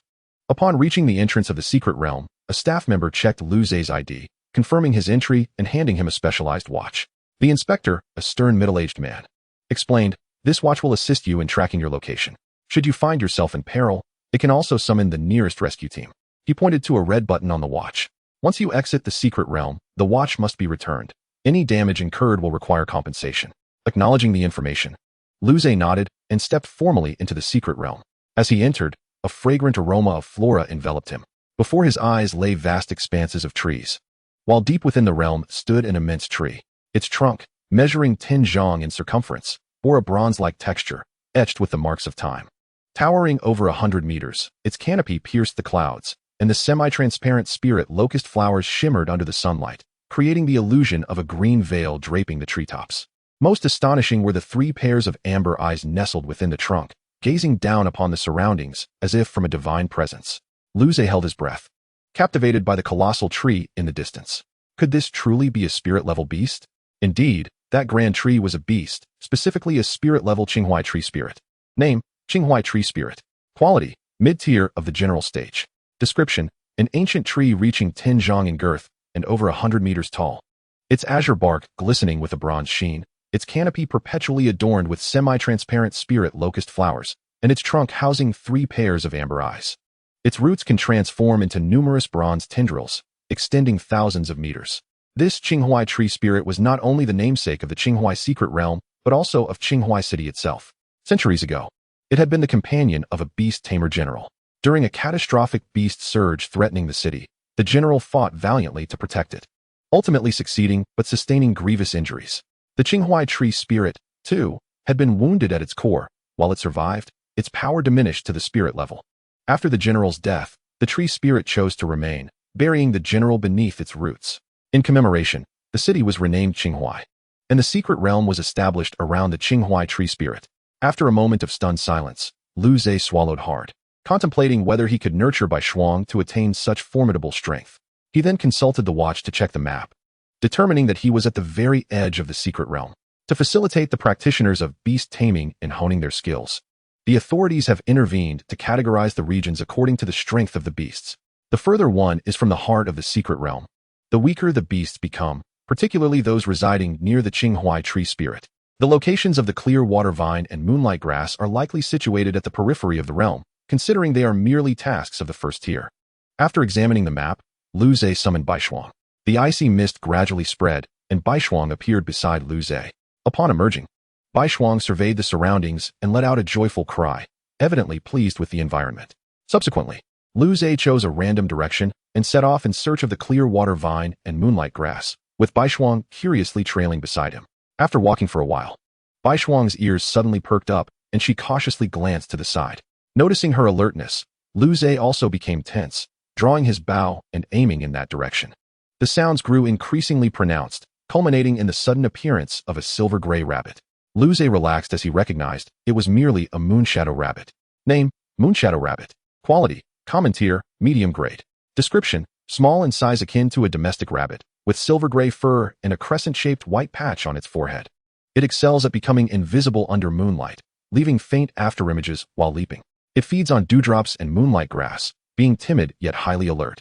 The Moonshadow Rabbit, upon noticing Lu Zhe and Baishuang, immediately tensed up, especially when met with Baishuang's fierce gaze, causing it to tremble in fear. Without hesitation, it bounded away into the underbrush. It's all right, Baishuang. There's nothing to worry about, Lu Zhe reassured, stroking the slightly ruffled Baishuang. However, she remained tense, adopting a defensive posture. There are more beasts nearby, Baishuang conveyed through their bond. Lu Zhe swiftly raised his bow once more, only to have a massive cat leap from behind a tree, launching itself at him. Meow? It was a Steelclaw Mountain Cat. Name: Steelclaw Mountain Cat. Quality: Common Tier, High Grade. Description: Agile as a cheetah, with gray-brown spotted fur. Its sharp claws glimmer like cold steel, capable of easily tearing through metal. It is a solitary creature, skilled in ambush tactics, often dragging its prey up into the treetops to feast. Chapter 52, Journey Through the Secret Realm. However, at the instant the Steelclaw Mountain Cat appeared, Baishuang let out a fierce roar and intercepted it with astonishing speed. The Steelclaw Mountain Cat, seeing Baishuang charging towards it, felt its pupils constrict. But it was already airborne and had no chance to evade. With a dull thud, the Steelclaw Mountain Cat's face contorted in pain, its amber eyes flashing with shock as its elongated body traced a parabolic arc through the air, its sharp claws carving deep gouges into the earth below. Before it could regain its balance, Baishuang had already gathered a chilling frost in her throat, causing the surrounding air to crystallize into delicate ice shards. Meow? The Steelclaw Mountain Cat arched its back and suddenly darted away in a zigzag pattern towards the thicket. Baishuang's icy breath exploded behind it, encasing the entire thicket in a frozen sculpture. Baishuang, irate at this display, scratched the ground in frustration. You may have escaped this time. Deciding against pursuit, her primary objective was to protect Lu Zhe. He watched, still trembling, as the ambusher fled. The entire encounter had unfolded in mere seconds. Everything happened so rapidly that Lu Zhe had no time to retaliate. Had it not been for Baishuang, he might have faced dire consequences. Yet, the Steelclaw Mountain Cat was merely a creature of the common tier, medium grade. Ultimately, the focus for Beast Tamers lies predominantly in enhancing their mental prowess, with combat skills being secondary. Observing Lu Zhe's stunned expression, Baishuang approached him, gently nudging him with her head. I'm all right, Lu Zhe reassured, patting Baishuang before sheathed his bow. They resumed their quest for the clear water vine and moonlight grass. Not long after, Lu Zhe successfully located the clear water vine in the center of a flowing river. The crystal-clear water shimmered with schools of knife-fin fish gliding gracefully, their dorsal fins slicing through the surface with a metallic clang. What good fortune, Lu Zhe mused, eyeing the clear water vine growing amidst the current, though he soon faced a dilemma on how to harvest it. Diving into the water was out of the question, as a large school of knife-fin fish populated the area. Name: Knife-fin fish. Quality: Common Tier, Low Grade. Description: Silver-gray fish with fins as sharp as blades. They swim at remarkable speeds, and when in a group, they can create a vortex of razor-sharp fish blades capable of reducing prey to mere skeletons. Their instinct to swim upstream makes them the river's cleaners. Despite their low grade, the knife-fin fish could pose a significant threat when gathered in numbers. Observing their sharp fins, Lu Zhe wisely discarded the idea of entering the water. While he pondered over a collection method, Baishuang gazed longingly at the knife-fin fish, her eyes glimmering with desire, a hint of drool forming at the corner of her mouth. They look absolutely delicious. Recalling the delectable grilled fish from the previous night, Baishuang refrained from interrupting Lu Zhe's thoughts, instead swallowing her saliva eagerly. After contemplating for a while, Lu Zhe devised a plan and decided to test it out. Baishuang, spray a breath of frost into the river. Upon hearing this, Baishuang's tail shot upright, and she nodded enthusiastically. Leave it to me. She rushed to the riverbank, quickly selecting a large knife-fin fish before unleashing a frosty breath. As the icy breath met the water's surface, the splashing waves froze instantly. Ice shards spread beneath the water like living creatures, encasing several unsuspecting knife-fin fish within crystalline pillars. The other knife-fin fish, witnessing this, swiftly swam away, flicking their tails in alarm. In no time, The river was devoid of all knife-finned fish. Bai Shuang's face lit up with pride as she beheld her frozen catches. Success! Lu Zhe exclaimed joyfully, watching the fleeing fish. Though formidable in numbers, the knife-finned fish were inherently timid. A little disturbance could easily send them scurrying away. Bai Shuang, keep an eye out. If any knife-finned fish return, continue to frighten them away. She nodded, settling by the riverbank to observe their movements. Although she yearned to extract the frozen fish, Lu Zhe's task took precedence. Lu Zhe tentatively stepped onto the ice covering the river, finding it solid. With renewed confidence, he boldly walked across the ice, approaching the clear water vine. Drawing forth a dagger, Lu Zhe commenced the collection of the clear water vines. The vines themselves possessed a notable resilience, thus the endeavor consumed a considerable amount of his time. In the interim, a group of knife-finned fish attempted to return, only to be repelled by the icy breath of Bai Shuang. Observing the additional knife-finned fish ensnared in her frost, Bai Shuang joyfully swayed her body. All right, let us depart, Lu Zhe declared, placing 10 clear water vines into his backpack, intending to leave with Bai Shuang. However, Bai Shuang promptly positioned herself in front of Lu Zhe, her demeanor urgent. Perplexed, Lu Zhe regarded her, soon grasping her intent through their bond. You desire the frozen knife-finned fish? He inquired, to which Bai Shuang excitedly nodded. Very well, proceed with caution and excavate them yourself. Lu Zhe did not refuse, as he was not pressed for time. Upon receiving his consent, Bai Shuang swiftly leaped into the water, employing her sharp claws to dig out the ice-encased knife-finned fish. The sturdy ice yielded effortlessly beneath her talons, akin to tofu. Meanwhile, Lu Zhe remained vigilant, alerting Bai Shuang the moment any knife-finned fish approached. Thus, one by one, Bai Shuang unearthed the fish, placing them beside Lu Zhe. After securing the fish within his backpack, Lu Zhe finally departed, accompanied by a gleeful Bai Shuang. Subsequently, Lu Zhe searched further within the secret realm, but found no trace of the moonlight grass. Glancing at the increasingly dimming sky, he resolved to exit the realm. Although there were no official stipulations against remaining in the secret realm after dark, the perils of the night were undeniable. As he neared the exit, Lu Zhe summoned Bai Shuang back into his body before stepping outside. Greetings, per regulations, we must inspect your belongings, a staff member approached upon seeing Lu Zhe emerge. Lu Zhe handed over his backpack, also returning the watch from his wrist. The secret realm, being an artificially constructed environment, contained certain rare beasts that were off-limits for harm, as well as precious spiritual items that were prohibited from collection. Consequently, all items were inspected upon exiting. After a swift examination of Lu Zhe's backpack, the staff member found no anomalies. However, upon noticing the substantial haul of knife-finned fish, he cast Lu Zhe a curious glance. Did you come for fishing? Without further ado, the staff member returned the backpack to Lu Zhe. Following this, Lu Zhe promptly proceeded to the Beast Tamer Association to submit his task. Once the association staff verified the details, they immediately credited the points to Lu Zhe's account. Watching as 10 points were added, Lu Zhe began perusing the items available for exchange within the association's apparatus. Moonlight Dew, 15 points per vial. Spirit Wood Essence, 30 points per portion. A plethora of items capable of enhancing the strength of beasts awaited, alongside various materials pertaining to the secret realm. Detailed Beast Distribution Map of the Qinghuai Secret Realm, 50 points per copy. Spirit Plant Distribution Map, first-tier plants only 80 points per copy. Beyond these, Lu Zhe stumbled upon something that filled him with delight. Chapter 53, Delectable Grilled Fish. This included the materials required for Bai Shuang's evolution, all 3 of which could be exchanged for points. Ice Essence Crystal, 300 points per small vial. Ice Crystal Core, 1,000 points per portion. Extreme Cold Dragon Blood, 5,000 points per drop. Lu Zhe had been diligently gathering the materials for Bai Shuang's evolution, yet the outcome had been less than satisfactory. The Ice Essence Crystal was the most accessible, albeit costly, yet Lu Zhe's current earnings were substantial. The market price for the Ice Essence Crystal stood at 50,000 gold, and with his monthly salary combined with the profits from spirit herbs, he had reached an astonishing 300,000. It must be said, cultivating beasts was indeed lucrative. Moreover, having previously secured 50 gold worth of Ice Essence Crystals from a competition, it would not be long before he amassed enough. However, the other 2 materials, the Ice Crystal Core and Extreme Cold Dragon Blood, posed a dilemma.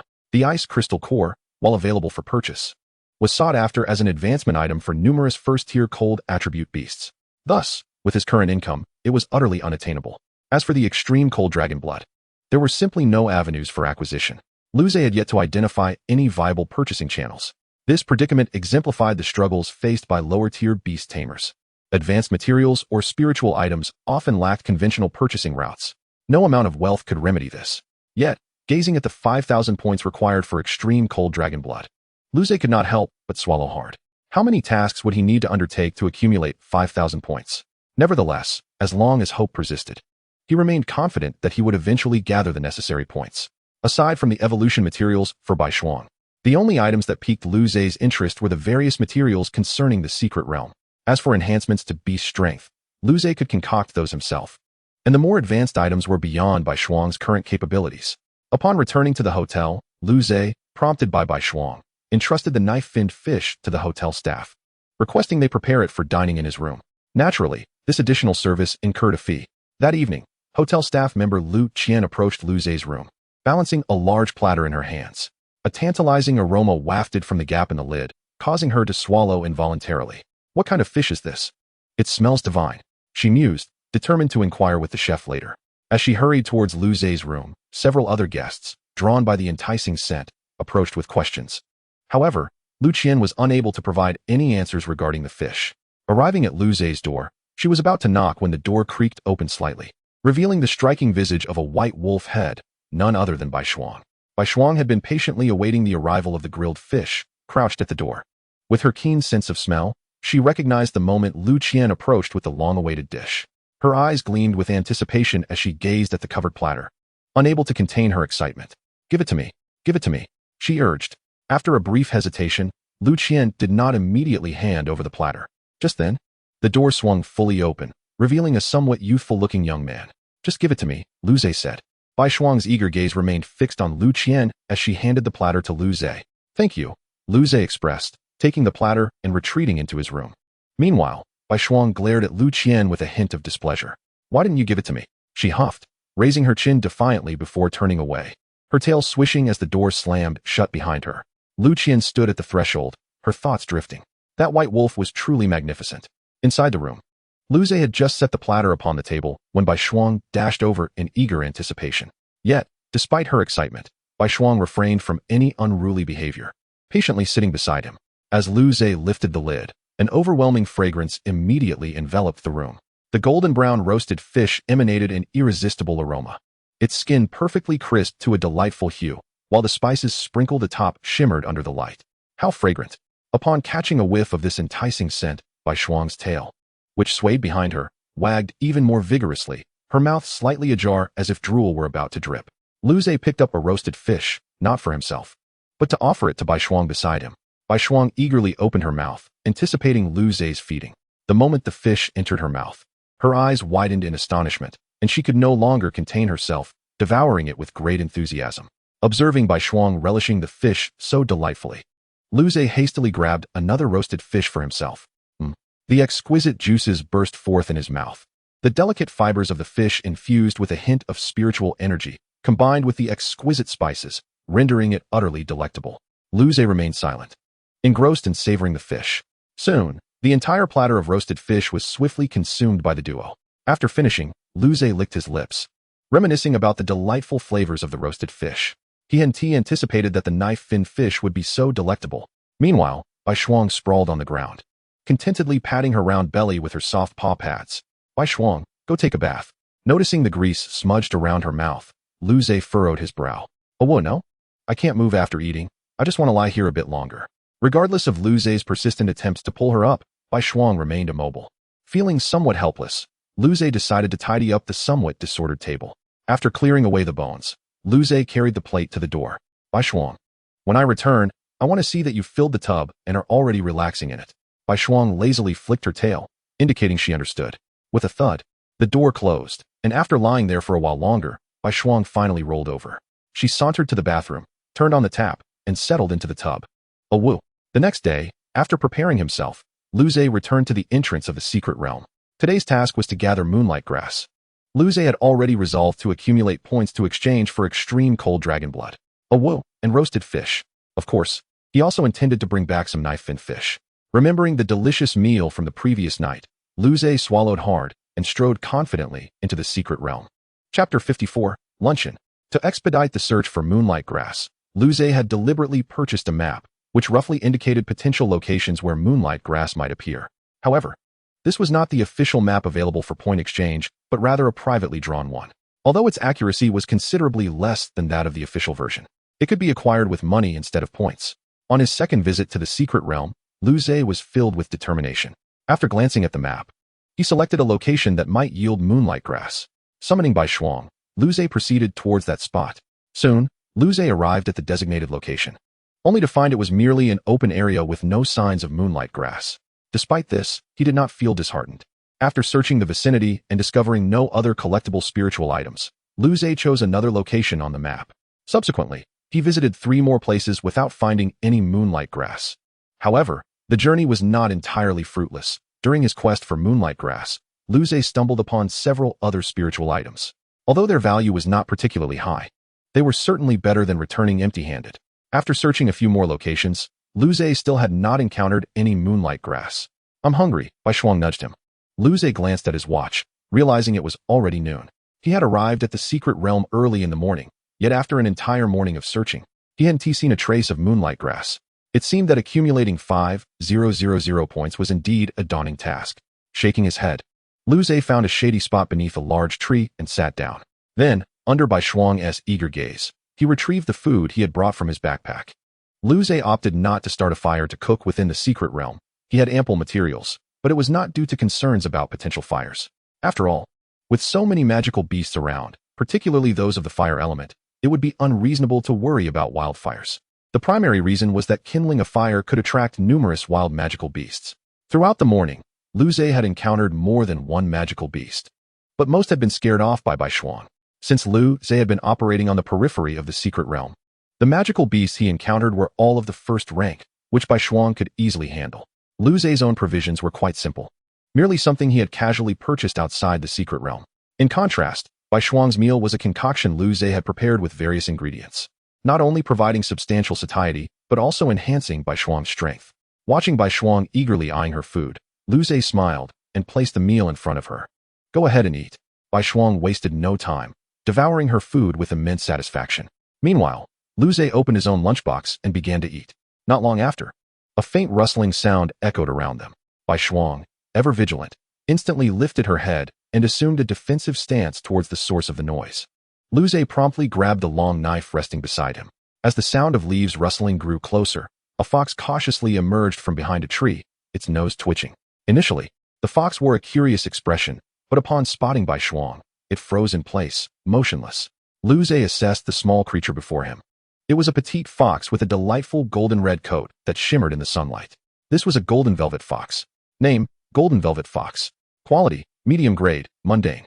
Description: elegant and slender in build. This small fox is covered in a luxurious golden-red coat that glistens like silk in sunlight. A tuft of white fur resembling flames adorns its forehead, while its tail is fluffy like a feather fan, the tip embellished with silver-white long fur, leaving behind a trail of delicate golden sparkles as it moves. Lu Zhe lowered his long knife and gently patted Bai Shuang. Consequently, Bai Shuang relaxed her aggressive stance and resumed her meal, though her eyes remained watchful of the fox. Observing the trembling golden velvet fox standing in place, Lu Zhe recalled its earlier behavior of sniffing the air. He surmised that the fox had been drawn by the enticing aroma of the food. With that thought, Lu Zhe beckoned the fox to come closer. The golden velvet fox was not particularly strong and posed little threat, so Lu Zhe felt no apprehension. Upon noticing Lu Zhe's gesture, the fox blinked but remained stationary. Seeing this, Lu Zhe decided to stand up and approach it. Yep. Just as the golden velvet fox was about to make a move, it sensed an icy gaze upon it, and a chilling aura began to envelop its surroundings. Bai Shuang had halted her meal, her eyes fixed coldly on the fox. Yep, all done. Seeing no hope of escape, the golden-furred fox resolutely closed its eyes, its entire body beginning to tremble violently. Observing this state of the fox, Lu Zhe's smile grew ever more radiant. He reached out a hand and effortlessly lifted the golden-furred fox from the ground, cradling it in his embrace as he returned to sit beneath the great tree, gently stroking and soothing the frightened creature. Undamaged and instead enveloped by Lu Zhe's tender caress, the fox's trepidation began to gradually dissipate. A soft whimper escaped its lips, quivering slightly under his touch. Soon, the golden-furred fox opened its eyes, gazing up at Lu Zhe before it. Lu Zhe emanated a warmth that instantly calmed the fox. With a few playful gestures, a fleeting glimmer of nostalgia flashed in Lu Zhe's eyes. Bai Shuang, look, it resembles you when you were little. He reminisced about the time when Bai Shuang was small and nestled in his arms in a similar manner. Raising her head, Bai Shuang scrutinized the golden-furred fox, letting out a protest. I'm far more beautiful than it. Lu Zhe chuckled softly, saying nothing. While the golden-furred fox was indeed charming, it could not compare to the elegance of the frost wolf. Subsequently, Lu Zhe extracted a small piece of meat from his lunchbox and placed it before the golden-furred fox. You must be hungry. The fox merely sniffed at the meat, showing no inclination to eat, instead turning its head to gaze at Bai Shuang's food. Hey, what do you think you're doing? Bai Shuang exclaimed, her demeanor turning fierce upon noticing the little creature eyeing her meal. In response, the golden-furred fox shrank back into Lu Zhe's embrace, emitting a plaintive sound. Bai Shuang glared at the fox. Are you trying to act cute? Who do you think you are? Lu Zhe hurriedly reached out to calm Bai Shuang. All right, just a little will suffice. I promise to prepare something more delicious for you when we return. After some time, Lu Zhe managed to soothe Bai Shuang. Under her vigilant gaze, he took a small portion of food and fed it to the golden-furred fox. Although it was but a morsel, it was more than sufficient given the vast difference in their sizes. With the food finally consumed, a look of satisfaction graced the golden-furred fox's face. Shortly thereafter, it finished the meal, nuzzling against Lu Zhe's chest before quietly lying in his arms. With the golden-furred fox still nestled beside him, Lu Zhe resumed his own lunch. As time passed, after finishing his meal and tidying up, Lu Zhe resolved to continue his search for moonlight grass. Chapter 55, The Ambush. Lu Zhe gently stroked the golden-furred fox, which had fallen into a deep slumber in his arms, a small ball of golden-red fur. Its warm breath evenly brushing against his wrist. The coziness of Lu Zhe's embrace lulled the fox into a peaceful sleep. When his fingertips grazed the soft fur behind its ears, the golden-furred fox drowsily opened its amber eyes, its moist nose twitching slightly. We must be on our way. He carefully placed the fox on the leaf-strewn ground, its tiny paws instinctively scratching at the earth, seemingly reluctant to leave the warmth of his embrace. With an affectionate nuzzle towards Lu Zhe, as if understanding his words, the golden-furred fox swished its fluffy tail, leaving a fan-shaped mark on the ground as it playfully hopped a few steps away. Suddenly, it paused beneath a distant tree, casting a backward glance filled with unmistakable reluctance. Ultimately, however, it turned and ventured into the woods. Watching the departing fox, Bai Shuang proudly raised her head before following Lu Zhe away. Though the sun was still bright, Lu Zhe felt no heat, as Bai Shuang radiated a chilling aura, akin to a walking air conditioner. Not far behind them, a pair of pointed ears stealthily emerged from the thicket. The golden-furred fox watched the retreating figures until they vanished from sight. After searching for quite some time, Lu Zhe finally discovered a patch of moonlight grass. Gazing at the expansive field of moonlight grass before him, Lu Zhe's heart surged with exhilaration. At last, I found it.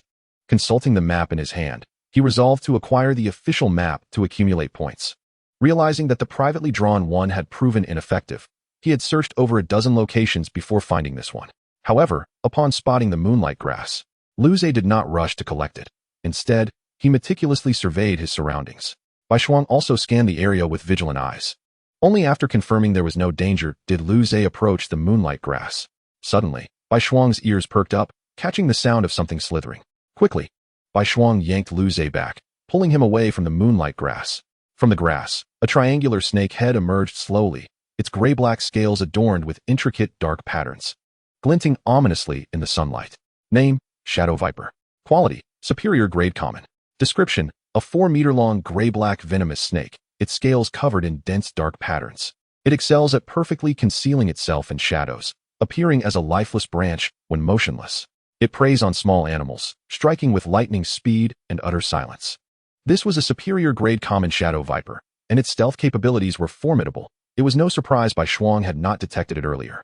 Nonetheless, Lu Zhe remained unperturbed. A single Shadow Viper posed no threat to Bai Shuang.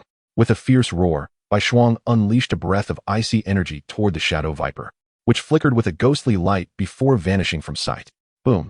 The breath struck the location where the Shadow Viper had been, exploding into a burst of ice crystals. The next moment, the Shadow Viper reappeared, a mass of black venom hurtling toward Lu Zhe, carving a corrosive path through the air.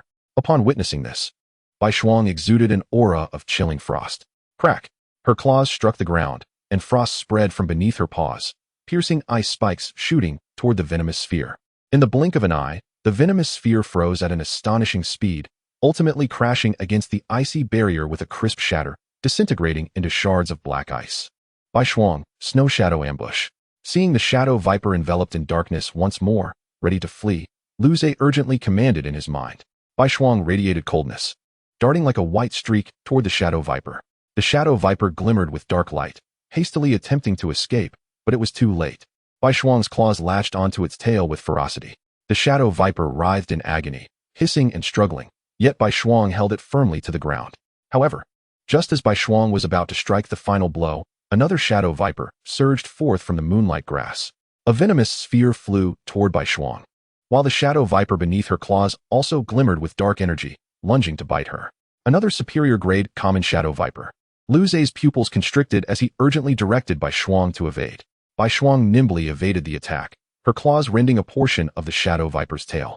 The wounded Shadow Viper let out a frenzied howl, hastily retreating. The searing pain from its severed tail drove it to the brink of madness. Lu Zei observed the two Shadow Vipers, a sense of trepidation creeping into his heart. In terms of sheer strength, a single Shadow Viper would pose no challenge to Bai Shuang. However, two of them together presented a formidable predicament. As for attempting to assist Bai Shuang with his bow, that was a laughable notion. He simply could not keep up. Before him, the two Shadow Vipers began to coordinate their movements, darting about while unleashing a barrage of venomous orbs from their mouths like a relentless machine gun. The sheer volume of venomous projectiles overwhelmed Bai Shuang, forcing her into a defensive position. Bai Shuang's snow veil.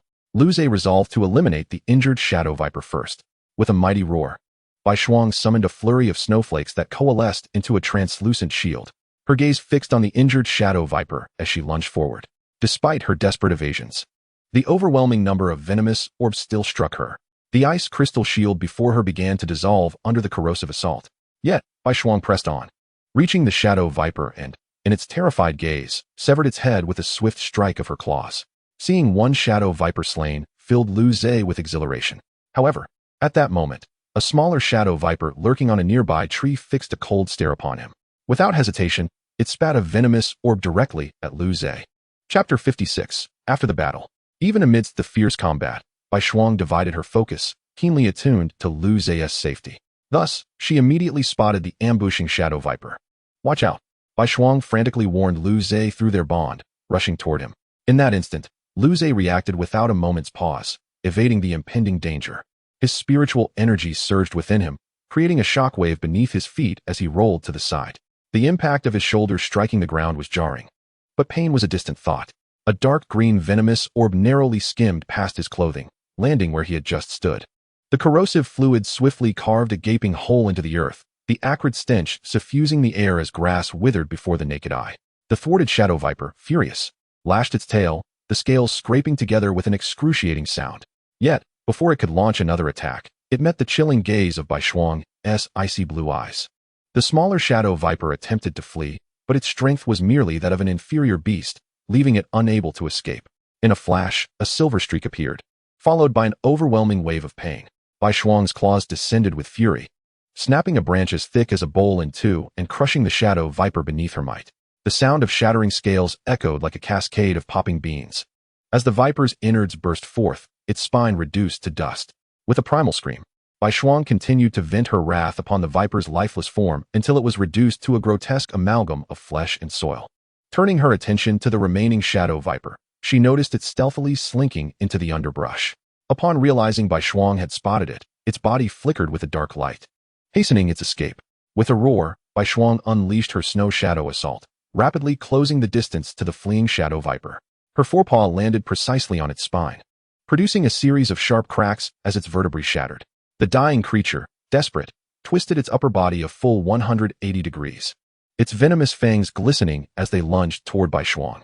She effortlessly dodged, then swiftly pierced its skull with another claw, applying force as the creature was gruesomely torn in two amidst a chilling sound of rending flesh. Yet, Bai Shuang seemed unsatisfied. She lowered her head and unleashed a frigid breath upon the twitching remains until they were encased in ice. Meanwhile, Lu Zei was still reeling from the encounter, this being his first true brush with death. He gazed at the pit created by the corrosive venom, swallowing hard.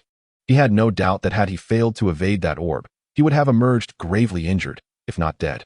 Indeed, the wilderness was an entirely different realm from the city, especially within this controlled secret domain. He had never encountered two beasts attacking simultaneously, let alone one that ambushed a beast master directly. Subsequently, Lu Zei turned his gaze toward Bai Shuang, who was still in a furious state of attack, and quickly called out to her, "Enough, Bai Shuang."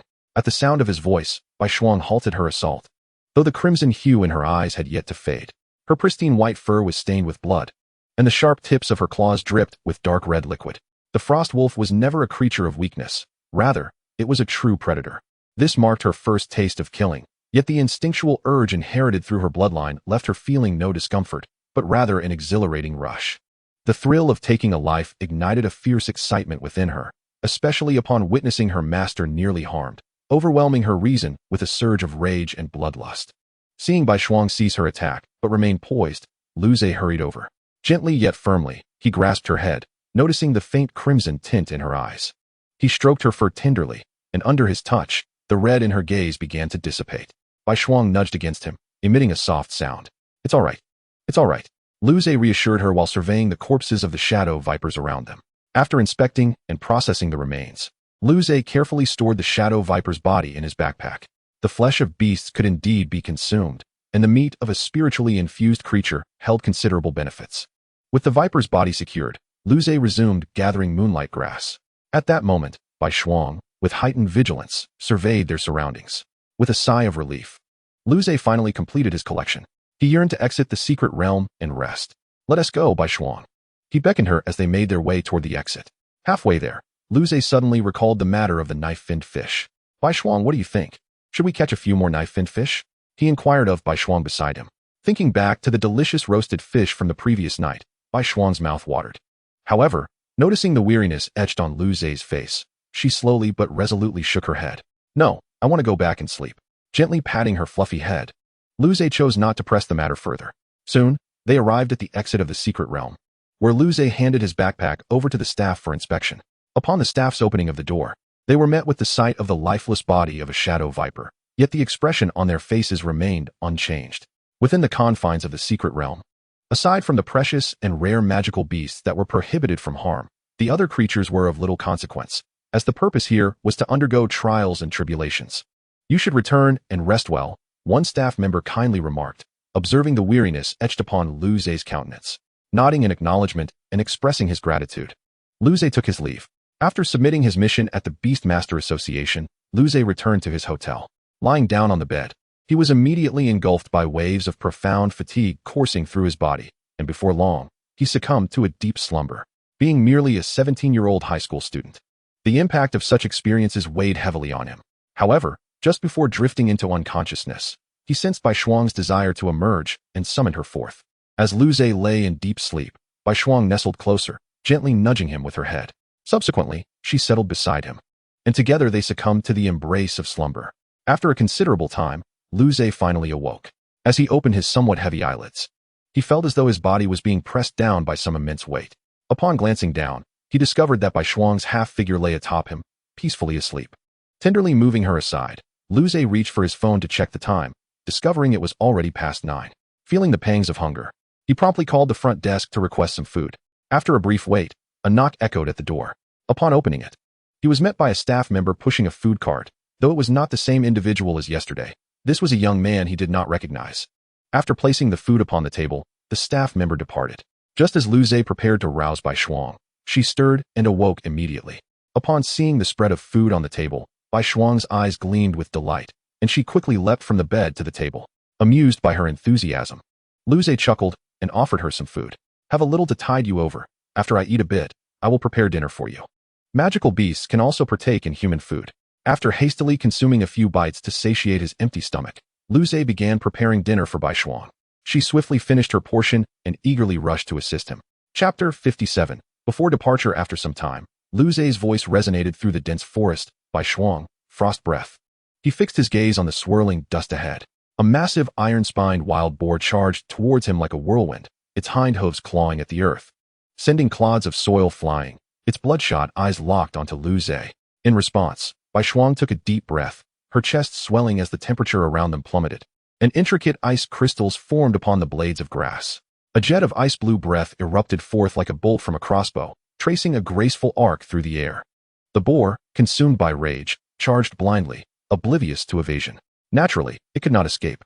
With a resounding thud, the icy breath struck the boar squarely on the snout, the immense force lifting it off its feet and sending it crashing into a nearby oak tree.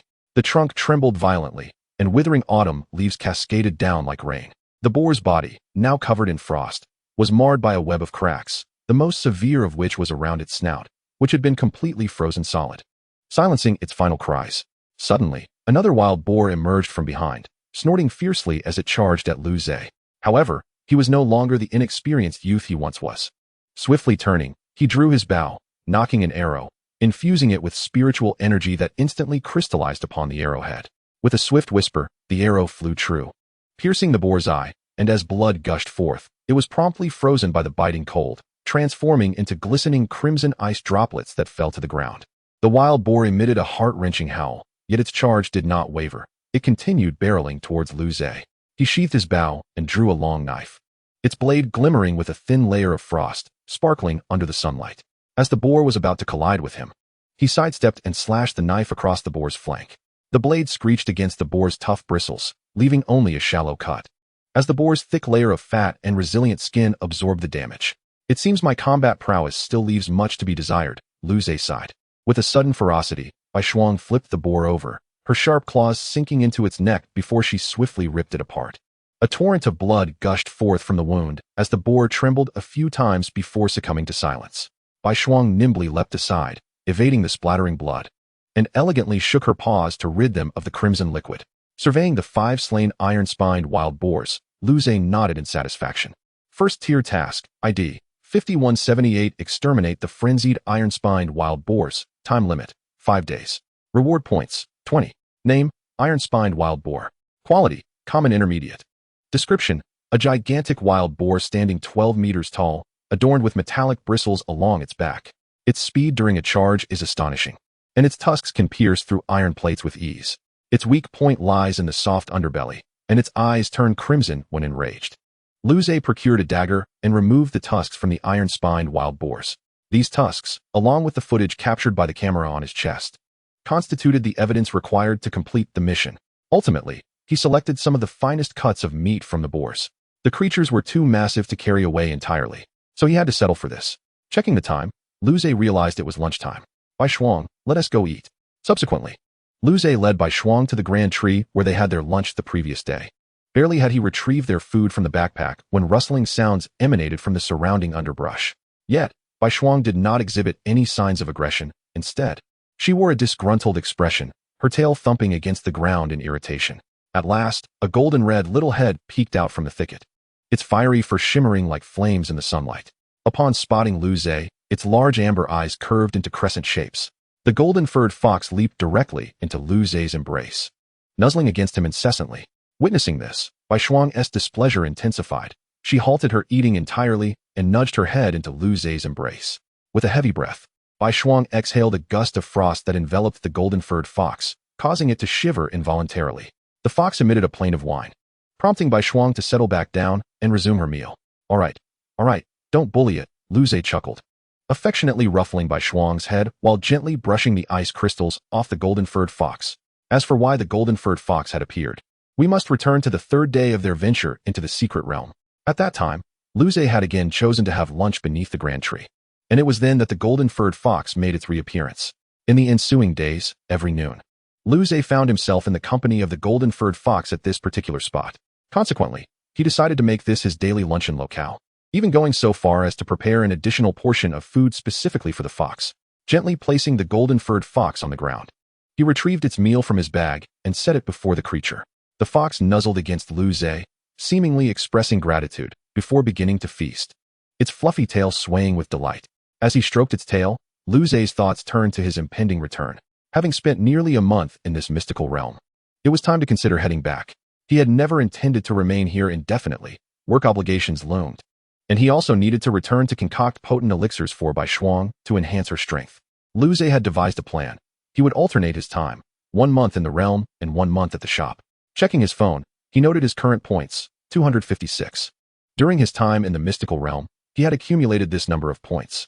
With a gentle pat on the golden-furred fox, he resolved to return in a few days. Watching the fox indulge in its meal, a thought sparked in his mind. Perhaps he could bring the golden-furred fox back with him. Creatures from the mystical realm could indeed be taken out, provided one registered them. However, his desire to take the fox did not imply a wish to form a contract with it. Lu Zhe's cultivation panel required continuous nurturing of various creatures to upgrade his level, and repeatedly nurturing the same species would diminish the growth rate of his cultivation level. Thus, he concluded that diversifying his collection of creatures for nurturing purposes would be the most effective strategy, much like his previous experience with the Qingye worm. After spending some time with the golden-furred fox, Luze began to eat his own meal. He knew he needed to consult the fox about his intentions to take it with him, but that decision could wait. Chapter 58. The Injured Golden-Furred Fox. Several days later, Luze lingered in the mystical realm. He organized his belongings and headed towards the mystical realm once more, having decided not to accept any tasks today, as he intended to leave the following day. His purpose for visiting the realm today was solely to bring the golden-furred fox out. Arriving beneath the grand tree with Bai Shuang, Luze settled down to wait. However, he found himself waiting until noon. The usual rustling from the grass was heard, and Bai Shuang, her nose twitching, stood up, having caught a whiff of blood. As the golden-furred fox emerged from the underbrush, Luze noticed its left front leg twisted at an unnatural angle, stark white bone piercing through fur, with bloodstains dried and darkened. Upon seeing Luze, the fox's eyes brightened, emitting a joyful sound as it struggled towards him. Luze's brow furrowed in concern as he hurried to scoop up the golden-furred fox. Had it suffered a fracture? A brief examination revealed that the fox's left front leg had indeed broken for some unknown reason. The sight alone caused Luze considerable discomfort. Yet the fox emitted no cries of pain, instead nuzzling against him. Carrying the fox back to the tree, Luze retrieved his healing supplies from his backpack. Anticipating that Bai Shuang might sustain injuries in the mystical realm, he had prepared an array of healing items. As a nurturer, he was more than capable of addressing such fractures in an emergency. Just hold on a moment, he reassured the fox, gently soothing it before commencing treatment. The first step was to realign the bone, but without any anesthetic, the pain would be intense. The golden-furred fox trembled, letting out cries of acute anguish as Bai Shuang, witnessing the scene, lay down, tucking her own left front leg close to her body in empathy. Once the bone was set, Luze hastily applied ointment to the wound and wrapped it with bandages. There we go, he said, though the fox still bore an expression of pain. It gratefully nuzzled him once more. This condition necessitated a visit to a beast hospital. Luze's expression remained serious. Do you wish to come with me? He inquired gently, cradling the fox. Bai Shuang conveyed his words to the creature. Without hesitation, the golden-furred fox nodded eagerly. Beyond the warmth of Luze's presence and the delightful meals he provided, its current state meant that survival was uncertain, and remaining here would likely lead to starvation or becoming prey for other beasts. Seeing the fox's agreement, Luze wasted no time and made his way toward the exit of the mystical realm, clutching the fox securely. Upon reaching the exit, he addressed the staff. Hello, I wish to take this golden-furred fox with me. The personnel, observing the fox in Luze's arms, responded, very well, please proceed with the registration. In the mystical realm, aside from the rare creatures, most could be taken out. While one could contract beasts from the realm, it was an uncommon practice, as the creatures available were generally weaker within their respective tiers. The primary purpose of such realms was to enhance the survival skills of beast tamers in the wild, providing a buffer against the harsh realities of nature. Simply put, it was akin to a novice village. One could not expect to obtain extraordinary rewards or remain there indefinitely. After swiftly registering the necessary information, Luze carried the golden-furred fox to the nearest beast hospital. The fox's injury, a mere fracture, was considered a minor ailment in contemporary veterinary care, and before long, Luze emerged from the facility. The golden-furred fox nuzzled Luze joyfully, having received a lightweight support brace for its front leg, and it felt considerably less pain than before. Luze then took the fox back to the hotel. Initially intending to return home with the fox today, its injury had altered his plans, leading him to decide to rest for the day and depart the following morning. Inside their room, Luze carefully placed the golden-furred fox on the bed, which had already succumbed to fatigue from its injuries. It was not long before the fox drifted off to sleep. Luze pulled a blanket over it, ensuring its comfort before stepping out of the bedroom and closing the door gently behind him. The hotel offered two types of accommodations. The spacious one Luze had booked was suitable for accommodating beast tamers, while the other, a smaller room, lacked the space necessary for larger creatures to move freely. Naturally, the former option was more expensive, but Luze was not particularly concerned about the financial aspect at this moment. Summoning Bai Shuang, she excitedly turned on the television and settled onto the sofa. For the past month, during the daylight hours, Bai Shuang had been immersed in the mystical realm, and by the time night fell, exhaustion enveloped her, leaving little time to indulge in watching television. Luze casually selected a book and settled on the sofa, while Bai Shuang naturally reclined in his embrace. With his eyes closed, Luze delved into the personal interface within his mind. Host, Luze. Level, Pinnacle of Beast Tamer. Breeder level, 6, 3, 100. Talents, Beast Affinity, Eye of Truth. The advancement in his breeding level had become increasingly arduous. Returning to the present, Luze affectionately stroked Bai Shuang beside him and then resumed his reading. The following day, Luze cradled the injured golden velvet fox in his arms, while Bai Shuang diligently pushed a suitcase alongside, a backpack dangling from her neck. Since Luze needed to carry the fox, it was inconvenient for him to manage the luggage. Thus he entrusted everything to Bai Shuang. As they journeyed, Bai Shuang attracted considerable attention from passers-by, a factor that had influenced Luze's earlier decision to retract her into his essence. Upon arriving at their designated meeting point, a ride-hailing vehicle awaited them. After stowing their luggage in the trunk, Bai Shuang promptly returned to Luze's interior. "Master, let us depart." Once settled in the car, Luze addressed the driver. In the confines of the vehicle, he playfully interacted with the golden velvet fox, acknowledging the reliability of the Beast Tamer hospital. Remarkably, within just a day, the fox's leg had healed considerably. Chapter 59, A Cozy Home. As time flowed, the automobile reached its destination, Luze's residence. Upon disembarking, Luze summoned Bai Shuang once more to assist with the luggage, and together they returned home. He produced the key and unlocked the door, prompting Bai Shuang to eagerly push the luggage inside. "Woohoo, I'm back." Ignoring Bai Shuang's exuberant antics, Luze placed the golden velvet fox on the sofa before heading to the backyard. He wished to inspect the medicinal field and the status of the green leaf worms, given that a month had elapsed, and his concern for them remained. Upon reaching the medicinal field, Luze was taken aback by the sight before him. The flora flourished vibrantly, far more robust than when he had departed. The rustling sound of leaves hinted at his presence, and soon emerged a long, emerald green worm, the spirit leaf worm. Just as it began to crawl towards Luze, it paused, scanning its surroundings warily. Upon confirming Bai Shuang was absent, it excitedly approached Luze. He extended his hand, allowing the spirit leaf worm to traverse onto his palm. It appeared that the role of the spirit leaf worm was far more significant than he had initially surmised. He reflected, observing the herbs flourishing in the field. After meticulously inspecting the medicinal field, Luze returned indoors, satisfied. Inside, Bai Shuang had predictably reclined on the sofa, engrossed in television, while the golden velvet fox had also awakened, its curious eyes fixated on the screen. Luze approached, disregarding Bai Shuang's viewing, and began examining the fox. Upon inspection, he discovered the golden velvet fox was quite young, likely just recently born, with a mere low-tier strength. Luze then lifted the fox to ascertain its gender. "Whimper, whimper." After the examination, the fox curled up shyly. "A female fox," he mused with a light chuckle, caressing the golden velvet fox's head while employing the Eye of Truth to unveil its information. Species, golden velvet fox. Level, low tier. Quality, mid tier. Potential evolution forms. 1. Luminous fox, earth tier low. 2. Fragrant whisper fox, earth tier low. 3. Flametail fox, earth tier mid. To his astonishment, an additional evolution chain had emerged. Officially, only the luminous fox and fragrant whisper fox were recognized, yet through the Eye of Truth, Luze discerned the flametail fox as well. Name, Flametail fox. Quality, earth tier mid. Description, a fox spirit adorned with fluffy fur that transitions from orange to red, reflecting a molten gold sheen under sunlight. Its most distinctive feature is the long tail ablaze with crimson flames, which never extinguish yet do not scorch its own fur. The previously white flame pattern on its forehead transforms into a blazing golden hue, and its pupils morph into flickering flames. However, Luze's surprise was fleeting. He had no intention of contracting the golden velvet fox, deeming it unnecessary. Given its lack of combat prowess, it offered negligible enhancement to Luze, prompting him to forego a contract.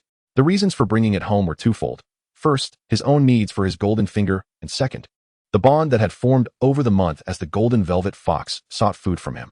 Subsequently, Luze surveyed the interior of the house, noting the thin layer of dust that had accumulated during the month of absence. After turning off the television, he enlisted Bai Shuang to help with the cleaning. Despite her initial reluctance, she ultimately complied and began tidying up alongside Luze. "Bai Shuang, hurry up." "Woo." Bai Shuang, bearing a bucket of water, scampered to Luze's side. He took a sizable cloth, dampened it in the bucket, wrung it out, and placed it before her. "Go. Wipe down the entire floor of the house." Woof. Obediently, Bai Shuang pressed her front paws onto the cloth, propelling herself forward with her hind legs, commencing her swift cleaning. Watching her in motion brought a smile to Luze's face as he too began to tidy the house. The golden velvet fox, still recovering from its injury, sat quietly on the sofa, observing Luze and Bai Shuang as they worked. Time passed until evening, signaling mealtime. The golden velvet fox's food was prepared specifically by Luze to aid in its recovery. At that moment, The fox devoured its meal voraciously, its eyes brimming with joy. After dinner, as Lu Zhe organized the dining table, he instructed Bai Shuang to fetch water and prepare bathing supplies. Bai Shuang excitedly dashed off to fulfill the task, while the golden velvet fox licked its injured leg, casting a glance at the busy Lu Zhe. Whimper. The golden velvet fox, dragging its injured leg, slowly approached Lu Zhe, curling up beside him and silently watching. Lu Zhe smiled, gently stroking the fox, which closed its eyes in contentment, emitting a soft, pleasurable sound. By the time Bai Shuang returned to summon Lu Zhe, he had already finished washing the dishes. He picked up the golden velvet fox and made his way to the bathroom. Inside, a large bathtub awaited, already filled with water. Woohoo! Bai Shuang nuzzled against Lu Zhe before obediently climbing into the tub. Setting the golden velvet fox down, Lu Zhe began bathing Bai Shuang. With her eyes comfortably closed, Bai Shuang lay still within the water, relishing Lu Zhe's gentle massage. Simultaneously, soft, contented hums escaped her lips, while Lu Zhe was engrossed in bathing Bai Shuang. The nearby golden-furred fox gazed enviously at the scene. Struggling to prop itself up on the ground, it remained steadfast, watching Lu Zhe as he tended to Bai Shuang. After a considerable time, Lu Zhe finally completed the bath for Bai Shuang. She, on her part, dried herself off, simply towel-drying her fur. Lu Zhe gently patted Bai Shuang and spoke to her. Reluctantly nuzzling against Lu Zhe, Bai Shuang exited the bathroom, and soon, the sound of a hairdryer echoed from outside. After replenishing the water, Lu Zhe beckoned the golden-furred fox over. To his delight, the fox approached timidly, filled with excitement. Bathing the golden-furred fox proved to be a more intricate task, primarily due to the need to avoid its injured leg. Carefully applying shower gel to the fox's coat, it inhaled the fragrant aroma surrounding it, gradually succumbing to a state of bliss. Once finished, the sound of the hairdryer ceased, and Lu Zhe addressed Bai Shuang as she stepped into the room. Bai Shuang, please dispose of this water. Observing her bathing tub in use and the golden-furred fox comfortably nestled in Lu Zhe's embrace, Bai Shuang shot a disapproving glance at the fox. With a discontented huff, she commenced tidying up the bathroom. Once everything was in order, Lu Zhe led Bai Shuang and the golden-furred fox into the bedroom. After a moment's contemplation, he fashioned a cozy nest for the golden-furred fox on the floor, using a soft blanket and cushions, gently placing the fox down. Witnessing this, Bai Shuang cast a smug glance at the golden-furred fox before climbing onto the bed to lie beside Lu Zhe. All right, Bai Shuang, you're not a child anymore, Lu Zhe remarked resignedly as he held down Bai Shuang's paw. In truth, he had long desired for her to sleep on her own, yet she stubbornly refused. Bai Shuang let out a few playful calls, and only under Lu Zhe's gentle restraint did she quiet down. With a click, Lu Zhe turned off the lights, plunging the room into darkness. After the lights were extinguished, moonlight streamed through the gaps in the curtains. The golden-furred fox curled up in its warm little nest, listening to the rhythmic breaths of Lu Zhe and Bai Shuang from the bed. For the first time in its life, it felt an overwhelming sense of safety, free from the fear of predators, hunger, or neglect due to injury. It gently licked its wounded front leg before closing its eyes. Chapter 60. A day after returning at the break of dawn the following day, Lu Zhe rose early, pushing aside Bai Shuang, who lay atop him. He got out of bed to check on the golden-furred fox, discovering it was sleeping soundly. Lu Zhe waited until breakfast was prepared before waking Bai Shuang and the fox. After they finished their meal, Lu Zhe stored Bai Shuang within himself and prepared to head to the Whispering Pavilion, leaving the golden-furred fox at home. Given its injury, it required rest, and their residence was conveniently located near the pavilion, allowing for a quick return. With a reluctant gaze, the golden-furred fox watched as Lu Zhe closed the door behind him. After sitting at the entrance for a while, it found the strength to climb back to the bedroom, slowly making its way onto Lu Zhe's bed. Upon arriving at the Whispering Pavilion, Lu Zhe spotted Qin Yueshi on her tiptoes, dusting the highest shelves, with the misty-tail fox perched on her shoulder. Hearing footsteps, Qin Yueshi turned around excitedly upon seeing Lu Zhe and exclaimed, "Hey, Lu Ge, you're back." Lu Zhe nodded and inquired, "So, how have things been at the shop these past few days?" Qin Yueshi grinned and replied, "Pretty good. Lin Jie has been quite nice to me." After a brief wait, Lin Xingyu arrived at the shop, her eyes lighting up upon seeing Lu Zhe. After sharing his experiences in the secret realm with Lin Xingyu and Qin Yueshi, she departed contentedly, knowing she could now take a break.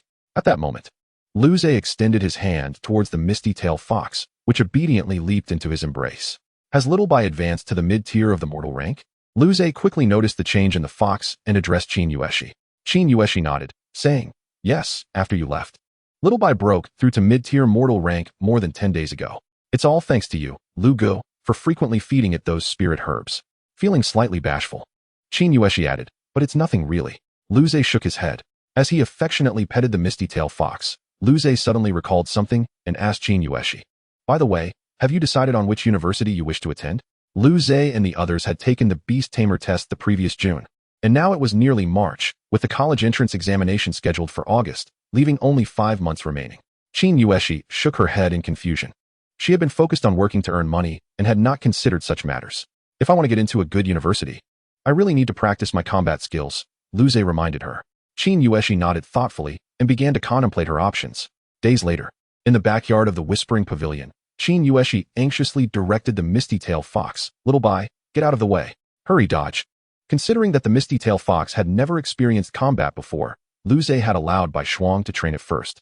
Despite its desire to evade, the misty-tail fox found itself unable to move as Bai Shuang lunged at it ferociously, its limbs weakening under the pressure. Just before landing on the misty-tail fox, Bai Shuang skillfully restrained her force, merely resting her paw lightly atop the fox. Seeing this, Luze shook his head, even with Bai Shuang holding back her strength. The misty-tail fox lacked any capacity for resistance. This was not a matter of strength, but rather the fox's inexperience in combat. However, it was not a significant issue. A few more experiences would suffice. Cradling the golden-furred fox in his arms, Luze noticed it gazing at Bai Shuang with admiration. "What is this? Do you want to train too?" He chuckled, observing the fox. After several days of recuperation, the golden-furred fox's injury had healed, prompting Luze to bring it along to the shop. Upon returning, Qin Yueshi followed closely behind. Her expression appeared somewhat downcast. Earlier, she had been unaware, but now, during the training, the misty-tail fox's lack of battle experience became glaringly evident. Sensing Qin Yueshi's disappointment, Luze offered reassuring words. "It's quite normal for beast companions to struggle in their first battle, but with continued training, they will grow rapidly." "Thank you, Lu Gu," Qin Yueshi replied, her energy returning as she expressed her gratitude. Thus, time swiftly passed until the end of the workday arrived. "Lu Gu, I'm heading out," Qin Yueshi exclaimed joyfully, waving at Luze with the misty-tail fox in her arms outside the Whispering Pavilion. "Be safe," Luze replied, checking the shop one last time before locking the door behind him. Upon returning home, Bai Shuang flopped onto the sofa, exclaiming, "Ugh, I'm exhausted." She eagerly glanced at Luze. Enough of that. Luze ignored Bai Shuang, placing the golden-furred fox down without sparing her another glance. "With such minimal exertion today, how could you possibly be tired? You merely wish for me to massage you again."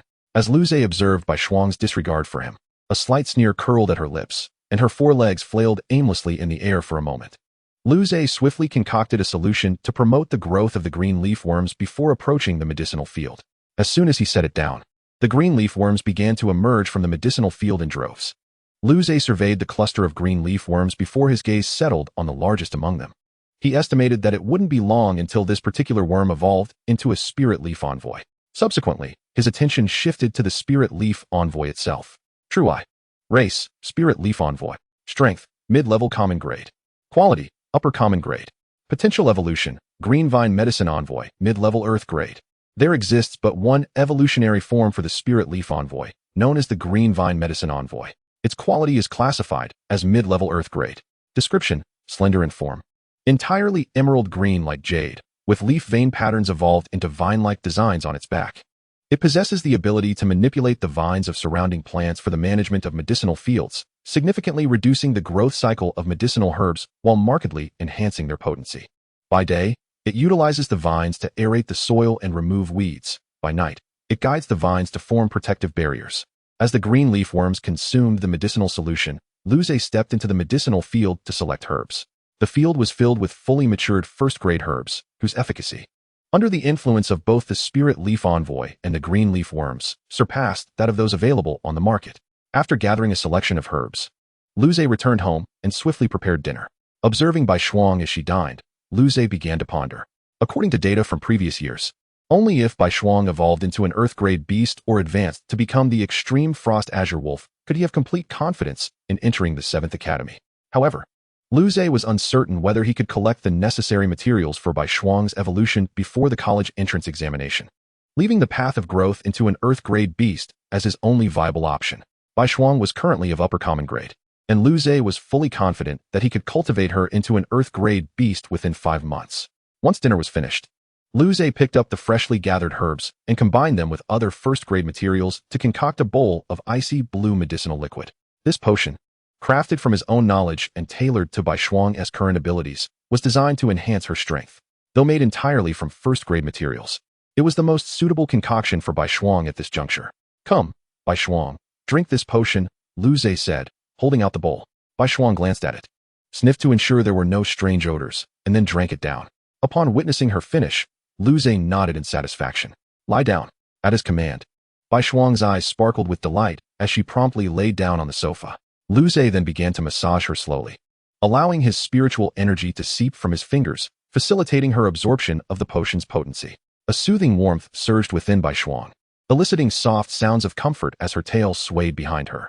Chapter 61. Return to the Secret Realm. All done. Lu Zhe gently patted the reclining Bai Shuang, rousing her from her trance-like state. After she had left, Lu Zhe turned his gaze to the nearby golden velvet fox, which had been watching intently. Upon meeting his eyes, the fox quickly averted its gaze. Observing this, Lu Zhe approached and gathered it into his arms, beginning to massage it as well. In the blink of an eye, a month had passed. During this time, one of the green leaf worms in Lu Zhe's medicinal field had finally evolved into a spirit leaf envoy. Concurrently, Lu Zhe's personal profile had also transformed. Host, Lu Zhe. Level, Peak Beast Tamer. Tamer level, level 6, 14, 100. Talent, Beast Affinity, True Eye.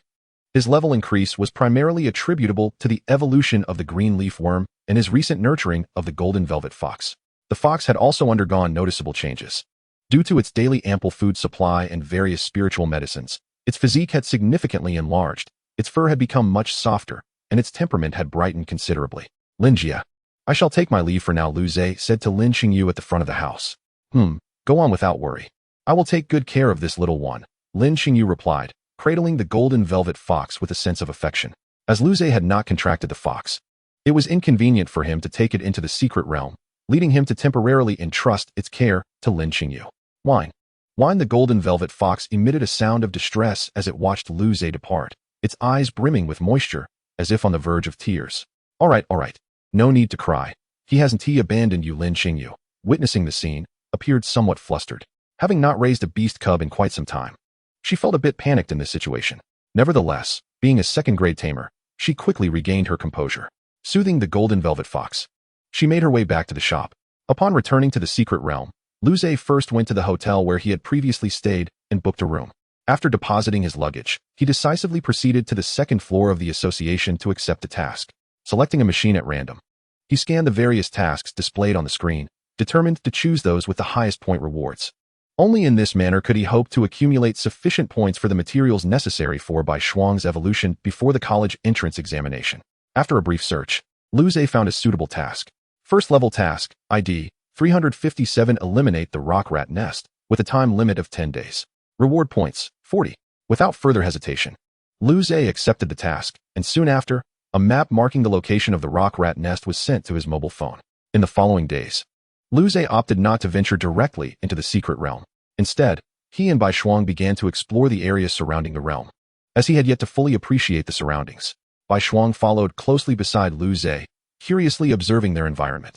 Along the way, numerous individuals, akin to Lu Zhe, were seen accompanied by their respective beast companions: flame feather chickens, sandstorm rabbits, lightning weasels, an array of various beasts, predominantly of common grade, though a few were of earth grade strength.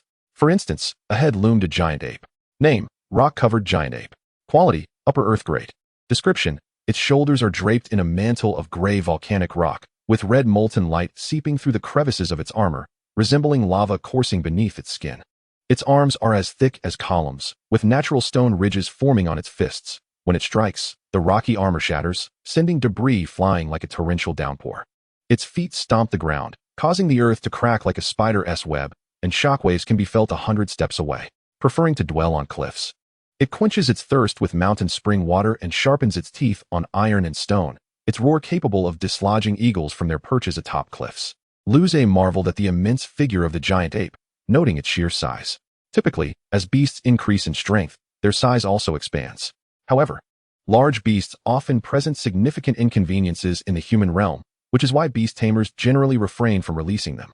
Yet, once a beast reaches the celestial grade, size becomes a non-issue, as celestial grade beasts, referred to as great beasts, can freely alter their forms. At this moment, the rock giant ape cautiously followed its master.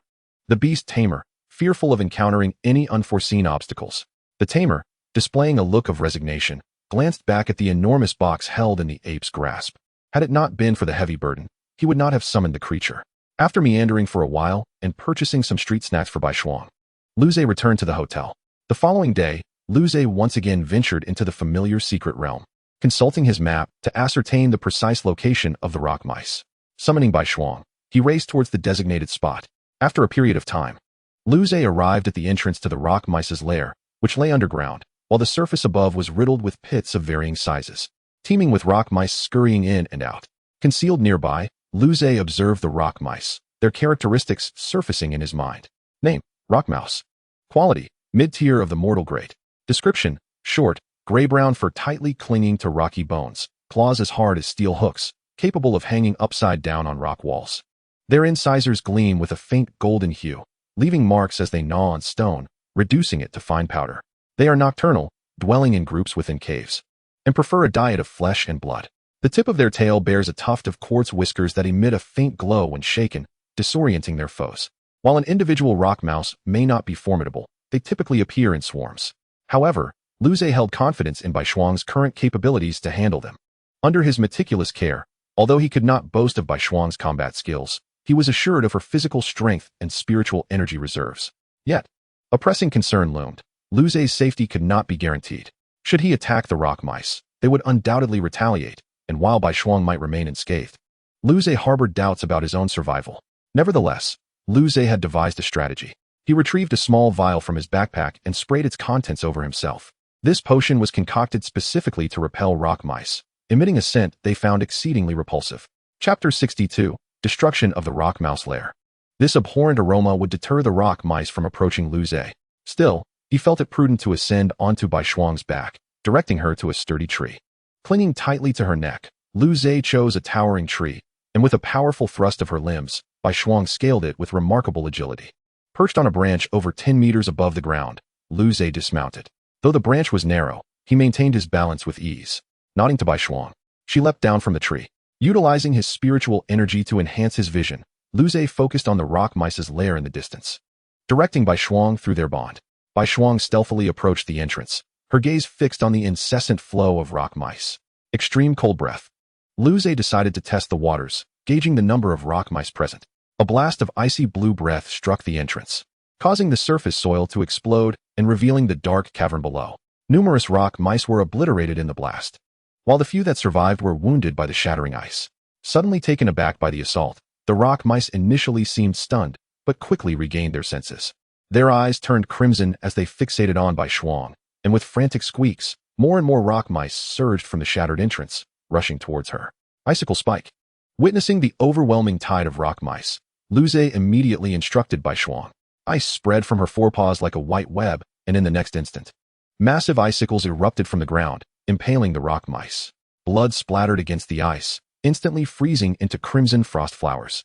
Yet, the swarm did not falter. The rear ranks trampled over the fallen comrades, charging forward. As the rock mice drew nearer, Bai Shuang flicked her tail and began to sprint. Despite not employing any beast techniques, her speed far surpassed that of the rock mice. Thus, Bai Shuang raced ahead, with the horde of rock mice in hot pursuit. Meanwhile, Luze prepared for the next phase by retrieving several vials of the previous potion from his backpack, fastening them onto an arrow. Given the sheer number of rock mice, slaying them one by one would be cumbersome. Luze intended to lure them all out before striking decisively. Bai Shuang, extreme cold breath. Bai Shuang halted abruptly, her chest swelling as a beam of crystalline blue light swept across the ground. Boom. The entrance erupted once more, sending shards of ice and debris flying. The foremost rock mice were instantly reduced to icy fragments, the mingling scents of blood and earth permeating the air, plunging the horde into disarray. Luze, now with bow drawn and arrow knocked, aimed deep into the dark maw of the lair. Whoosh! The arrow flew true into the void, eliciting an unprecedented frenzy from the rock mice within. Squeak! The ground around the entrance collapsed, unleashing a tide of crimson-eyed rock mice. Witnessing this overwhelming spectacle, Luze swallowed hard. The numbers were staggering. At last, he understood why the association had issued a task to eradicate the rock mice. Their sheer population posed a significant threat to the surrounding ecosystem, being carnivorous creatures that could devastate the local fauna. Upon seeing such a multitude of rock mice, Bai Shuang's initial surprise swiftly morphed into disdain. She halted, her forepaws slamming into the ground, unleashing a chilling wave that erupted outward. The frost spread rapidly, engulfing all the rock mice within its reach. Frost explosion, Bai Shuang growled. As the surrounding ice began to fracture, the rock mice, sensing imminent peril, emitted cries of terror, abandoning their pursuit of Bai Shuang in a frantic bid to escape into the depths of the lair. But alas, it was too late. Crack, crack. The ice shattered completely, transforming into countless shards that danced in the air, drawn by an invisible force. The crystalline fragments ascended like a tempest of blades, then converged in an instant, forming a swirling blizzard. The shrieks of the rock mice were drowned out by the howling winds as the once gray-brown mass was swiftly tinted icy blue. Most were caught in the aerial vortex, while those remaining frantically clawed at the ground, unable to escape. A crystalline blue core formed rapidly above the horde of rock mice, then detonated with a thunderous roar. Boom! An avalanche of ice shards transformed into lethal projectiles, raining down upon the ground, pinning every last rock mouse to the earth. Subsequently, Bai Shuang descended from the tree, carrying Lu Zhe on her back. As Lu Zhe gazed upon the multitude of deceased rock mice scattered across the ground, he contentedly stroked Bai Shuang beside him. Well done. I shall treat you to something delicious tonight. Upon hearing this, Bai Shuang nuzzled affectionately against Lu Zhe. Subsequently, he approached the entrance of the rock mice's burrow, intent on ascertaining whether any remained inside. He retrieved a herb from his backpack, then ignited it with a lighter before casting it into the depths of the burrow. This was the jade leaf herb, the very ingredient he had utilized to concoct his previous potion. Once ignited, the aroma it emitted far surpassed that of the mere potion. Indeed, as the jade leaf herb was tossed into the burrow, a cacophony of squeaks erupted from within. One by one, the rock mice emerged, only to meet their demise at the hands of Bai Shuang and Lu Zhe. Time passed until no further rock mice dared to venture forth from the burrow. It seemed they had accomplished their task. Lu Zhe nodded in satisfaction, tidied the battlefield of rock mouse carcasses, and prepared to depart with Bai Shuang. Given that he had undertaken only this single mission that day, Lu Zhe made his way directly out of the secret realm. However, before leaving, he seized the opportunity to catch some knife-fin fish. Upon returning to the Beast Tamer Association, Lu Zhe submitted his completed task. After reviewing his footage, the staff promptly credited his account with the corresponding points. Although it was termed a clearing mission, it was not mandatory to exterminate every creature, as that would be too arduous a task. One merely needed to ensure that a substantial number of beasts were eliminated, thereby safeguarding the local ecosystem from further disruption. With another 40 points added to his account, Lu Zhe felt a deep sense of satisfaction. Once outside the association, he treated himself to some snacks as a reward for Bai Shuang. For the following period, Lu Zhe diligently accepted tasks to accumulate points. Chapter 63. The Eroding Bone Python of the Murky Marsh. Time flew by, and soon 2 months had elapsed. Within the Whispering Pavilion, Lu Zhe cradled a golden-furred fox in his arms, leisurely organizing the shop's inventory. He was alone, for Qin Yueshi had resigned a few days prior, seeking to enhance the combat prowess of her Miss-Tail arc by embarking on her own training journey. Considering her financial situation, Lu Zhe had lent her some money. Woo-woo. The golden-furred fox whimpered, playfully nuzzling against Lu Zhe, its fluffy tail brushing against his chest. As he gazed at the fox, memories flooded back of a month ago when he had just returned from the secret realm. At that time, upon seeing him, the golden-furred fox had dashed towards him in tears, filling him with an inexplicable sense of guilt. Under Lu Zhe's nurturing, the fox had reached the mid-tier of the mortal rank, and it was time to contemplate aiding its ascension. "Oh whoa," Bai Shuang lazily called out. Rising from the ground and stretching slightly, Lu Zhe turned to observe, his mind racing with thoughts. It was now June. With merely 2 months remaining until the college entrance examination, yet Bai Shuang remained at the superior mortal rank. Despite Lu Zhe's continuous investment of resources, Bai Shuang had yet to break through to the Earth rank. It appeared that the Earth rank was indeed a formidable hurdle to overcome. On the second floor of the Beast Tamer Association, in the task hall, Lu Zhe's gaze was drawn to a particular mission, stirring his interest. Second-tier mission, ID 9785, Hunt a Frenzied Eroding Bone Python, Strength, Inferior Earth rank, with a time limit of 20 days. Reward, 200 points. Were it a typical eroding bone python, Lu Zhe would surely refrain from engaging. However, the task indicated that this particular python was in a molting phase, rendering it vulnerable. The molting period of the eroding bone python lasts for 3 months, during which its strength diminishes significantly. It was precisely for this reason that Lu Zhe contemplated accepting the mission, with the python weakened during its molting phase, and the possibility of seeking assistance if necessary. He felt confident that as long as he exercised caution, his life would not be in jeopardy. Moreover, since Bai Shuang had been struggling to break through, Liu Ze believed that a certain level of pressure could facilitate her advancement. After careful consideration, he resolved to accept the task. In the subsequent days, Liu Ze diligently prepared for the confrontation with the eroding bone python. As it was an earth-tier beast, even in its weakened state, ample preparation was essential. A few days later, Liu Ze, accompanied by Bai Shuang, cautiously approached the marsh where the eroding bone python resided. Being a second-tier beast, the surrounding area was likely inhabited by other second-tier creatures, necessitating utmost vigilance to avoid drawing their attention. Nevertheless, their journey was relatively uneventful, and they safely reached the marsh's edge. The air was thick with the stench of decay and rotting vegetation. Bai Shuang's expression reflected her disdain for the foul aroma. Liu Ze felt a surge of apprehension. After all, they were dealing with an earth-tier beast. Bai Shuang, are you prepared? Oh woo. Bai Shuang nodded resolutely. Liu Ze affectionately patted her, mentally rehearsing their strategy. The eroding bone python dwelled in the marsh, where Bai Shuang would be unable to exert her full strength. Thus, it was imperative to lure the python out of the marsh. Taking a deep breath, Liu Ze drew his bow and coated an arrowhead with a potent liquid.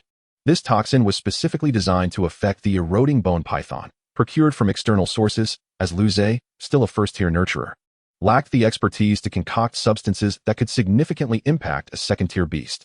With Bai Shuang's assistance, Liu Ze ascended to a branch of a towering tree. Once all preparations were confirmed, Bai Shuang cautiously approached the marsh and unleashed an icy breath towards its center. With a resounding impact, the icy breath struck the marsh, causing the surface to ripple with eerie, dark green waves. Suddenly, a massive python head, nearly 2 meters in diameter, erupted from the water, its molting scales curling back to reveal tender, pink skin beneath. Roar. Name: Eroding Bone Python. Quality: Mid-tier Earth rank. Description: Cloaked in deep green.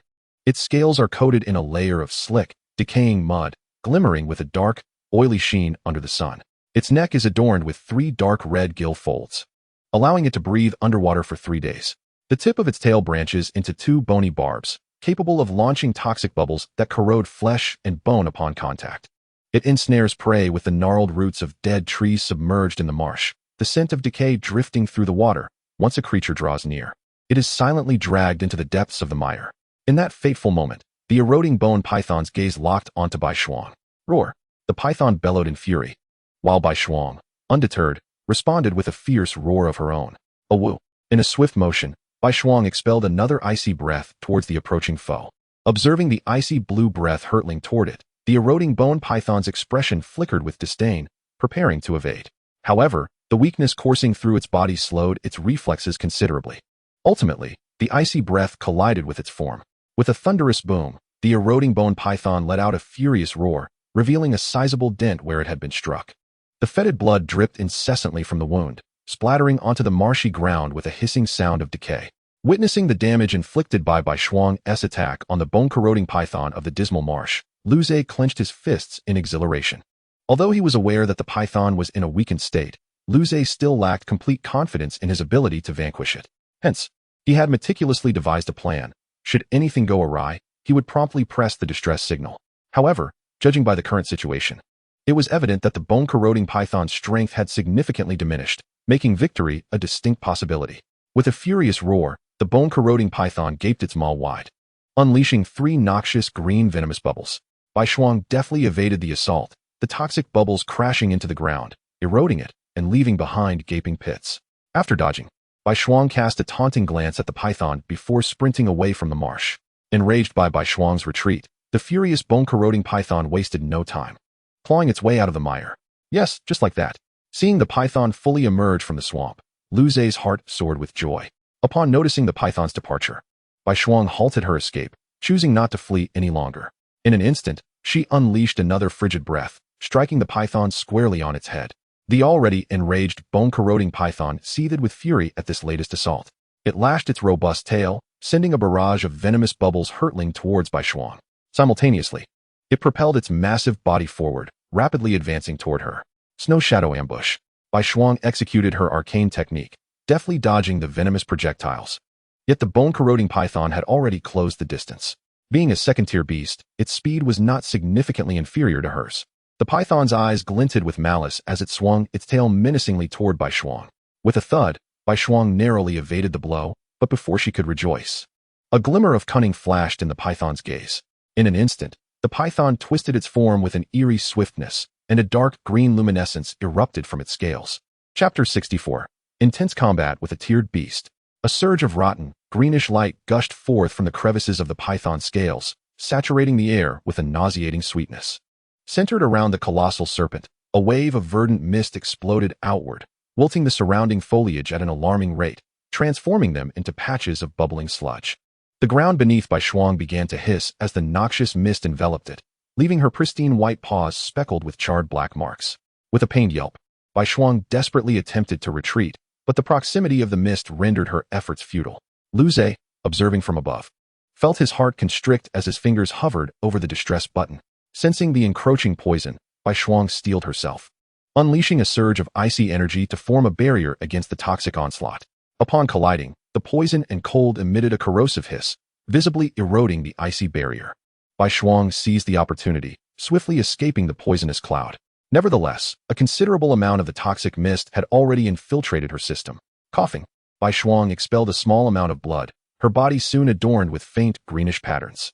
Fortunately, she merely swayed unsteadily, without any severe adverse effects. Lu Zhe breathed a sigh of relief upon witnessing Bai Shuang's escape from the mist. Thankfully, he had previously administered antidotes to her, otherwise, that single exposure would have been devastating. Yet, it was imperative to conclude the battle swiftly. Despite Bai Shuang appearing relatively unharmed, prolonging the confrontation could lead to dire consequences. With a furious roar, the bone-corroding python charged at Bai Shuang upon seeing her evade the mist. Its massive body whipped toward her like a whip, the tail hook gleaming ominously. Bai Shuang swiftly dodged, leaving behind an illusory crystal remnant. In the next moment, she reappeared at the python's vulnerable flank. Her claws enveloped in frost as she ruthlessly tore at the tender flesh exposed by its molting. With a splatter, the putrid serpent blood erupted forth, and the bone-corroding python writhed in agony, its tail sweeping violently, severing nearby trees with ease. Seizing this fleeting opportunity, Lu Zhe drew back his bowstring, launching a poisoned arrow that struck true into the gaping wound. Initially, the python had dismissed this strike, but as the toxic venom spread, its body began to falter. What was once a formidable creature now moved sluggishly, its actions significantly delayed. Elated by the python's impaired movements, Lu Zhe reveled in the effectiveness of the high-priced poison he had procured. Considering that the bone-corroding python was a second-tier beast, renowned for its toxic capabilities, such potent venom did not come cheaply. The minuscule vial had cost him a staggering 300,000. At this juncture, Bai Shuang capitalized on the distraction, raking her claws across the python's hide, inflicting numerous deep wounds. The bone-corroding python, now spiraling into madness, struggled to keep pace with Bai Shuang's agile movements as its strength waned. Yet, the venom coursing through Bai Shuang's system began to take its toll, causing her evasive maneuvers to slow as well. The python lashed its powerful tail, and despite Bai Shuang's attempt to evade, the toxin's effects rendered her unable to escape unscathed. Fortunately, Bai Shuang managed to invoke a defensive snow veil just in time, though the python's weakened strike still sent her hurtling away, crashing violently into a towering tree. The tree groaned under the impact, swaying precariously but ultimately remaining upright. Bai Shuang struggled to rise, expelling dark blood from her mouth, her vision blurring as the python's venom took effect. Damn it! Seeing this, Lu Zhe could no longer contain himself. He drew his bow once more, releasing another arrow. The arrow struck the wound with precision, eliciting another furious roar from the bone-corroding python. However, its crimson gaze soon locked onto Lu Zhe, eyes ablaze with murderous intent. Lu Zhe's heart sank as he recognized the peril. This was precisely why he had been so cautious about revealing himself. Once the python fixated on him, trouble would surely follow, grave trouble. With a terrifying roar, the bone-corroding python swung its tail, launching a barrage of rancid green venomous spheres toward Lu Zhe. With no time to spare, he unsheathed his dagger and leaped from the tree, plunging the blade into the trunk for leverage. Just as he landed, the toxic spheres detonated at his previous location. Boom! The venomous spheres exploded, corroding a horrifying gash into the thick trunk of the tree. The splattering venom cascaded like raindrops, hissing as it made contact with everything around. A portion of the venom, now swirling in the air, was hurtling toward Lu Zhe. Gritting his teeth at the sight of the dark green liquid, Lu Zhe swiftly unsheathed his dagger from the tree, pushing off with his legs to accelerate his descent. Thud! The dull sound of impact echoed as Lu Zhe landed, scarcely able to register the pain in his legs before he propelled himself away from the looming tree. Seeing that his attack had failed to harm Lu Zhe, the bone-eroding python of the swamp prepared to unleash another torrent of venom. However, at that moment, Bai Shuang charged at it with fervor. Her eyes were aflame with fury, having just witnessed Lu Zhe being assaulted by the fearsome creature. Not daring to underestimate her approach, the python abandoned its pursuit of Lu Zhe and redirected its wrath towards Bai Shuang. Dodging the python's sweeping tail, Bai Shuang leapt onto its back. As the creature was momentarily taken aback, she plunged her icy claws deep into its flesh. Enduring the corrosive venom coursing through its veins, her claws stirred violently within. Infused with a chilling aura, reacting to the ferocious assault, the bone-eroding python writhed desperately, attempting to ensnare her with its sinuous body.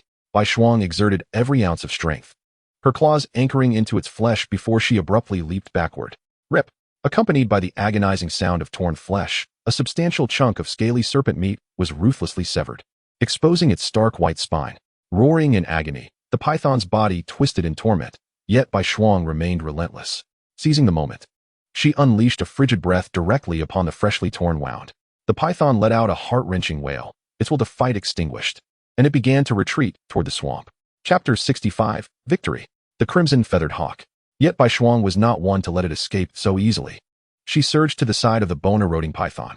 Her claws, akin to steel hooks, sank deep into its tail, piercing through its armored scales and drawing forth streams of dark green blood.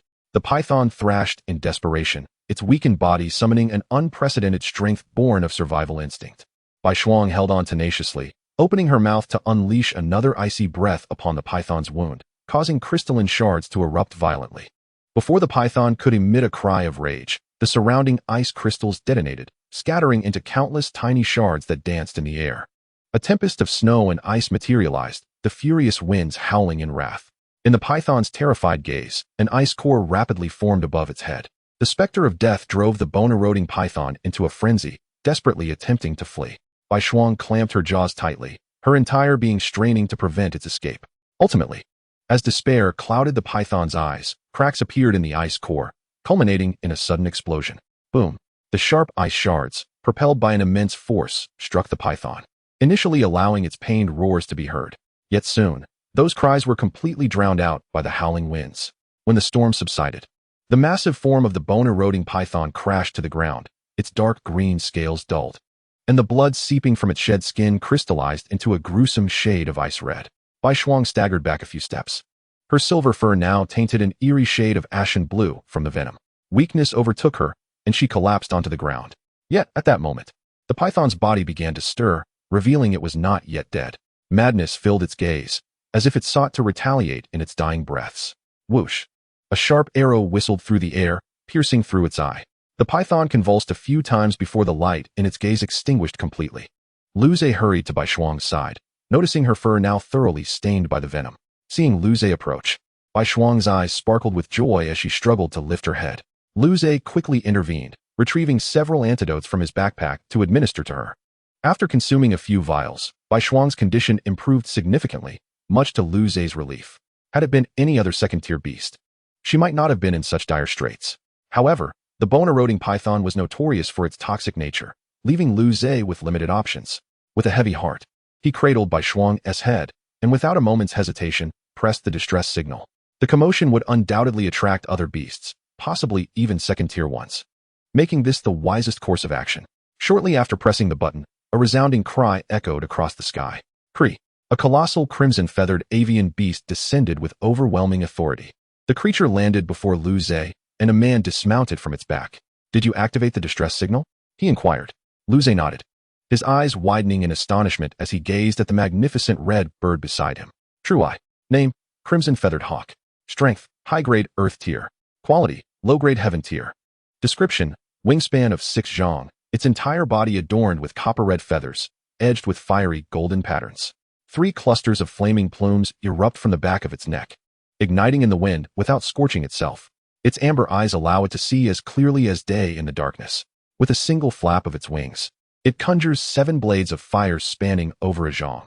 Its 12 tail feathers converge like a bundle of blazing arrows, spreading into a 3 zhang curtain of flame, capable of incinerating a 10 zhang forest in an instant. This was indeed a beast of heaven-tier quality. The man, noticing Lu Zhe's awe, felt a surge of pride. His purpose for being here as a protector was to bask in the admiration and envy of others. He then surveyed the surroundings, spotting the injured Bai Shuang leaning against Lu Zhe, alongside the carcass of the bone-eroding python. After a moment of surprise, he quickly regained his composure. "Come aboard. I shall escort you out," he said, gesturing for the crimson feathered hawk to descend. Luze shifted his gaze from the magnificent bird, though still entranced. Glancing back at the intact corpse of the bone-eroding python, he stated, "Please wait a moment." The man nodded in understanding. Luze drew his dagger and began to carve into the python's body. Finally, he extracted a dark green serpent gallbladder. This was a valuable find, especially since it belonged to a second-tier beast. Luze then stored Bai Shuang within his essence and leapt onto the back of the crimson feathered hawk. The man followed suit, turning to Luze with a command, "Hold on tight." With that, the crimson feathered hawk flapped its powerful wings, and in an instant, Luze felt a fierce wind rushing toward him. His body swayed, and he instinctively grasped the vibrant crimson feathers before closing his eyes against the onslaught of wind. When Luze finally opened his eyes again, he discovered he was soaring high above the ground. The wind howled in his ears, offering an unobstructed view of the enchanting scenery below. At this moment, Luze's eyes sparkled with wonder, and before long, the crimson feather eagle had soared near the entrance of the secret realm. After gently setting Luze down, the man addressed him, saying, "Remember, for the next 7 days, you are forbidden from entering the secret realm." Luze nodded, fully aware that this prohibition stemmed from his pressing of the distress button. Initially, there had been no such rule within the secret realm. However, numerous individuals, who were not facing life-threatening crises but merely minor inconveniences, had pressed the distress button. Consequently, in response to this phenomenon, the authorities instituted a regulation. Once the distress button was pressed, one could not re-enter the secret realm for a week. The man said little more, urging the crimson feather eagle to swiftly vanish from sight. Luze did not linger, hastily exiting the secret realm. After undergoing a thorough examination by the staff, he made his way directly to the hospital. The toxin from Bai Shuang had only been temporarily suppressed. Complete detoxification necessitated a visit to the hospital, as it was the venom of a second-tier beast, a matter beyond his current capabilities.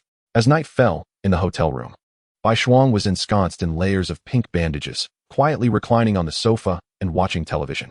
The toxins within her had been largely eradicated, and all that remained was for her to rest peacefully. Just then, Luze entered, carrying a large basin of delectable roasted fish. "Wow!" Upon catching the mouth-watering aroma, Bai Shuang excitedly exclaimed, but being ensnared in bandages, she could only gaze longingly at Luze from her position on the sofa. Observing her predicament, Luze chuckled and placed the roasted fish on the table before her. Open wide, Bai Shuang obediently opened her mouth, and Luze began to carefully feed her. As she savored his attentions, a joyful expression illuminated her face, and the tail, wrapped in bandages behind her, began to wag slightly. Chapter 66. Breakthrough to Earth Tier. 10 days later, Bai Shuang had completely healed and was on the verge of a breakthrough in her prowess. Woo! At that moment, she nuzzled Luze's arm with her head, her wet nose tickling his elbow. Preoccupied with his task, Luze did not lift his gaze and said to Bai Shuang, "All right, stop that and go play for a bit." Upon hearing this, disappointment flickered across Bai Shuang's face, yet she complied and ceased her playful antics. Luze was currently preparing a medicinal elixir to aid Bai Shuang's breakthrough, utilizing the serpent gall of the abyssal bone-corroding python mixed with a portion of ice essence. The ice essence was a vital component for Bai Shuang's evolution, primarily serving to provide a vast reservoir of spiritual energy. Thus, it could also be utilized during her breakthrough to supply the necessary spiritual force. After a while, Luze approached Bai Shuang with a bowl of emerald green liquid. "Here, Bai Shuang, drink this." He lifted the bowl to her lips, and Bai Shuang sniffed it before gulping it down in one go. Following the consumption of the green liquid, a violent surge of spiritual energy coursed through her body. She then closed her eyes and reclined on the sofa, as waves of cold energy began to emanate from her. Witnessing the sofa gradually freezing, Luze quickly drew Bai Shuang into his body. After all, this was not his home, and there was insufficient space for her to undergo her breakthrough. Therefore, he had no choice but to allow her to break through within him. Luze settled onto the sofa and began to wait for Bai Shuang's breakthrough to complete. This time, her breakthrough took significantly longer than previous attempts, lasting a full day and a half. When Bai Shuang successfully broke through, Luze remained quietly seated on the sofa, engrossed in a film playing on the television, a bag of chips in hand. After all, Luze was human. It was impossible to be perpetually engrossed in books, as a balance between work and leisure was essential. Suddenly, Luze's body stiffened as he sensed a powerful surge of spiritual energy transmitted through their bond. A delighted smile graced his face. Bai Shuang had succeeded in her breakthrough. Without hesitation, he summoned her forth. In an instant, a colossal white wolf materialized before him. Gazing at Bai Shuang, Luze swallowed hard, for her transformation was astonishing. The most significant change was her size. Bai Shuang's shoulder height had surged to 2 meters, towering over Lu Zhe. Her entire body was enveloped in white fur, which shimmered under the light, reflecting an exquisite icy blue hue. Her icy blue eyes, upon closer inspection, revealed intricate patterns resembling snowflakes deep within. Woo! The moment Bai Shuang appeared, she let out an excited yelp and, as was her custom, lunged toward Lu Zhe. Stop! Seeing her charge, Lu Zhe hurriedly called out to her. Bai Shuang had just undergone a breakthrough and had yet to fully master her newfound strength. If she were to pounce upon him, he feared he might be sent flying. Woo! Bai Shuang, feeling thwarted, let out a plaintive sound and lay down, her massive tail, which had been wagging in excitement, now drooping dejectedly. Realizing his words might have stung, Lu Zhe quickly approached Bai Shuang, extending his hand to gently caress her. It's not that I'm rejecting you. It's just that you've grown, and you can't leap at me like before. With Lu Zhe's soothing words, Bai Shuang soon regained her composure. Excitedly, she stood up, eager to nuzzle Lu Zhe as she typically would. However, due to her size, she ultimately opted to sit down, resting her head against his chest. Embracing Bai Shuang's immense wolf head, she nuzzled against him. Lu Zhe closed his eyes in enjoyment, relishing the sensation of her fur, which surpassed even the finest silk in smoothness, imbued with a pleasantly cool touch. As night descended, Bai Shuang's dissatisfied calls echoed in the room. Woo! Why can't I come up? She stood beside the bed, looking at Lu Zhe with a pout. Lu Zhe, exasperated, gestured towards her imposing size and then towards the bed. You're too big. There is simply no room for you on the bed. Despite Lu Zhe's explanations, Bai Shuang remained disgruntled. Woo! I don't care. I want to sleep with you. Eventually, after much coaxing from Lu Zhe, Bai Shuang relinquished her desire to share the bed, though her expression remained one of discontent and grievance. All right, once you evolve into a celestial tier beast, we can sleep together. Lu Zhe, though resigned, felt a tinge of pride. After all, having Bai Shuang cling to him was a testament to his capabilities. Hearing Lu Zhe's words ignited Bai Shuang's fervent desire to attain the celestial tier, and she longed to achieve that goal immediately. Ultimately, Bai Shuang was reluctantly drawn into Lu Zhe's body, marking the first time she spent the night within him. The next day, Lu Zhe had just awakened when he sensed through the contract Bai Shuang's urgent desire to emerge. The moment Bai Shuang manifested, she lunged towards Lu Zhe. And despite her controlled strength, he found himself sprawled on the ground. Her immense form enveloped him, and she began to nuzzle him with her head. Lu Zhe did not resist. Instead, he reached out to caress Bai Shuang. After a while of gentle stroking, he prepared to escort her back into the secret realm. Since their last encounter, where he had vanquished the bone-corroding python in the secret realm, Lu Zhe had not returned. In the task hall, Lu Zhe accepted several gathering quests before entering the secret realm once more. Upon his re-entry, he promptly summoned Bai Shuang. Gazing at her colossal figure, an idea sparked in Lu Zhe's mind. He climbed onto Bai Shuang's back, settling comfortably. However, this position proved somewhat inconvenient, and Lu Zhe opted to lie across her back, wrapping his arms around her neck. Throughout his adjustments, Bai Shuang remained calm, her tail wagging excitedly behind her. Bai Shuang, run! Lu Zhe exclaimed, having found the most comfortable position. Upon hearing his words, Bai Shuang's excitement mirrored his own, and a joyful expression lit her face. With a powerful push of her hind legs, she shot forward like an arrow, leaving several sizable craters in her wake. As the wind howled past him, Lu Zhe struggled to open his eyes, utilizing his spiritual energy to ease the disorientation. The rapidly shifting scenery around him filled him with inexplicable exhilaration and joy, prompting him to shout with enthusiasm. Sensing Lu Zhe's excitement, Bai Shuang quickened her pace even further. Chapter 67, The Proud Bai Shuang. Surrounding them were several beastly creatures that sensed Lu Zhe. However, upon detecting the aura of a mid-tier Earth-grade beast emanating from Bai Shuang, they quickly retreated. After a delightful romp, Lu Zhe finally turned his attention to completing his tasks. Before long, Lu Zhe arrived at a location marked on his map, where the materials he sought, Stardew grass, were flourishing. Indeed, the official map proves invaluable, Lu Zhe mused, recalling the numerous detours he had taken with a private map when he first entered the secret realm. Just as he dismounted Bai Shuang, she vanished in an instant. A loud crashing sound followed. Bang! Lu Zhe glanced towards the source of the noise, only to find a dead emerald-green venomous snake, now reduced to a puddle of flesh beneath Bai Shuang's paw. Bai Shuang lifted her paw, revealing blood and bits of flesh clinging to it, her face contorting in disgust. After vigorously rubbing her paw against the grass, she nodded in satisfaction. Lu Zhe returned his focus to gathering Stardew grass. Soon, he had collected a sufficient quantity and said to Bai Shuang, "Let us move on." He settled back on her back, and she swiftly galloped towards the next destination. Days passed. Bai Bai Shuang was now engaged in combat with a second-tier beast. The opposing Earth-grade creature was significantly larger than Bai Shuang, its body cloaked in grayish-white, stone-like scales. Its protruding horns shimmered with an earthy glow, exuding a formidable presence. Name: Stone-scale rhinoceros. Quality: mid-tier Earth-grade. Description: standing 10 feet tall, resembling a heavily armored rhinoceros. Its grayish-white scales are layered, the edges glowing with a yellowish light. It moves slowly like a rock, but can create tremors with its powerful hooves. When threatened, it channels spiritual energy into its scales, hardening them into 3 feet of rock armor while maintaining its charge speed. This particular stone-scale rhinoceros possessed the strength of a low-tier Earth-grade beast. Roar! The stone-scale rhinoceros let out a deep, thunderous bellow, reverberating like rolling rocks within its chest. Suddenly, it radiated a yellowish light, causing its already thick scales to become even more formidable. With a forceful stomp, it sent debris soaring into the air. The creature charged towards Bai Shuang like a moving fortress. Bai Shuang opened her mouth, unleashing an icy breath towards the stone-scale rhinoceros.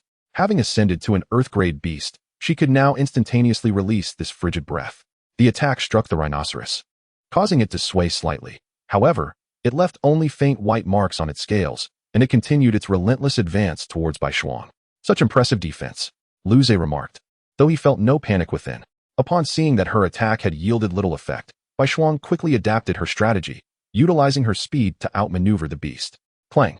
Bai Shuang's sharp claws met the rhinoceros's scales, producing a sound akin to metal clashing, even sparking slightly. Ow! Bai Shuang recoiled, shaking her pained paw before vanishing once more. Boom! In the next moment, the rhinoceros's furious strike landed where Bai Shuang had just been, causing the ground to crack and fissure. Thus, neither could gain the upper hand. Bai Shuang's assaults failed to effectively harm the stone-scale rhinoceros, while the beast's sluggish movements could not reach her. After a while, the stone-scale rhinoceros panted heavily, its eyes regaining clarity. With another roar, it turned and fled without a backward glance. Just as Bai Shuang prepared to pursue, Lu Zhe stopped her. If the battle continued, the outcome was certain: Bai Shuang would win, as she could easily outlast the rhinoceros. However, since the beast had fled, there was no reason to chase it. Once assured of the rhinoceros's departure, Lu Zhe began to gather the materials required for his quest. Since Bai Shuang had broken through to the Earth grade, Lu Zhe now accepted only second-tier tasks. This gathering quest conveniently coincided with the presence of a stone-scale rhinoceros, resulting in their encounter. Splendid. Another 130 points earned. Satisfied, Lu Zhe stored the required materials in his backpack and climbed back onto Bai Shuang's back, setting off towards the next destination. As they traveled, Lu Zhe lay on Bai Shuang, lost in thought. With only a month remaining until the college entrance examination, it was time to return home. To be prudent, Lu Zhe decided to refrain from entering the secret realm in the weeks leading up to the exam, preferring to remain at home. He did not want to jeopardize such an important event. Any unforeseen incidents in the secret realm could lead to complications for his examination. Arriving at his home, Lu Zhe spotted Lin Qingyu waiting for him, cradling a golden fur fox in her arms. Upon witnessing Lu Zhe's return, the golden-furred fox in Lin Qingyu's embrace thrashed about wildly, its eyes brimming with joy and excitement. "Oh, you little heartless creature. Who has been caring for you these past few days?" Lin Qingyu gently patted the exuberant fox nestled in her arms before making her way toward Lu Zhe. "Lin Jia, why have you been waiting here?" Lu Zhe inquired. "It's all because of it. Ever since it learned you were coming back, the entire creature has been in a frenzy. Thus, I found myself waiting at the door." As she spoke, Lin Qingyu released her hold on the golden-furred fox, which promptly leaped into Lu Zhe's embrace. Ing. The fox nuzzled against Lu Zhe, who affectionately stroked its fur while addressing Lin Qingyu. "Thank you for taking care of it these past days. Would you care to come inside?" Lin Qingyu nodded and followed Lu Zhe to the entrance. After retrieving the key and unlocking the door, Lu Zhe summoned the eagerly awaiting Bai Shuang, who bounded forth. Ao. The moment she saw Bai Shuang, Lin Qingyu stood frozen in astonishment. Upon noticing her shocked gaze, Bai Shuang proudly raised her head and sauntered leisurely into the house. The golden-furred fox, too, opened its mouth in surprise and gazed at Bai Shuang with admiration. Ing. Chapter 68. The eve of the college entrance examination. Bai Shuang has broken through to the Earth level? Lin Qingyu's tone was laced with a complex blend of excitement and envy. Indeed, she just made the breakthrough recently. Lu Zhe confirmed with a nod. Hearing his affirmative response, Lin Qingyu remarked enviously, "With your current strength, entering the 7th Academy must be a certainty." As they conversed, the two made their way into the house. Inside, Bai Shuang lounged on the sofa, her sizable form occupying a significant portion of the seat. Skillfully, she used her tail to manipulate the remote control, turning on the television and immersing herself in the program. At that moment, Lin Xingyu approached and took a seat in the remaining space on the sofa, observing Bai Shuang intently. Meanwhile, Lu Zhe, holding the golden-furred fox, poured a glass of water and placed it before Lin Xingyu. Lin Jia, here has some water. Lin Xingyu accepted the glass and sipped delicately. Subsequently, Lu Zhe attempted to set the golden-furred fox down, but it clung tenaciously to his clothing. Ing, ing, ing. The fox gazed up at Lu Zhe with a pitiful expression. Seeing its forlorn demeanor, Lu Zhe relented and continued to cradle it in his arms as he ventured into the backyard. Arriving by the medicinal herb field, 2 emerald green leaf insects soon emerged, one notably larger than the other. These are the 2 leaf spirits. Lu Zhe crouched down to observe them, noting that due to his frequent absences, both remained at the mid-grade of the ordinary level. The golden-furred fox curiously fixated on the leaf spirits and extended its paw toward them. However, in the next instant, the 2 insects swiftly retreated back into the herb field. Ing ing. Another failure. The fox pouted, withdrawing its paw in resignation. Witnessing this, Lu Zhe chuckled and patted the golden-furred fox. It seemed as though the leaf spirits had developed a fear of Bai Shuang, which extended to the fox as well. Each time the golden-furred fox approached, they would hastily flee.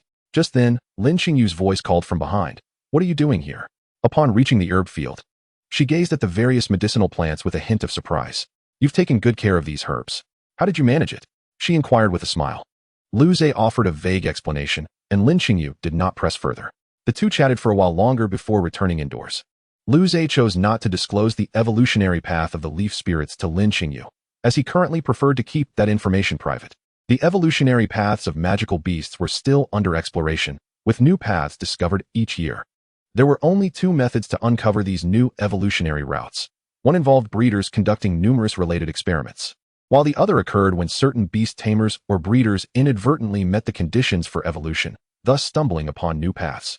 The authorities strongly encouraged the sharing of evolutionary paths, offering generous rewards to those who provided new insights. However, Lu Zhe had no intention of revealing his findings at present, as he lacked a satisfactory explanation. If he were to announce the evolutionary path of the leaf spirits, he could only attribute it to sheer luck and coincidence. Yet, he had already selected Bai Shuang's evolutionary form, the extreme frost wolf, which was also an undiscovered evolutionary route. Lu Zhe found it challenging to concoct a plausible explanation for having uncovered 2 new evolutionary paths consecutively, and thus, he chose to conceal this information for the time being. However, he did not intend to keep it hidden indefinitely. He estimated that by the time he entered university, he could attempt to disclose some of the more elementary evolutionary forms, which would not only bolster his reputation as a prodigious breeder, but also attract substantial resources.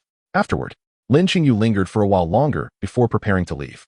Don't forget to come to work tomorrow, she reminded him, turning to smile at Lu Zhe. Lu Zhe nodded.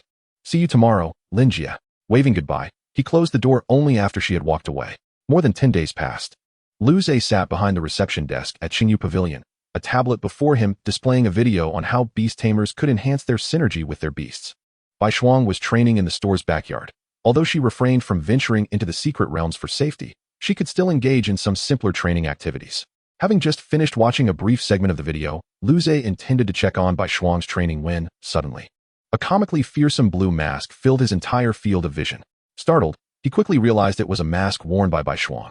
Seeing that she had startled Lu Zhe, Bai Shuang beamed with delight and began to sway playfully before him, her tail whipping back and forth with a lively rustle.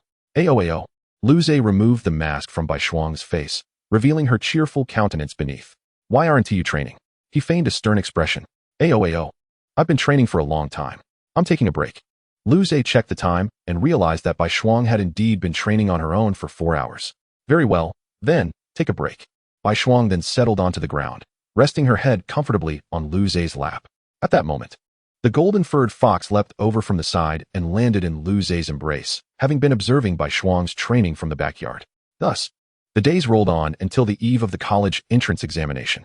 Lu Zhe reclined on the sofa at home, having taken leave in advance due to the examination, and spent the last few days in the comfort of his abode. At that moment, Lu Zhe had just hung up the phone. The caller was his homeroom teacher, Cui Xiao, who had taken the time to remind him. Lin Xingyu had just departed. She had come specifically to encourage Lu Zhe, although he felt he did not require such encouragement. Subsequently, Lu Zhe scrolled through the chat group on his phone, which had remained quite active over the past year, and he occasionally engaged in conversations with his classmates. The college entrance examination was approaching. After a brief glance, Lu Zhe set his phone aside. In truth, He did not feel particularly anxious about the examination, given by Shuang's current strength at the Earth level, as long as no unforeseen circumstances arose. While the outcome with the 5 greats remained uncertain, a place in the 7 academies was assured. The following day, Lu Zhe rose early. He checked his identification and then packed some healing and restorative elixirs into his backpack. The elixirs could be used within the examination's secret realm, albeit only those that were pre-approved and limited in quantity. Let us go, Bai Shuang. With a soft howl, he summoned Bai Shuang into his body. As Lu Zhe reached the door, he turned to see the golden-furred fox that had followed him. Kneeling down, he gently patted its head and said, "Take good care of the house." With that, Lu Zhe departed, leaving the golden-furred fox gazing after him with a hint of reluctance. Chapter 69. The College Entrance Examination. Upon arriving at the entrance of Qinghua No. 7 High School, Lu Zhe felt a wave of nostalgia mixed with unfamiliarity as he surveyed the scene. The entrance was teeming with students preparing for the examination. After waiting in line for a short while, Lu Zhe successfully entered. Once inside his classroom, he found that most of his classmates had already gathered. A year had passed, and everyone had undergone significant changes, engaging in lively conversations with one another. "Lu Zhe, you're here," exclaimed a boy who was conversing with others upon spotting Lu Zhe at the door, his face lighting up with excitement. Thanks to the earlier promotion by Wang Tao and a few others, everyone in the class was aware of Lu Zhe's prowess. Many students flocked to him, eager to inquire about his journey. Ahem. At that moment, a loud cough resonated through the room, drawing everyone's attention to their homeroom teacher, Cui Xiao, who was now observing them intently. Instantly, the crowd dispersed and returned to their seats. "Lu Zhe, you should head back to your seat as well," Cui Xiao said with a broad smile, his demeanor markedly different from before. Lu Zhe returned to his seat, and Cui Xiao began to explain the details of the college entrance examination. Although the information had been shared in the chat group days prior, he felt it prudent to reiterate it. The examination was not overly complex. It consisted solely of entering the secret realm and accumulating sufficient points within a specified time frame. Soon, Cui Xiao finished relaying all the pertinent information. "When you hear the announcement, follow me downstairs," he added, then fell silent, awaiting the broadcast. "Lu Zhe, how is your beast cultivation going?" At this juncture, Wang Tao finally spoke up, directing his question at Lu Zhe. Upon hearing Wang Tao's inquiry, a smile graced Lu Zhe's face, and in response to Wang Tao's eager gaze, he replied nonchalantly, "Guess." Wang Tao was momentarily taken aback. Bai Shuang had recently broken through to the Earth level. Observing the dazed expression on Wang Tao's face, Lu Zhe chuckled and said, "Earth level? What?" Wang Tao exclaimed, his voice barely above a whisper, yet resonating loudly in the hushed classroom. In an instant, all attention was drawn to their exchange. "Are you serious?" Wang Tao asked incredulously, taking a while to regain his composure. "What about you? How is your Qingtian hedgehog coming along?" "It's almost on the verge of breaking through to the superior mortal level," Wang Tao replied, his expression tinged with frustration. Despite his relentless investment of resources into the Qingtian hedgehog, it had yet to achieve that breakthrough, feeling so close yet so far. After offering some words of consolation, they continued their conversation until the broadcast echoed through the room. "All homeroom teachers, please lead your classes downstairs in an orderly manner. All homeroom teachers, please lead your classes downstairs in an orderly manner. Let us go." As Cui Xiao's words faded, the classroom erupted into chatter. Yet the commotion was primarily due to Wang Tao's earlier exclamation. "Lu Zhe, did you really cultivate your beast to the Earth level?" A student who had been slightly further away approached, inquiring about the news he had only partially heard. Lu Zhe nodded, and immediately, the classroom erupted in astonished gasps. "Is that true? Wow, that's incredible." "Silence. Quickly head downstairs." Cui Xiao interrupted the excited buzz, moving to Lu Zhe's side, unable to suppress his own smile. In short order, the group made their way downstairs. The open area below was already filled with people, organized into neat rows. Homeroom teachers were directing their students to line up properly, while school officials maintained order nearby. Cui Xiao promptly arranged their class into a line. Although the queue was lengthy, it progressed swiftly, and soon they reached Lu Zhe. At the end of the line stood a dark wormhole, flanked by several staff members. Lu Zhe accepted a wristband from one of the workers, which bore the number 5046. This number served as a means for tracking points and bore no other significance. The wristband also functioned as a safety measure. In the event that a candidate faced life-threatening danger, it would automatically generate a protective shield. If the shield were to break, it indicated that the candidate had been eliminated and would be immediately transported out of the secret realm.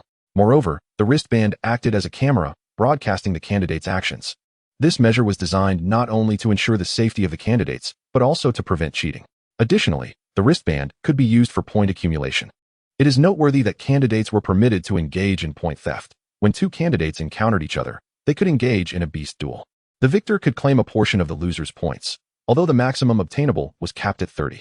Otherwise, a misfortunate candidate could lose all their hard-earned points upon encountering a stronger opponent. However, the secret realm was vast, making such encounters relatively rare. Are you ready? The staff member inquired of Lu Zhe. He nodded, confirming his readiness. The staff member then stepped aside, allowing Lu Zhe to approach the wormhole. As he drew near, Lu Zhe felt an irresistible pull. Instinctively resisting, he heard the staff member call out, "Do not resist." He immediately halted his struggle, and in the next moment, he was drawn into the wormhole. In an instant, darkness enveloped him, and Lu Zhe sensed himself being lifted, feeling as though the world around him was spinning wildly. Shortly thereafter, he emerged onto a patch of grass. Stumbling several paces, he felt disoriented, his head spinning. After a brief pause, he gradually regained his composure. Upon regaining his composure, Lu Zhe promptly summoned Bai Shuang. As Bai Shuang emerged, it let out a low growl, immediately scanning the surroundings with an unprecedented seriousness reflected in its ice-blue eyes. After a moment, Bai Shuang shook its head, indicating the area was devoid of danger. Lu Zhe glanced at the bracelet on his wrist, which displayed points 0. Concurrently, the Demon Master Association began to broadcast the images of the candidates within the secret realm. Rest assured, President Su, we are monitoring all candidates closely, ensuring absolute safety. A staff member assured Su Yifeng fervently, observing the bustling personnel in the room. Su Yifeng nodded and remarked, "Excellent work. We must ensure the safety of all candidates." After checking the time, Su Yifeng turned to his companion and inquired, "By the way, where is the surveillance video for candidate number 456? The staff member, somewhat puzzled, nonetheless led Su Yifeng to a monitor. "President Su, this is the surveillance video for number 456. As he spoke, he discreetly glanced at the candidate's information on the screen. Candidate name, Su Shiyao. School, Qinghai No. 2 Middle School. The staff member's expression shifted to one of realization. "President Su, you can observe here. Feel free to call me if you need anything." Su Yifeng nodded and began to scrutinize the surveillance footage with great attention. After that, the staff member returned to his tasks. Chapter 70. The Secret Realm Assessment. Inside the secret realm, after confirming the absence of threats, Lu Zhe did not let his guard down, but cautiously moved forward with Bai Shuang. Each year's college entrance examination secret realm is distinct, and no one can predict the conditions within. Unlike the Qinghai secret realm, the strength of the beasts here is not limited by geographical factors. It simulates a true wilderness environment. While candidates are not intentionally transported near formidable beasts, many still find themselves expelled from the secret realm shortly after entry due to various circumstances. Not long into their journey, Lu Zhe spotted a first-tier spiritual herb, the golden vine flower. Suddenly, Bai Shuang let out a low growl and swiftly darted behind a nearby large tree. Behind the tree lay a stone-toothed badger, which, upon seeing the sudden appearance of Bai Shuang, collapsed in terror, showing no inclination to fight. Crack. Name, stone-toothed badger. Quality, common mid-tier. Description, measuring half a zhang in length. Its back is covered with gray-white stone armor, and its forelimbs bear claws as hard as granite. When threatened, it strikes with its claws, creating a gust of wind mixed with debris capable of snapping stones as thick as a bowl in half.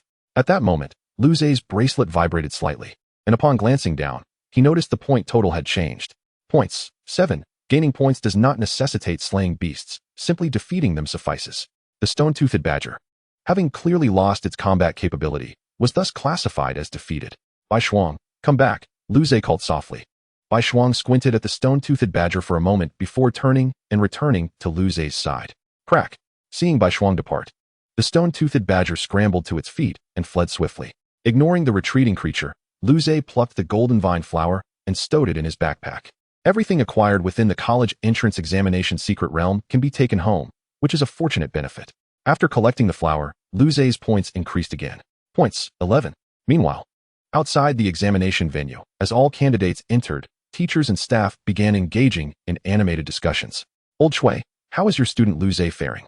inquired Lu Rue, the head teacher of the neighboring class, as he approached Cui Xiao. Upon hearing Lu Rue's question, Cui Xiao's smile brightened even further, feigning nonchalance as he replied, "Not bad. He has merely cultivated his demon to the earth tier." "Earth tier?" Lu Rue exclaimed, initially taken aback, then spoke with a tone of immense envy. "You lucky dog." Cui Xiao, undeterred by the remark, continued to beam with pride. "What of luck? Luck is also a facet of strength, you know." As their conversation unfolded, more teachers gathered around, joining the discussion. Within the secret realm, after gathering the golden vine flower, Luze selected a spot and continued his search for other beasts or spiritual herbs. Nearly 3 hours passed swiftly. At this moment, Luze sat in the shade of a large tree, glancing at his bracelet, 346. This indicated how long he had been in the secret realm. The college entrance examination lasts 5 days in total, meaning candidates can stay in the secret realm for a maximum of 5 days. During this time, they must fend for themselves regarding food and shelter. Luze rummaged through his backpack and cheerfully remarked, "The harvest is quite good. The college entrance examination secret realm truly is exceptional, with so many spiritual herbs." In those 3 hours, with Bai Shuang's speed, he had directly located over a dozen spiritual herbs. He encountered numerous beasts as well, but they were all of the common tier. He had yet to encounter any earth-tier creatures. After all, considering the majority of candidates, earth-tier beasts are rather scarce in the secret realm. Currently, Luze's points had reached 234. Bai Shuang, let's have something to eat. With that, Luze produced some ordinary stamina-restoring food from his backpack and fed it to Bai Shuang. Given the extended duration and the battles to come, taking appropriate breaks was essential. After finishing its meal, Bai Shuang lay down beside Luze, beginning to rest while maintaining a degree of vigilance. Not resting for long, after about 10 minutes, Luze prepared to set out once more. Bai Shuang, let's go. Climbing onto Bai Shuang's back, they swiftly resumed their journey. Meanwhile, at another location within the secret realm, Qin Yueshi was cautiously navigating alongside her mist-tailed fox. Despite entering the secret realm from different locations, candidates from the same city found themselves in the same realm. Xiaobai, be careful, Qin Yueshi whispered to the nearby mist-tailed fox, her eyes filled with alertness. After a period of training, both she and her companion had undergone significant changes. The mist-tailed fox nodded in acknowledgement. After walking for a while, Qin Yueshi halted and, prompted by the mist-tailed fox, glanced toward a nearby patch of grass. A green frog, approximately half a meter tall, was now leaping out from the foliage. Ribbit, ribbit. Without launching an immediate attack, Qin Yueshi began to sift through her mind for information regarding the green frog, yet ultimately found nothing. Unlike Luze, she did not possess such an extensive reservoir of knowledge. In truth, the majority of beast tamers possess only a scant understanding of the myriad types of magical beasts. After all, the diversity of these creatures is overwhelming, and it is impractical to cover them all during one's academic studies. Even if they were introduced, many would likely struggle to retain the information. This is one of the reasons that becoming a breeder is particularly challenging, as a breeder must command an extensive repository of knowledge regarding various magical beasts. It is simply inconceivable for an individual to summon a magical beast only to find themselves unfamiliar with it. So, what should beast tamers do when they encounter an unknown beast? The answer is simple. They consult the internet, for we live in a modern society that offers considerable convenience. There is no need to worry about connectivity. As long as one is not in an exceedingly remote location, access to the internet is generally available. If, however, one finds themselves without internet access, it is prudent to download a database of magical beast information in advance, allowing for offline consultation. Although online information may not be exhaustive, it certainly provides a foundational understanding. However, at this moment, as Qin Yueshi finds herself within a secret realm, she is unable to harness the power of technology. Perhaps this is also part of the examination for the college entrance assessment, as a competent beast tamer indeed requires a certain level of knowledge about magical beasts. Nevertheless, Qin Yueshi remains remarkably composed. Though she is unfamiliar with the magical beast before her, she can sense that its strength is of the ordinary tier, mid-grade. It is a rank lower than her companion, Little White, making it entirely feasible to defeat. Just a few days prior, Little White had ascended to the upper tier of the ordinary rank, which has kept Qin Yueshi exhilarated until now. Chapter 71, The Tenacious Blazing Back Bear. Little White, charge. At Qin Yueshi's command, the misty-tailed fox surged forward instantaneously. Yip yip. Upon encountering the sudden appearance of the misty-tailed fox, the green frog initially reacted with alarm, but soon composed itself to retaliate. Its throat pouch swelled rapidly like a balloon, and after reaching its limit, it opened its mouth wide. Croak. A piercing sound wave, accompanied by a flurry of grass debris, swept toward Qin Yueshi, causing her eardrums to ache. She winced in discomfort, covering her ears while observing Little White in the arena. The misty-tailed fox appeared equally distressed, its ears flattening against its head. Little White, frostbind. Qin Yueshi gritted her teeth and commanded mentally. The misty-tailed fox swung its large tail, unleashing layers of icy mist that coalesced into several slender ice strands. With a swift whoosh, the icy threads flew toward the green frog. Croak. The green frog snapped its mouth shut and, with a powerful push of its limbs, evaded the attack. Now's your chance. Little White. Yip yip. The moment the sound wave assault ceased, Qin Yueshi shouted in her mind to the misty-tailed fox. The fox dashed toward the green frog, and as it drew near, it flicked its tail once more. A billowing cloud of icy mist enveloped the misty-tailed fox, rendering it nearly invisible to the green frog. While the green frog searched for the elusive creature, several ice blades suddenly shot forth from the mist. The velocity of the ice blades was astonishing. The green frog had barely enough time to puff up its cheeks before being struck by the icy projectiles. Bang! The green frog was sent flying, landing heavily in a thicket, its belly exposed, limbs twitching briefly before falling unconscious. Qin Yueshi's wristband vibrated slightly, prompting her to glance down. Score, 37. Her points had increased by 12. Splendid! Qin Yueshi exclaimed, waving her hand in delight, but she quickly regained her composure and beckoned Little White to retreat. Though the commotion had not been excessive, it was wise to exercise caution. Not long after, the now unconscious green frog stirred, flipping itself over. Croak croak. Before it could recollect the events that had transpired, the sounds of beasts rushing nearby echoed around it. Upon hearing this, the green frog trembled, hastily leaping away. Shifting our focus to Lu Zhe, he encountered a magical beast. Before him stood a bear with black-brown fur, adorned with a crimson fire pattern along its spine. This was a blazing back bear of upper ordinary tier strength. Name, blazing back bear. Quality, upper ordinary tier. Description, black-brown fur. A crimson fire pattern running from its neck to its tail, resembling flowing magma. When enraged, the fire pattern ignites, emitting waves of intense heat. Its powerful paws can ignite damp wood in an instant. It favors fire pulp berries and resides in warm valleys. Roar. The blazing back bear let out a furious roar directed at Lu Zhe and White Frost, adopting an aggressive stance. Oh, not only does it not flee, but it dares to approach me? Lu Zhe found himself momentarily caught up in a moment of bravado. Astonished that the blazing back bear was not intimidated by White Frost's presence. Previously encountered magical beasts of ordinary strength either collapsed in defeat or fled in terror. This was the first time Lu Zhe had faced a beast willing to stand its ground. A woo. White Frost perceived the bear's roar as a challenge and responded immediately. In a flash, it unleashed an extreme cold breath attack. The speed of White Frost's assault was astonishing. The blazing back bear had no time to evade and could only absorb the blow. The fiery pattern on its body flared to life, and a wave of heat surged forth before colliding with White Frost's icy breath. Bang! As the ice mist dissipated, the blazing back bear emerged, its body marred with wounds. Roar! Despite its bloodied injuries, the blazing back bear remained steadfast, releasing a defiant roar. So resilient? Observing the bear's unwavering stance, Lu Zhe felt a twinge of surprise. Given White Frost's current strength and the peak proficiency of its extreme cold breath, most ordinary beasts would find it exceedingly difficult to withstand such an attack. Yet this blazing back bear not only endured but also dared to roar defiantly once more. As White Frost prepared to unleash another extreme cold breath, a series of high-pitched cries suddenly emanated from behind the bear. A woo-woo. Lu Zhe's attention was immediately diverted, revealing several diminutive blazing back bear cubs scampering toward their larger counterpart. Roar. The larger bear turned its head, letting out an angry roar toward the cubs. The sound tinged with agitation and a protective instinct. In that moment, Lu Zhe understood why the blazing back bear did not flee. It had its young to safeguard, standing firm to protect them.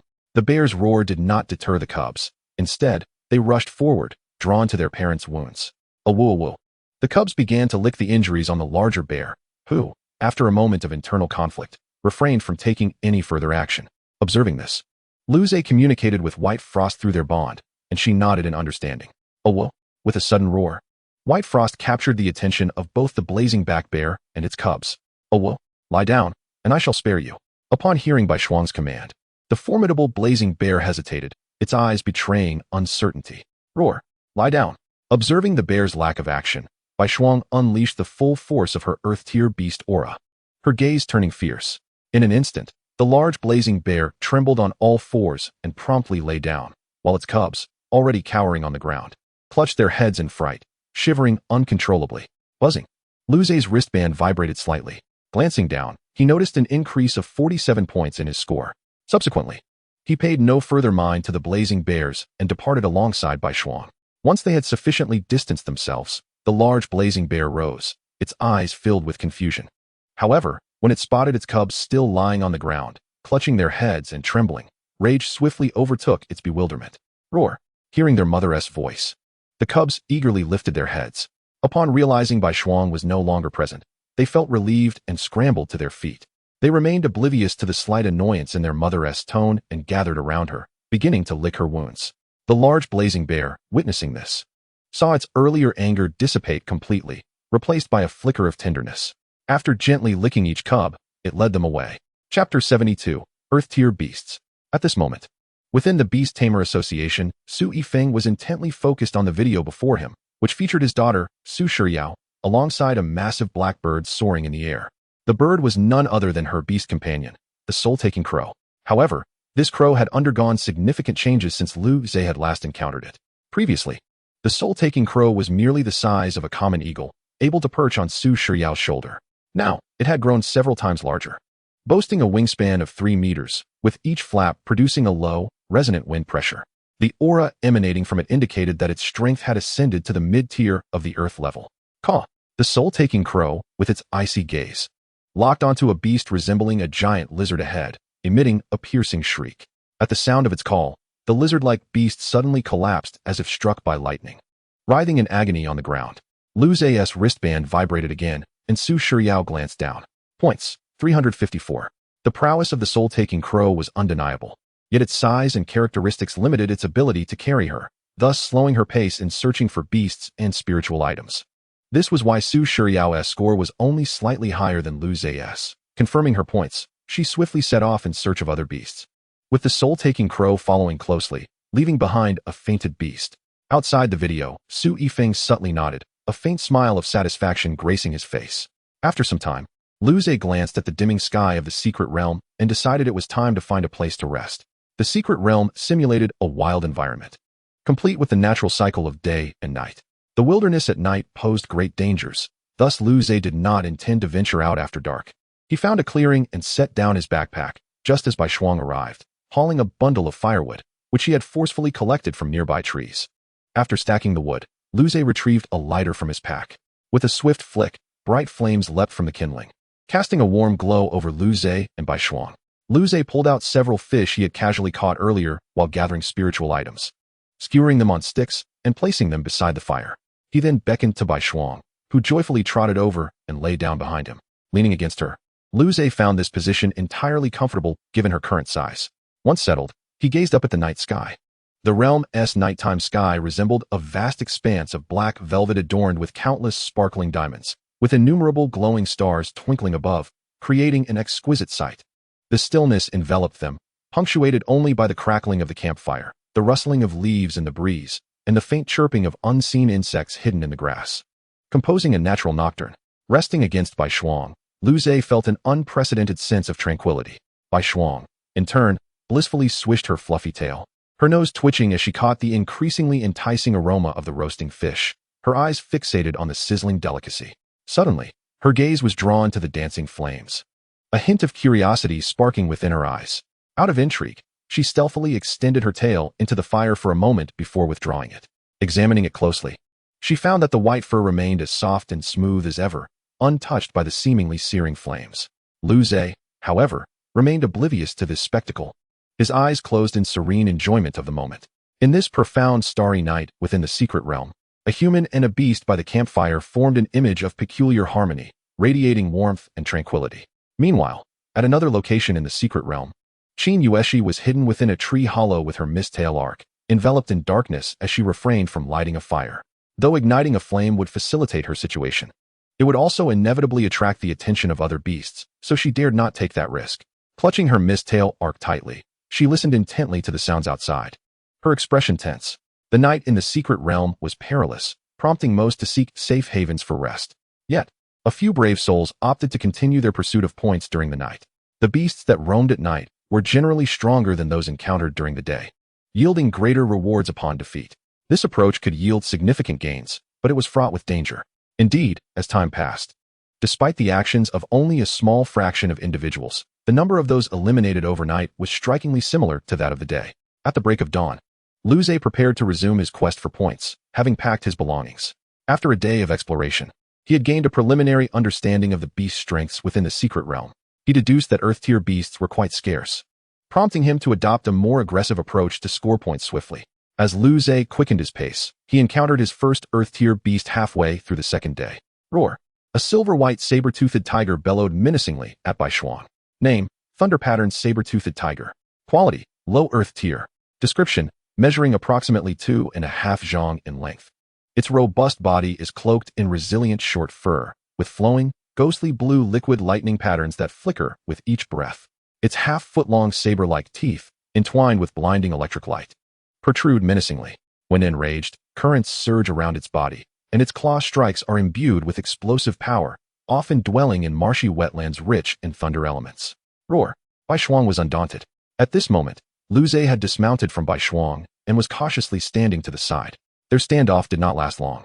As Bai Shuang took the initiative to launch an attack, unleashing a blast of extreme cold breath as her opening move. A highly condensed, ice blue beam imbued with a bone-chilling aura surged towards the thunder-patterned saber-toothed tiger with remarkable speed. Upon witnessing the breath attack, the tiger's pupils constricted as it swiftly dodged to the side, narrowly avoiding the frigid onslaught. However, before it could revel in its escape, another frigid breath was already hurtling toward it. Boom, boom, boom. Bai Shuang's assaults were akin to a tempest. One frigid breath after another erupted from her mouth, with scarcely a pause. The intertwining ice-blue beams formed a lethal net of firepower, compelling the thunder-patterned saber-toothed tiger to evade desperately. For Bai Shuang, the extreme cold breath could not only be unleashed instantaneously, but also consumed minimal energy. Therefore, she was entirely capable of continuously spewing forth her icy breath without respite. After narrowly evading yet another blast, the thunder-patterned saber-toothed tiger's eyes blazed with fury, and it let out a roar filled with humiliation and rage. Bolts of electricity crackled around its body, and the air was filled with the sound of sizzling currents as azure arcs danced wildly about it like serpents. Stimulated by the lightning, its speed surged to a new level, embarking on a chaotic series of high-speed, zigzagging dashes. This sudden acceleration left Bai Shuang momentarily unable to keep pace with her breath attacks, resulting in several blasts landing harmlessly in the surrounding forest, creating explosive patches of ice. Subsequently, the thunder-patterned saber-toothed tiger charged directly at Bai Shuang, its eyes gleaming with ferocity. Chapter 73, The Unfortunate Candidate. Seeing her extreme cold breath evaded by the thunder-patterned saber-toothed tiger, which had relied on its newfound speed, a flicker of impatience crossed Bai Shuang's ice-blue pupils. She decisively abandoned her long-range suppression, channeling her strength through her limbs as her massive form enveloped itself in a chill. Bai Shuang shot forth like an unbridled ice arrow, hurtling toward the silver-blue electric flash. Lu Zhe's gaze was sharp, and he did not intervene. Had it been any other beast with formidable physical prowess, he would have prevented Bai Shuang from acting thusly. However, the thunder-patterned saber-toothed tiger's advantage lay in its speed and lightning techniques. Its physical strength was comparable to Bai Shuang's. The two colossal figures hurtled toward one another in the clearing of the forest, the gusts of wind tearing at the grass beneath them. Just as they were about to collide, the tiger's eyes flared with ferocity, its forelimb muscles tensed, and its massive claws, crackling with blinding electricity, came crashing down toward Bai Shuang's head with a piercing shriek. Thunderstorm Claw Strike. In response to this attack, Bai Shuang merely tilted her massive head slightly, her expression betraying a near-human disdain. Just as the electric claw was about to make contact with her silvery fur, her seemingly enormous form exhibited astonishing flexibility and agility, effortlessly dodging the blow. Seizing the opportunity presented by the thunder-patterned saber-toothed tiger's momentary vulnerability, Bai Shuang's colossal jaws, which had been coiled with energy, snapped open with ferocity. The tiger's azure pupils reflected the ice-blue beam that had coalesced in that instant, exuding an icy aura. Boom! With a thunderous crash, the thunder-patterned saber-toothed tiger was sent flying by the breath attack. Struggling to regain its balance, it involuntarily spat out a mouthful of blood. After all, it was not a beast primarily reliant on brute strength, and Bai Shuang's extreme cold breath had indeed taken its toll.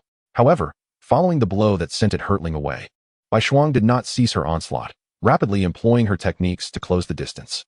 The thunder-patterned saber-toothed tiger glared at Bai Shuang in fury, and suddenly, its entire body trembled violently. The once dim azure lightning patterns erupted into an unprecedented brilliance.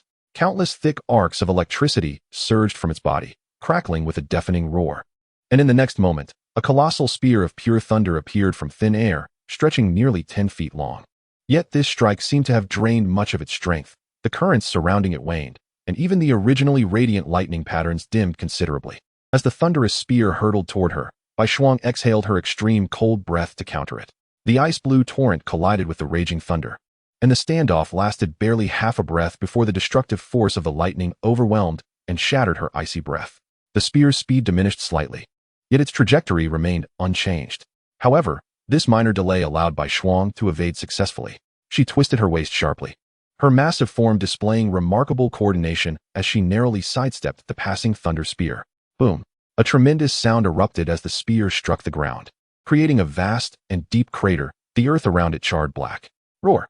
Witnessing its attack fail, the thunder-patterned saber-toothed tiger let out a frustrated roar. Yet the pain and weakness coursing through its body made it clear that it was no match for the beast before it. Finally, after casting a begrudging glare at Bai Shuang, it summoned its energy once more and swiftly retreated. Lu Zhe, sensing the vibrations from the wristband, did not urge Bai Shuang to pursue. Defeating the beast to earn points was sufficient. There was no need to drive it to extinction, as slaying a beast was far more challenging than merely overcoming it. After a brief inspection of Bai Shuang, Lu Zhe noted that she had exhausted most of her stamina, prompting him to suggest a short rest. Subsequently, he led Bai Shuang away from the area to find a suitable spot for a brief respite. While administering restorative potions to Bai Shuang, Lu Zhe checked his current score. Score, 1987. Following his defeat of the thunder-patterned saber-toothed tiger, Lu Zhe's score had risen to 1987 points. According to his previous research, the minimum score for admission to the 7 academies in recent years was 4,235, meaning Lu Zhe was already nearing half the required total. Of course, points were merely a reference. The ultimate determinant for admission remained the ranking. After resting for a while, Lu Zhe rose with renewed vigor. In the time that followed, he encountered no other lower-tier beasts. However, just as the second day was drawing to a close, Lu Zhe unexpectedly came across another candidate akin to himself before darkness fell. Alas, how long has it been? How could I not have encountered a single beast? What terrible luck! Ma Jie lamented, his accompanying monkey chattering in agreement. This monkey was entirely crimson, not particularly large, adorned with fine golden patterns, and its tail ended in a fist-sized flame. This was his familiar, the blazing monkey. Name, blazing monkey. Quality, upper grade of the common tier. Description, standing 7 feet tall. Its fur is as red as fire, its chest and back adorned with molten gold patterns, and at the end of its tail resides a fist-sized flame. When enraged, the flames erupt, transforming into numerous fiery arrows scattering forth, instantly incinerating nearby flora. Its fists, enveloped with the power of molten lava, can melt rock into magma with just 3 strikes, and it leaps through the forest like a fireball, making it difficult for opponents to approach. Ma Jie was a candidate from the 3rd class of Qinghuai, and he entered this examination brimming with confidence, believing he could achieve an excellent result. The source of his confidence lay in his familiar, the upper-grade blazing monkey, whose battle prowess was formidable, ranking among the strongest in the common tier. Yet inexplicably, his luck had been woefully poor. On the first day, he encountered very few beasts, resulting in minimal points accrued. Today has proven to be particularly unfortunate, as I unexpectedly encountered a terrestrial tier beast. Fortunately, the creature was injured and exhibited no intention of attacking me. Otherwise, I would have faced elimination today. Recalling the silver-furred saber-toothed tiger I encountered not long ago, I couldn't help but shudder. Truly, it is deserving of its status as a terrestrial tier beast. Even in its wounded state, it emanates an aura of intimidation. While I was lost in thought, my companion, the explosive flame monkey, suddenly grasped my arm and pointed forward, where a series of chirping sounds emerged. After deciphering the monkey's words through our contract, I was taken aback. Are you suggesting that there are people ahead? My astonishment was warranted, as the likelihood of encountering fellow examinees during the examination period is exceedingly low, far less than that of crossing paths with a terrestrial tier beast. After a moment of contemplation, I inquired of the explosive flame monkey, do you sense any aura that instills fear? The monkey closed its eyes to attune itself, ultimately shaking its head to indicate that it only perceived an aura weaker than its own. This revelation ignited my curiosity. The fact that the monkey only sensed a lesser presence suggested that the examinee's beast was weaker than the explosive flame monkey, implying that I could defeat them. Moreover, the examination permits candidates to seize points from one another. With this in mind, I felt a surge of excitement, although I maintained a thread of caution. Carefully, I approached alongside the explosive flame monkey, concealing myself behind a grand tree. To my surprise, I spotted a boy, none other than Lu Zhe. Before him stood a relatively small beast. Although I was unfamiliar with this creature, I could discern its strength. It was a mid-tier mundane beast. My exhilaration nearly burst forth in a cry, but I swiftly covered my mouth, my face flushing with excitement. What splendid fortune! How could my luck be so dreadful? Has it not improved at last? However, in the midst of my elation, I failed to notice the suppressed smile on Lu Zhe's face. Lu Zhe had recognized the presence of another earlier, initially feeling astonished, then a flicker of joy arose within him. Yet, This joy was swiftly overshadowed by vigilance, as he recalled the potential for point competition among candidates. Through Bai Shuang, he was aware that my beast was an upper-tier explosive flame monkey. To gauge my intentions, Luze decided to conceal Bai Shuang. Given Bai Shuang's prowess, the explosive flame monkey would not detect her presence. Moreover, he conveniently had a mid-tier mundane rock lizard at his side, which he chose to masquerade as his contracted beast. All this was orchestrated to ascertain my purpose. If I merely wished to exchange pleasantries, that would be acceptable. Luze had no intention of proactively seizing points, as it was unnecessary. However, should I aim to take his points, he would not hesitate to retaliate. It soon became evident that I was indeed there to claim his points. It was not long before I emerged confidently from the nearby thicket with my explosive flame monkey in tow. Ahem. I intentionally cleared my throat to capture Luze's attention, then forced a smile that I presumed appeared friendly. Classmate, which school do you hail from? I resolved to adopt a diplomatic approach, striving to avoid conflict. I am from Qinghua No. 7 Middle School, Luze replied with a smile. Oh, I am from Qinghua No. 3 Middle School. My name is Ma Jia. Noticing the lack of panic on Luze's face, which appeared entirely natural, I felt a flicker of confusion, but it was soon overshadowed by the thought that perhaps he was simply too naive. I internally shook my head, feeling a burgeoning sense of responsibility to enlighten this newcomer. Ah, naive classmate, let reality impart a lesson upon you. Lu, my fellow classmate, you must have accumulated quite a few points. I began to reveal my intentions, gradually donning a mischievous grin. The explosive flame monkey beside me folded its arms, its tail flickering provocatively, exuding a demeanor reminiscent of a gang member. Not too bad, Luze replied nonchalantly, glancing at the point bracelet on his wrist. Oh, I currently have 2,453 points. How many? My smile instantly froze, disbelief washing over me as I gaped, my eyes widening in shock. 2,453 points. Instinctively, I glanced at my own bracelet, which displayed points 579. A sense of unease gripped me, and I lifted my gaze to Luze, whose placid smile now appeared eerily inscrutable. Lu classmate. Cold sweat trickled down my brow as I forced a laugh, my voice betraying my panic. I just remembered I have an urgent matter. I shall take my leave now. Until we meet again, I stammered, turning to make a hasty exit. However, as I spun around, my feet felt as though they were nailed to the ground. A colossal white wolf, radiating an aura of frigid intensity and formidable pressure, had silently blocked my retreat. Its icy blue eyes glared down at me, filled with an overwhelming sense of power. A terrestrial tier beast, I stammered, swallowing hard as I sensed the potent aura emanating from the wolf. The explosive flame monkey, once brimming with bravado, now huddled close to me, trembling uncontrollably. After a prolonged moment of shock, I stiffly turned my head, forcing a rather strained smile. This is all a misunderstanding. A misunderstanding. Can we come to an understanding? You cannot be serious, Luze replied silently, while Bai Shuang began to approach me slowly. I concede. Realizing Bai Shuang's approach, I quickly surrendered. I had no desire to be harmed over such a trivial matter, for that could jeopardize my subsequent assessments. Seeing my capitulation, Luze signaled to the rock lizard, which promptly departed. He then stepped forward to face me. My brother, I concede. The points are yours. I lamented, raising my wrist adorned with the bracelet, eager and anxious, fearful of Luze's potential change of heart. In that moment, our bracelets vibrated simultaneously, and Luze's points increased by 173. After the transaction, I relaxed. Casting a glance at Bai Shuang, my eyes filled with a mixture of fear and unmasked envy. My brother, this is your contracted beast? A terrestrial tier, frost wolf. Truly impressive. I recognized Bai Shuang's species at last. Your explosive flame monkey is commendable as well, Luze remarked, lacking any further interest in conversation. He called to Bai Shuang and swiftly departed, his figure vanishing into the forest. Watching Luze and Bai Shuang's retreating forms, my expression morphed into one of complex emotions before I lamented, I am truly cursed. Yesterday was bad enough, and just when I thought I could recover some points today, I end up losing even more. He felt as though his path to the college entrance examination had become utterly bleak. Glancing at the sky and sensing the chill in his heart, as well as the lingering panic of the nearby blaze monkey, Ma Jia completely lost the motivation to continue earning points. Forget it. With today's luck, I might as well find a place to hide and think about it tomorrow. That night, Luze, as was his custom, found a secure location to rest. And at that moment, his points had reached 2847. Only 2 days had passed, and as long as no unforeseen events occurred, Luze was certainly on track to enter the 7th Academy. Over the next 2 days, Luze encountered no other candidates, and even the Earth-tier monsters he came across were merely 2. Soon, the final day arrived. Luze glanced at his wristband. Points, 5976. Although his score had already surpassed last year's minimum, Luze did not allow himself to relax. At this moment, he was carefully scrutinizing a vast swarm of monsters before him. This swarm consisted of large black ants, each towering half a meter high. Name, Black Scythe Ant. Quality, superior grade of ordinary tier.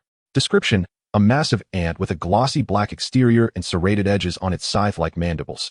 Moving with the wind, they leave a trail of shattered leaves in their wake. When encircling their prey, their mandibles interlock, leaving neat cutting marks. They typically nest in the hollows of great trees, subsisting primarily on plant matter, though they occasionally consume flesh. This swarm of ants was what Luze had encountered the day before. At that time, he had chosen to bypass them rather than engage directly. However, with today being the final day, Luze decided it was time to test his strength. The sheer number of ants was staggering, and defeating them would undoubtedly yield a substantial number of points. Yet, due to their vast numbers, the only way to conquer them was to locate and defeat their queen. After a period of observation, Luze had pinpointed the location of the queen, within the ancient tree at the heart of the forest, a towering giant that required several people to encircle. Its insides long hollowed out. Gazing at the distant tree, Luze began to ponder. Chapter 75, Black Scythe Ant. The safety of the queen was paramount. Thus, she was heavily guarded at the core of the ant colony. Countless black scythe ants formed layer upon layer of impenetrable defenses around the ancient tree. Any approaching threat would be instantaneously overwhelmed.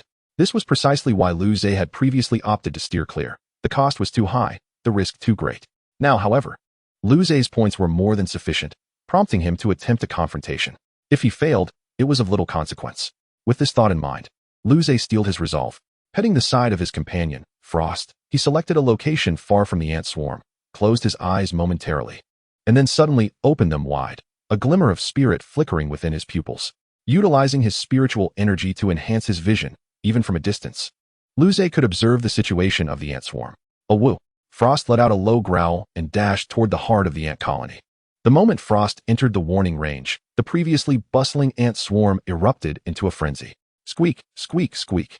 First came a few sharp shrieks, followed by a cacophony of high-pitched screeches from thousands of black scythe ants, creating a terrifying sound wave that sent shivers down the spine, threatening to rupture eardrums. In the next instant, the ground seemed to come alive, countless holes exploding at the roots of the ancient tree.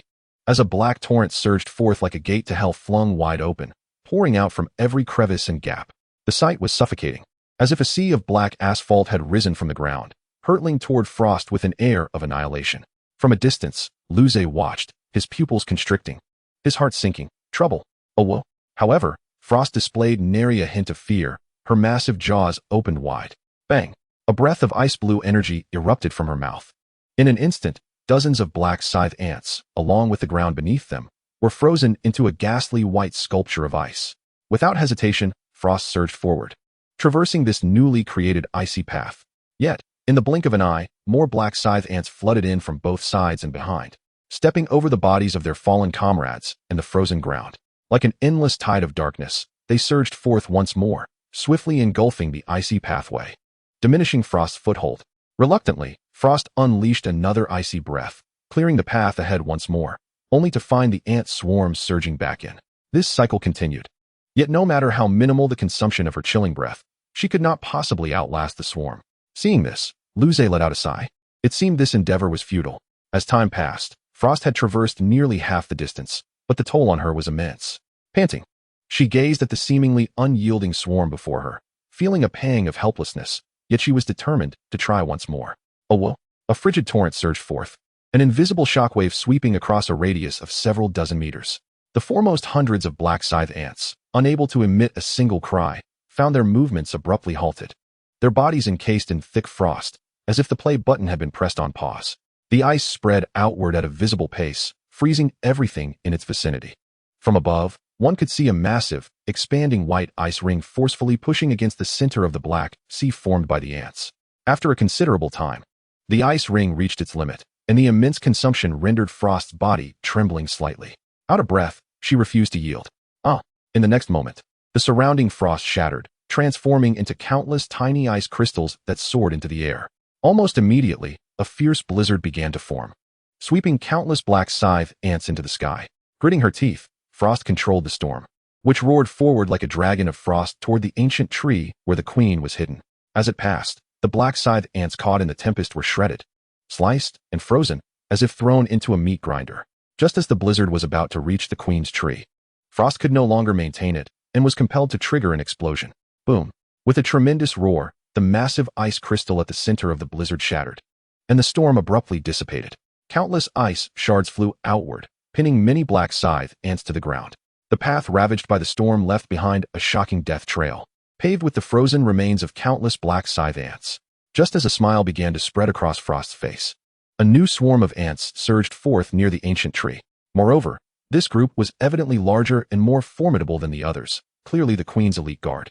Reluctantly, Frost unleashed another icy breath, striking the nearest elite ant. The frost spread, cracking its resilient black exoskeleton and even freezing one of its legs. Yet it failed to deliver a fatal blow. Frost, return, Luze instructed in his mind, realizing that defeating the queen was no longer feasible.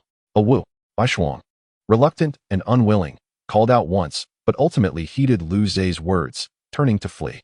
As Bai Shuang made her escape, the swarm of ants erupted once more in a frenzy, intent on capturing her. Meanwhile, Luze noticed a peculiar ant emerging from the massive tree that concealed the ant queen. This ant was considerably larger, 4 to 5 times the size of an ordinary ant, and most notably, it possessed a colossal abdomen. The black sickle ant queen. Hiss! The queen emitted a furious roar, fixating her gaze on the fleeing Bai Shuang, exuding the aura of an earth-tier demon beast. With the appearance of the queen, the ant swarm grew even more agitated, surging towards Bai Shuang with heightened fervor. Luze watched anxiously, gripping his hand ring tightly. He had resolved to withdraw from the secret realm at the first sign of danger. Fortunately, Bai Shuang managed to escape, though her body bore countless wounds.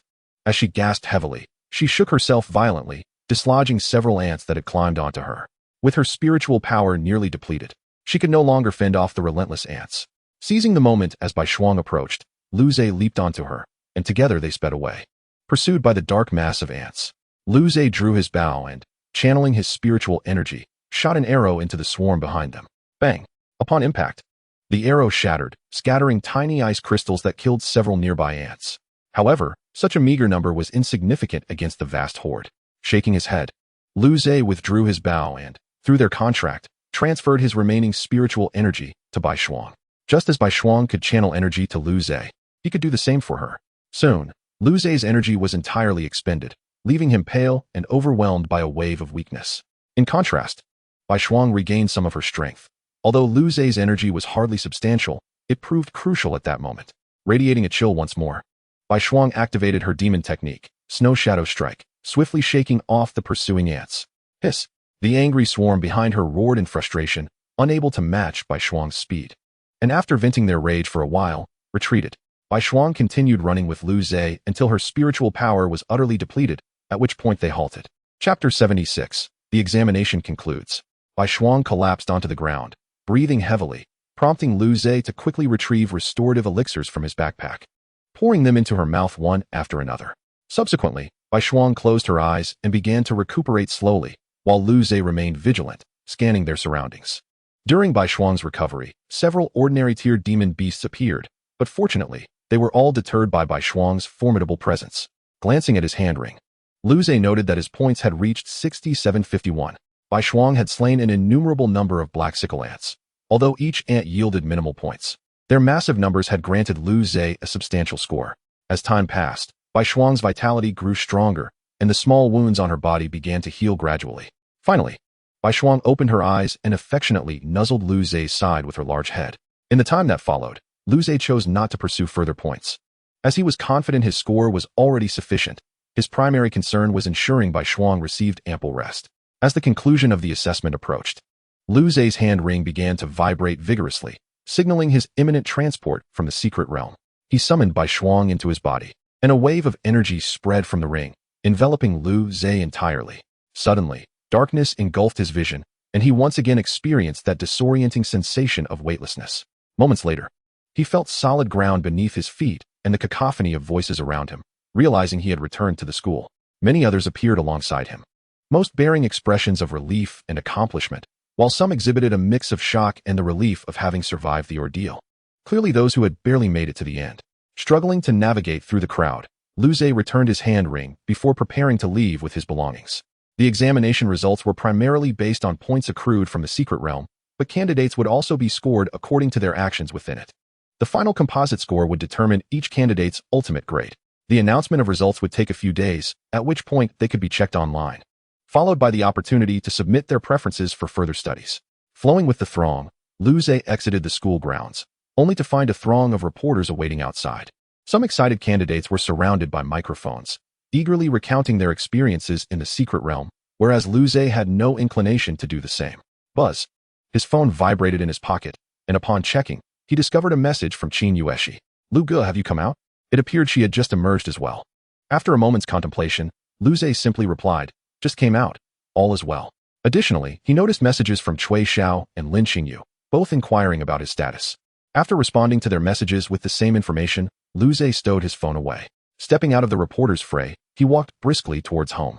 Upon opening the familiar door, a wave of warmth enveloped him. In the foyer, a small figure immediately caught Luze's eye. The golden-furred fox sat obediently on the carpet behind the door, as if it had been waiting there all along. Ing. The golden-furred fox, originally sprawled on the floor, sprang to life upon seeing Luze, bounding over and affectionately rubbing its head and soft body against his pant leg, emitting a satisfied trill. Luze's heart softened, and he bent down to scoop it up. The golden-furred fox nestled comfortably in his arms, nuzzling its small head against his chin. During Luze's days of examination, he had entrusted Lin Xingyu with the care of the golden-furred fox. After playfully toying with the fox for a moment, Luze proceeded to bathe Bai Shuang, and soon the sound of running water echoed from the bathroom. The golden-furred fox followed closely, steadfastly watching from the bathroom door even as water splashed during Bai Shuang's wash. Its big, with eyes fixed on Luze as if fearing his disappearance once more. Once Luze had washed away his fatigue and changed into comfortable home attire, a wave of drowsiness washed over him like a tide. Feeling slightly lightheaded, he returned to his bedroom and collapsed onto the bed, instantly succumbing to slumber. Though he had rested in the secret realm, those moments were brief, merely enough to maintain a semblance of alertness. Meanwhile, while Luze slept, Bai Shuang was invigorated. After spending some time in Luze's bedroom, she ventured into the living room to watch television. As the door quietly clicked shut behind him, he deftly maneuvered his tail to ensure no sound was made. When he turned on the television, he meticulously adjusted the volume to the lowest setting. The golden-furred fox remained steadfastly by Luze's side, even lying beside him while he slept. It gracefully leaped onto the bed, opting to rest quietly at Luze's pillow rather than directly atop him, as it had done in its youth. Curling its fluffy body into a warm, plush ball, it rested its chin on its paws, its eyes fixed intently on Luze. Not long after Luze succumbed to slumber, the sound of a door creaked open. It appeared that he had returned. The voice belonged to Lin Xingyu. Noticing the absence of the golden-furred fox, which had previously been perched by the door, Lin Xingyu immediately realized Luze was home. Earlier, she had received a message from him, prompting her to check on his return. Upon entering the living room, she spotted Bai Shuang sprawled on the sofa, engrossed in the television. "Bai Shuang, where's Luze?" she inquired. Bai Shuang gestured with a paw towards the closed bedroom door, indicating that Luze was asleep, and then waved her off, signaling her not to disturb him. Through their extended interactions, Bai Shuang had grown adept at comprehending the general meaning of human speech. Observing the tightly shut door, Lin Xingyu recognized that her visit was ill-timed. She proceeded to place a bag she had brought in the kitchen.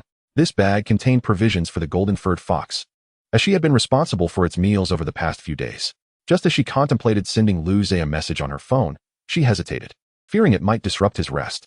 After exchanging a few words with Bai Shuang, she departed. The house returned to its tranquil state, with only the faint sounds of the television in the background. Luze slept soundly for an extended period, not awakening until evening. Bai Shuang, having paused the television, felt a pang of hunger and decided to seek something to eat. Upon entering the kitchen, she first examined the contents of Lin Xingyu's bag, which was filled with various raw ingredients. A flicker of disappointment crossed her face as she rummaged through the kitchen, discovering that aside from cooking materials, only a few snacks remained. Clearly, these meager snacks would not satiate her hunger, and driven by her appetite, she made a bold decision to prepare a meal herself. Recalling how Luze cooked, Bai Shuang clumsily ignited the stove. With a sudden whoosh, a flame erupted, startling her. "Ah!" she exclaimed, nearly releasing a breath of fire in surprise, but managed to suppress it. Having successfully ignited the flame, her next step was to add the ingredients to the pan. She rummaged through the freezer, pulling out 3 frozen fish, too impatient to thaw them, and unceremoniously tossed them into the hot skillet. What followed was a flurry of chaotic activity. She remembered Luze would stir the food with a spatula, so she awkwardly attempted to prod the fish with her paws. Minutes later, the fish, charred on the outside and possibly still icy inside, lay twisted and blackened on a plate, emitting an unsettling burnt odor. Can this be eaten? Bai Shuang wondered, leaning closer to her culinary creation and cautiously sniffing it. Ugh! A nauseating blend of burnt and fishy scents assaulted her nostrils, prompting her to turn away in disgust, her throat gagging. There was no need to taste it. This was unequivocally inedible. Resigned, she rummaged through the remaining snacks. Though they were insufficient for her own hunger, she decided to share some with the golden-furred fox. Carefully pushing open the bedroom door, Bai Shuang poked her head inside, waving the snacks at the fox on the bed. However, the golden-furred fox shook its head, indicating it did not require any food, having once roamed the wild. Going days without sustenance was commonplace for it, unlike Bai Shuang, who felt compelled to eat regularly. Accepting the fox's refusal, Bai Shuang closed the door and began to enjoy her meager snacks. Chapter 77. Results. Lu Zhe awoke the next morning, stretching comfortably as he emerged from sleep. His joints crackled lightly, and he felt an invigorating sense of relaxation and strength that he had long missed. In the room, Bai Shuang lay on the floor while the golden-furred fox nestled beside Lu Zhe. Sensing his awakening, Bai Shuang opened her ice-blue eyes. Both creatures, whether beast or human, could forego sleep upon reaching a certain level of cultivation. While Bai Shuang still required some rest, she only needed brief moments of slumber. Yet her ingrained habits ensured she rose and slept at regular intervals. Lu Zhe descended from the bed with utmost care, striving not to disturb the still sleeping golden-furred fox. Upon entering the living room, his gaze was immediately captivated by a peculiar dish on the dining table, twisted, charred fish lying in a plate, exuding a faint, burnt aroma.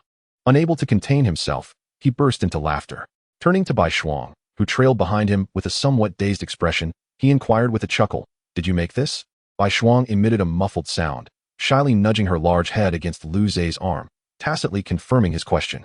Lu Zhe shook his head with a smile, promptly discarding the plate of Bai Shuang's heartfelt effort into the trash. Rather than expressing discontent, Bai Shuang sighed in relief at the disposal of her culinary creation. Afterward, Lu Zhe noticed the bag on the table. "Where did this come from?" he asked. "Oh, Lin Jie brought it yesterday." He opened the bag to find it filled with carefully portioned, high-quality beast meat suitable for the golden-furred fox, along with several packets of ingredients for making treats. Just what he needed. In high spirits, Lu Zhe selected some ingredients and retrieved additional items from the refrigerator, swiftly commencing the preparation of breakfast. As he worked, a delightful aroma began to permeate the air, causing Bai Shuang to salivate, a glistening droplet of drool escaping from the corner of her mouth. Meanwhile, as Lu Zhe cooked, the golden-furred fox in the bedroom awakened. Upon opening its eyes and not immediately seeing Lu Zhe beside it, a wave of panic washed over it. "Yip yip," it exclaimed, scrambling up and racing towards the door, its anxiety evident in its movements.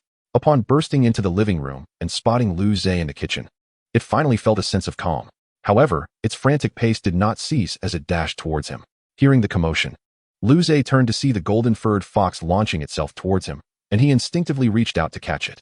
As soon as the fox landed in his embrace, it burrowed into him with all its might, its little head nuzzling against his chest, emitting a sound of contentment mixed with grievance. Its fluffy tail wrapped tightly around his arm, as if to ensure he would not vanish again.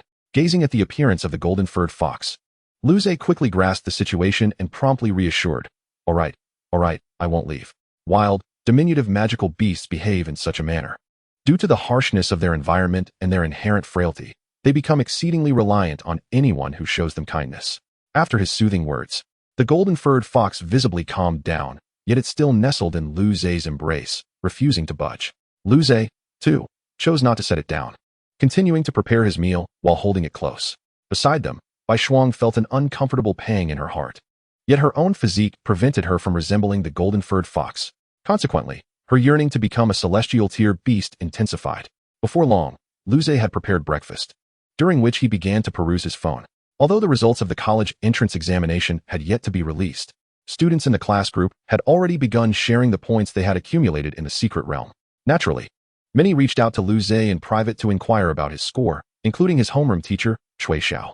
After a moment's contemplation, Lu Zhe disclosed his score, as there was nothing to conceal. Shortly after sending it out, his phone began to vibrate incessantly. Messages from classmates flooded in, and the class group erupted with excitement. "No way, Lu Zhe, you garnered over 6,000 points. Awesome, you might just be the top in the entire school. Comparing ourselves to others is disheartening. I only managed a little over 2,000 points, and the second highest in our class seems to have just over 3,000. 2,000 is still commendable. I barely scraped 400. I haven't even reached 1,000.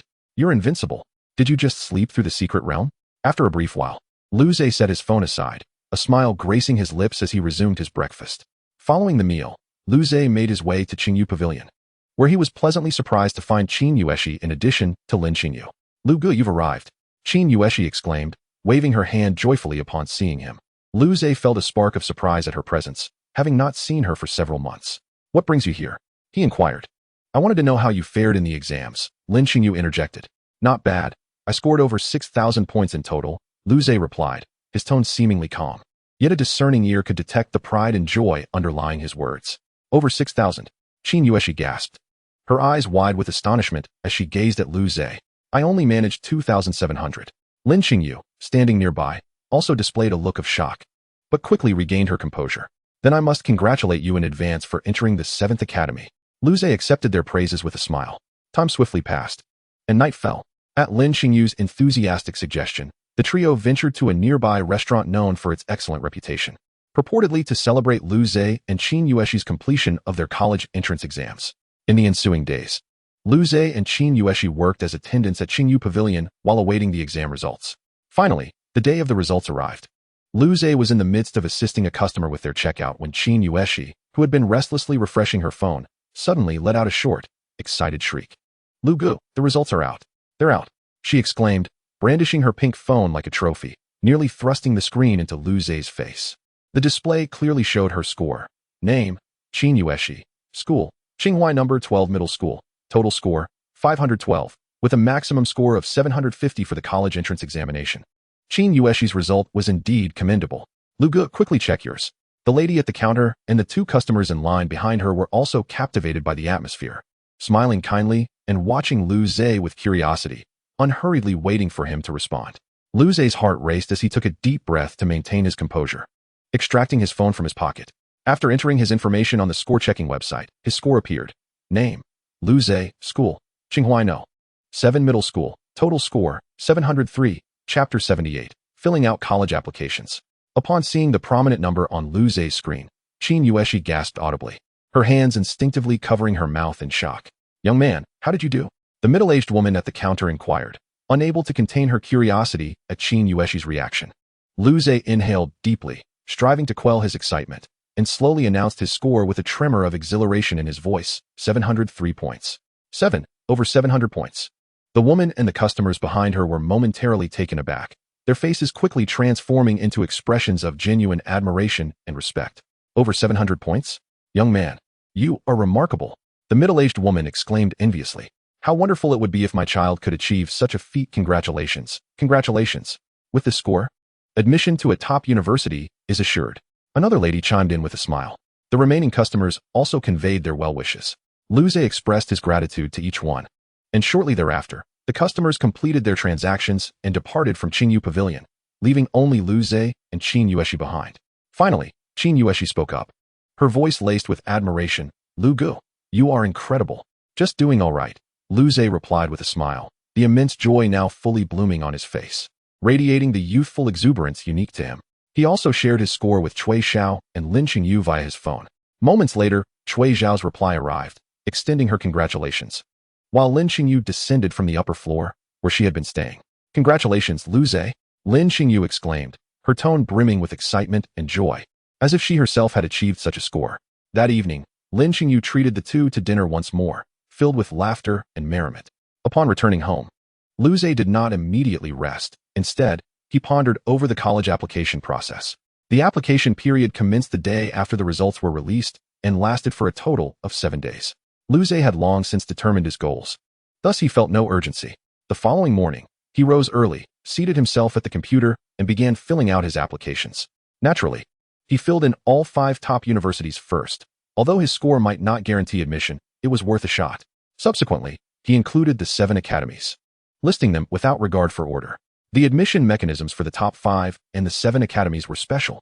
They not only considered scores, but also reviewed the full video recordings of candidates' performances in the secret realm for a comprehensive assessment. As long as candidates included these institutions in their applications, regardless of order, their records and evaluation materials would simultaneously be sent to these schools.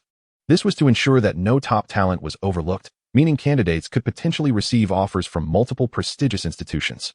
As for the remaining universities, Liu Ze selected several renowned institutions, second only to the top 5 and 7 academies, as safety options. After meticulously reviewing his selections, Liu Ze confirmed everything was in order before submitting his applications.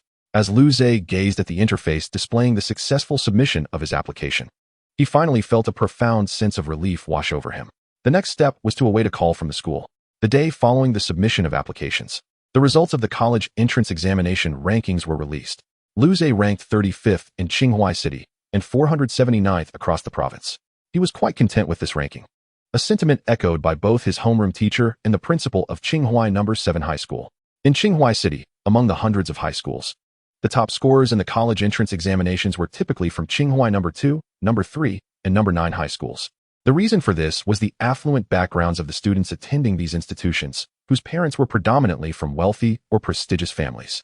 Consequently, the phenomenon of contract failures was virtually non-existent in these three schools, and the quality of the initial demon beasts contracted by these students was significantly higher than that of their peers. For instance, Su Shiryao, a former classmate, had an initial demon beast of superior quality, a soul-devouring crow of the earth tier. In stark contrast, the demon beasts provided free of charge by the Demon Beast Association for Liu Ze and his classmates were of only inferior quality at best. Furthermore, the superior quality was not the pinnacle of what Su Shiryao's family could provide, but rather the limit of her mental capacity for contracts. Most of the other students were similarly positioned, which explained why the top 100 ranks in Qinghua City's college entrance exams were consistently occupied by these three schools.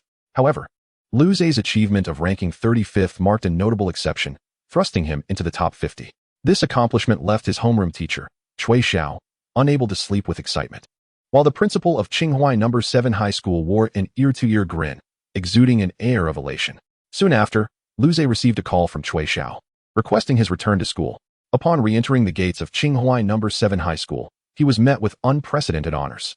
The principal personally greeted him at the entrance, flanked by a host of school leaders who showered him with praise. The school had even invited several journalists for an interview with Liu Ze.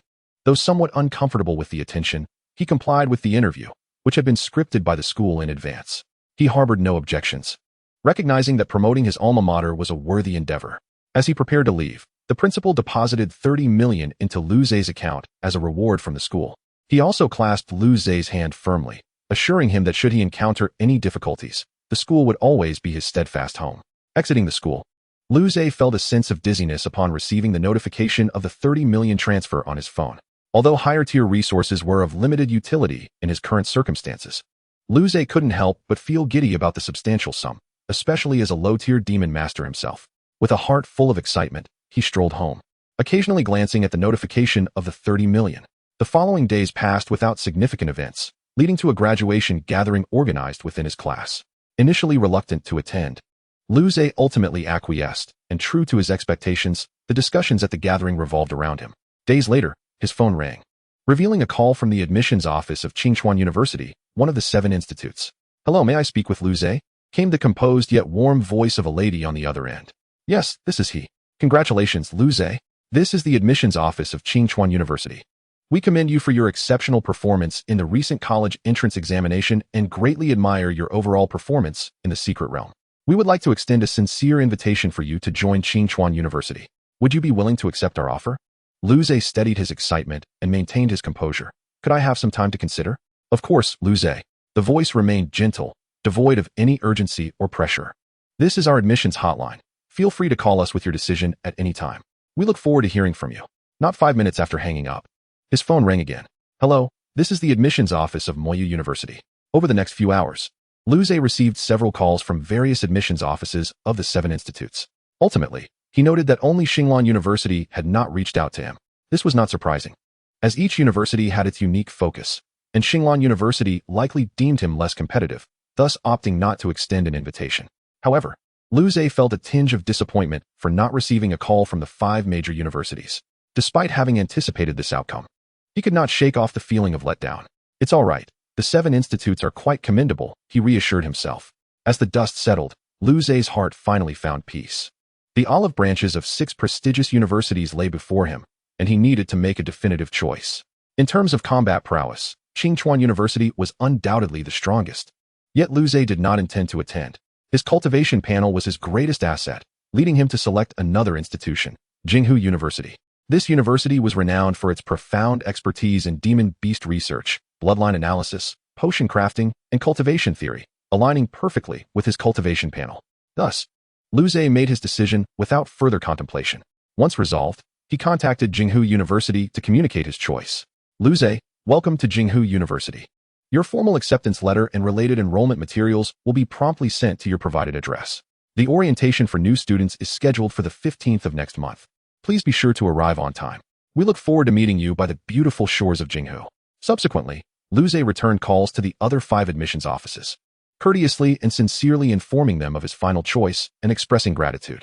Although they expressed regret, they also conveyed their best wishes for his success at Jinghu University. With everything in order, Lu Zhe exhaled a long sigh of relief, reclining on his soft bed as he stared at the ceiling.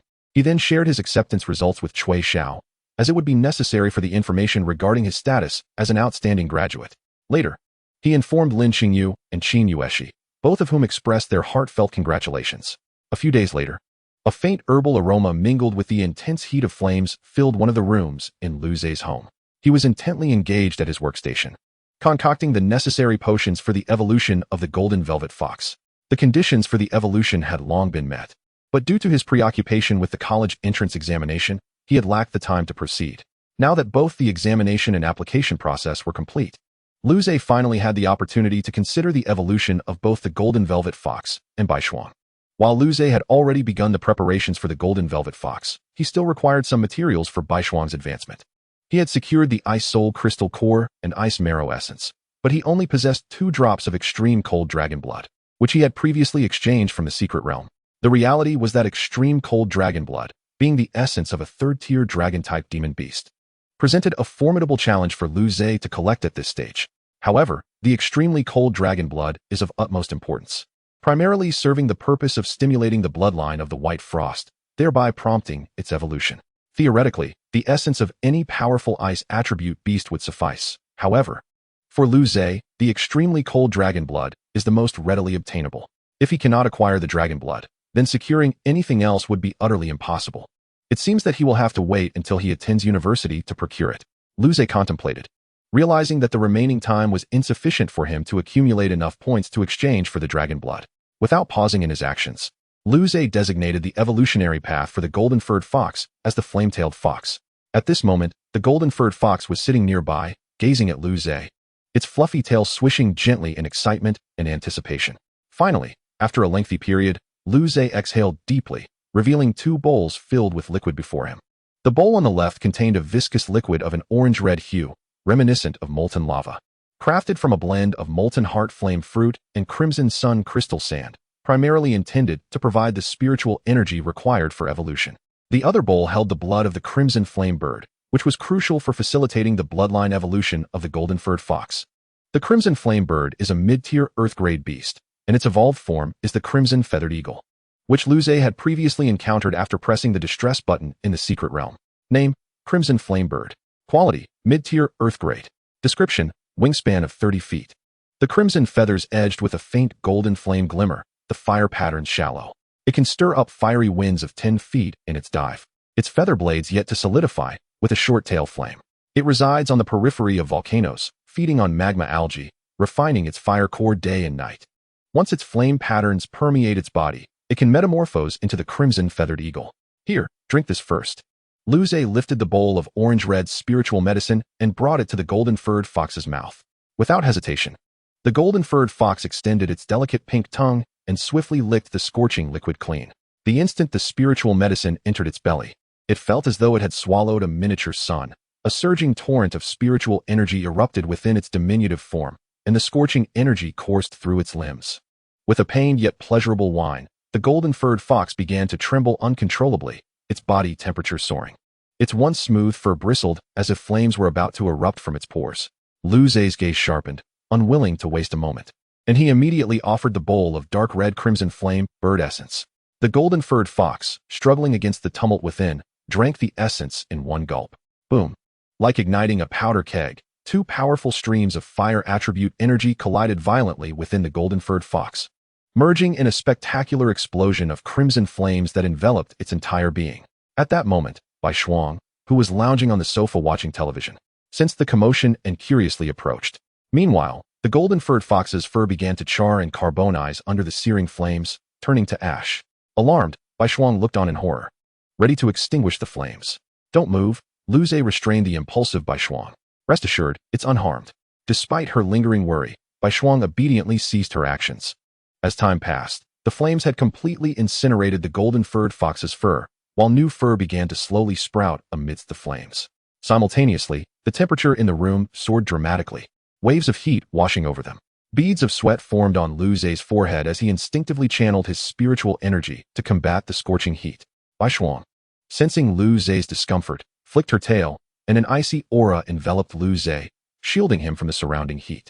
Lu Zhe remained silent, extending his hand to gently stroke Bai Shuang. Time dragged on in the oppressive heat. Within the flames, the charred silhouette of the golden-furred fox began to transform. Its once diminutive physique elongated under the flame's crucible, becoming more agile and streamlined. The newly sprouted fur thickened and strengthened in the inferno, while its once fluffy tail grew longer and more powerful. With a high-pitched cry, the golden-furred fox's voice resonated from the heart of the flames, and the flames surrounding it seemed to heed a call, swirling frantically towards its tail. In an instant, the flames were drawn entirely into its body, leaving only a flickering flame at the tip of its tail. Lu Zhe assessed the transformed golden-furred fox, his heart swelling with admiration. The newly evolved flame-tailed fox now stood nearly a meter tall, its vibrant red fur resembling the finest silk, glowing exquisitely under the light. Its head appeared more elongated, and its eyes had transformed into a golden hue, resembling two flickering golden flames, while a similar flame danced upon its tail. The aura it emitted had elevated to a high-tier mortal level, having successfully broken through due to the immense spiritual energy it had absorbed. Chapter 80. The Contract. The flame-tailed fox lowered its gaze to its revitalized form, then lifted its front paw, feeling the surging power within. It gleefully pranced about, generating waves of searing air, the golden-red flame at the tip of its tail tracing arcs in the air. After a moment, it halted, turning its gaze towards Lu Zhe, and without hesitation, leapt towards him. Lu Zhe instinctively caught it, but as the flame from the fox's tail brushed against his hand, the searing sensation caused him to flinch. Upon closer inspection, a glaring red mark appeared on his wrist. The flame-tailed fox froze, hastily retracting the flames from its tail, its earlier joy overshadowed by guilt. Cautiously, it nestled its head into Lu Zhe's embrace, curling up in remorse. Observing the flame-tailed fox in his arms, Lu Zhe gently comforted it. After a considerable time, the flame-tailed fox timidly lifted its head. Subsequently, Lu Zhe carried it outside while using the Eye of Truth to inspect its information. Species: flame-tailed fox. Strength: high-tier mortal. Quality: mid-tier earth grade. Evolvable form: crimson radiant spirit fox, low-tier spirit grade. Wait. Upon seeing the low-tier spirit grade, Lu Zhe abruptly halted, his heart filled with disbelief. Low-tier spirit grade. Name: crimson radiant spirit fox. Quality: low-tier spirit grade. Description: its entire body is adorned with red fur, with golden fire patterns encircling its neck from behind its ears, and a radiant fire pattern along its spine that glimmers with each breath. It walks upon flames, its tail bound with golden flames, and its golden spiral eyes captivate the soul. A wondrous fox spirit, every time it breaks its limits, its life tier will leap again, simultaneously sprouting new tails. After reading the description, Lu Zhe was not only shocked, but also found it hard to believe. Typically, when a beast evolves, its grade usually only increases by a few levels. Bai Shuang's progression from low-tier earth grade to low-tier heaven grade was already considered an exceptional path. Yet, the flame-tailed fox had jumped across two significant tiers in one leap. Lu Zhe quickly checked the materials required for evolution, which included crimson radiant fire marrow, burning heartgrass, along with a plethora of materials he had never heard of, in addition to some stringent evolution conditions. The difficulty of evolution is undeniably immense, yet despite this, Lu Zhe felt a surge of excitement within his heart. Simultaneously, a thought emerged. He must forge a contract with this fiery-tailed fox. Initially, Lu Zhe had merely intended to bring back the golden-haired fox as a pet, but who could have anticipated such an extraordinary surprise? To evolve directly from the earth tier to the spirit tier is a feat that would captivate anyone who beheld it. Would you like to form a contract with me? Lu Zhe inquired eagerly of the fiery-tailed fox nestled in his arms. Upon hearing this, Bai Shuang stood frozen in place, her eyes wide with astonishment as she gazed at Lu Zhe. The number of contracted spirit beasts a beastmaster can possess is entirely contingent upon their mental strength. Theoretically, A sufficiently powerful beast master could contract hundreds or even thousands of spirit beasts. However, in practice, no one would undertake such a daunting task. The primary reason lies in the fact that managing an abundance of spirit beasts would overwhelm the beast master, leaving them with neither the time nor the energy to attend to each creature adequately. The relationship between a beast master and their contracted spirits is akin to that of family and friends. It requires time and effort to nurture. Moreover, more powerful spirit beasts typically exhibit a more aloof demeanor, necessitating even greater investment of time, thereby further constraining the number of contracts a beast master can maintain. That said, a greater number of contracted spirits does bring increased spiritual energy to the beast master, proving beneficial in many respects. Thus, selecting an appropriate number of spirit beasts to serve as companions is a prerequisite for becoming a competent beast master. Presently, Lu Zhe possessed only one contracted spirit, Bai Shuang, which meant that forming a contract with the fiery-tailed fox posed no issue. Initially, Lu Zhe had planned to contract a flying-type spirit beast, but the allure of the fiery-tailed fox was simply irresistible. Ultimately, contracting just one additional spirit beast would not pose any significant problems. Ying, the fiery-tailed fox, yet to form a contract, could not comprehend Lu Zhe's words. Without uttering another sound, Lu Zhe closed his eyes, allowing his mental energy to pour forth, flooding into the mind of the fiery-tailed fox.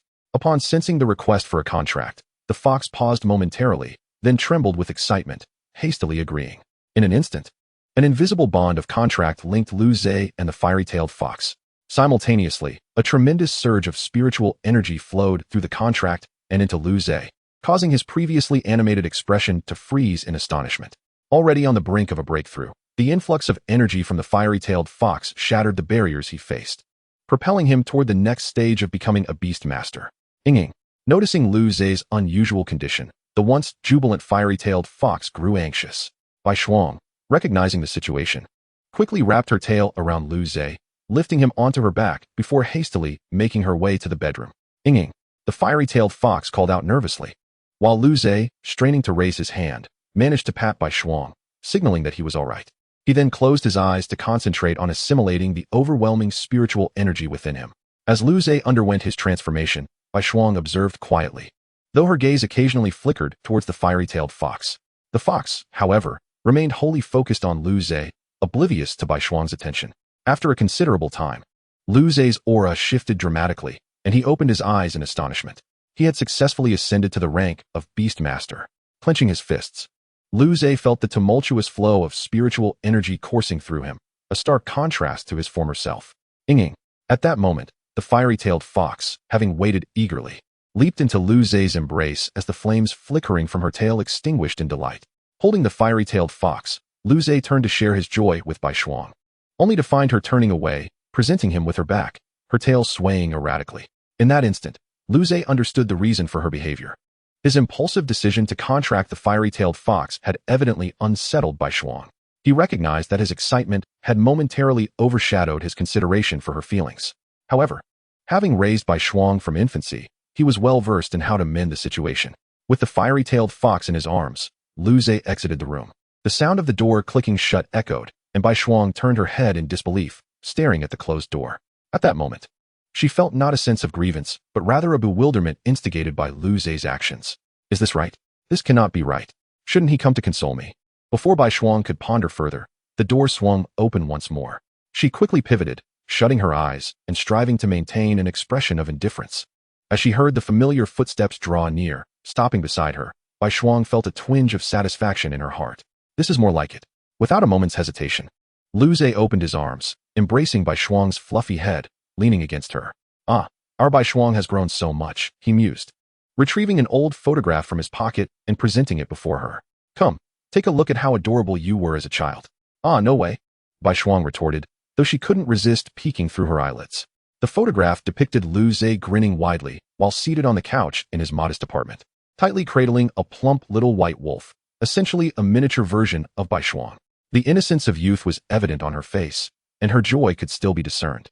After examining the photograph, although she retained her haughty demeanor, Lu Zhe noted subtle changes indicating her uplifted spirits. All right, I promise I won't act like that again. I will discuss things with you beforehand. Please don't be upset, Lu Zhe said, taking advantage of the moment. Bai Shuang raised her chin slightly. In truth, she had no objection to Lu Zhe contracting the fiery-tailed fox, They had spent considerable time together. Moreover, she was already aware that Lu Zhe would eventually contract other spirit beasts, so she held no reservations about that. However, the crux of the matter lay in Lu Zhe's failure to consult her prior to the contract, which was what truly irked her. How about I bake your favorite cookies? Lu Zhe attempted to entice her. No. Then how about I fulfill your earlier request and make you a doll? No deal. Bai Shuang's facade shattered instantly, her tail wagging excitedly across the floor, her icy blue eyes sparkling as they fixated on Lu Zhe, her earlier irritation forgotten. Bai Shuang had seen a beast master on television crafting a doll for their spirit, and she had fervently requested Lu Zhe to do the same. However, Lu Zhe struggled with such intricate work and quickly abandoned the endeavor after a few attempts. Nevertheless, Bai Shuang persistently nagged him about it. Observing Bai Shuang's exuberance, Lu Zhe felt a hint of exasperation flash in his eyes. Go make it now. At this moment, Bai Shuang had completely shed her earlier anger, gently nudging Lu Zhe with her head, guiding him outside. That evening, Lu Zhe was seated on the sofa, his tablet playing an instructional video on the art of crafting handmade dolls. In his hands, he clutched a pile of soft stuffing and fabric, awkwardly attempting to sew together the outline of a wolf. Liao Yu lay nearby, observing Lu Zhe's clumsy movements with curiosity. Liao Yu was the name Lu Zhe had bestowed upon his fiery-tailed fox. Rarely, Bai Shuang was not focused on the television. Instead, she was perched on Lu Zhe's other side, her icy blue eyes sparkling with excitement as she watched him. Her tail swayed occasionally behind her, a clear indication of her joy. Despite Lu Zhe's earnest efforts, his inexperience led to a mishap, and the doll he had just begun to craft was ruined. Ow! In the next moment, Bai Shuang's large paw deftly reached over, retrieving a new bundle of stuffing and fabric, pushing it toward Lu Zhe with eager eyes. With no choice but to start anew, Lu Zhe found himself struggling. Yet as a second-tier beast tamer, he possessed a commendable learning efficiency, managing to complete a significant portion by night's end. Ow! Bai Shuang curled her tail around the unfinished wolf doll, exhibiting her delight. Observing this, Lu Zhe quickly cautioned, Bai Shuang, be careful not to break it. Ow! I know. That took me quite some effort, Lu Zhe muttered, glancing at Liao Yu, who was watching Bai Shuang with an envious expression. Understanding the silent communication, he reached out to ruffle Liao Yu's smooth crimson fur, saying, shall I make one for you too? Since they're packed. Liao Yu had been able to comprehend Lu Zhe's words and eagerly nodded, nuzzling against Lu Zhe's embrace. After a brief tidying up, Lu Zhe retired to his bedroom to sleep, with Bai Shuang following closely, her tail tightly wrapped around the doll. She approached her lavish nest, carefully placing the doll at the very center before lying down contentedly. Liao Yu followed suit, affectionately brushing against Lu Zhe's leg to bid goodnight before gracefully leaping into her own small bed. Before drifting off to sleep, Lu Zhe glanced at his personal panel. Host, Lu Zhe. Level, minor accomplishment in Beast Taming. Tamer level, 6, 94-100. Talents, Beast Affinity. Eye of Truth. The rapid advancement in his Tamer level was evidently due to Bai Shuang's successful breakthrough to the Earth tier and the substantial experience feedback from Liao Yu's recent evolution. It seemed likely that he would reach level 7 before heading to university, at which point he could attempt the second-tier Tamer assessment. After contemplating for a moment, Lu Zhe extinguished the light and succumbed to slumber. Days passed, and the admission results for Qin Yueshi were announced. She had been accepted to Lanchuan University. Although it wasn't a top-tier institution, it was nonetheless commendable. That day, she was so exhilarated that she hardly slept, for she had never imagined she could gain admission to such a university. In the backyard of Lingyu Pavilion, Lu Zhe and Ling Qingyu leaned leisurely against the doorframe, their gazes fixed on the scene before them. In the open space of the backyard, a red and a white fox were engaged in an intense battle. Previously, Lu Zhe had kept the golden plush fox as a pet, neglecting to train its skills. However, now that Liao Yu was his tamed beast, it was imperative to enhance her abilities. Lu Zhe had selected 2 techniques for Liao Yu, Fireball and Fire Whip, both of which were of high quality among the common tier. To optimize training results, he had pitted Liao Yu against Qin Yueshi's Mist-Tail Fox, as both possessed comparable strength. As they observed the duel between the 2 foxes, Ling Qingyu's gaze lingered on Liao Yu, and she couldn't help but exclaim in admiration. I can't fathom how you discovered this evolutionary form. Her tone was tinged with both amazement and envy. It was worth noting that she had been a second-tier tamer for nearly 7 years, yet had not unearthed a new evolutionary path. It was merely a stroke of luck. I stumbled upon it by chance, Lu Zhe replied. Are you planning to disclose this evolutionary path? Ling Qingyu inquired. Lu Zhe shook his head. He had no intention of sharing, despite the potentially lucrative rewards it would bring, including possibly completing the materials for Bai Shuang's evolution. He remained resolute, explaining that he could not do so yet, as Bai Shuang would likely evolve soon, and he preferred to wait until after her evolution before making any decisions.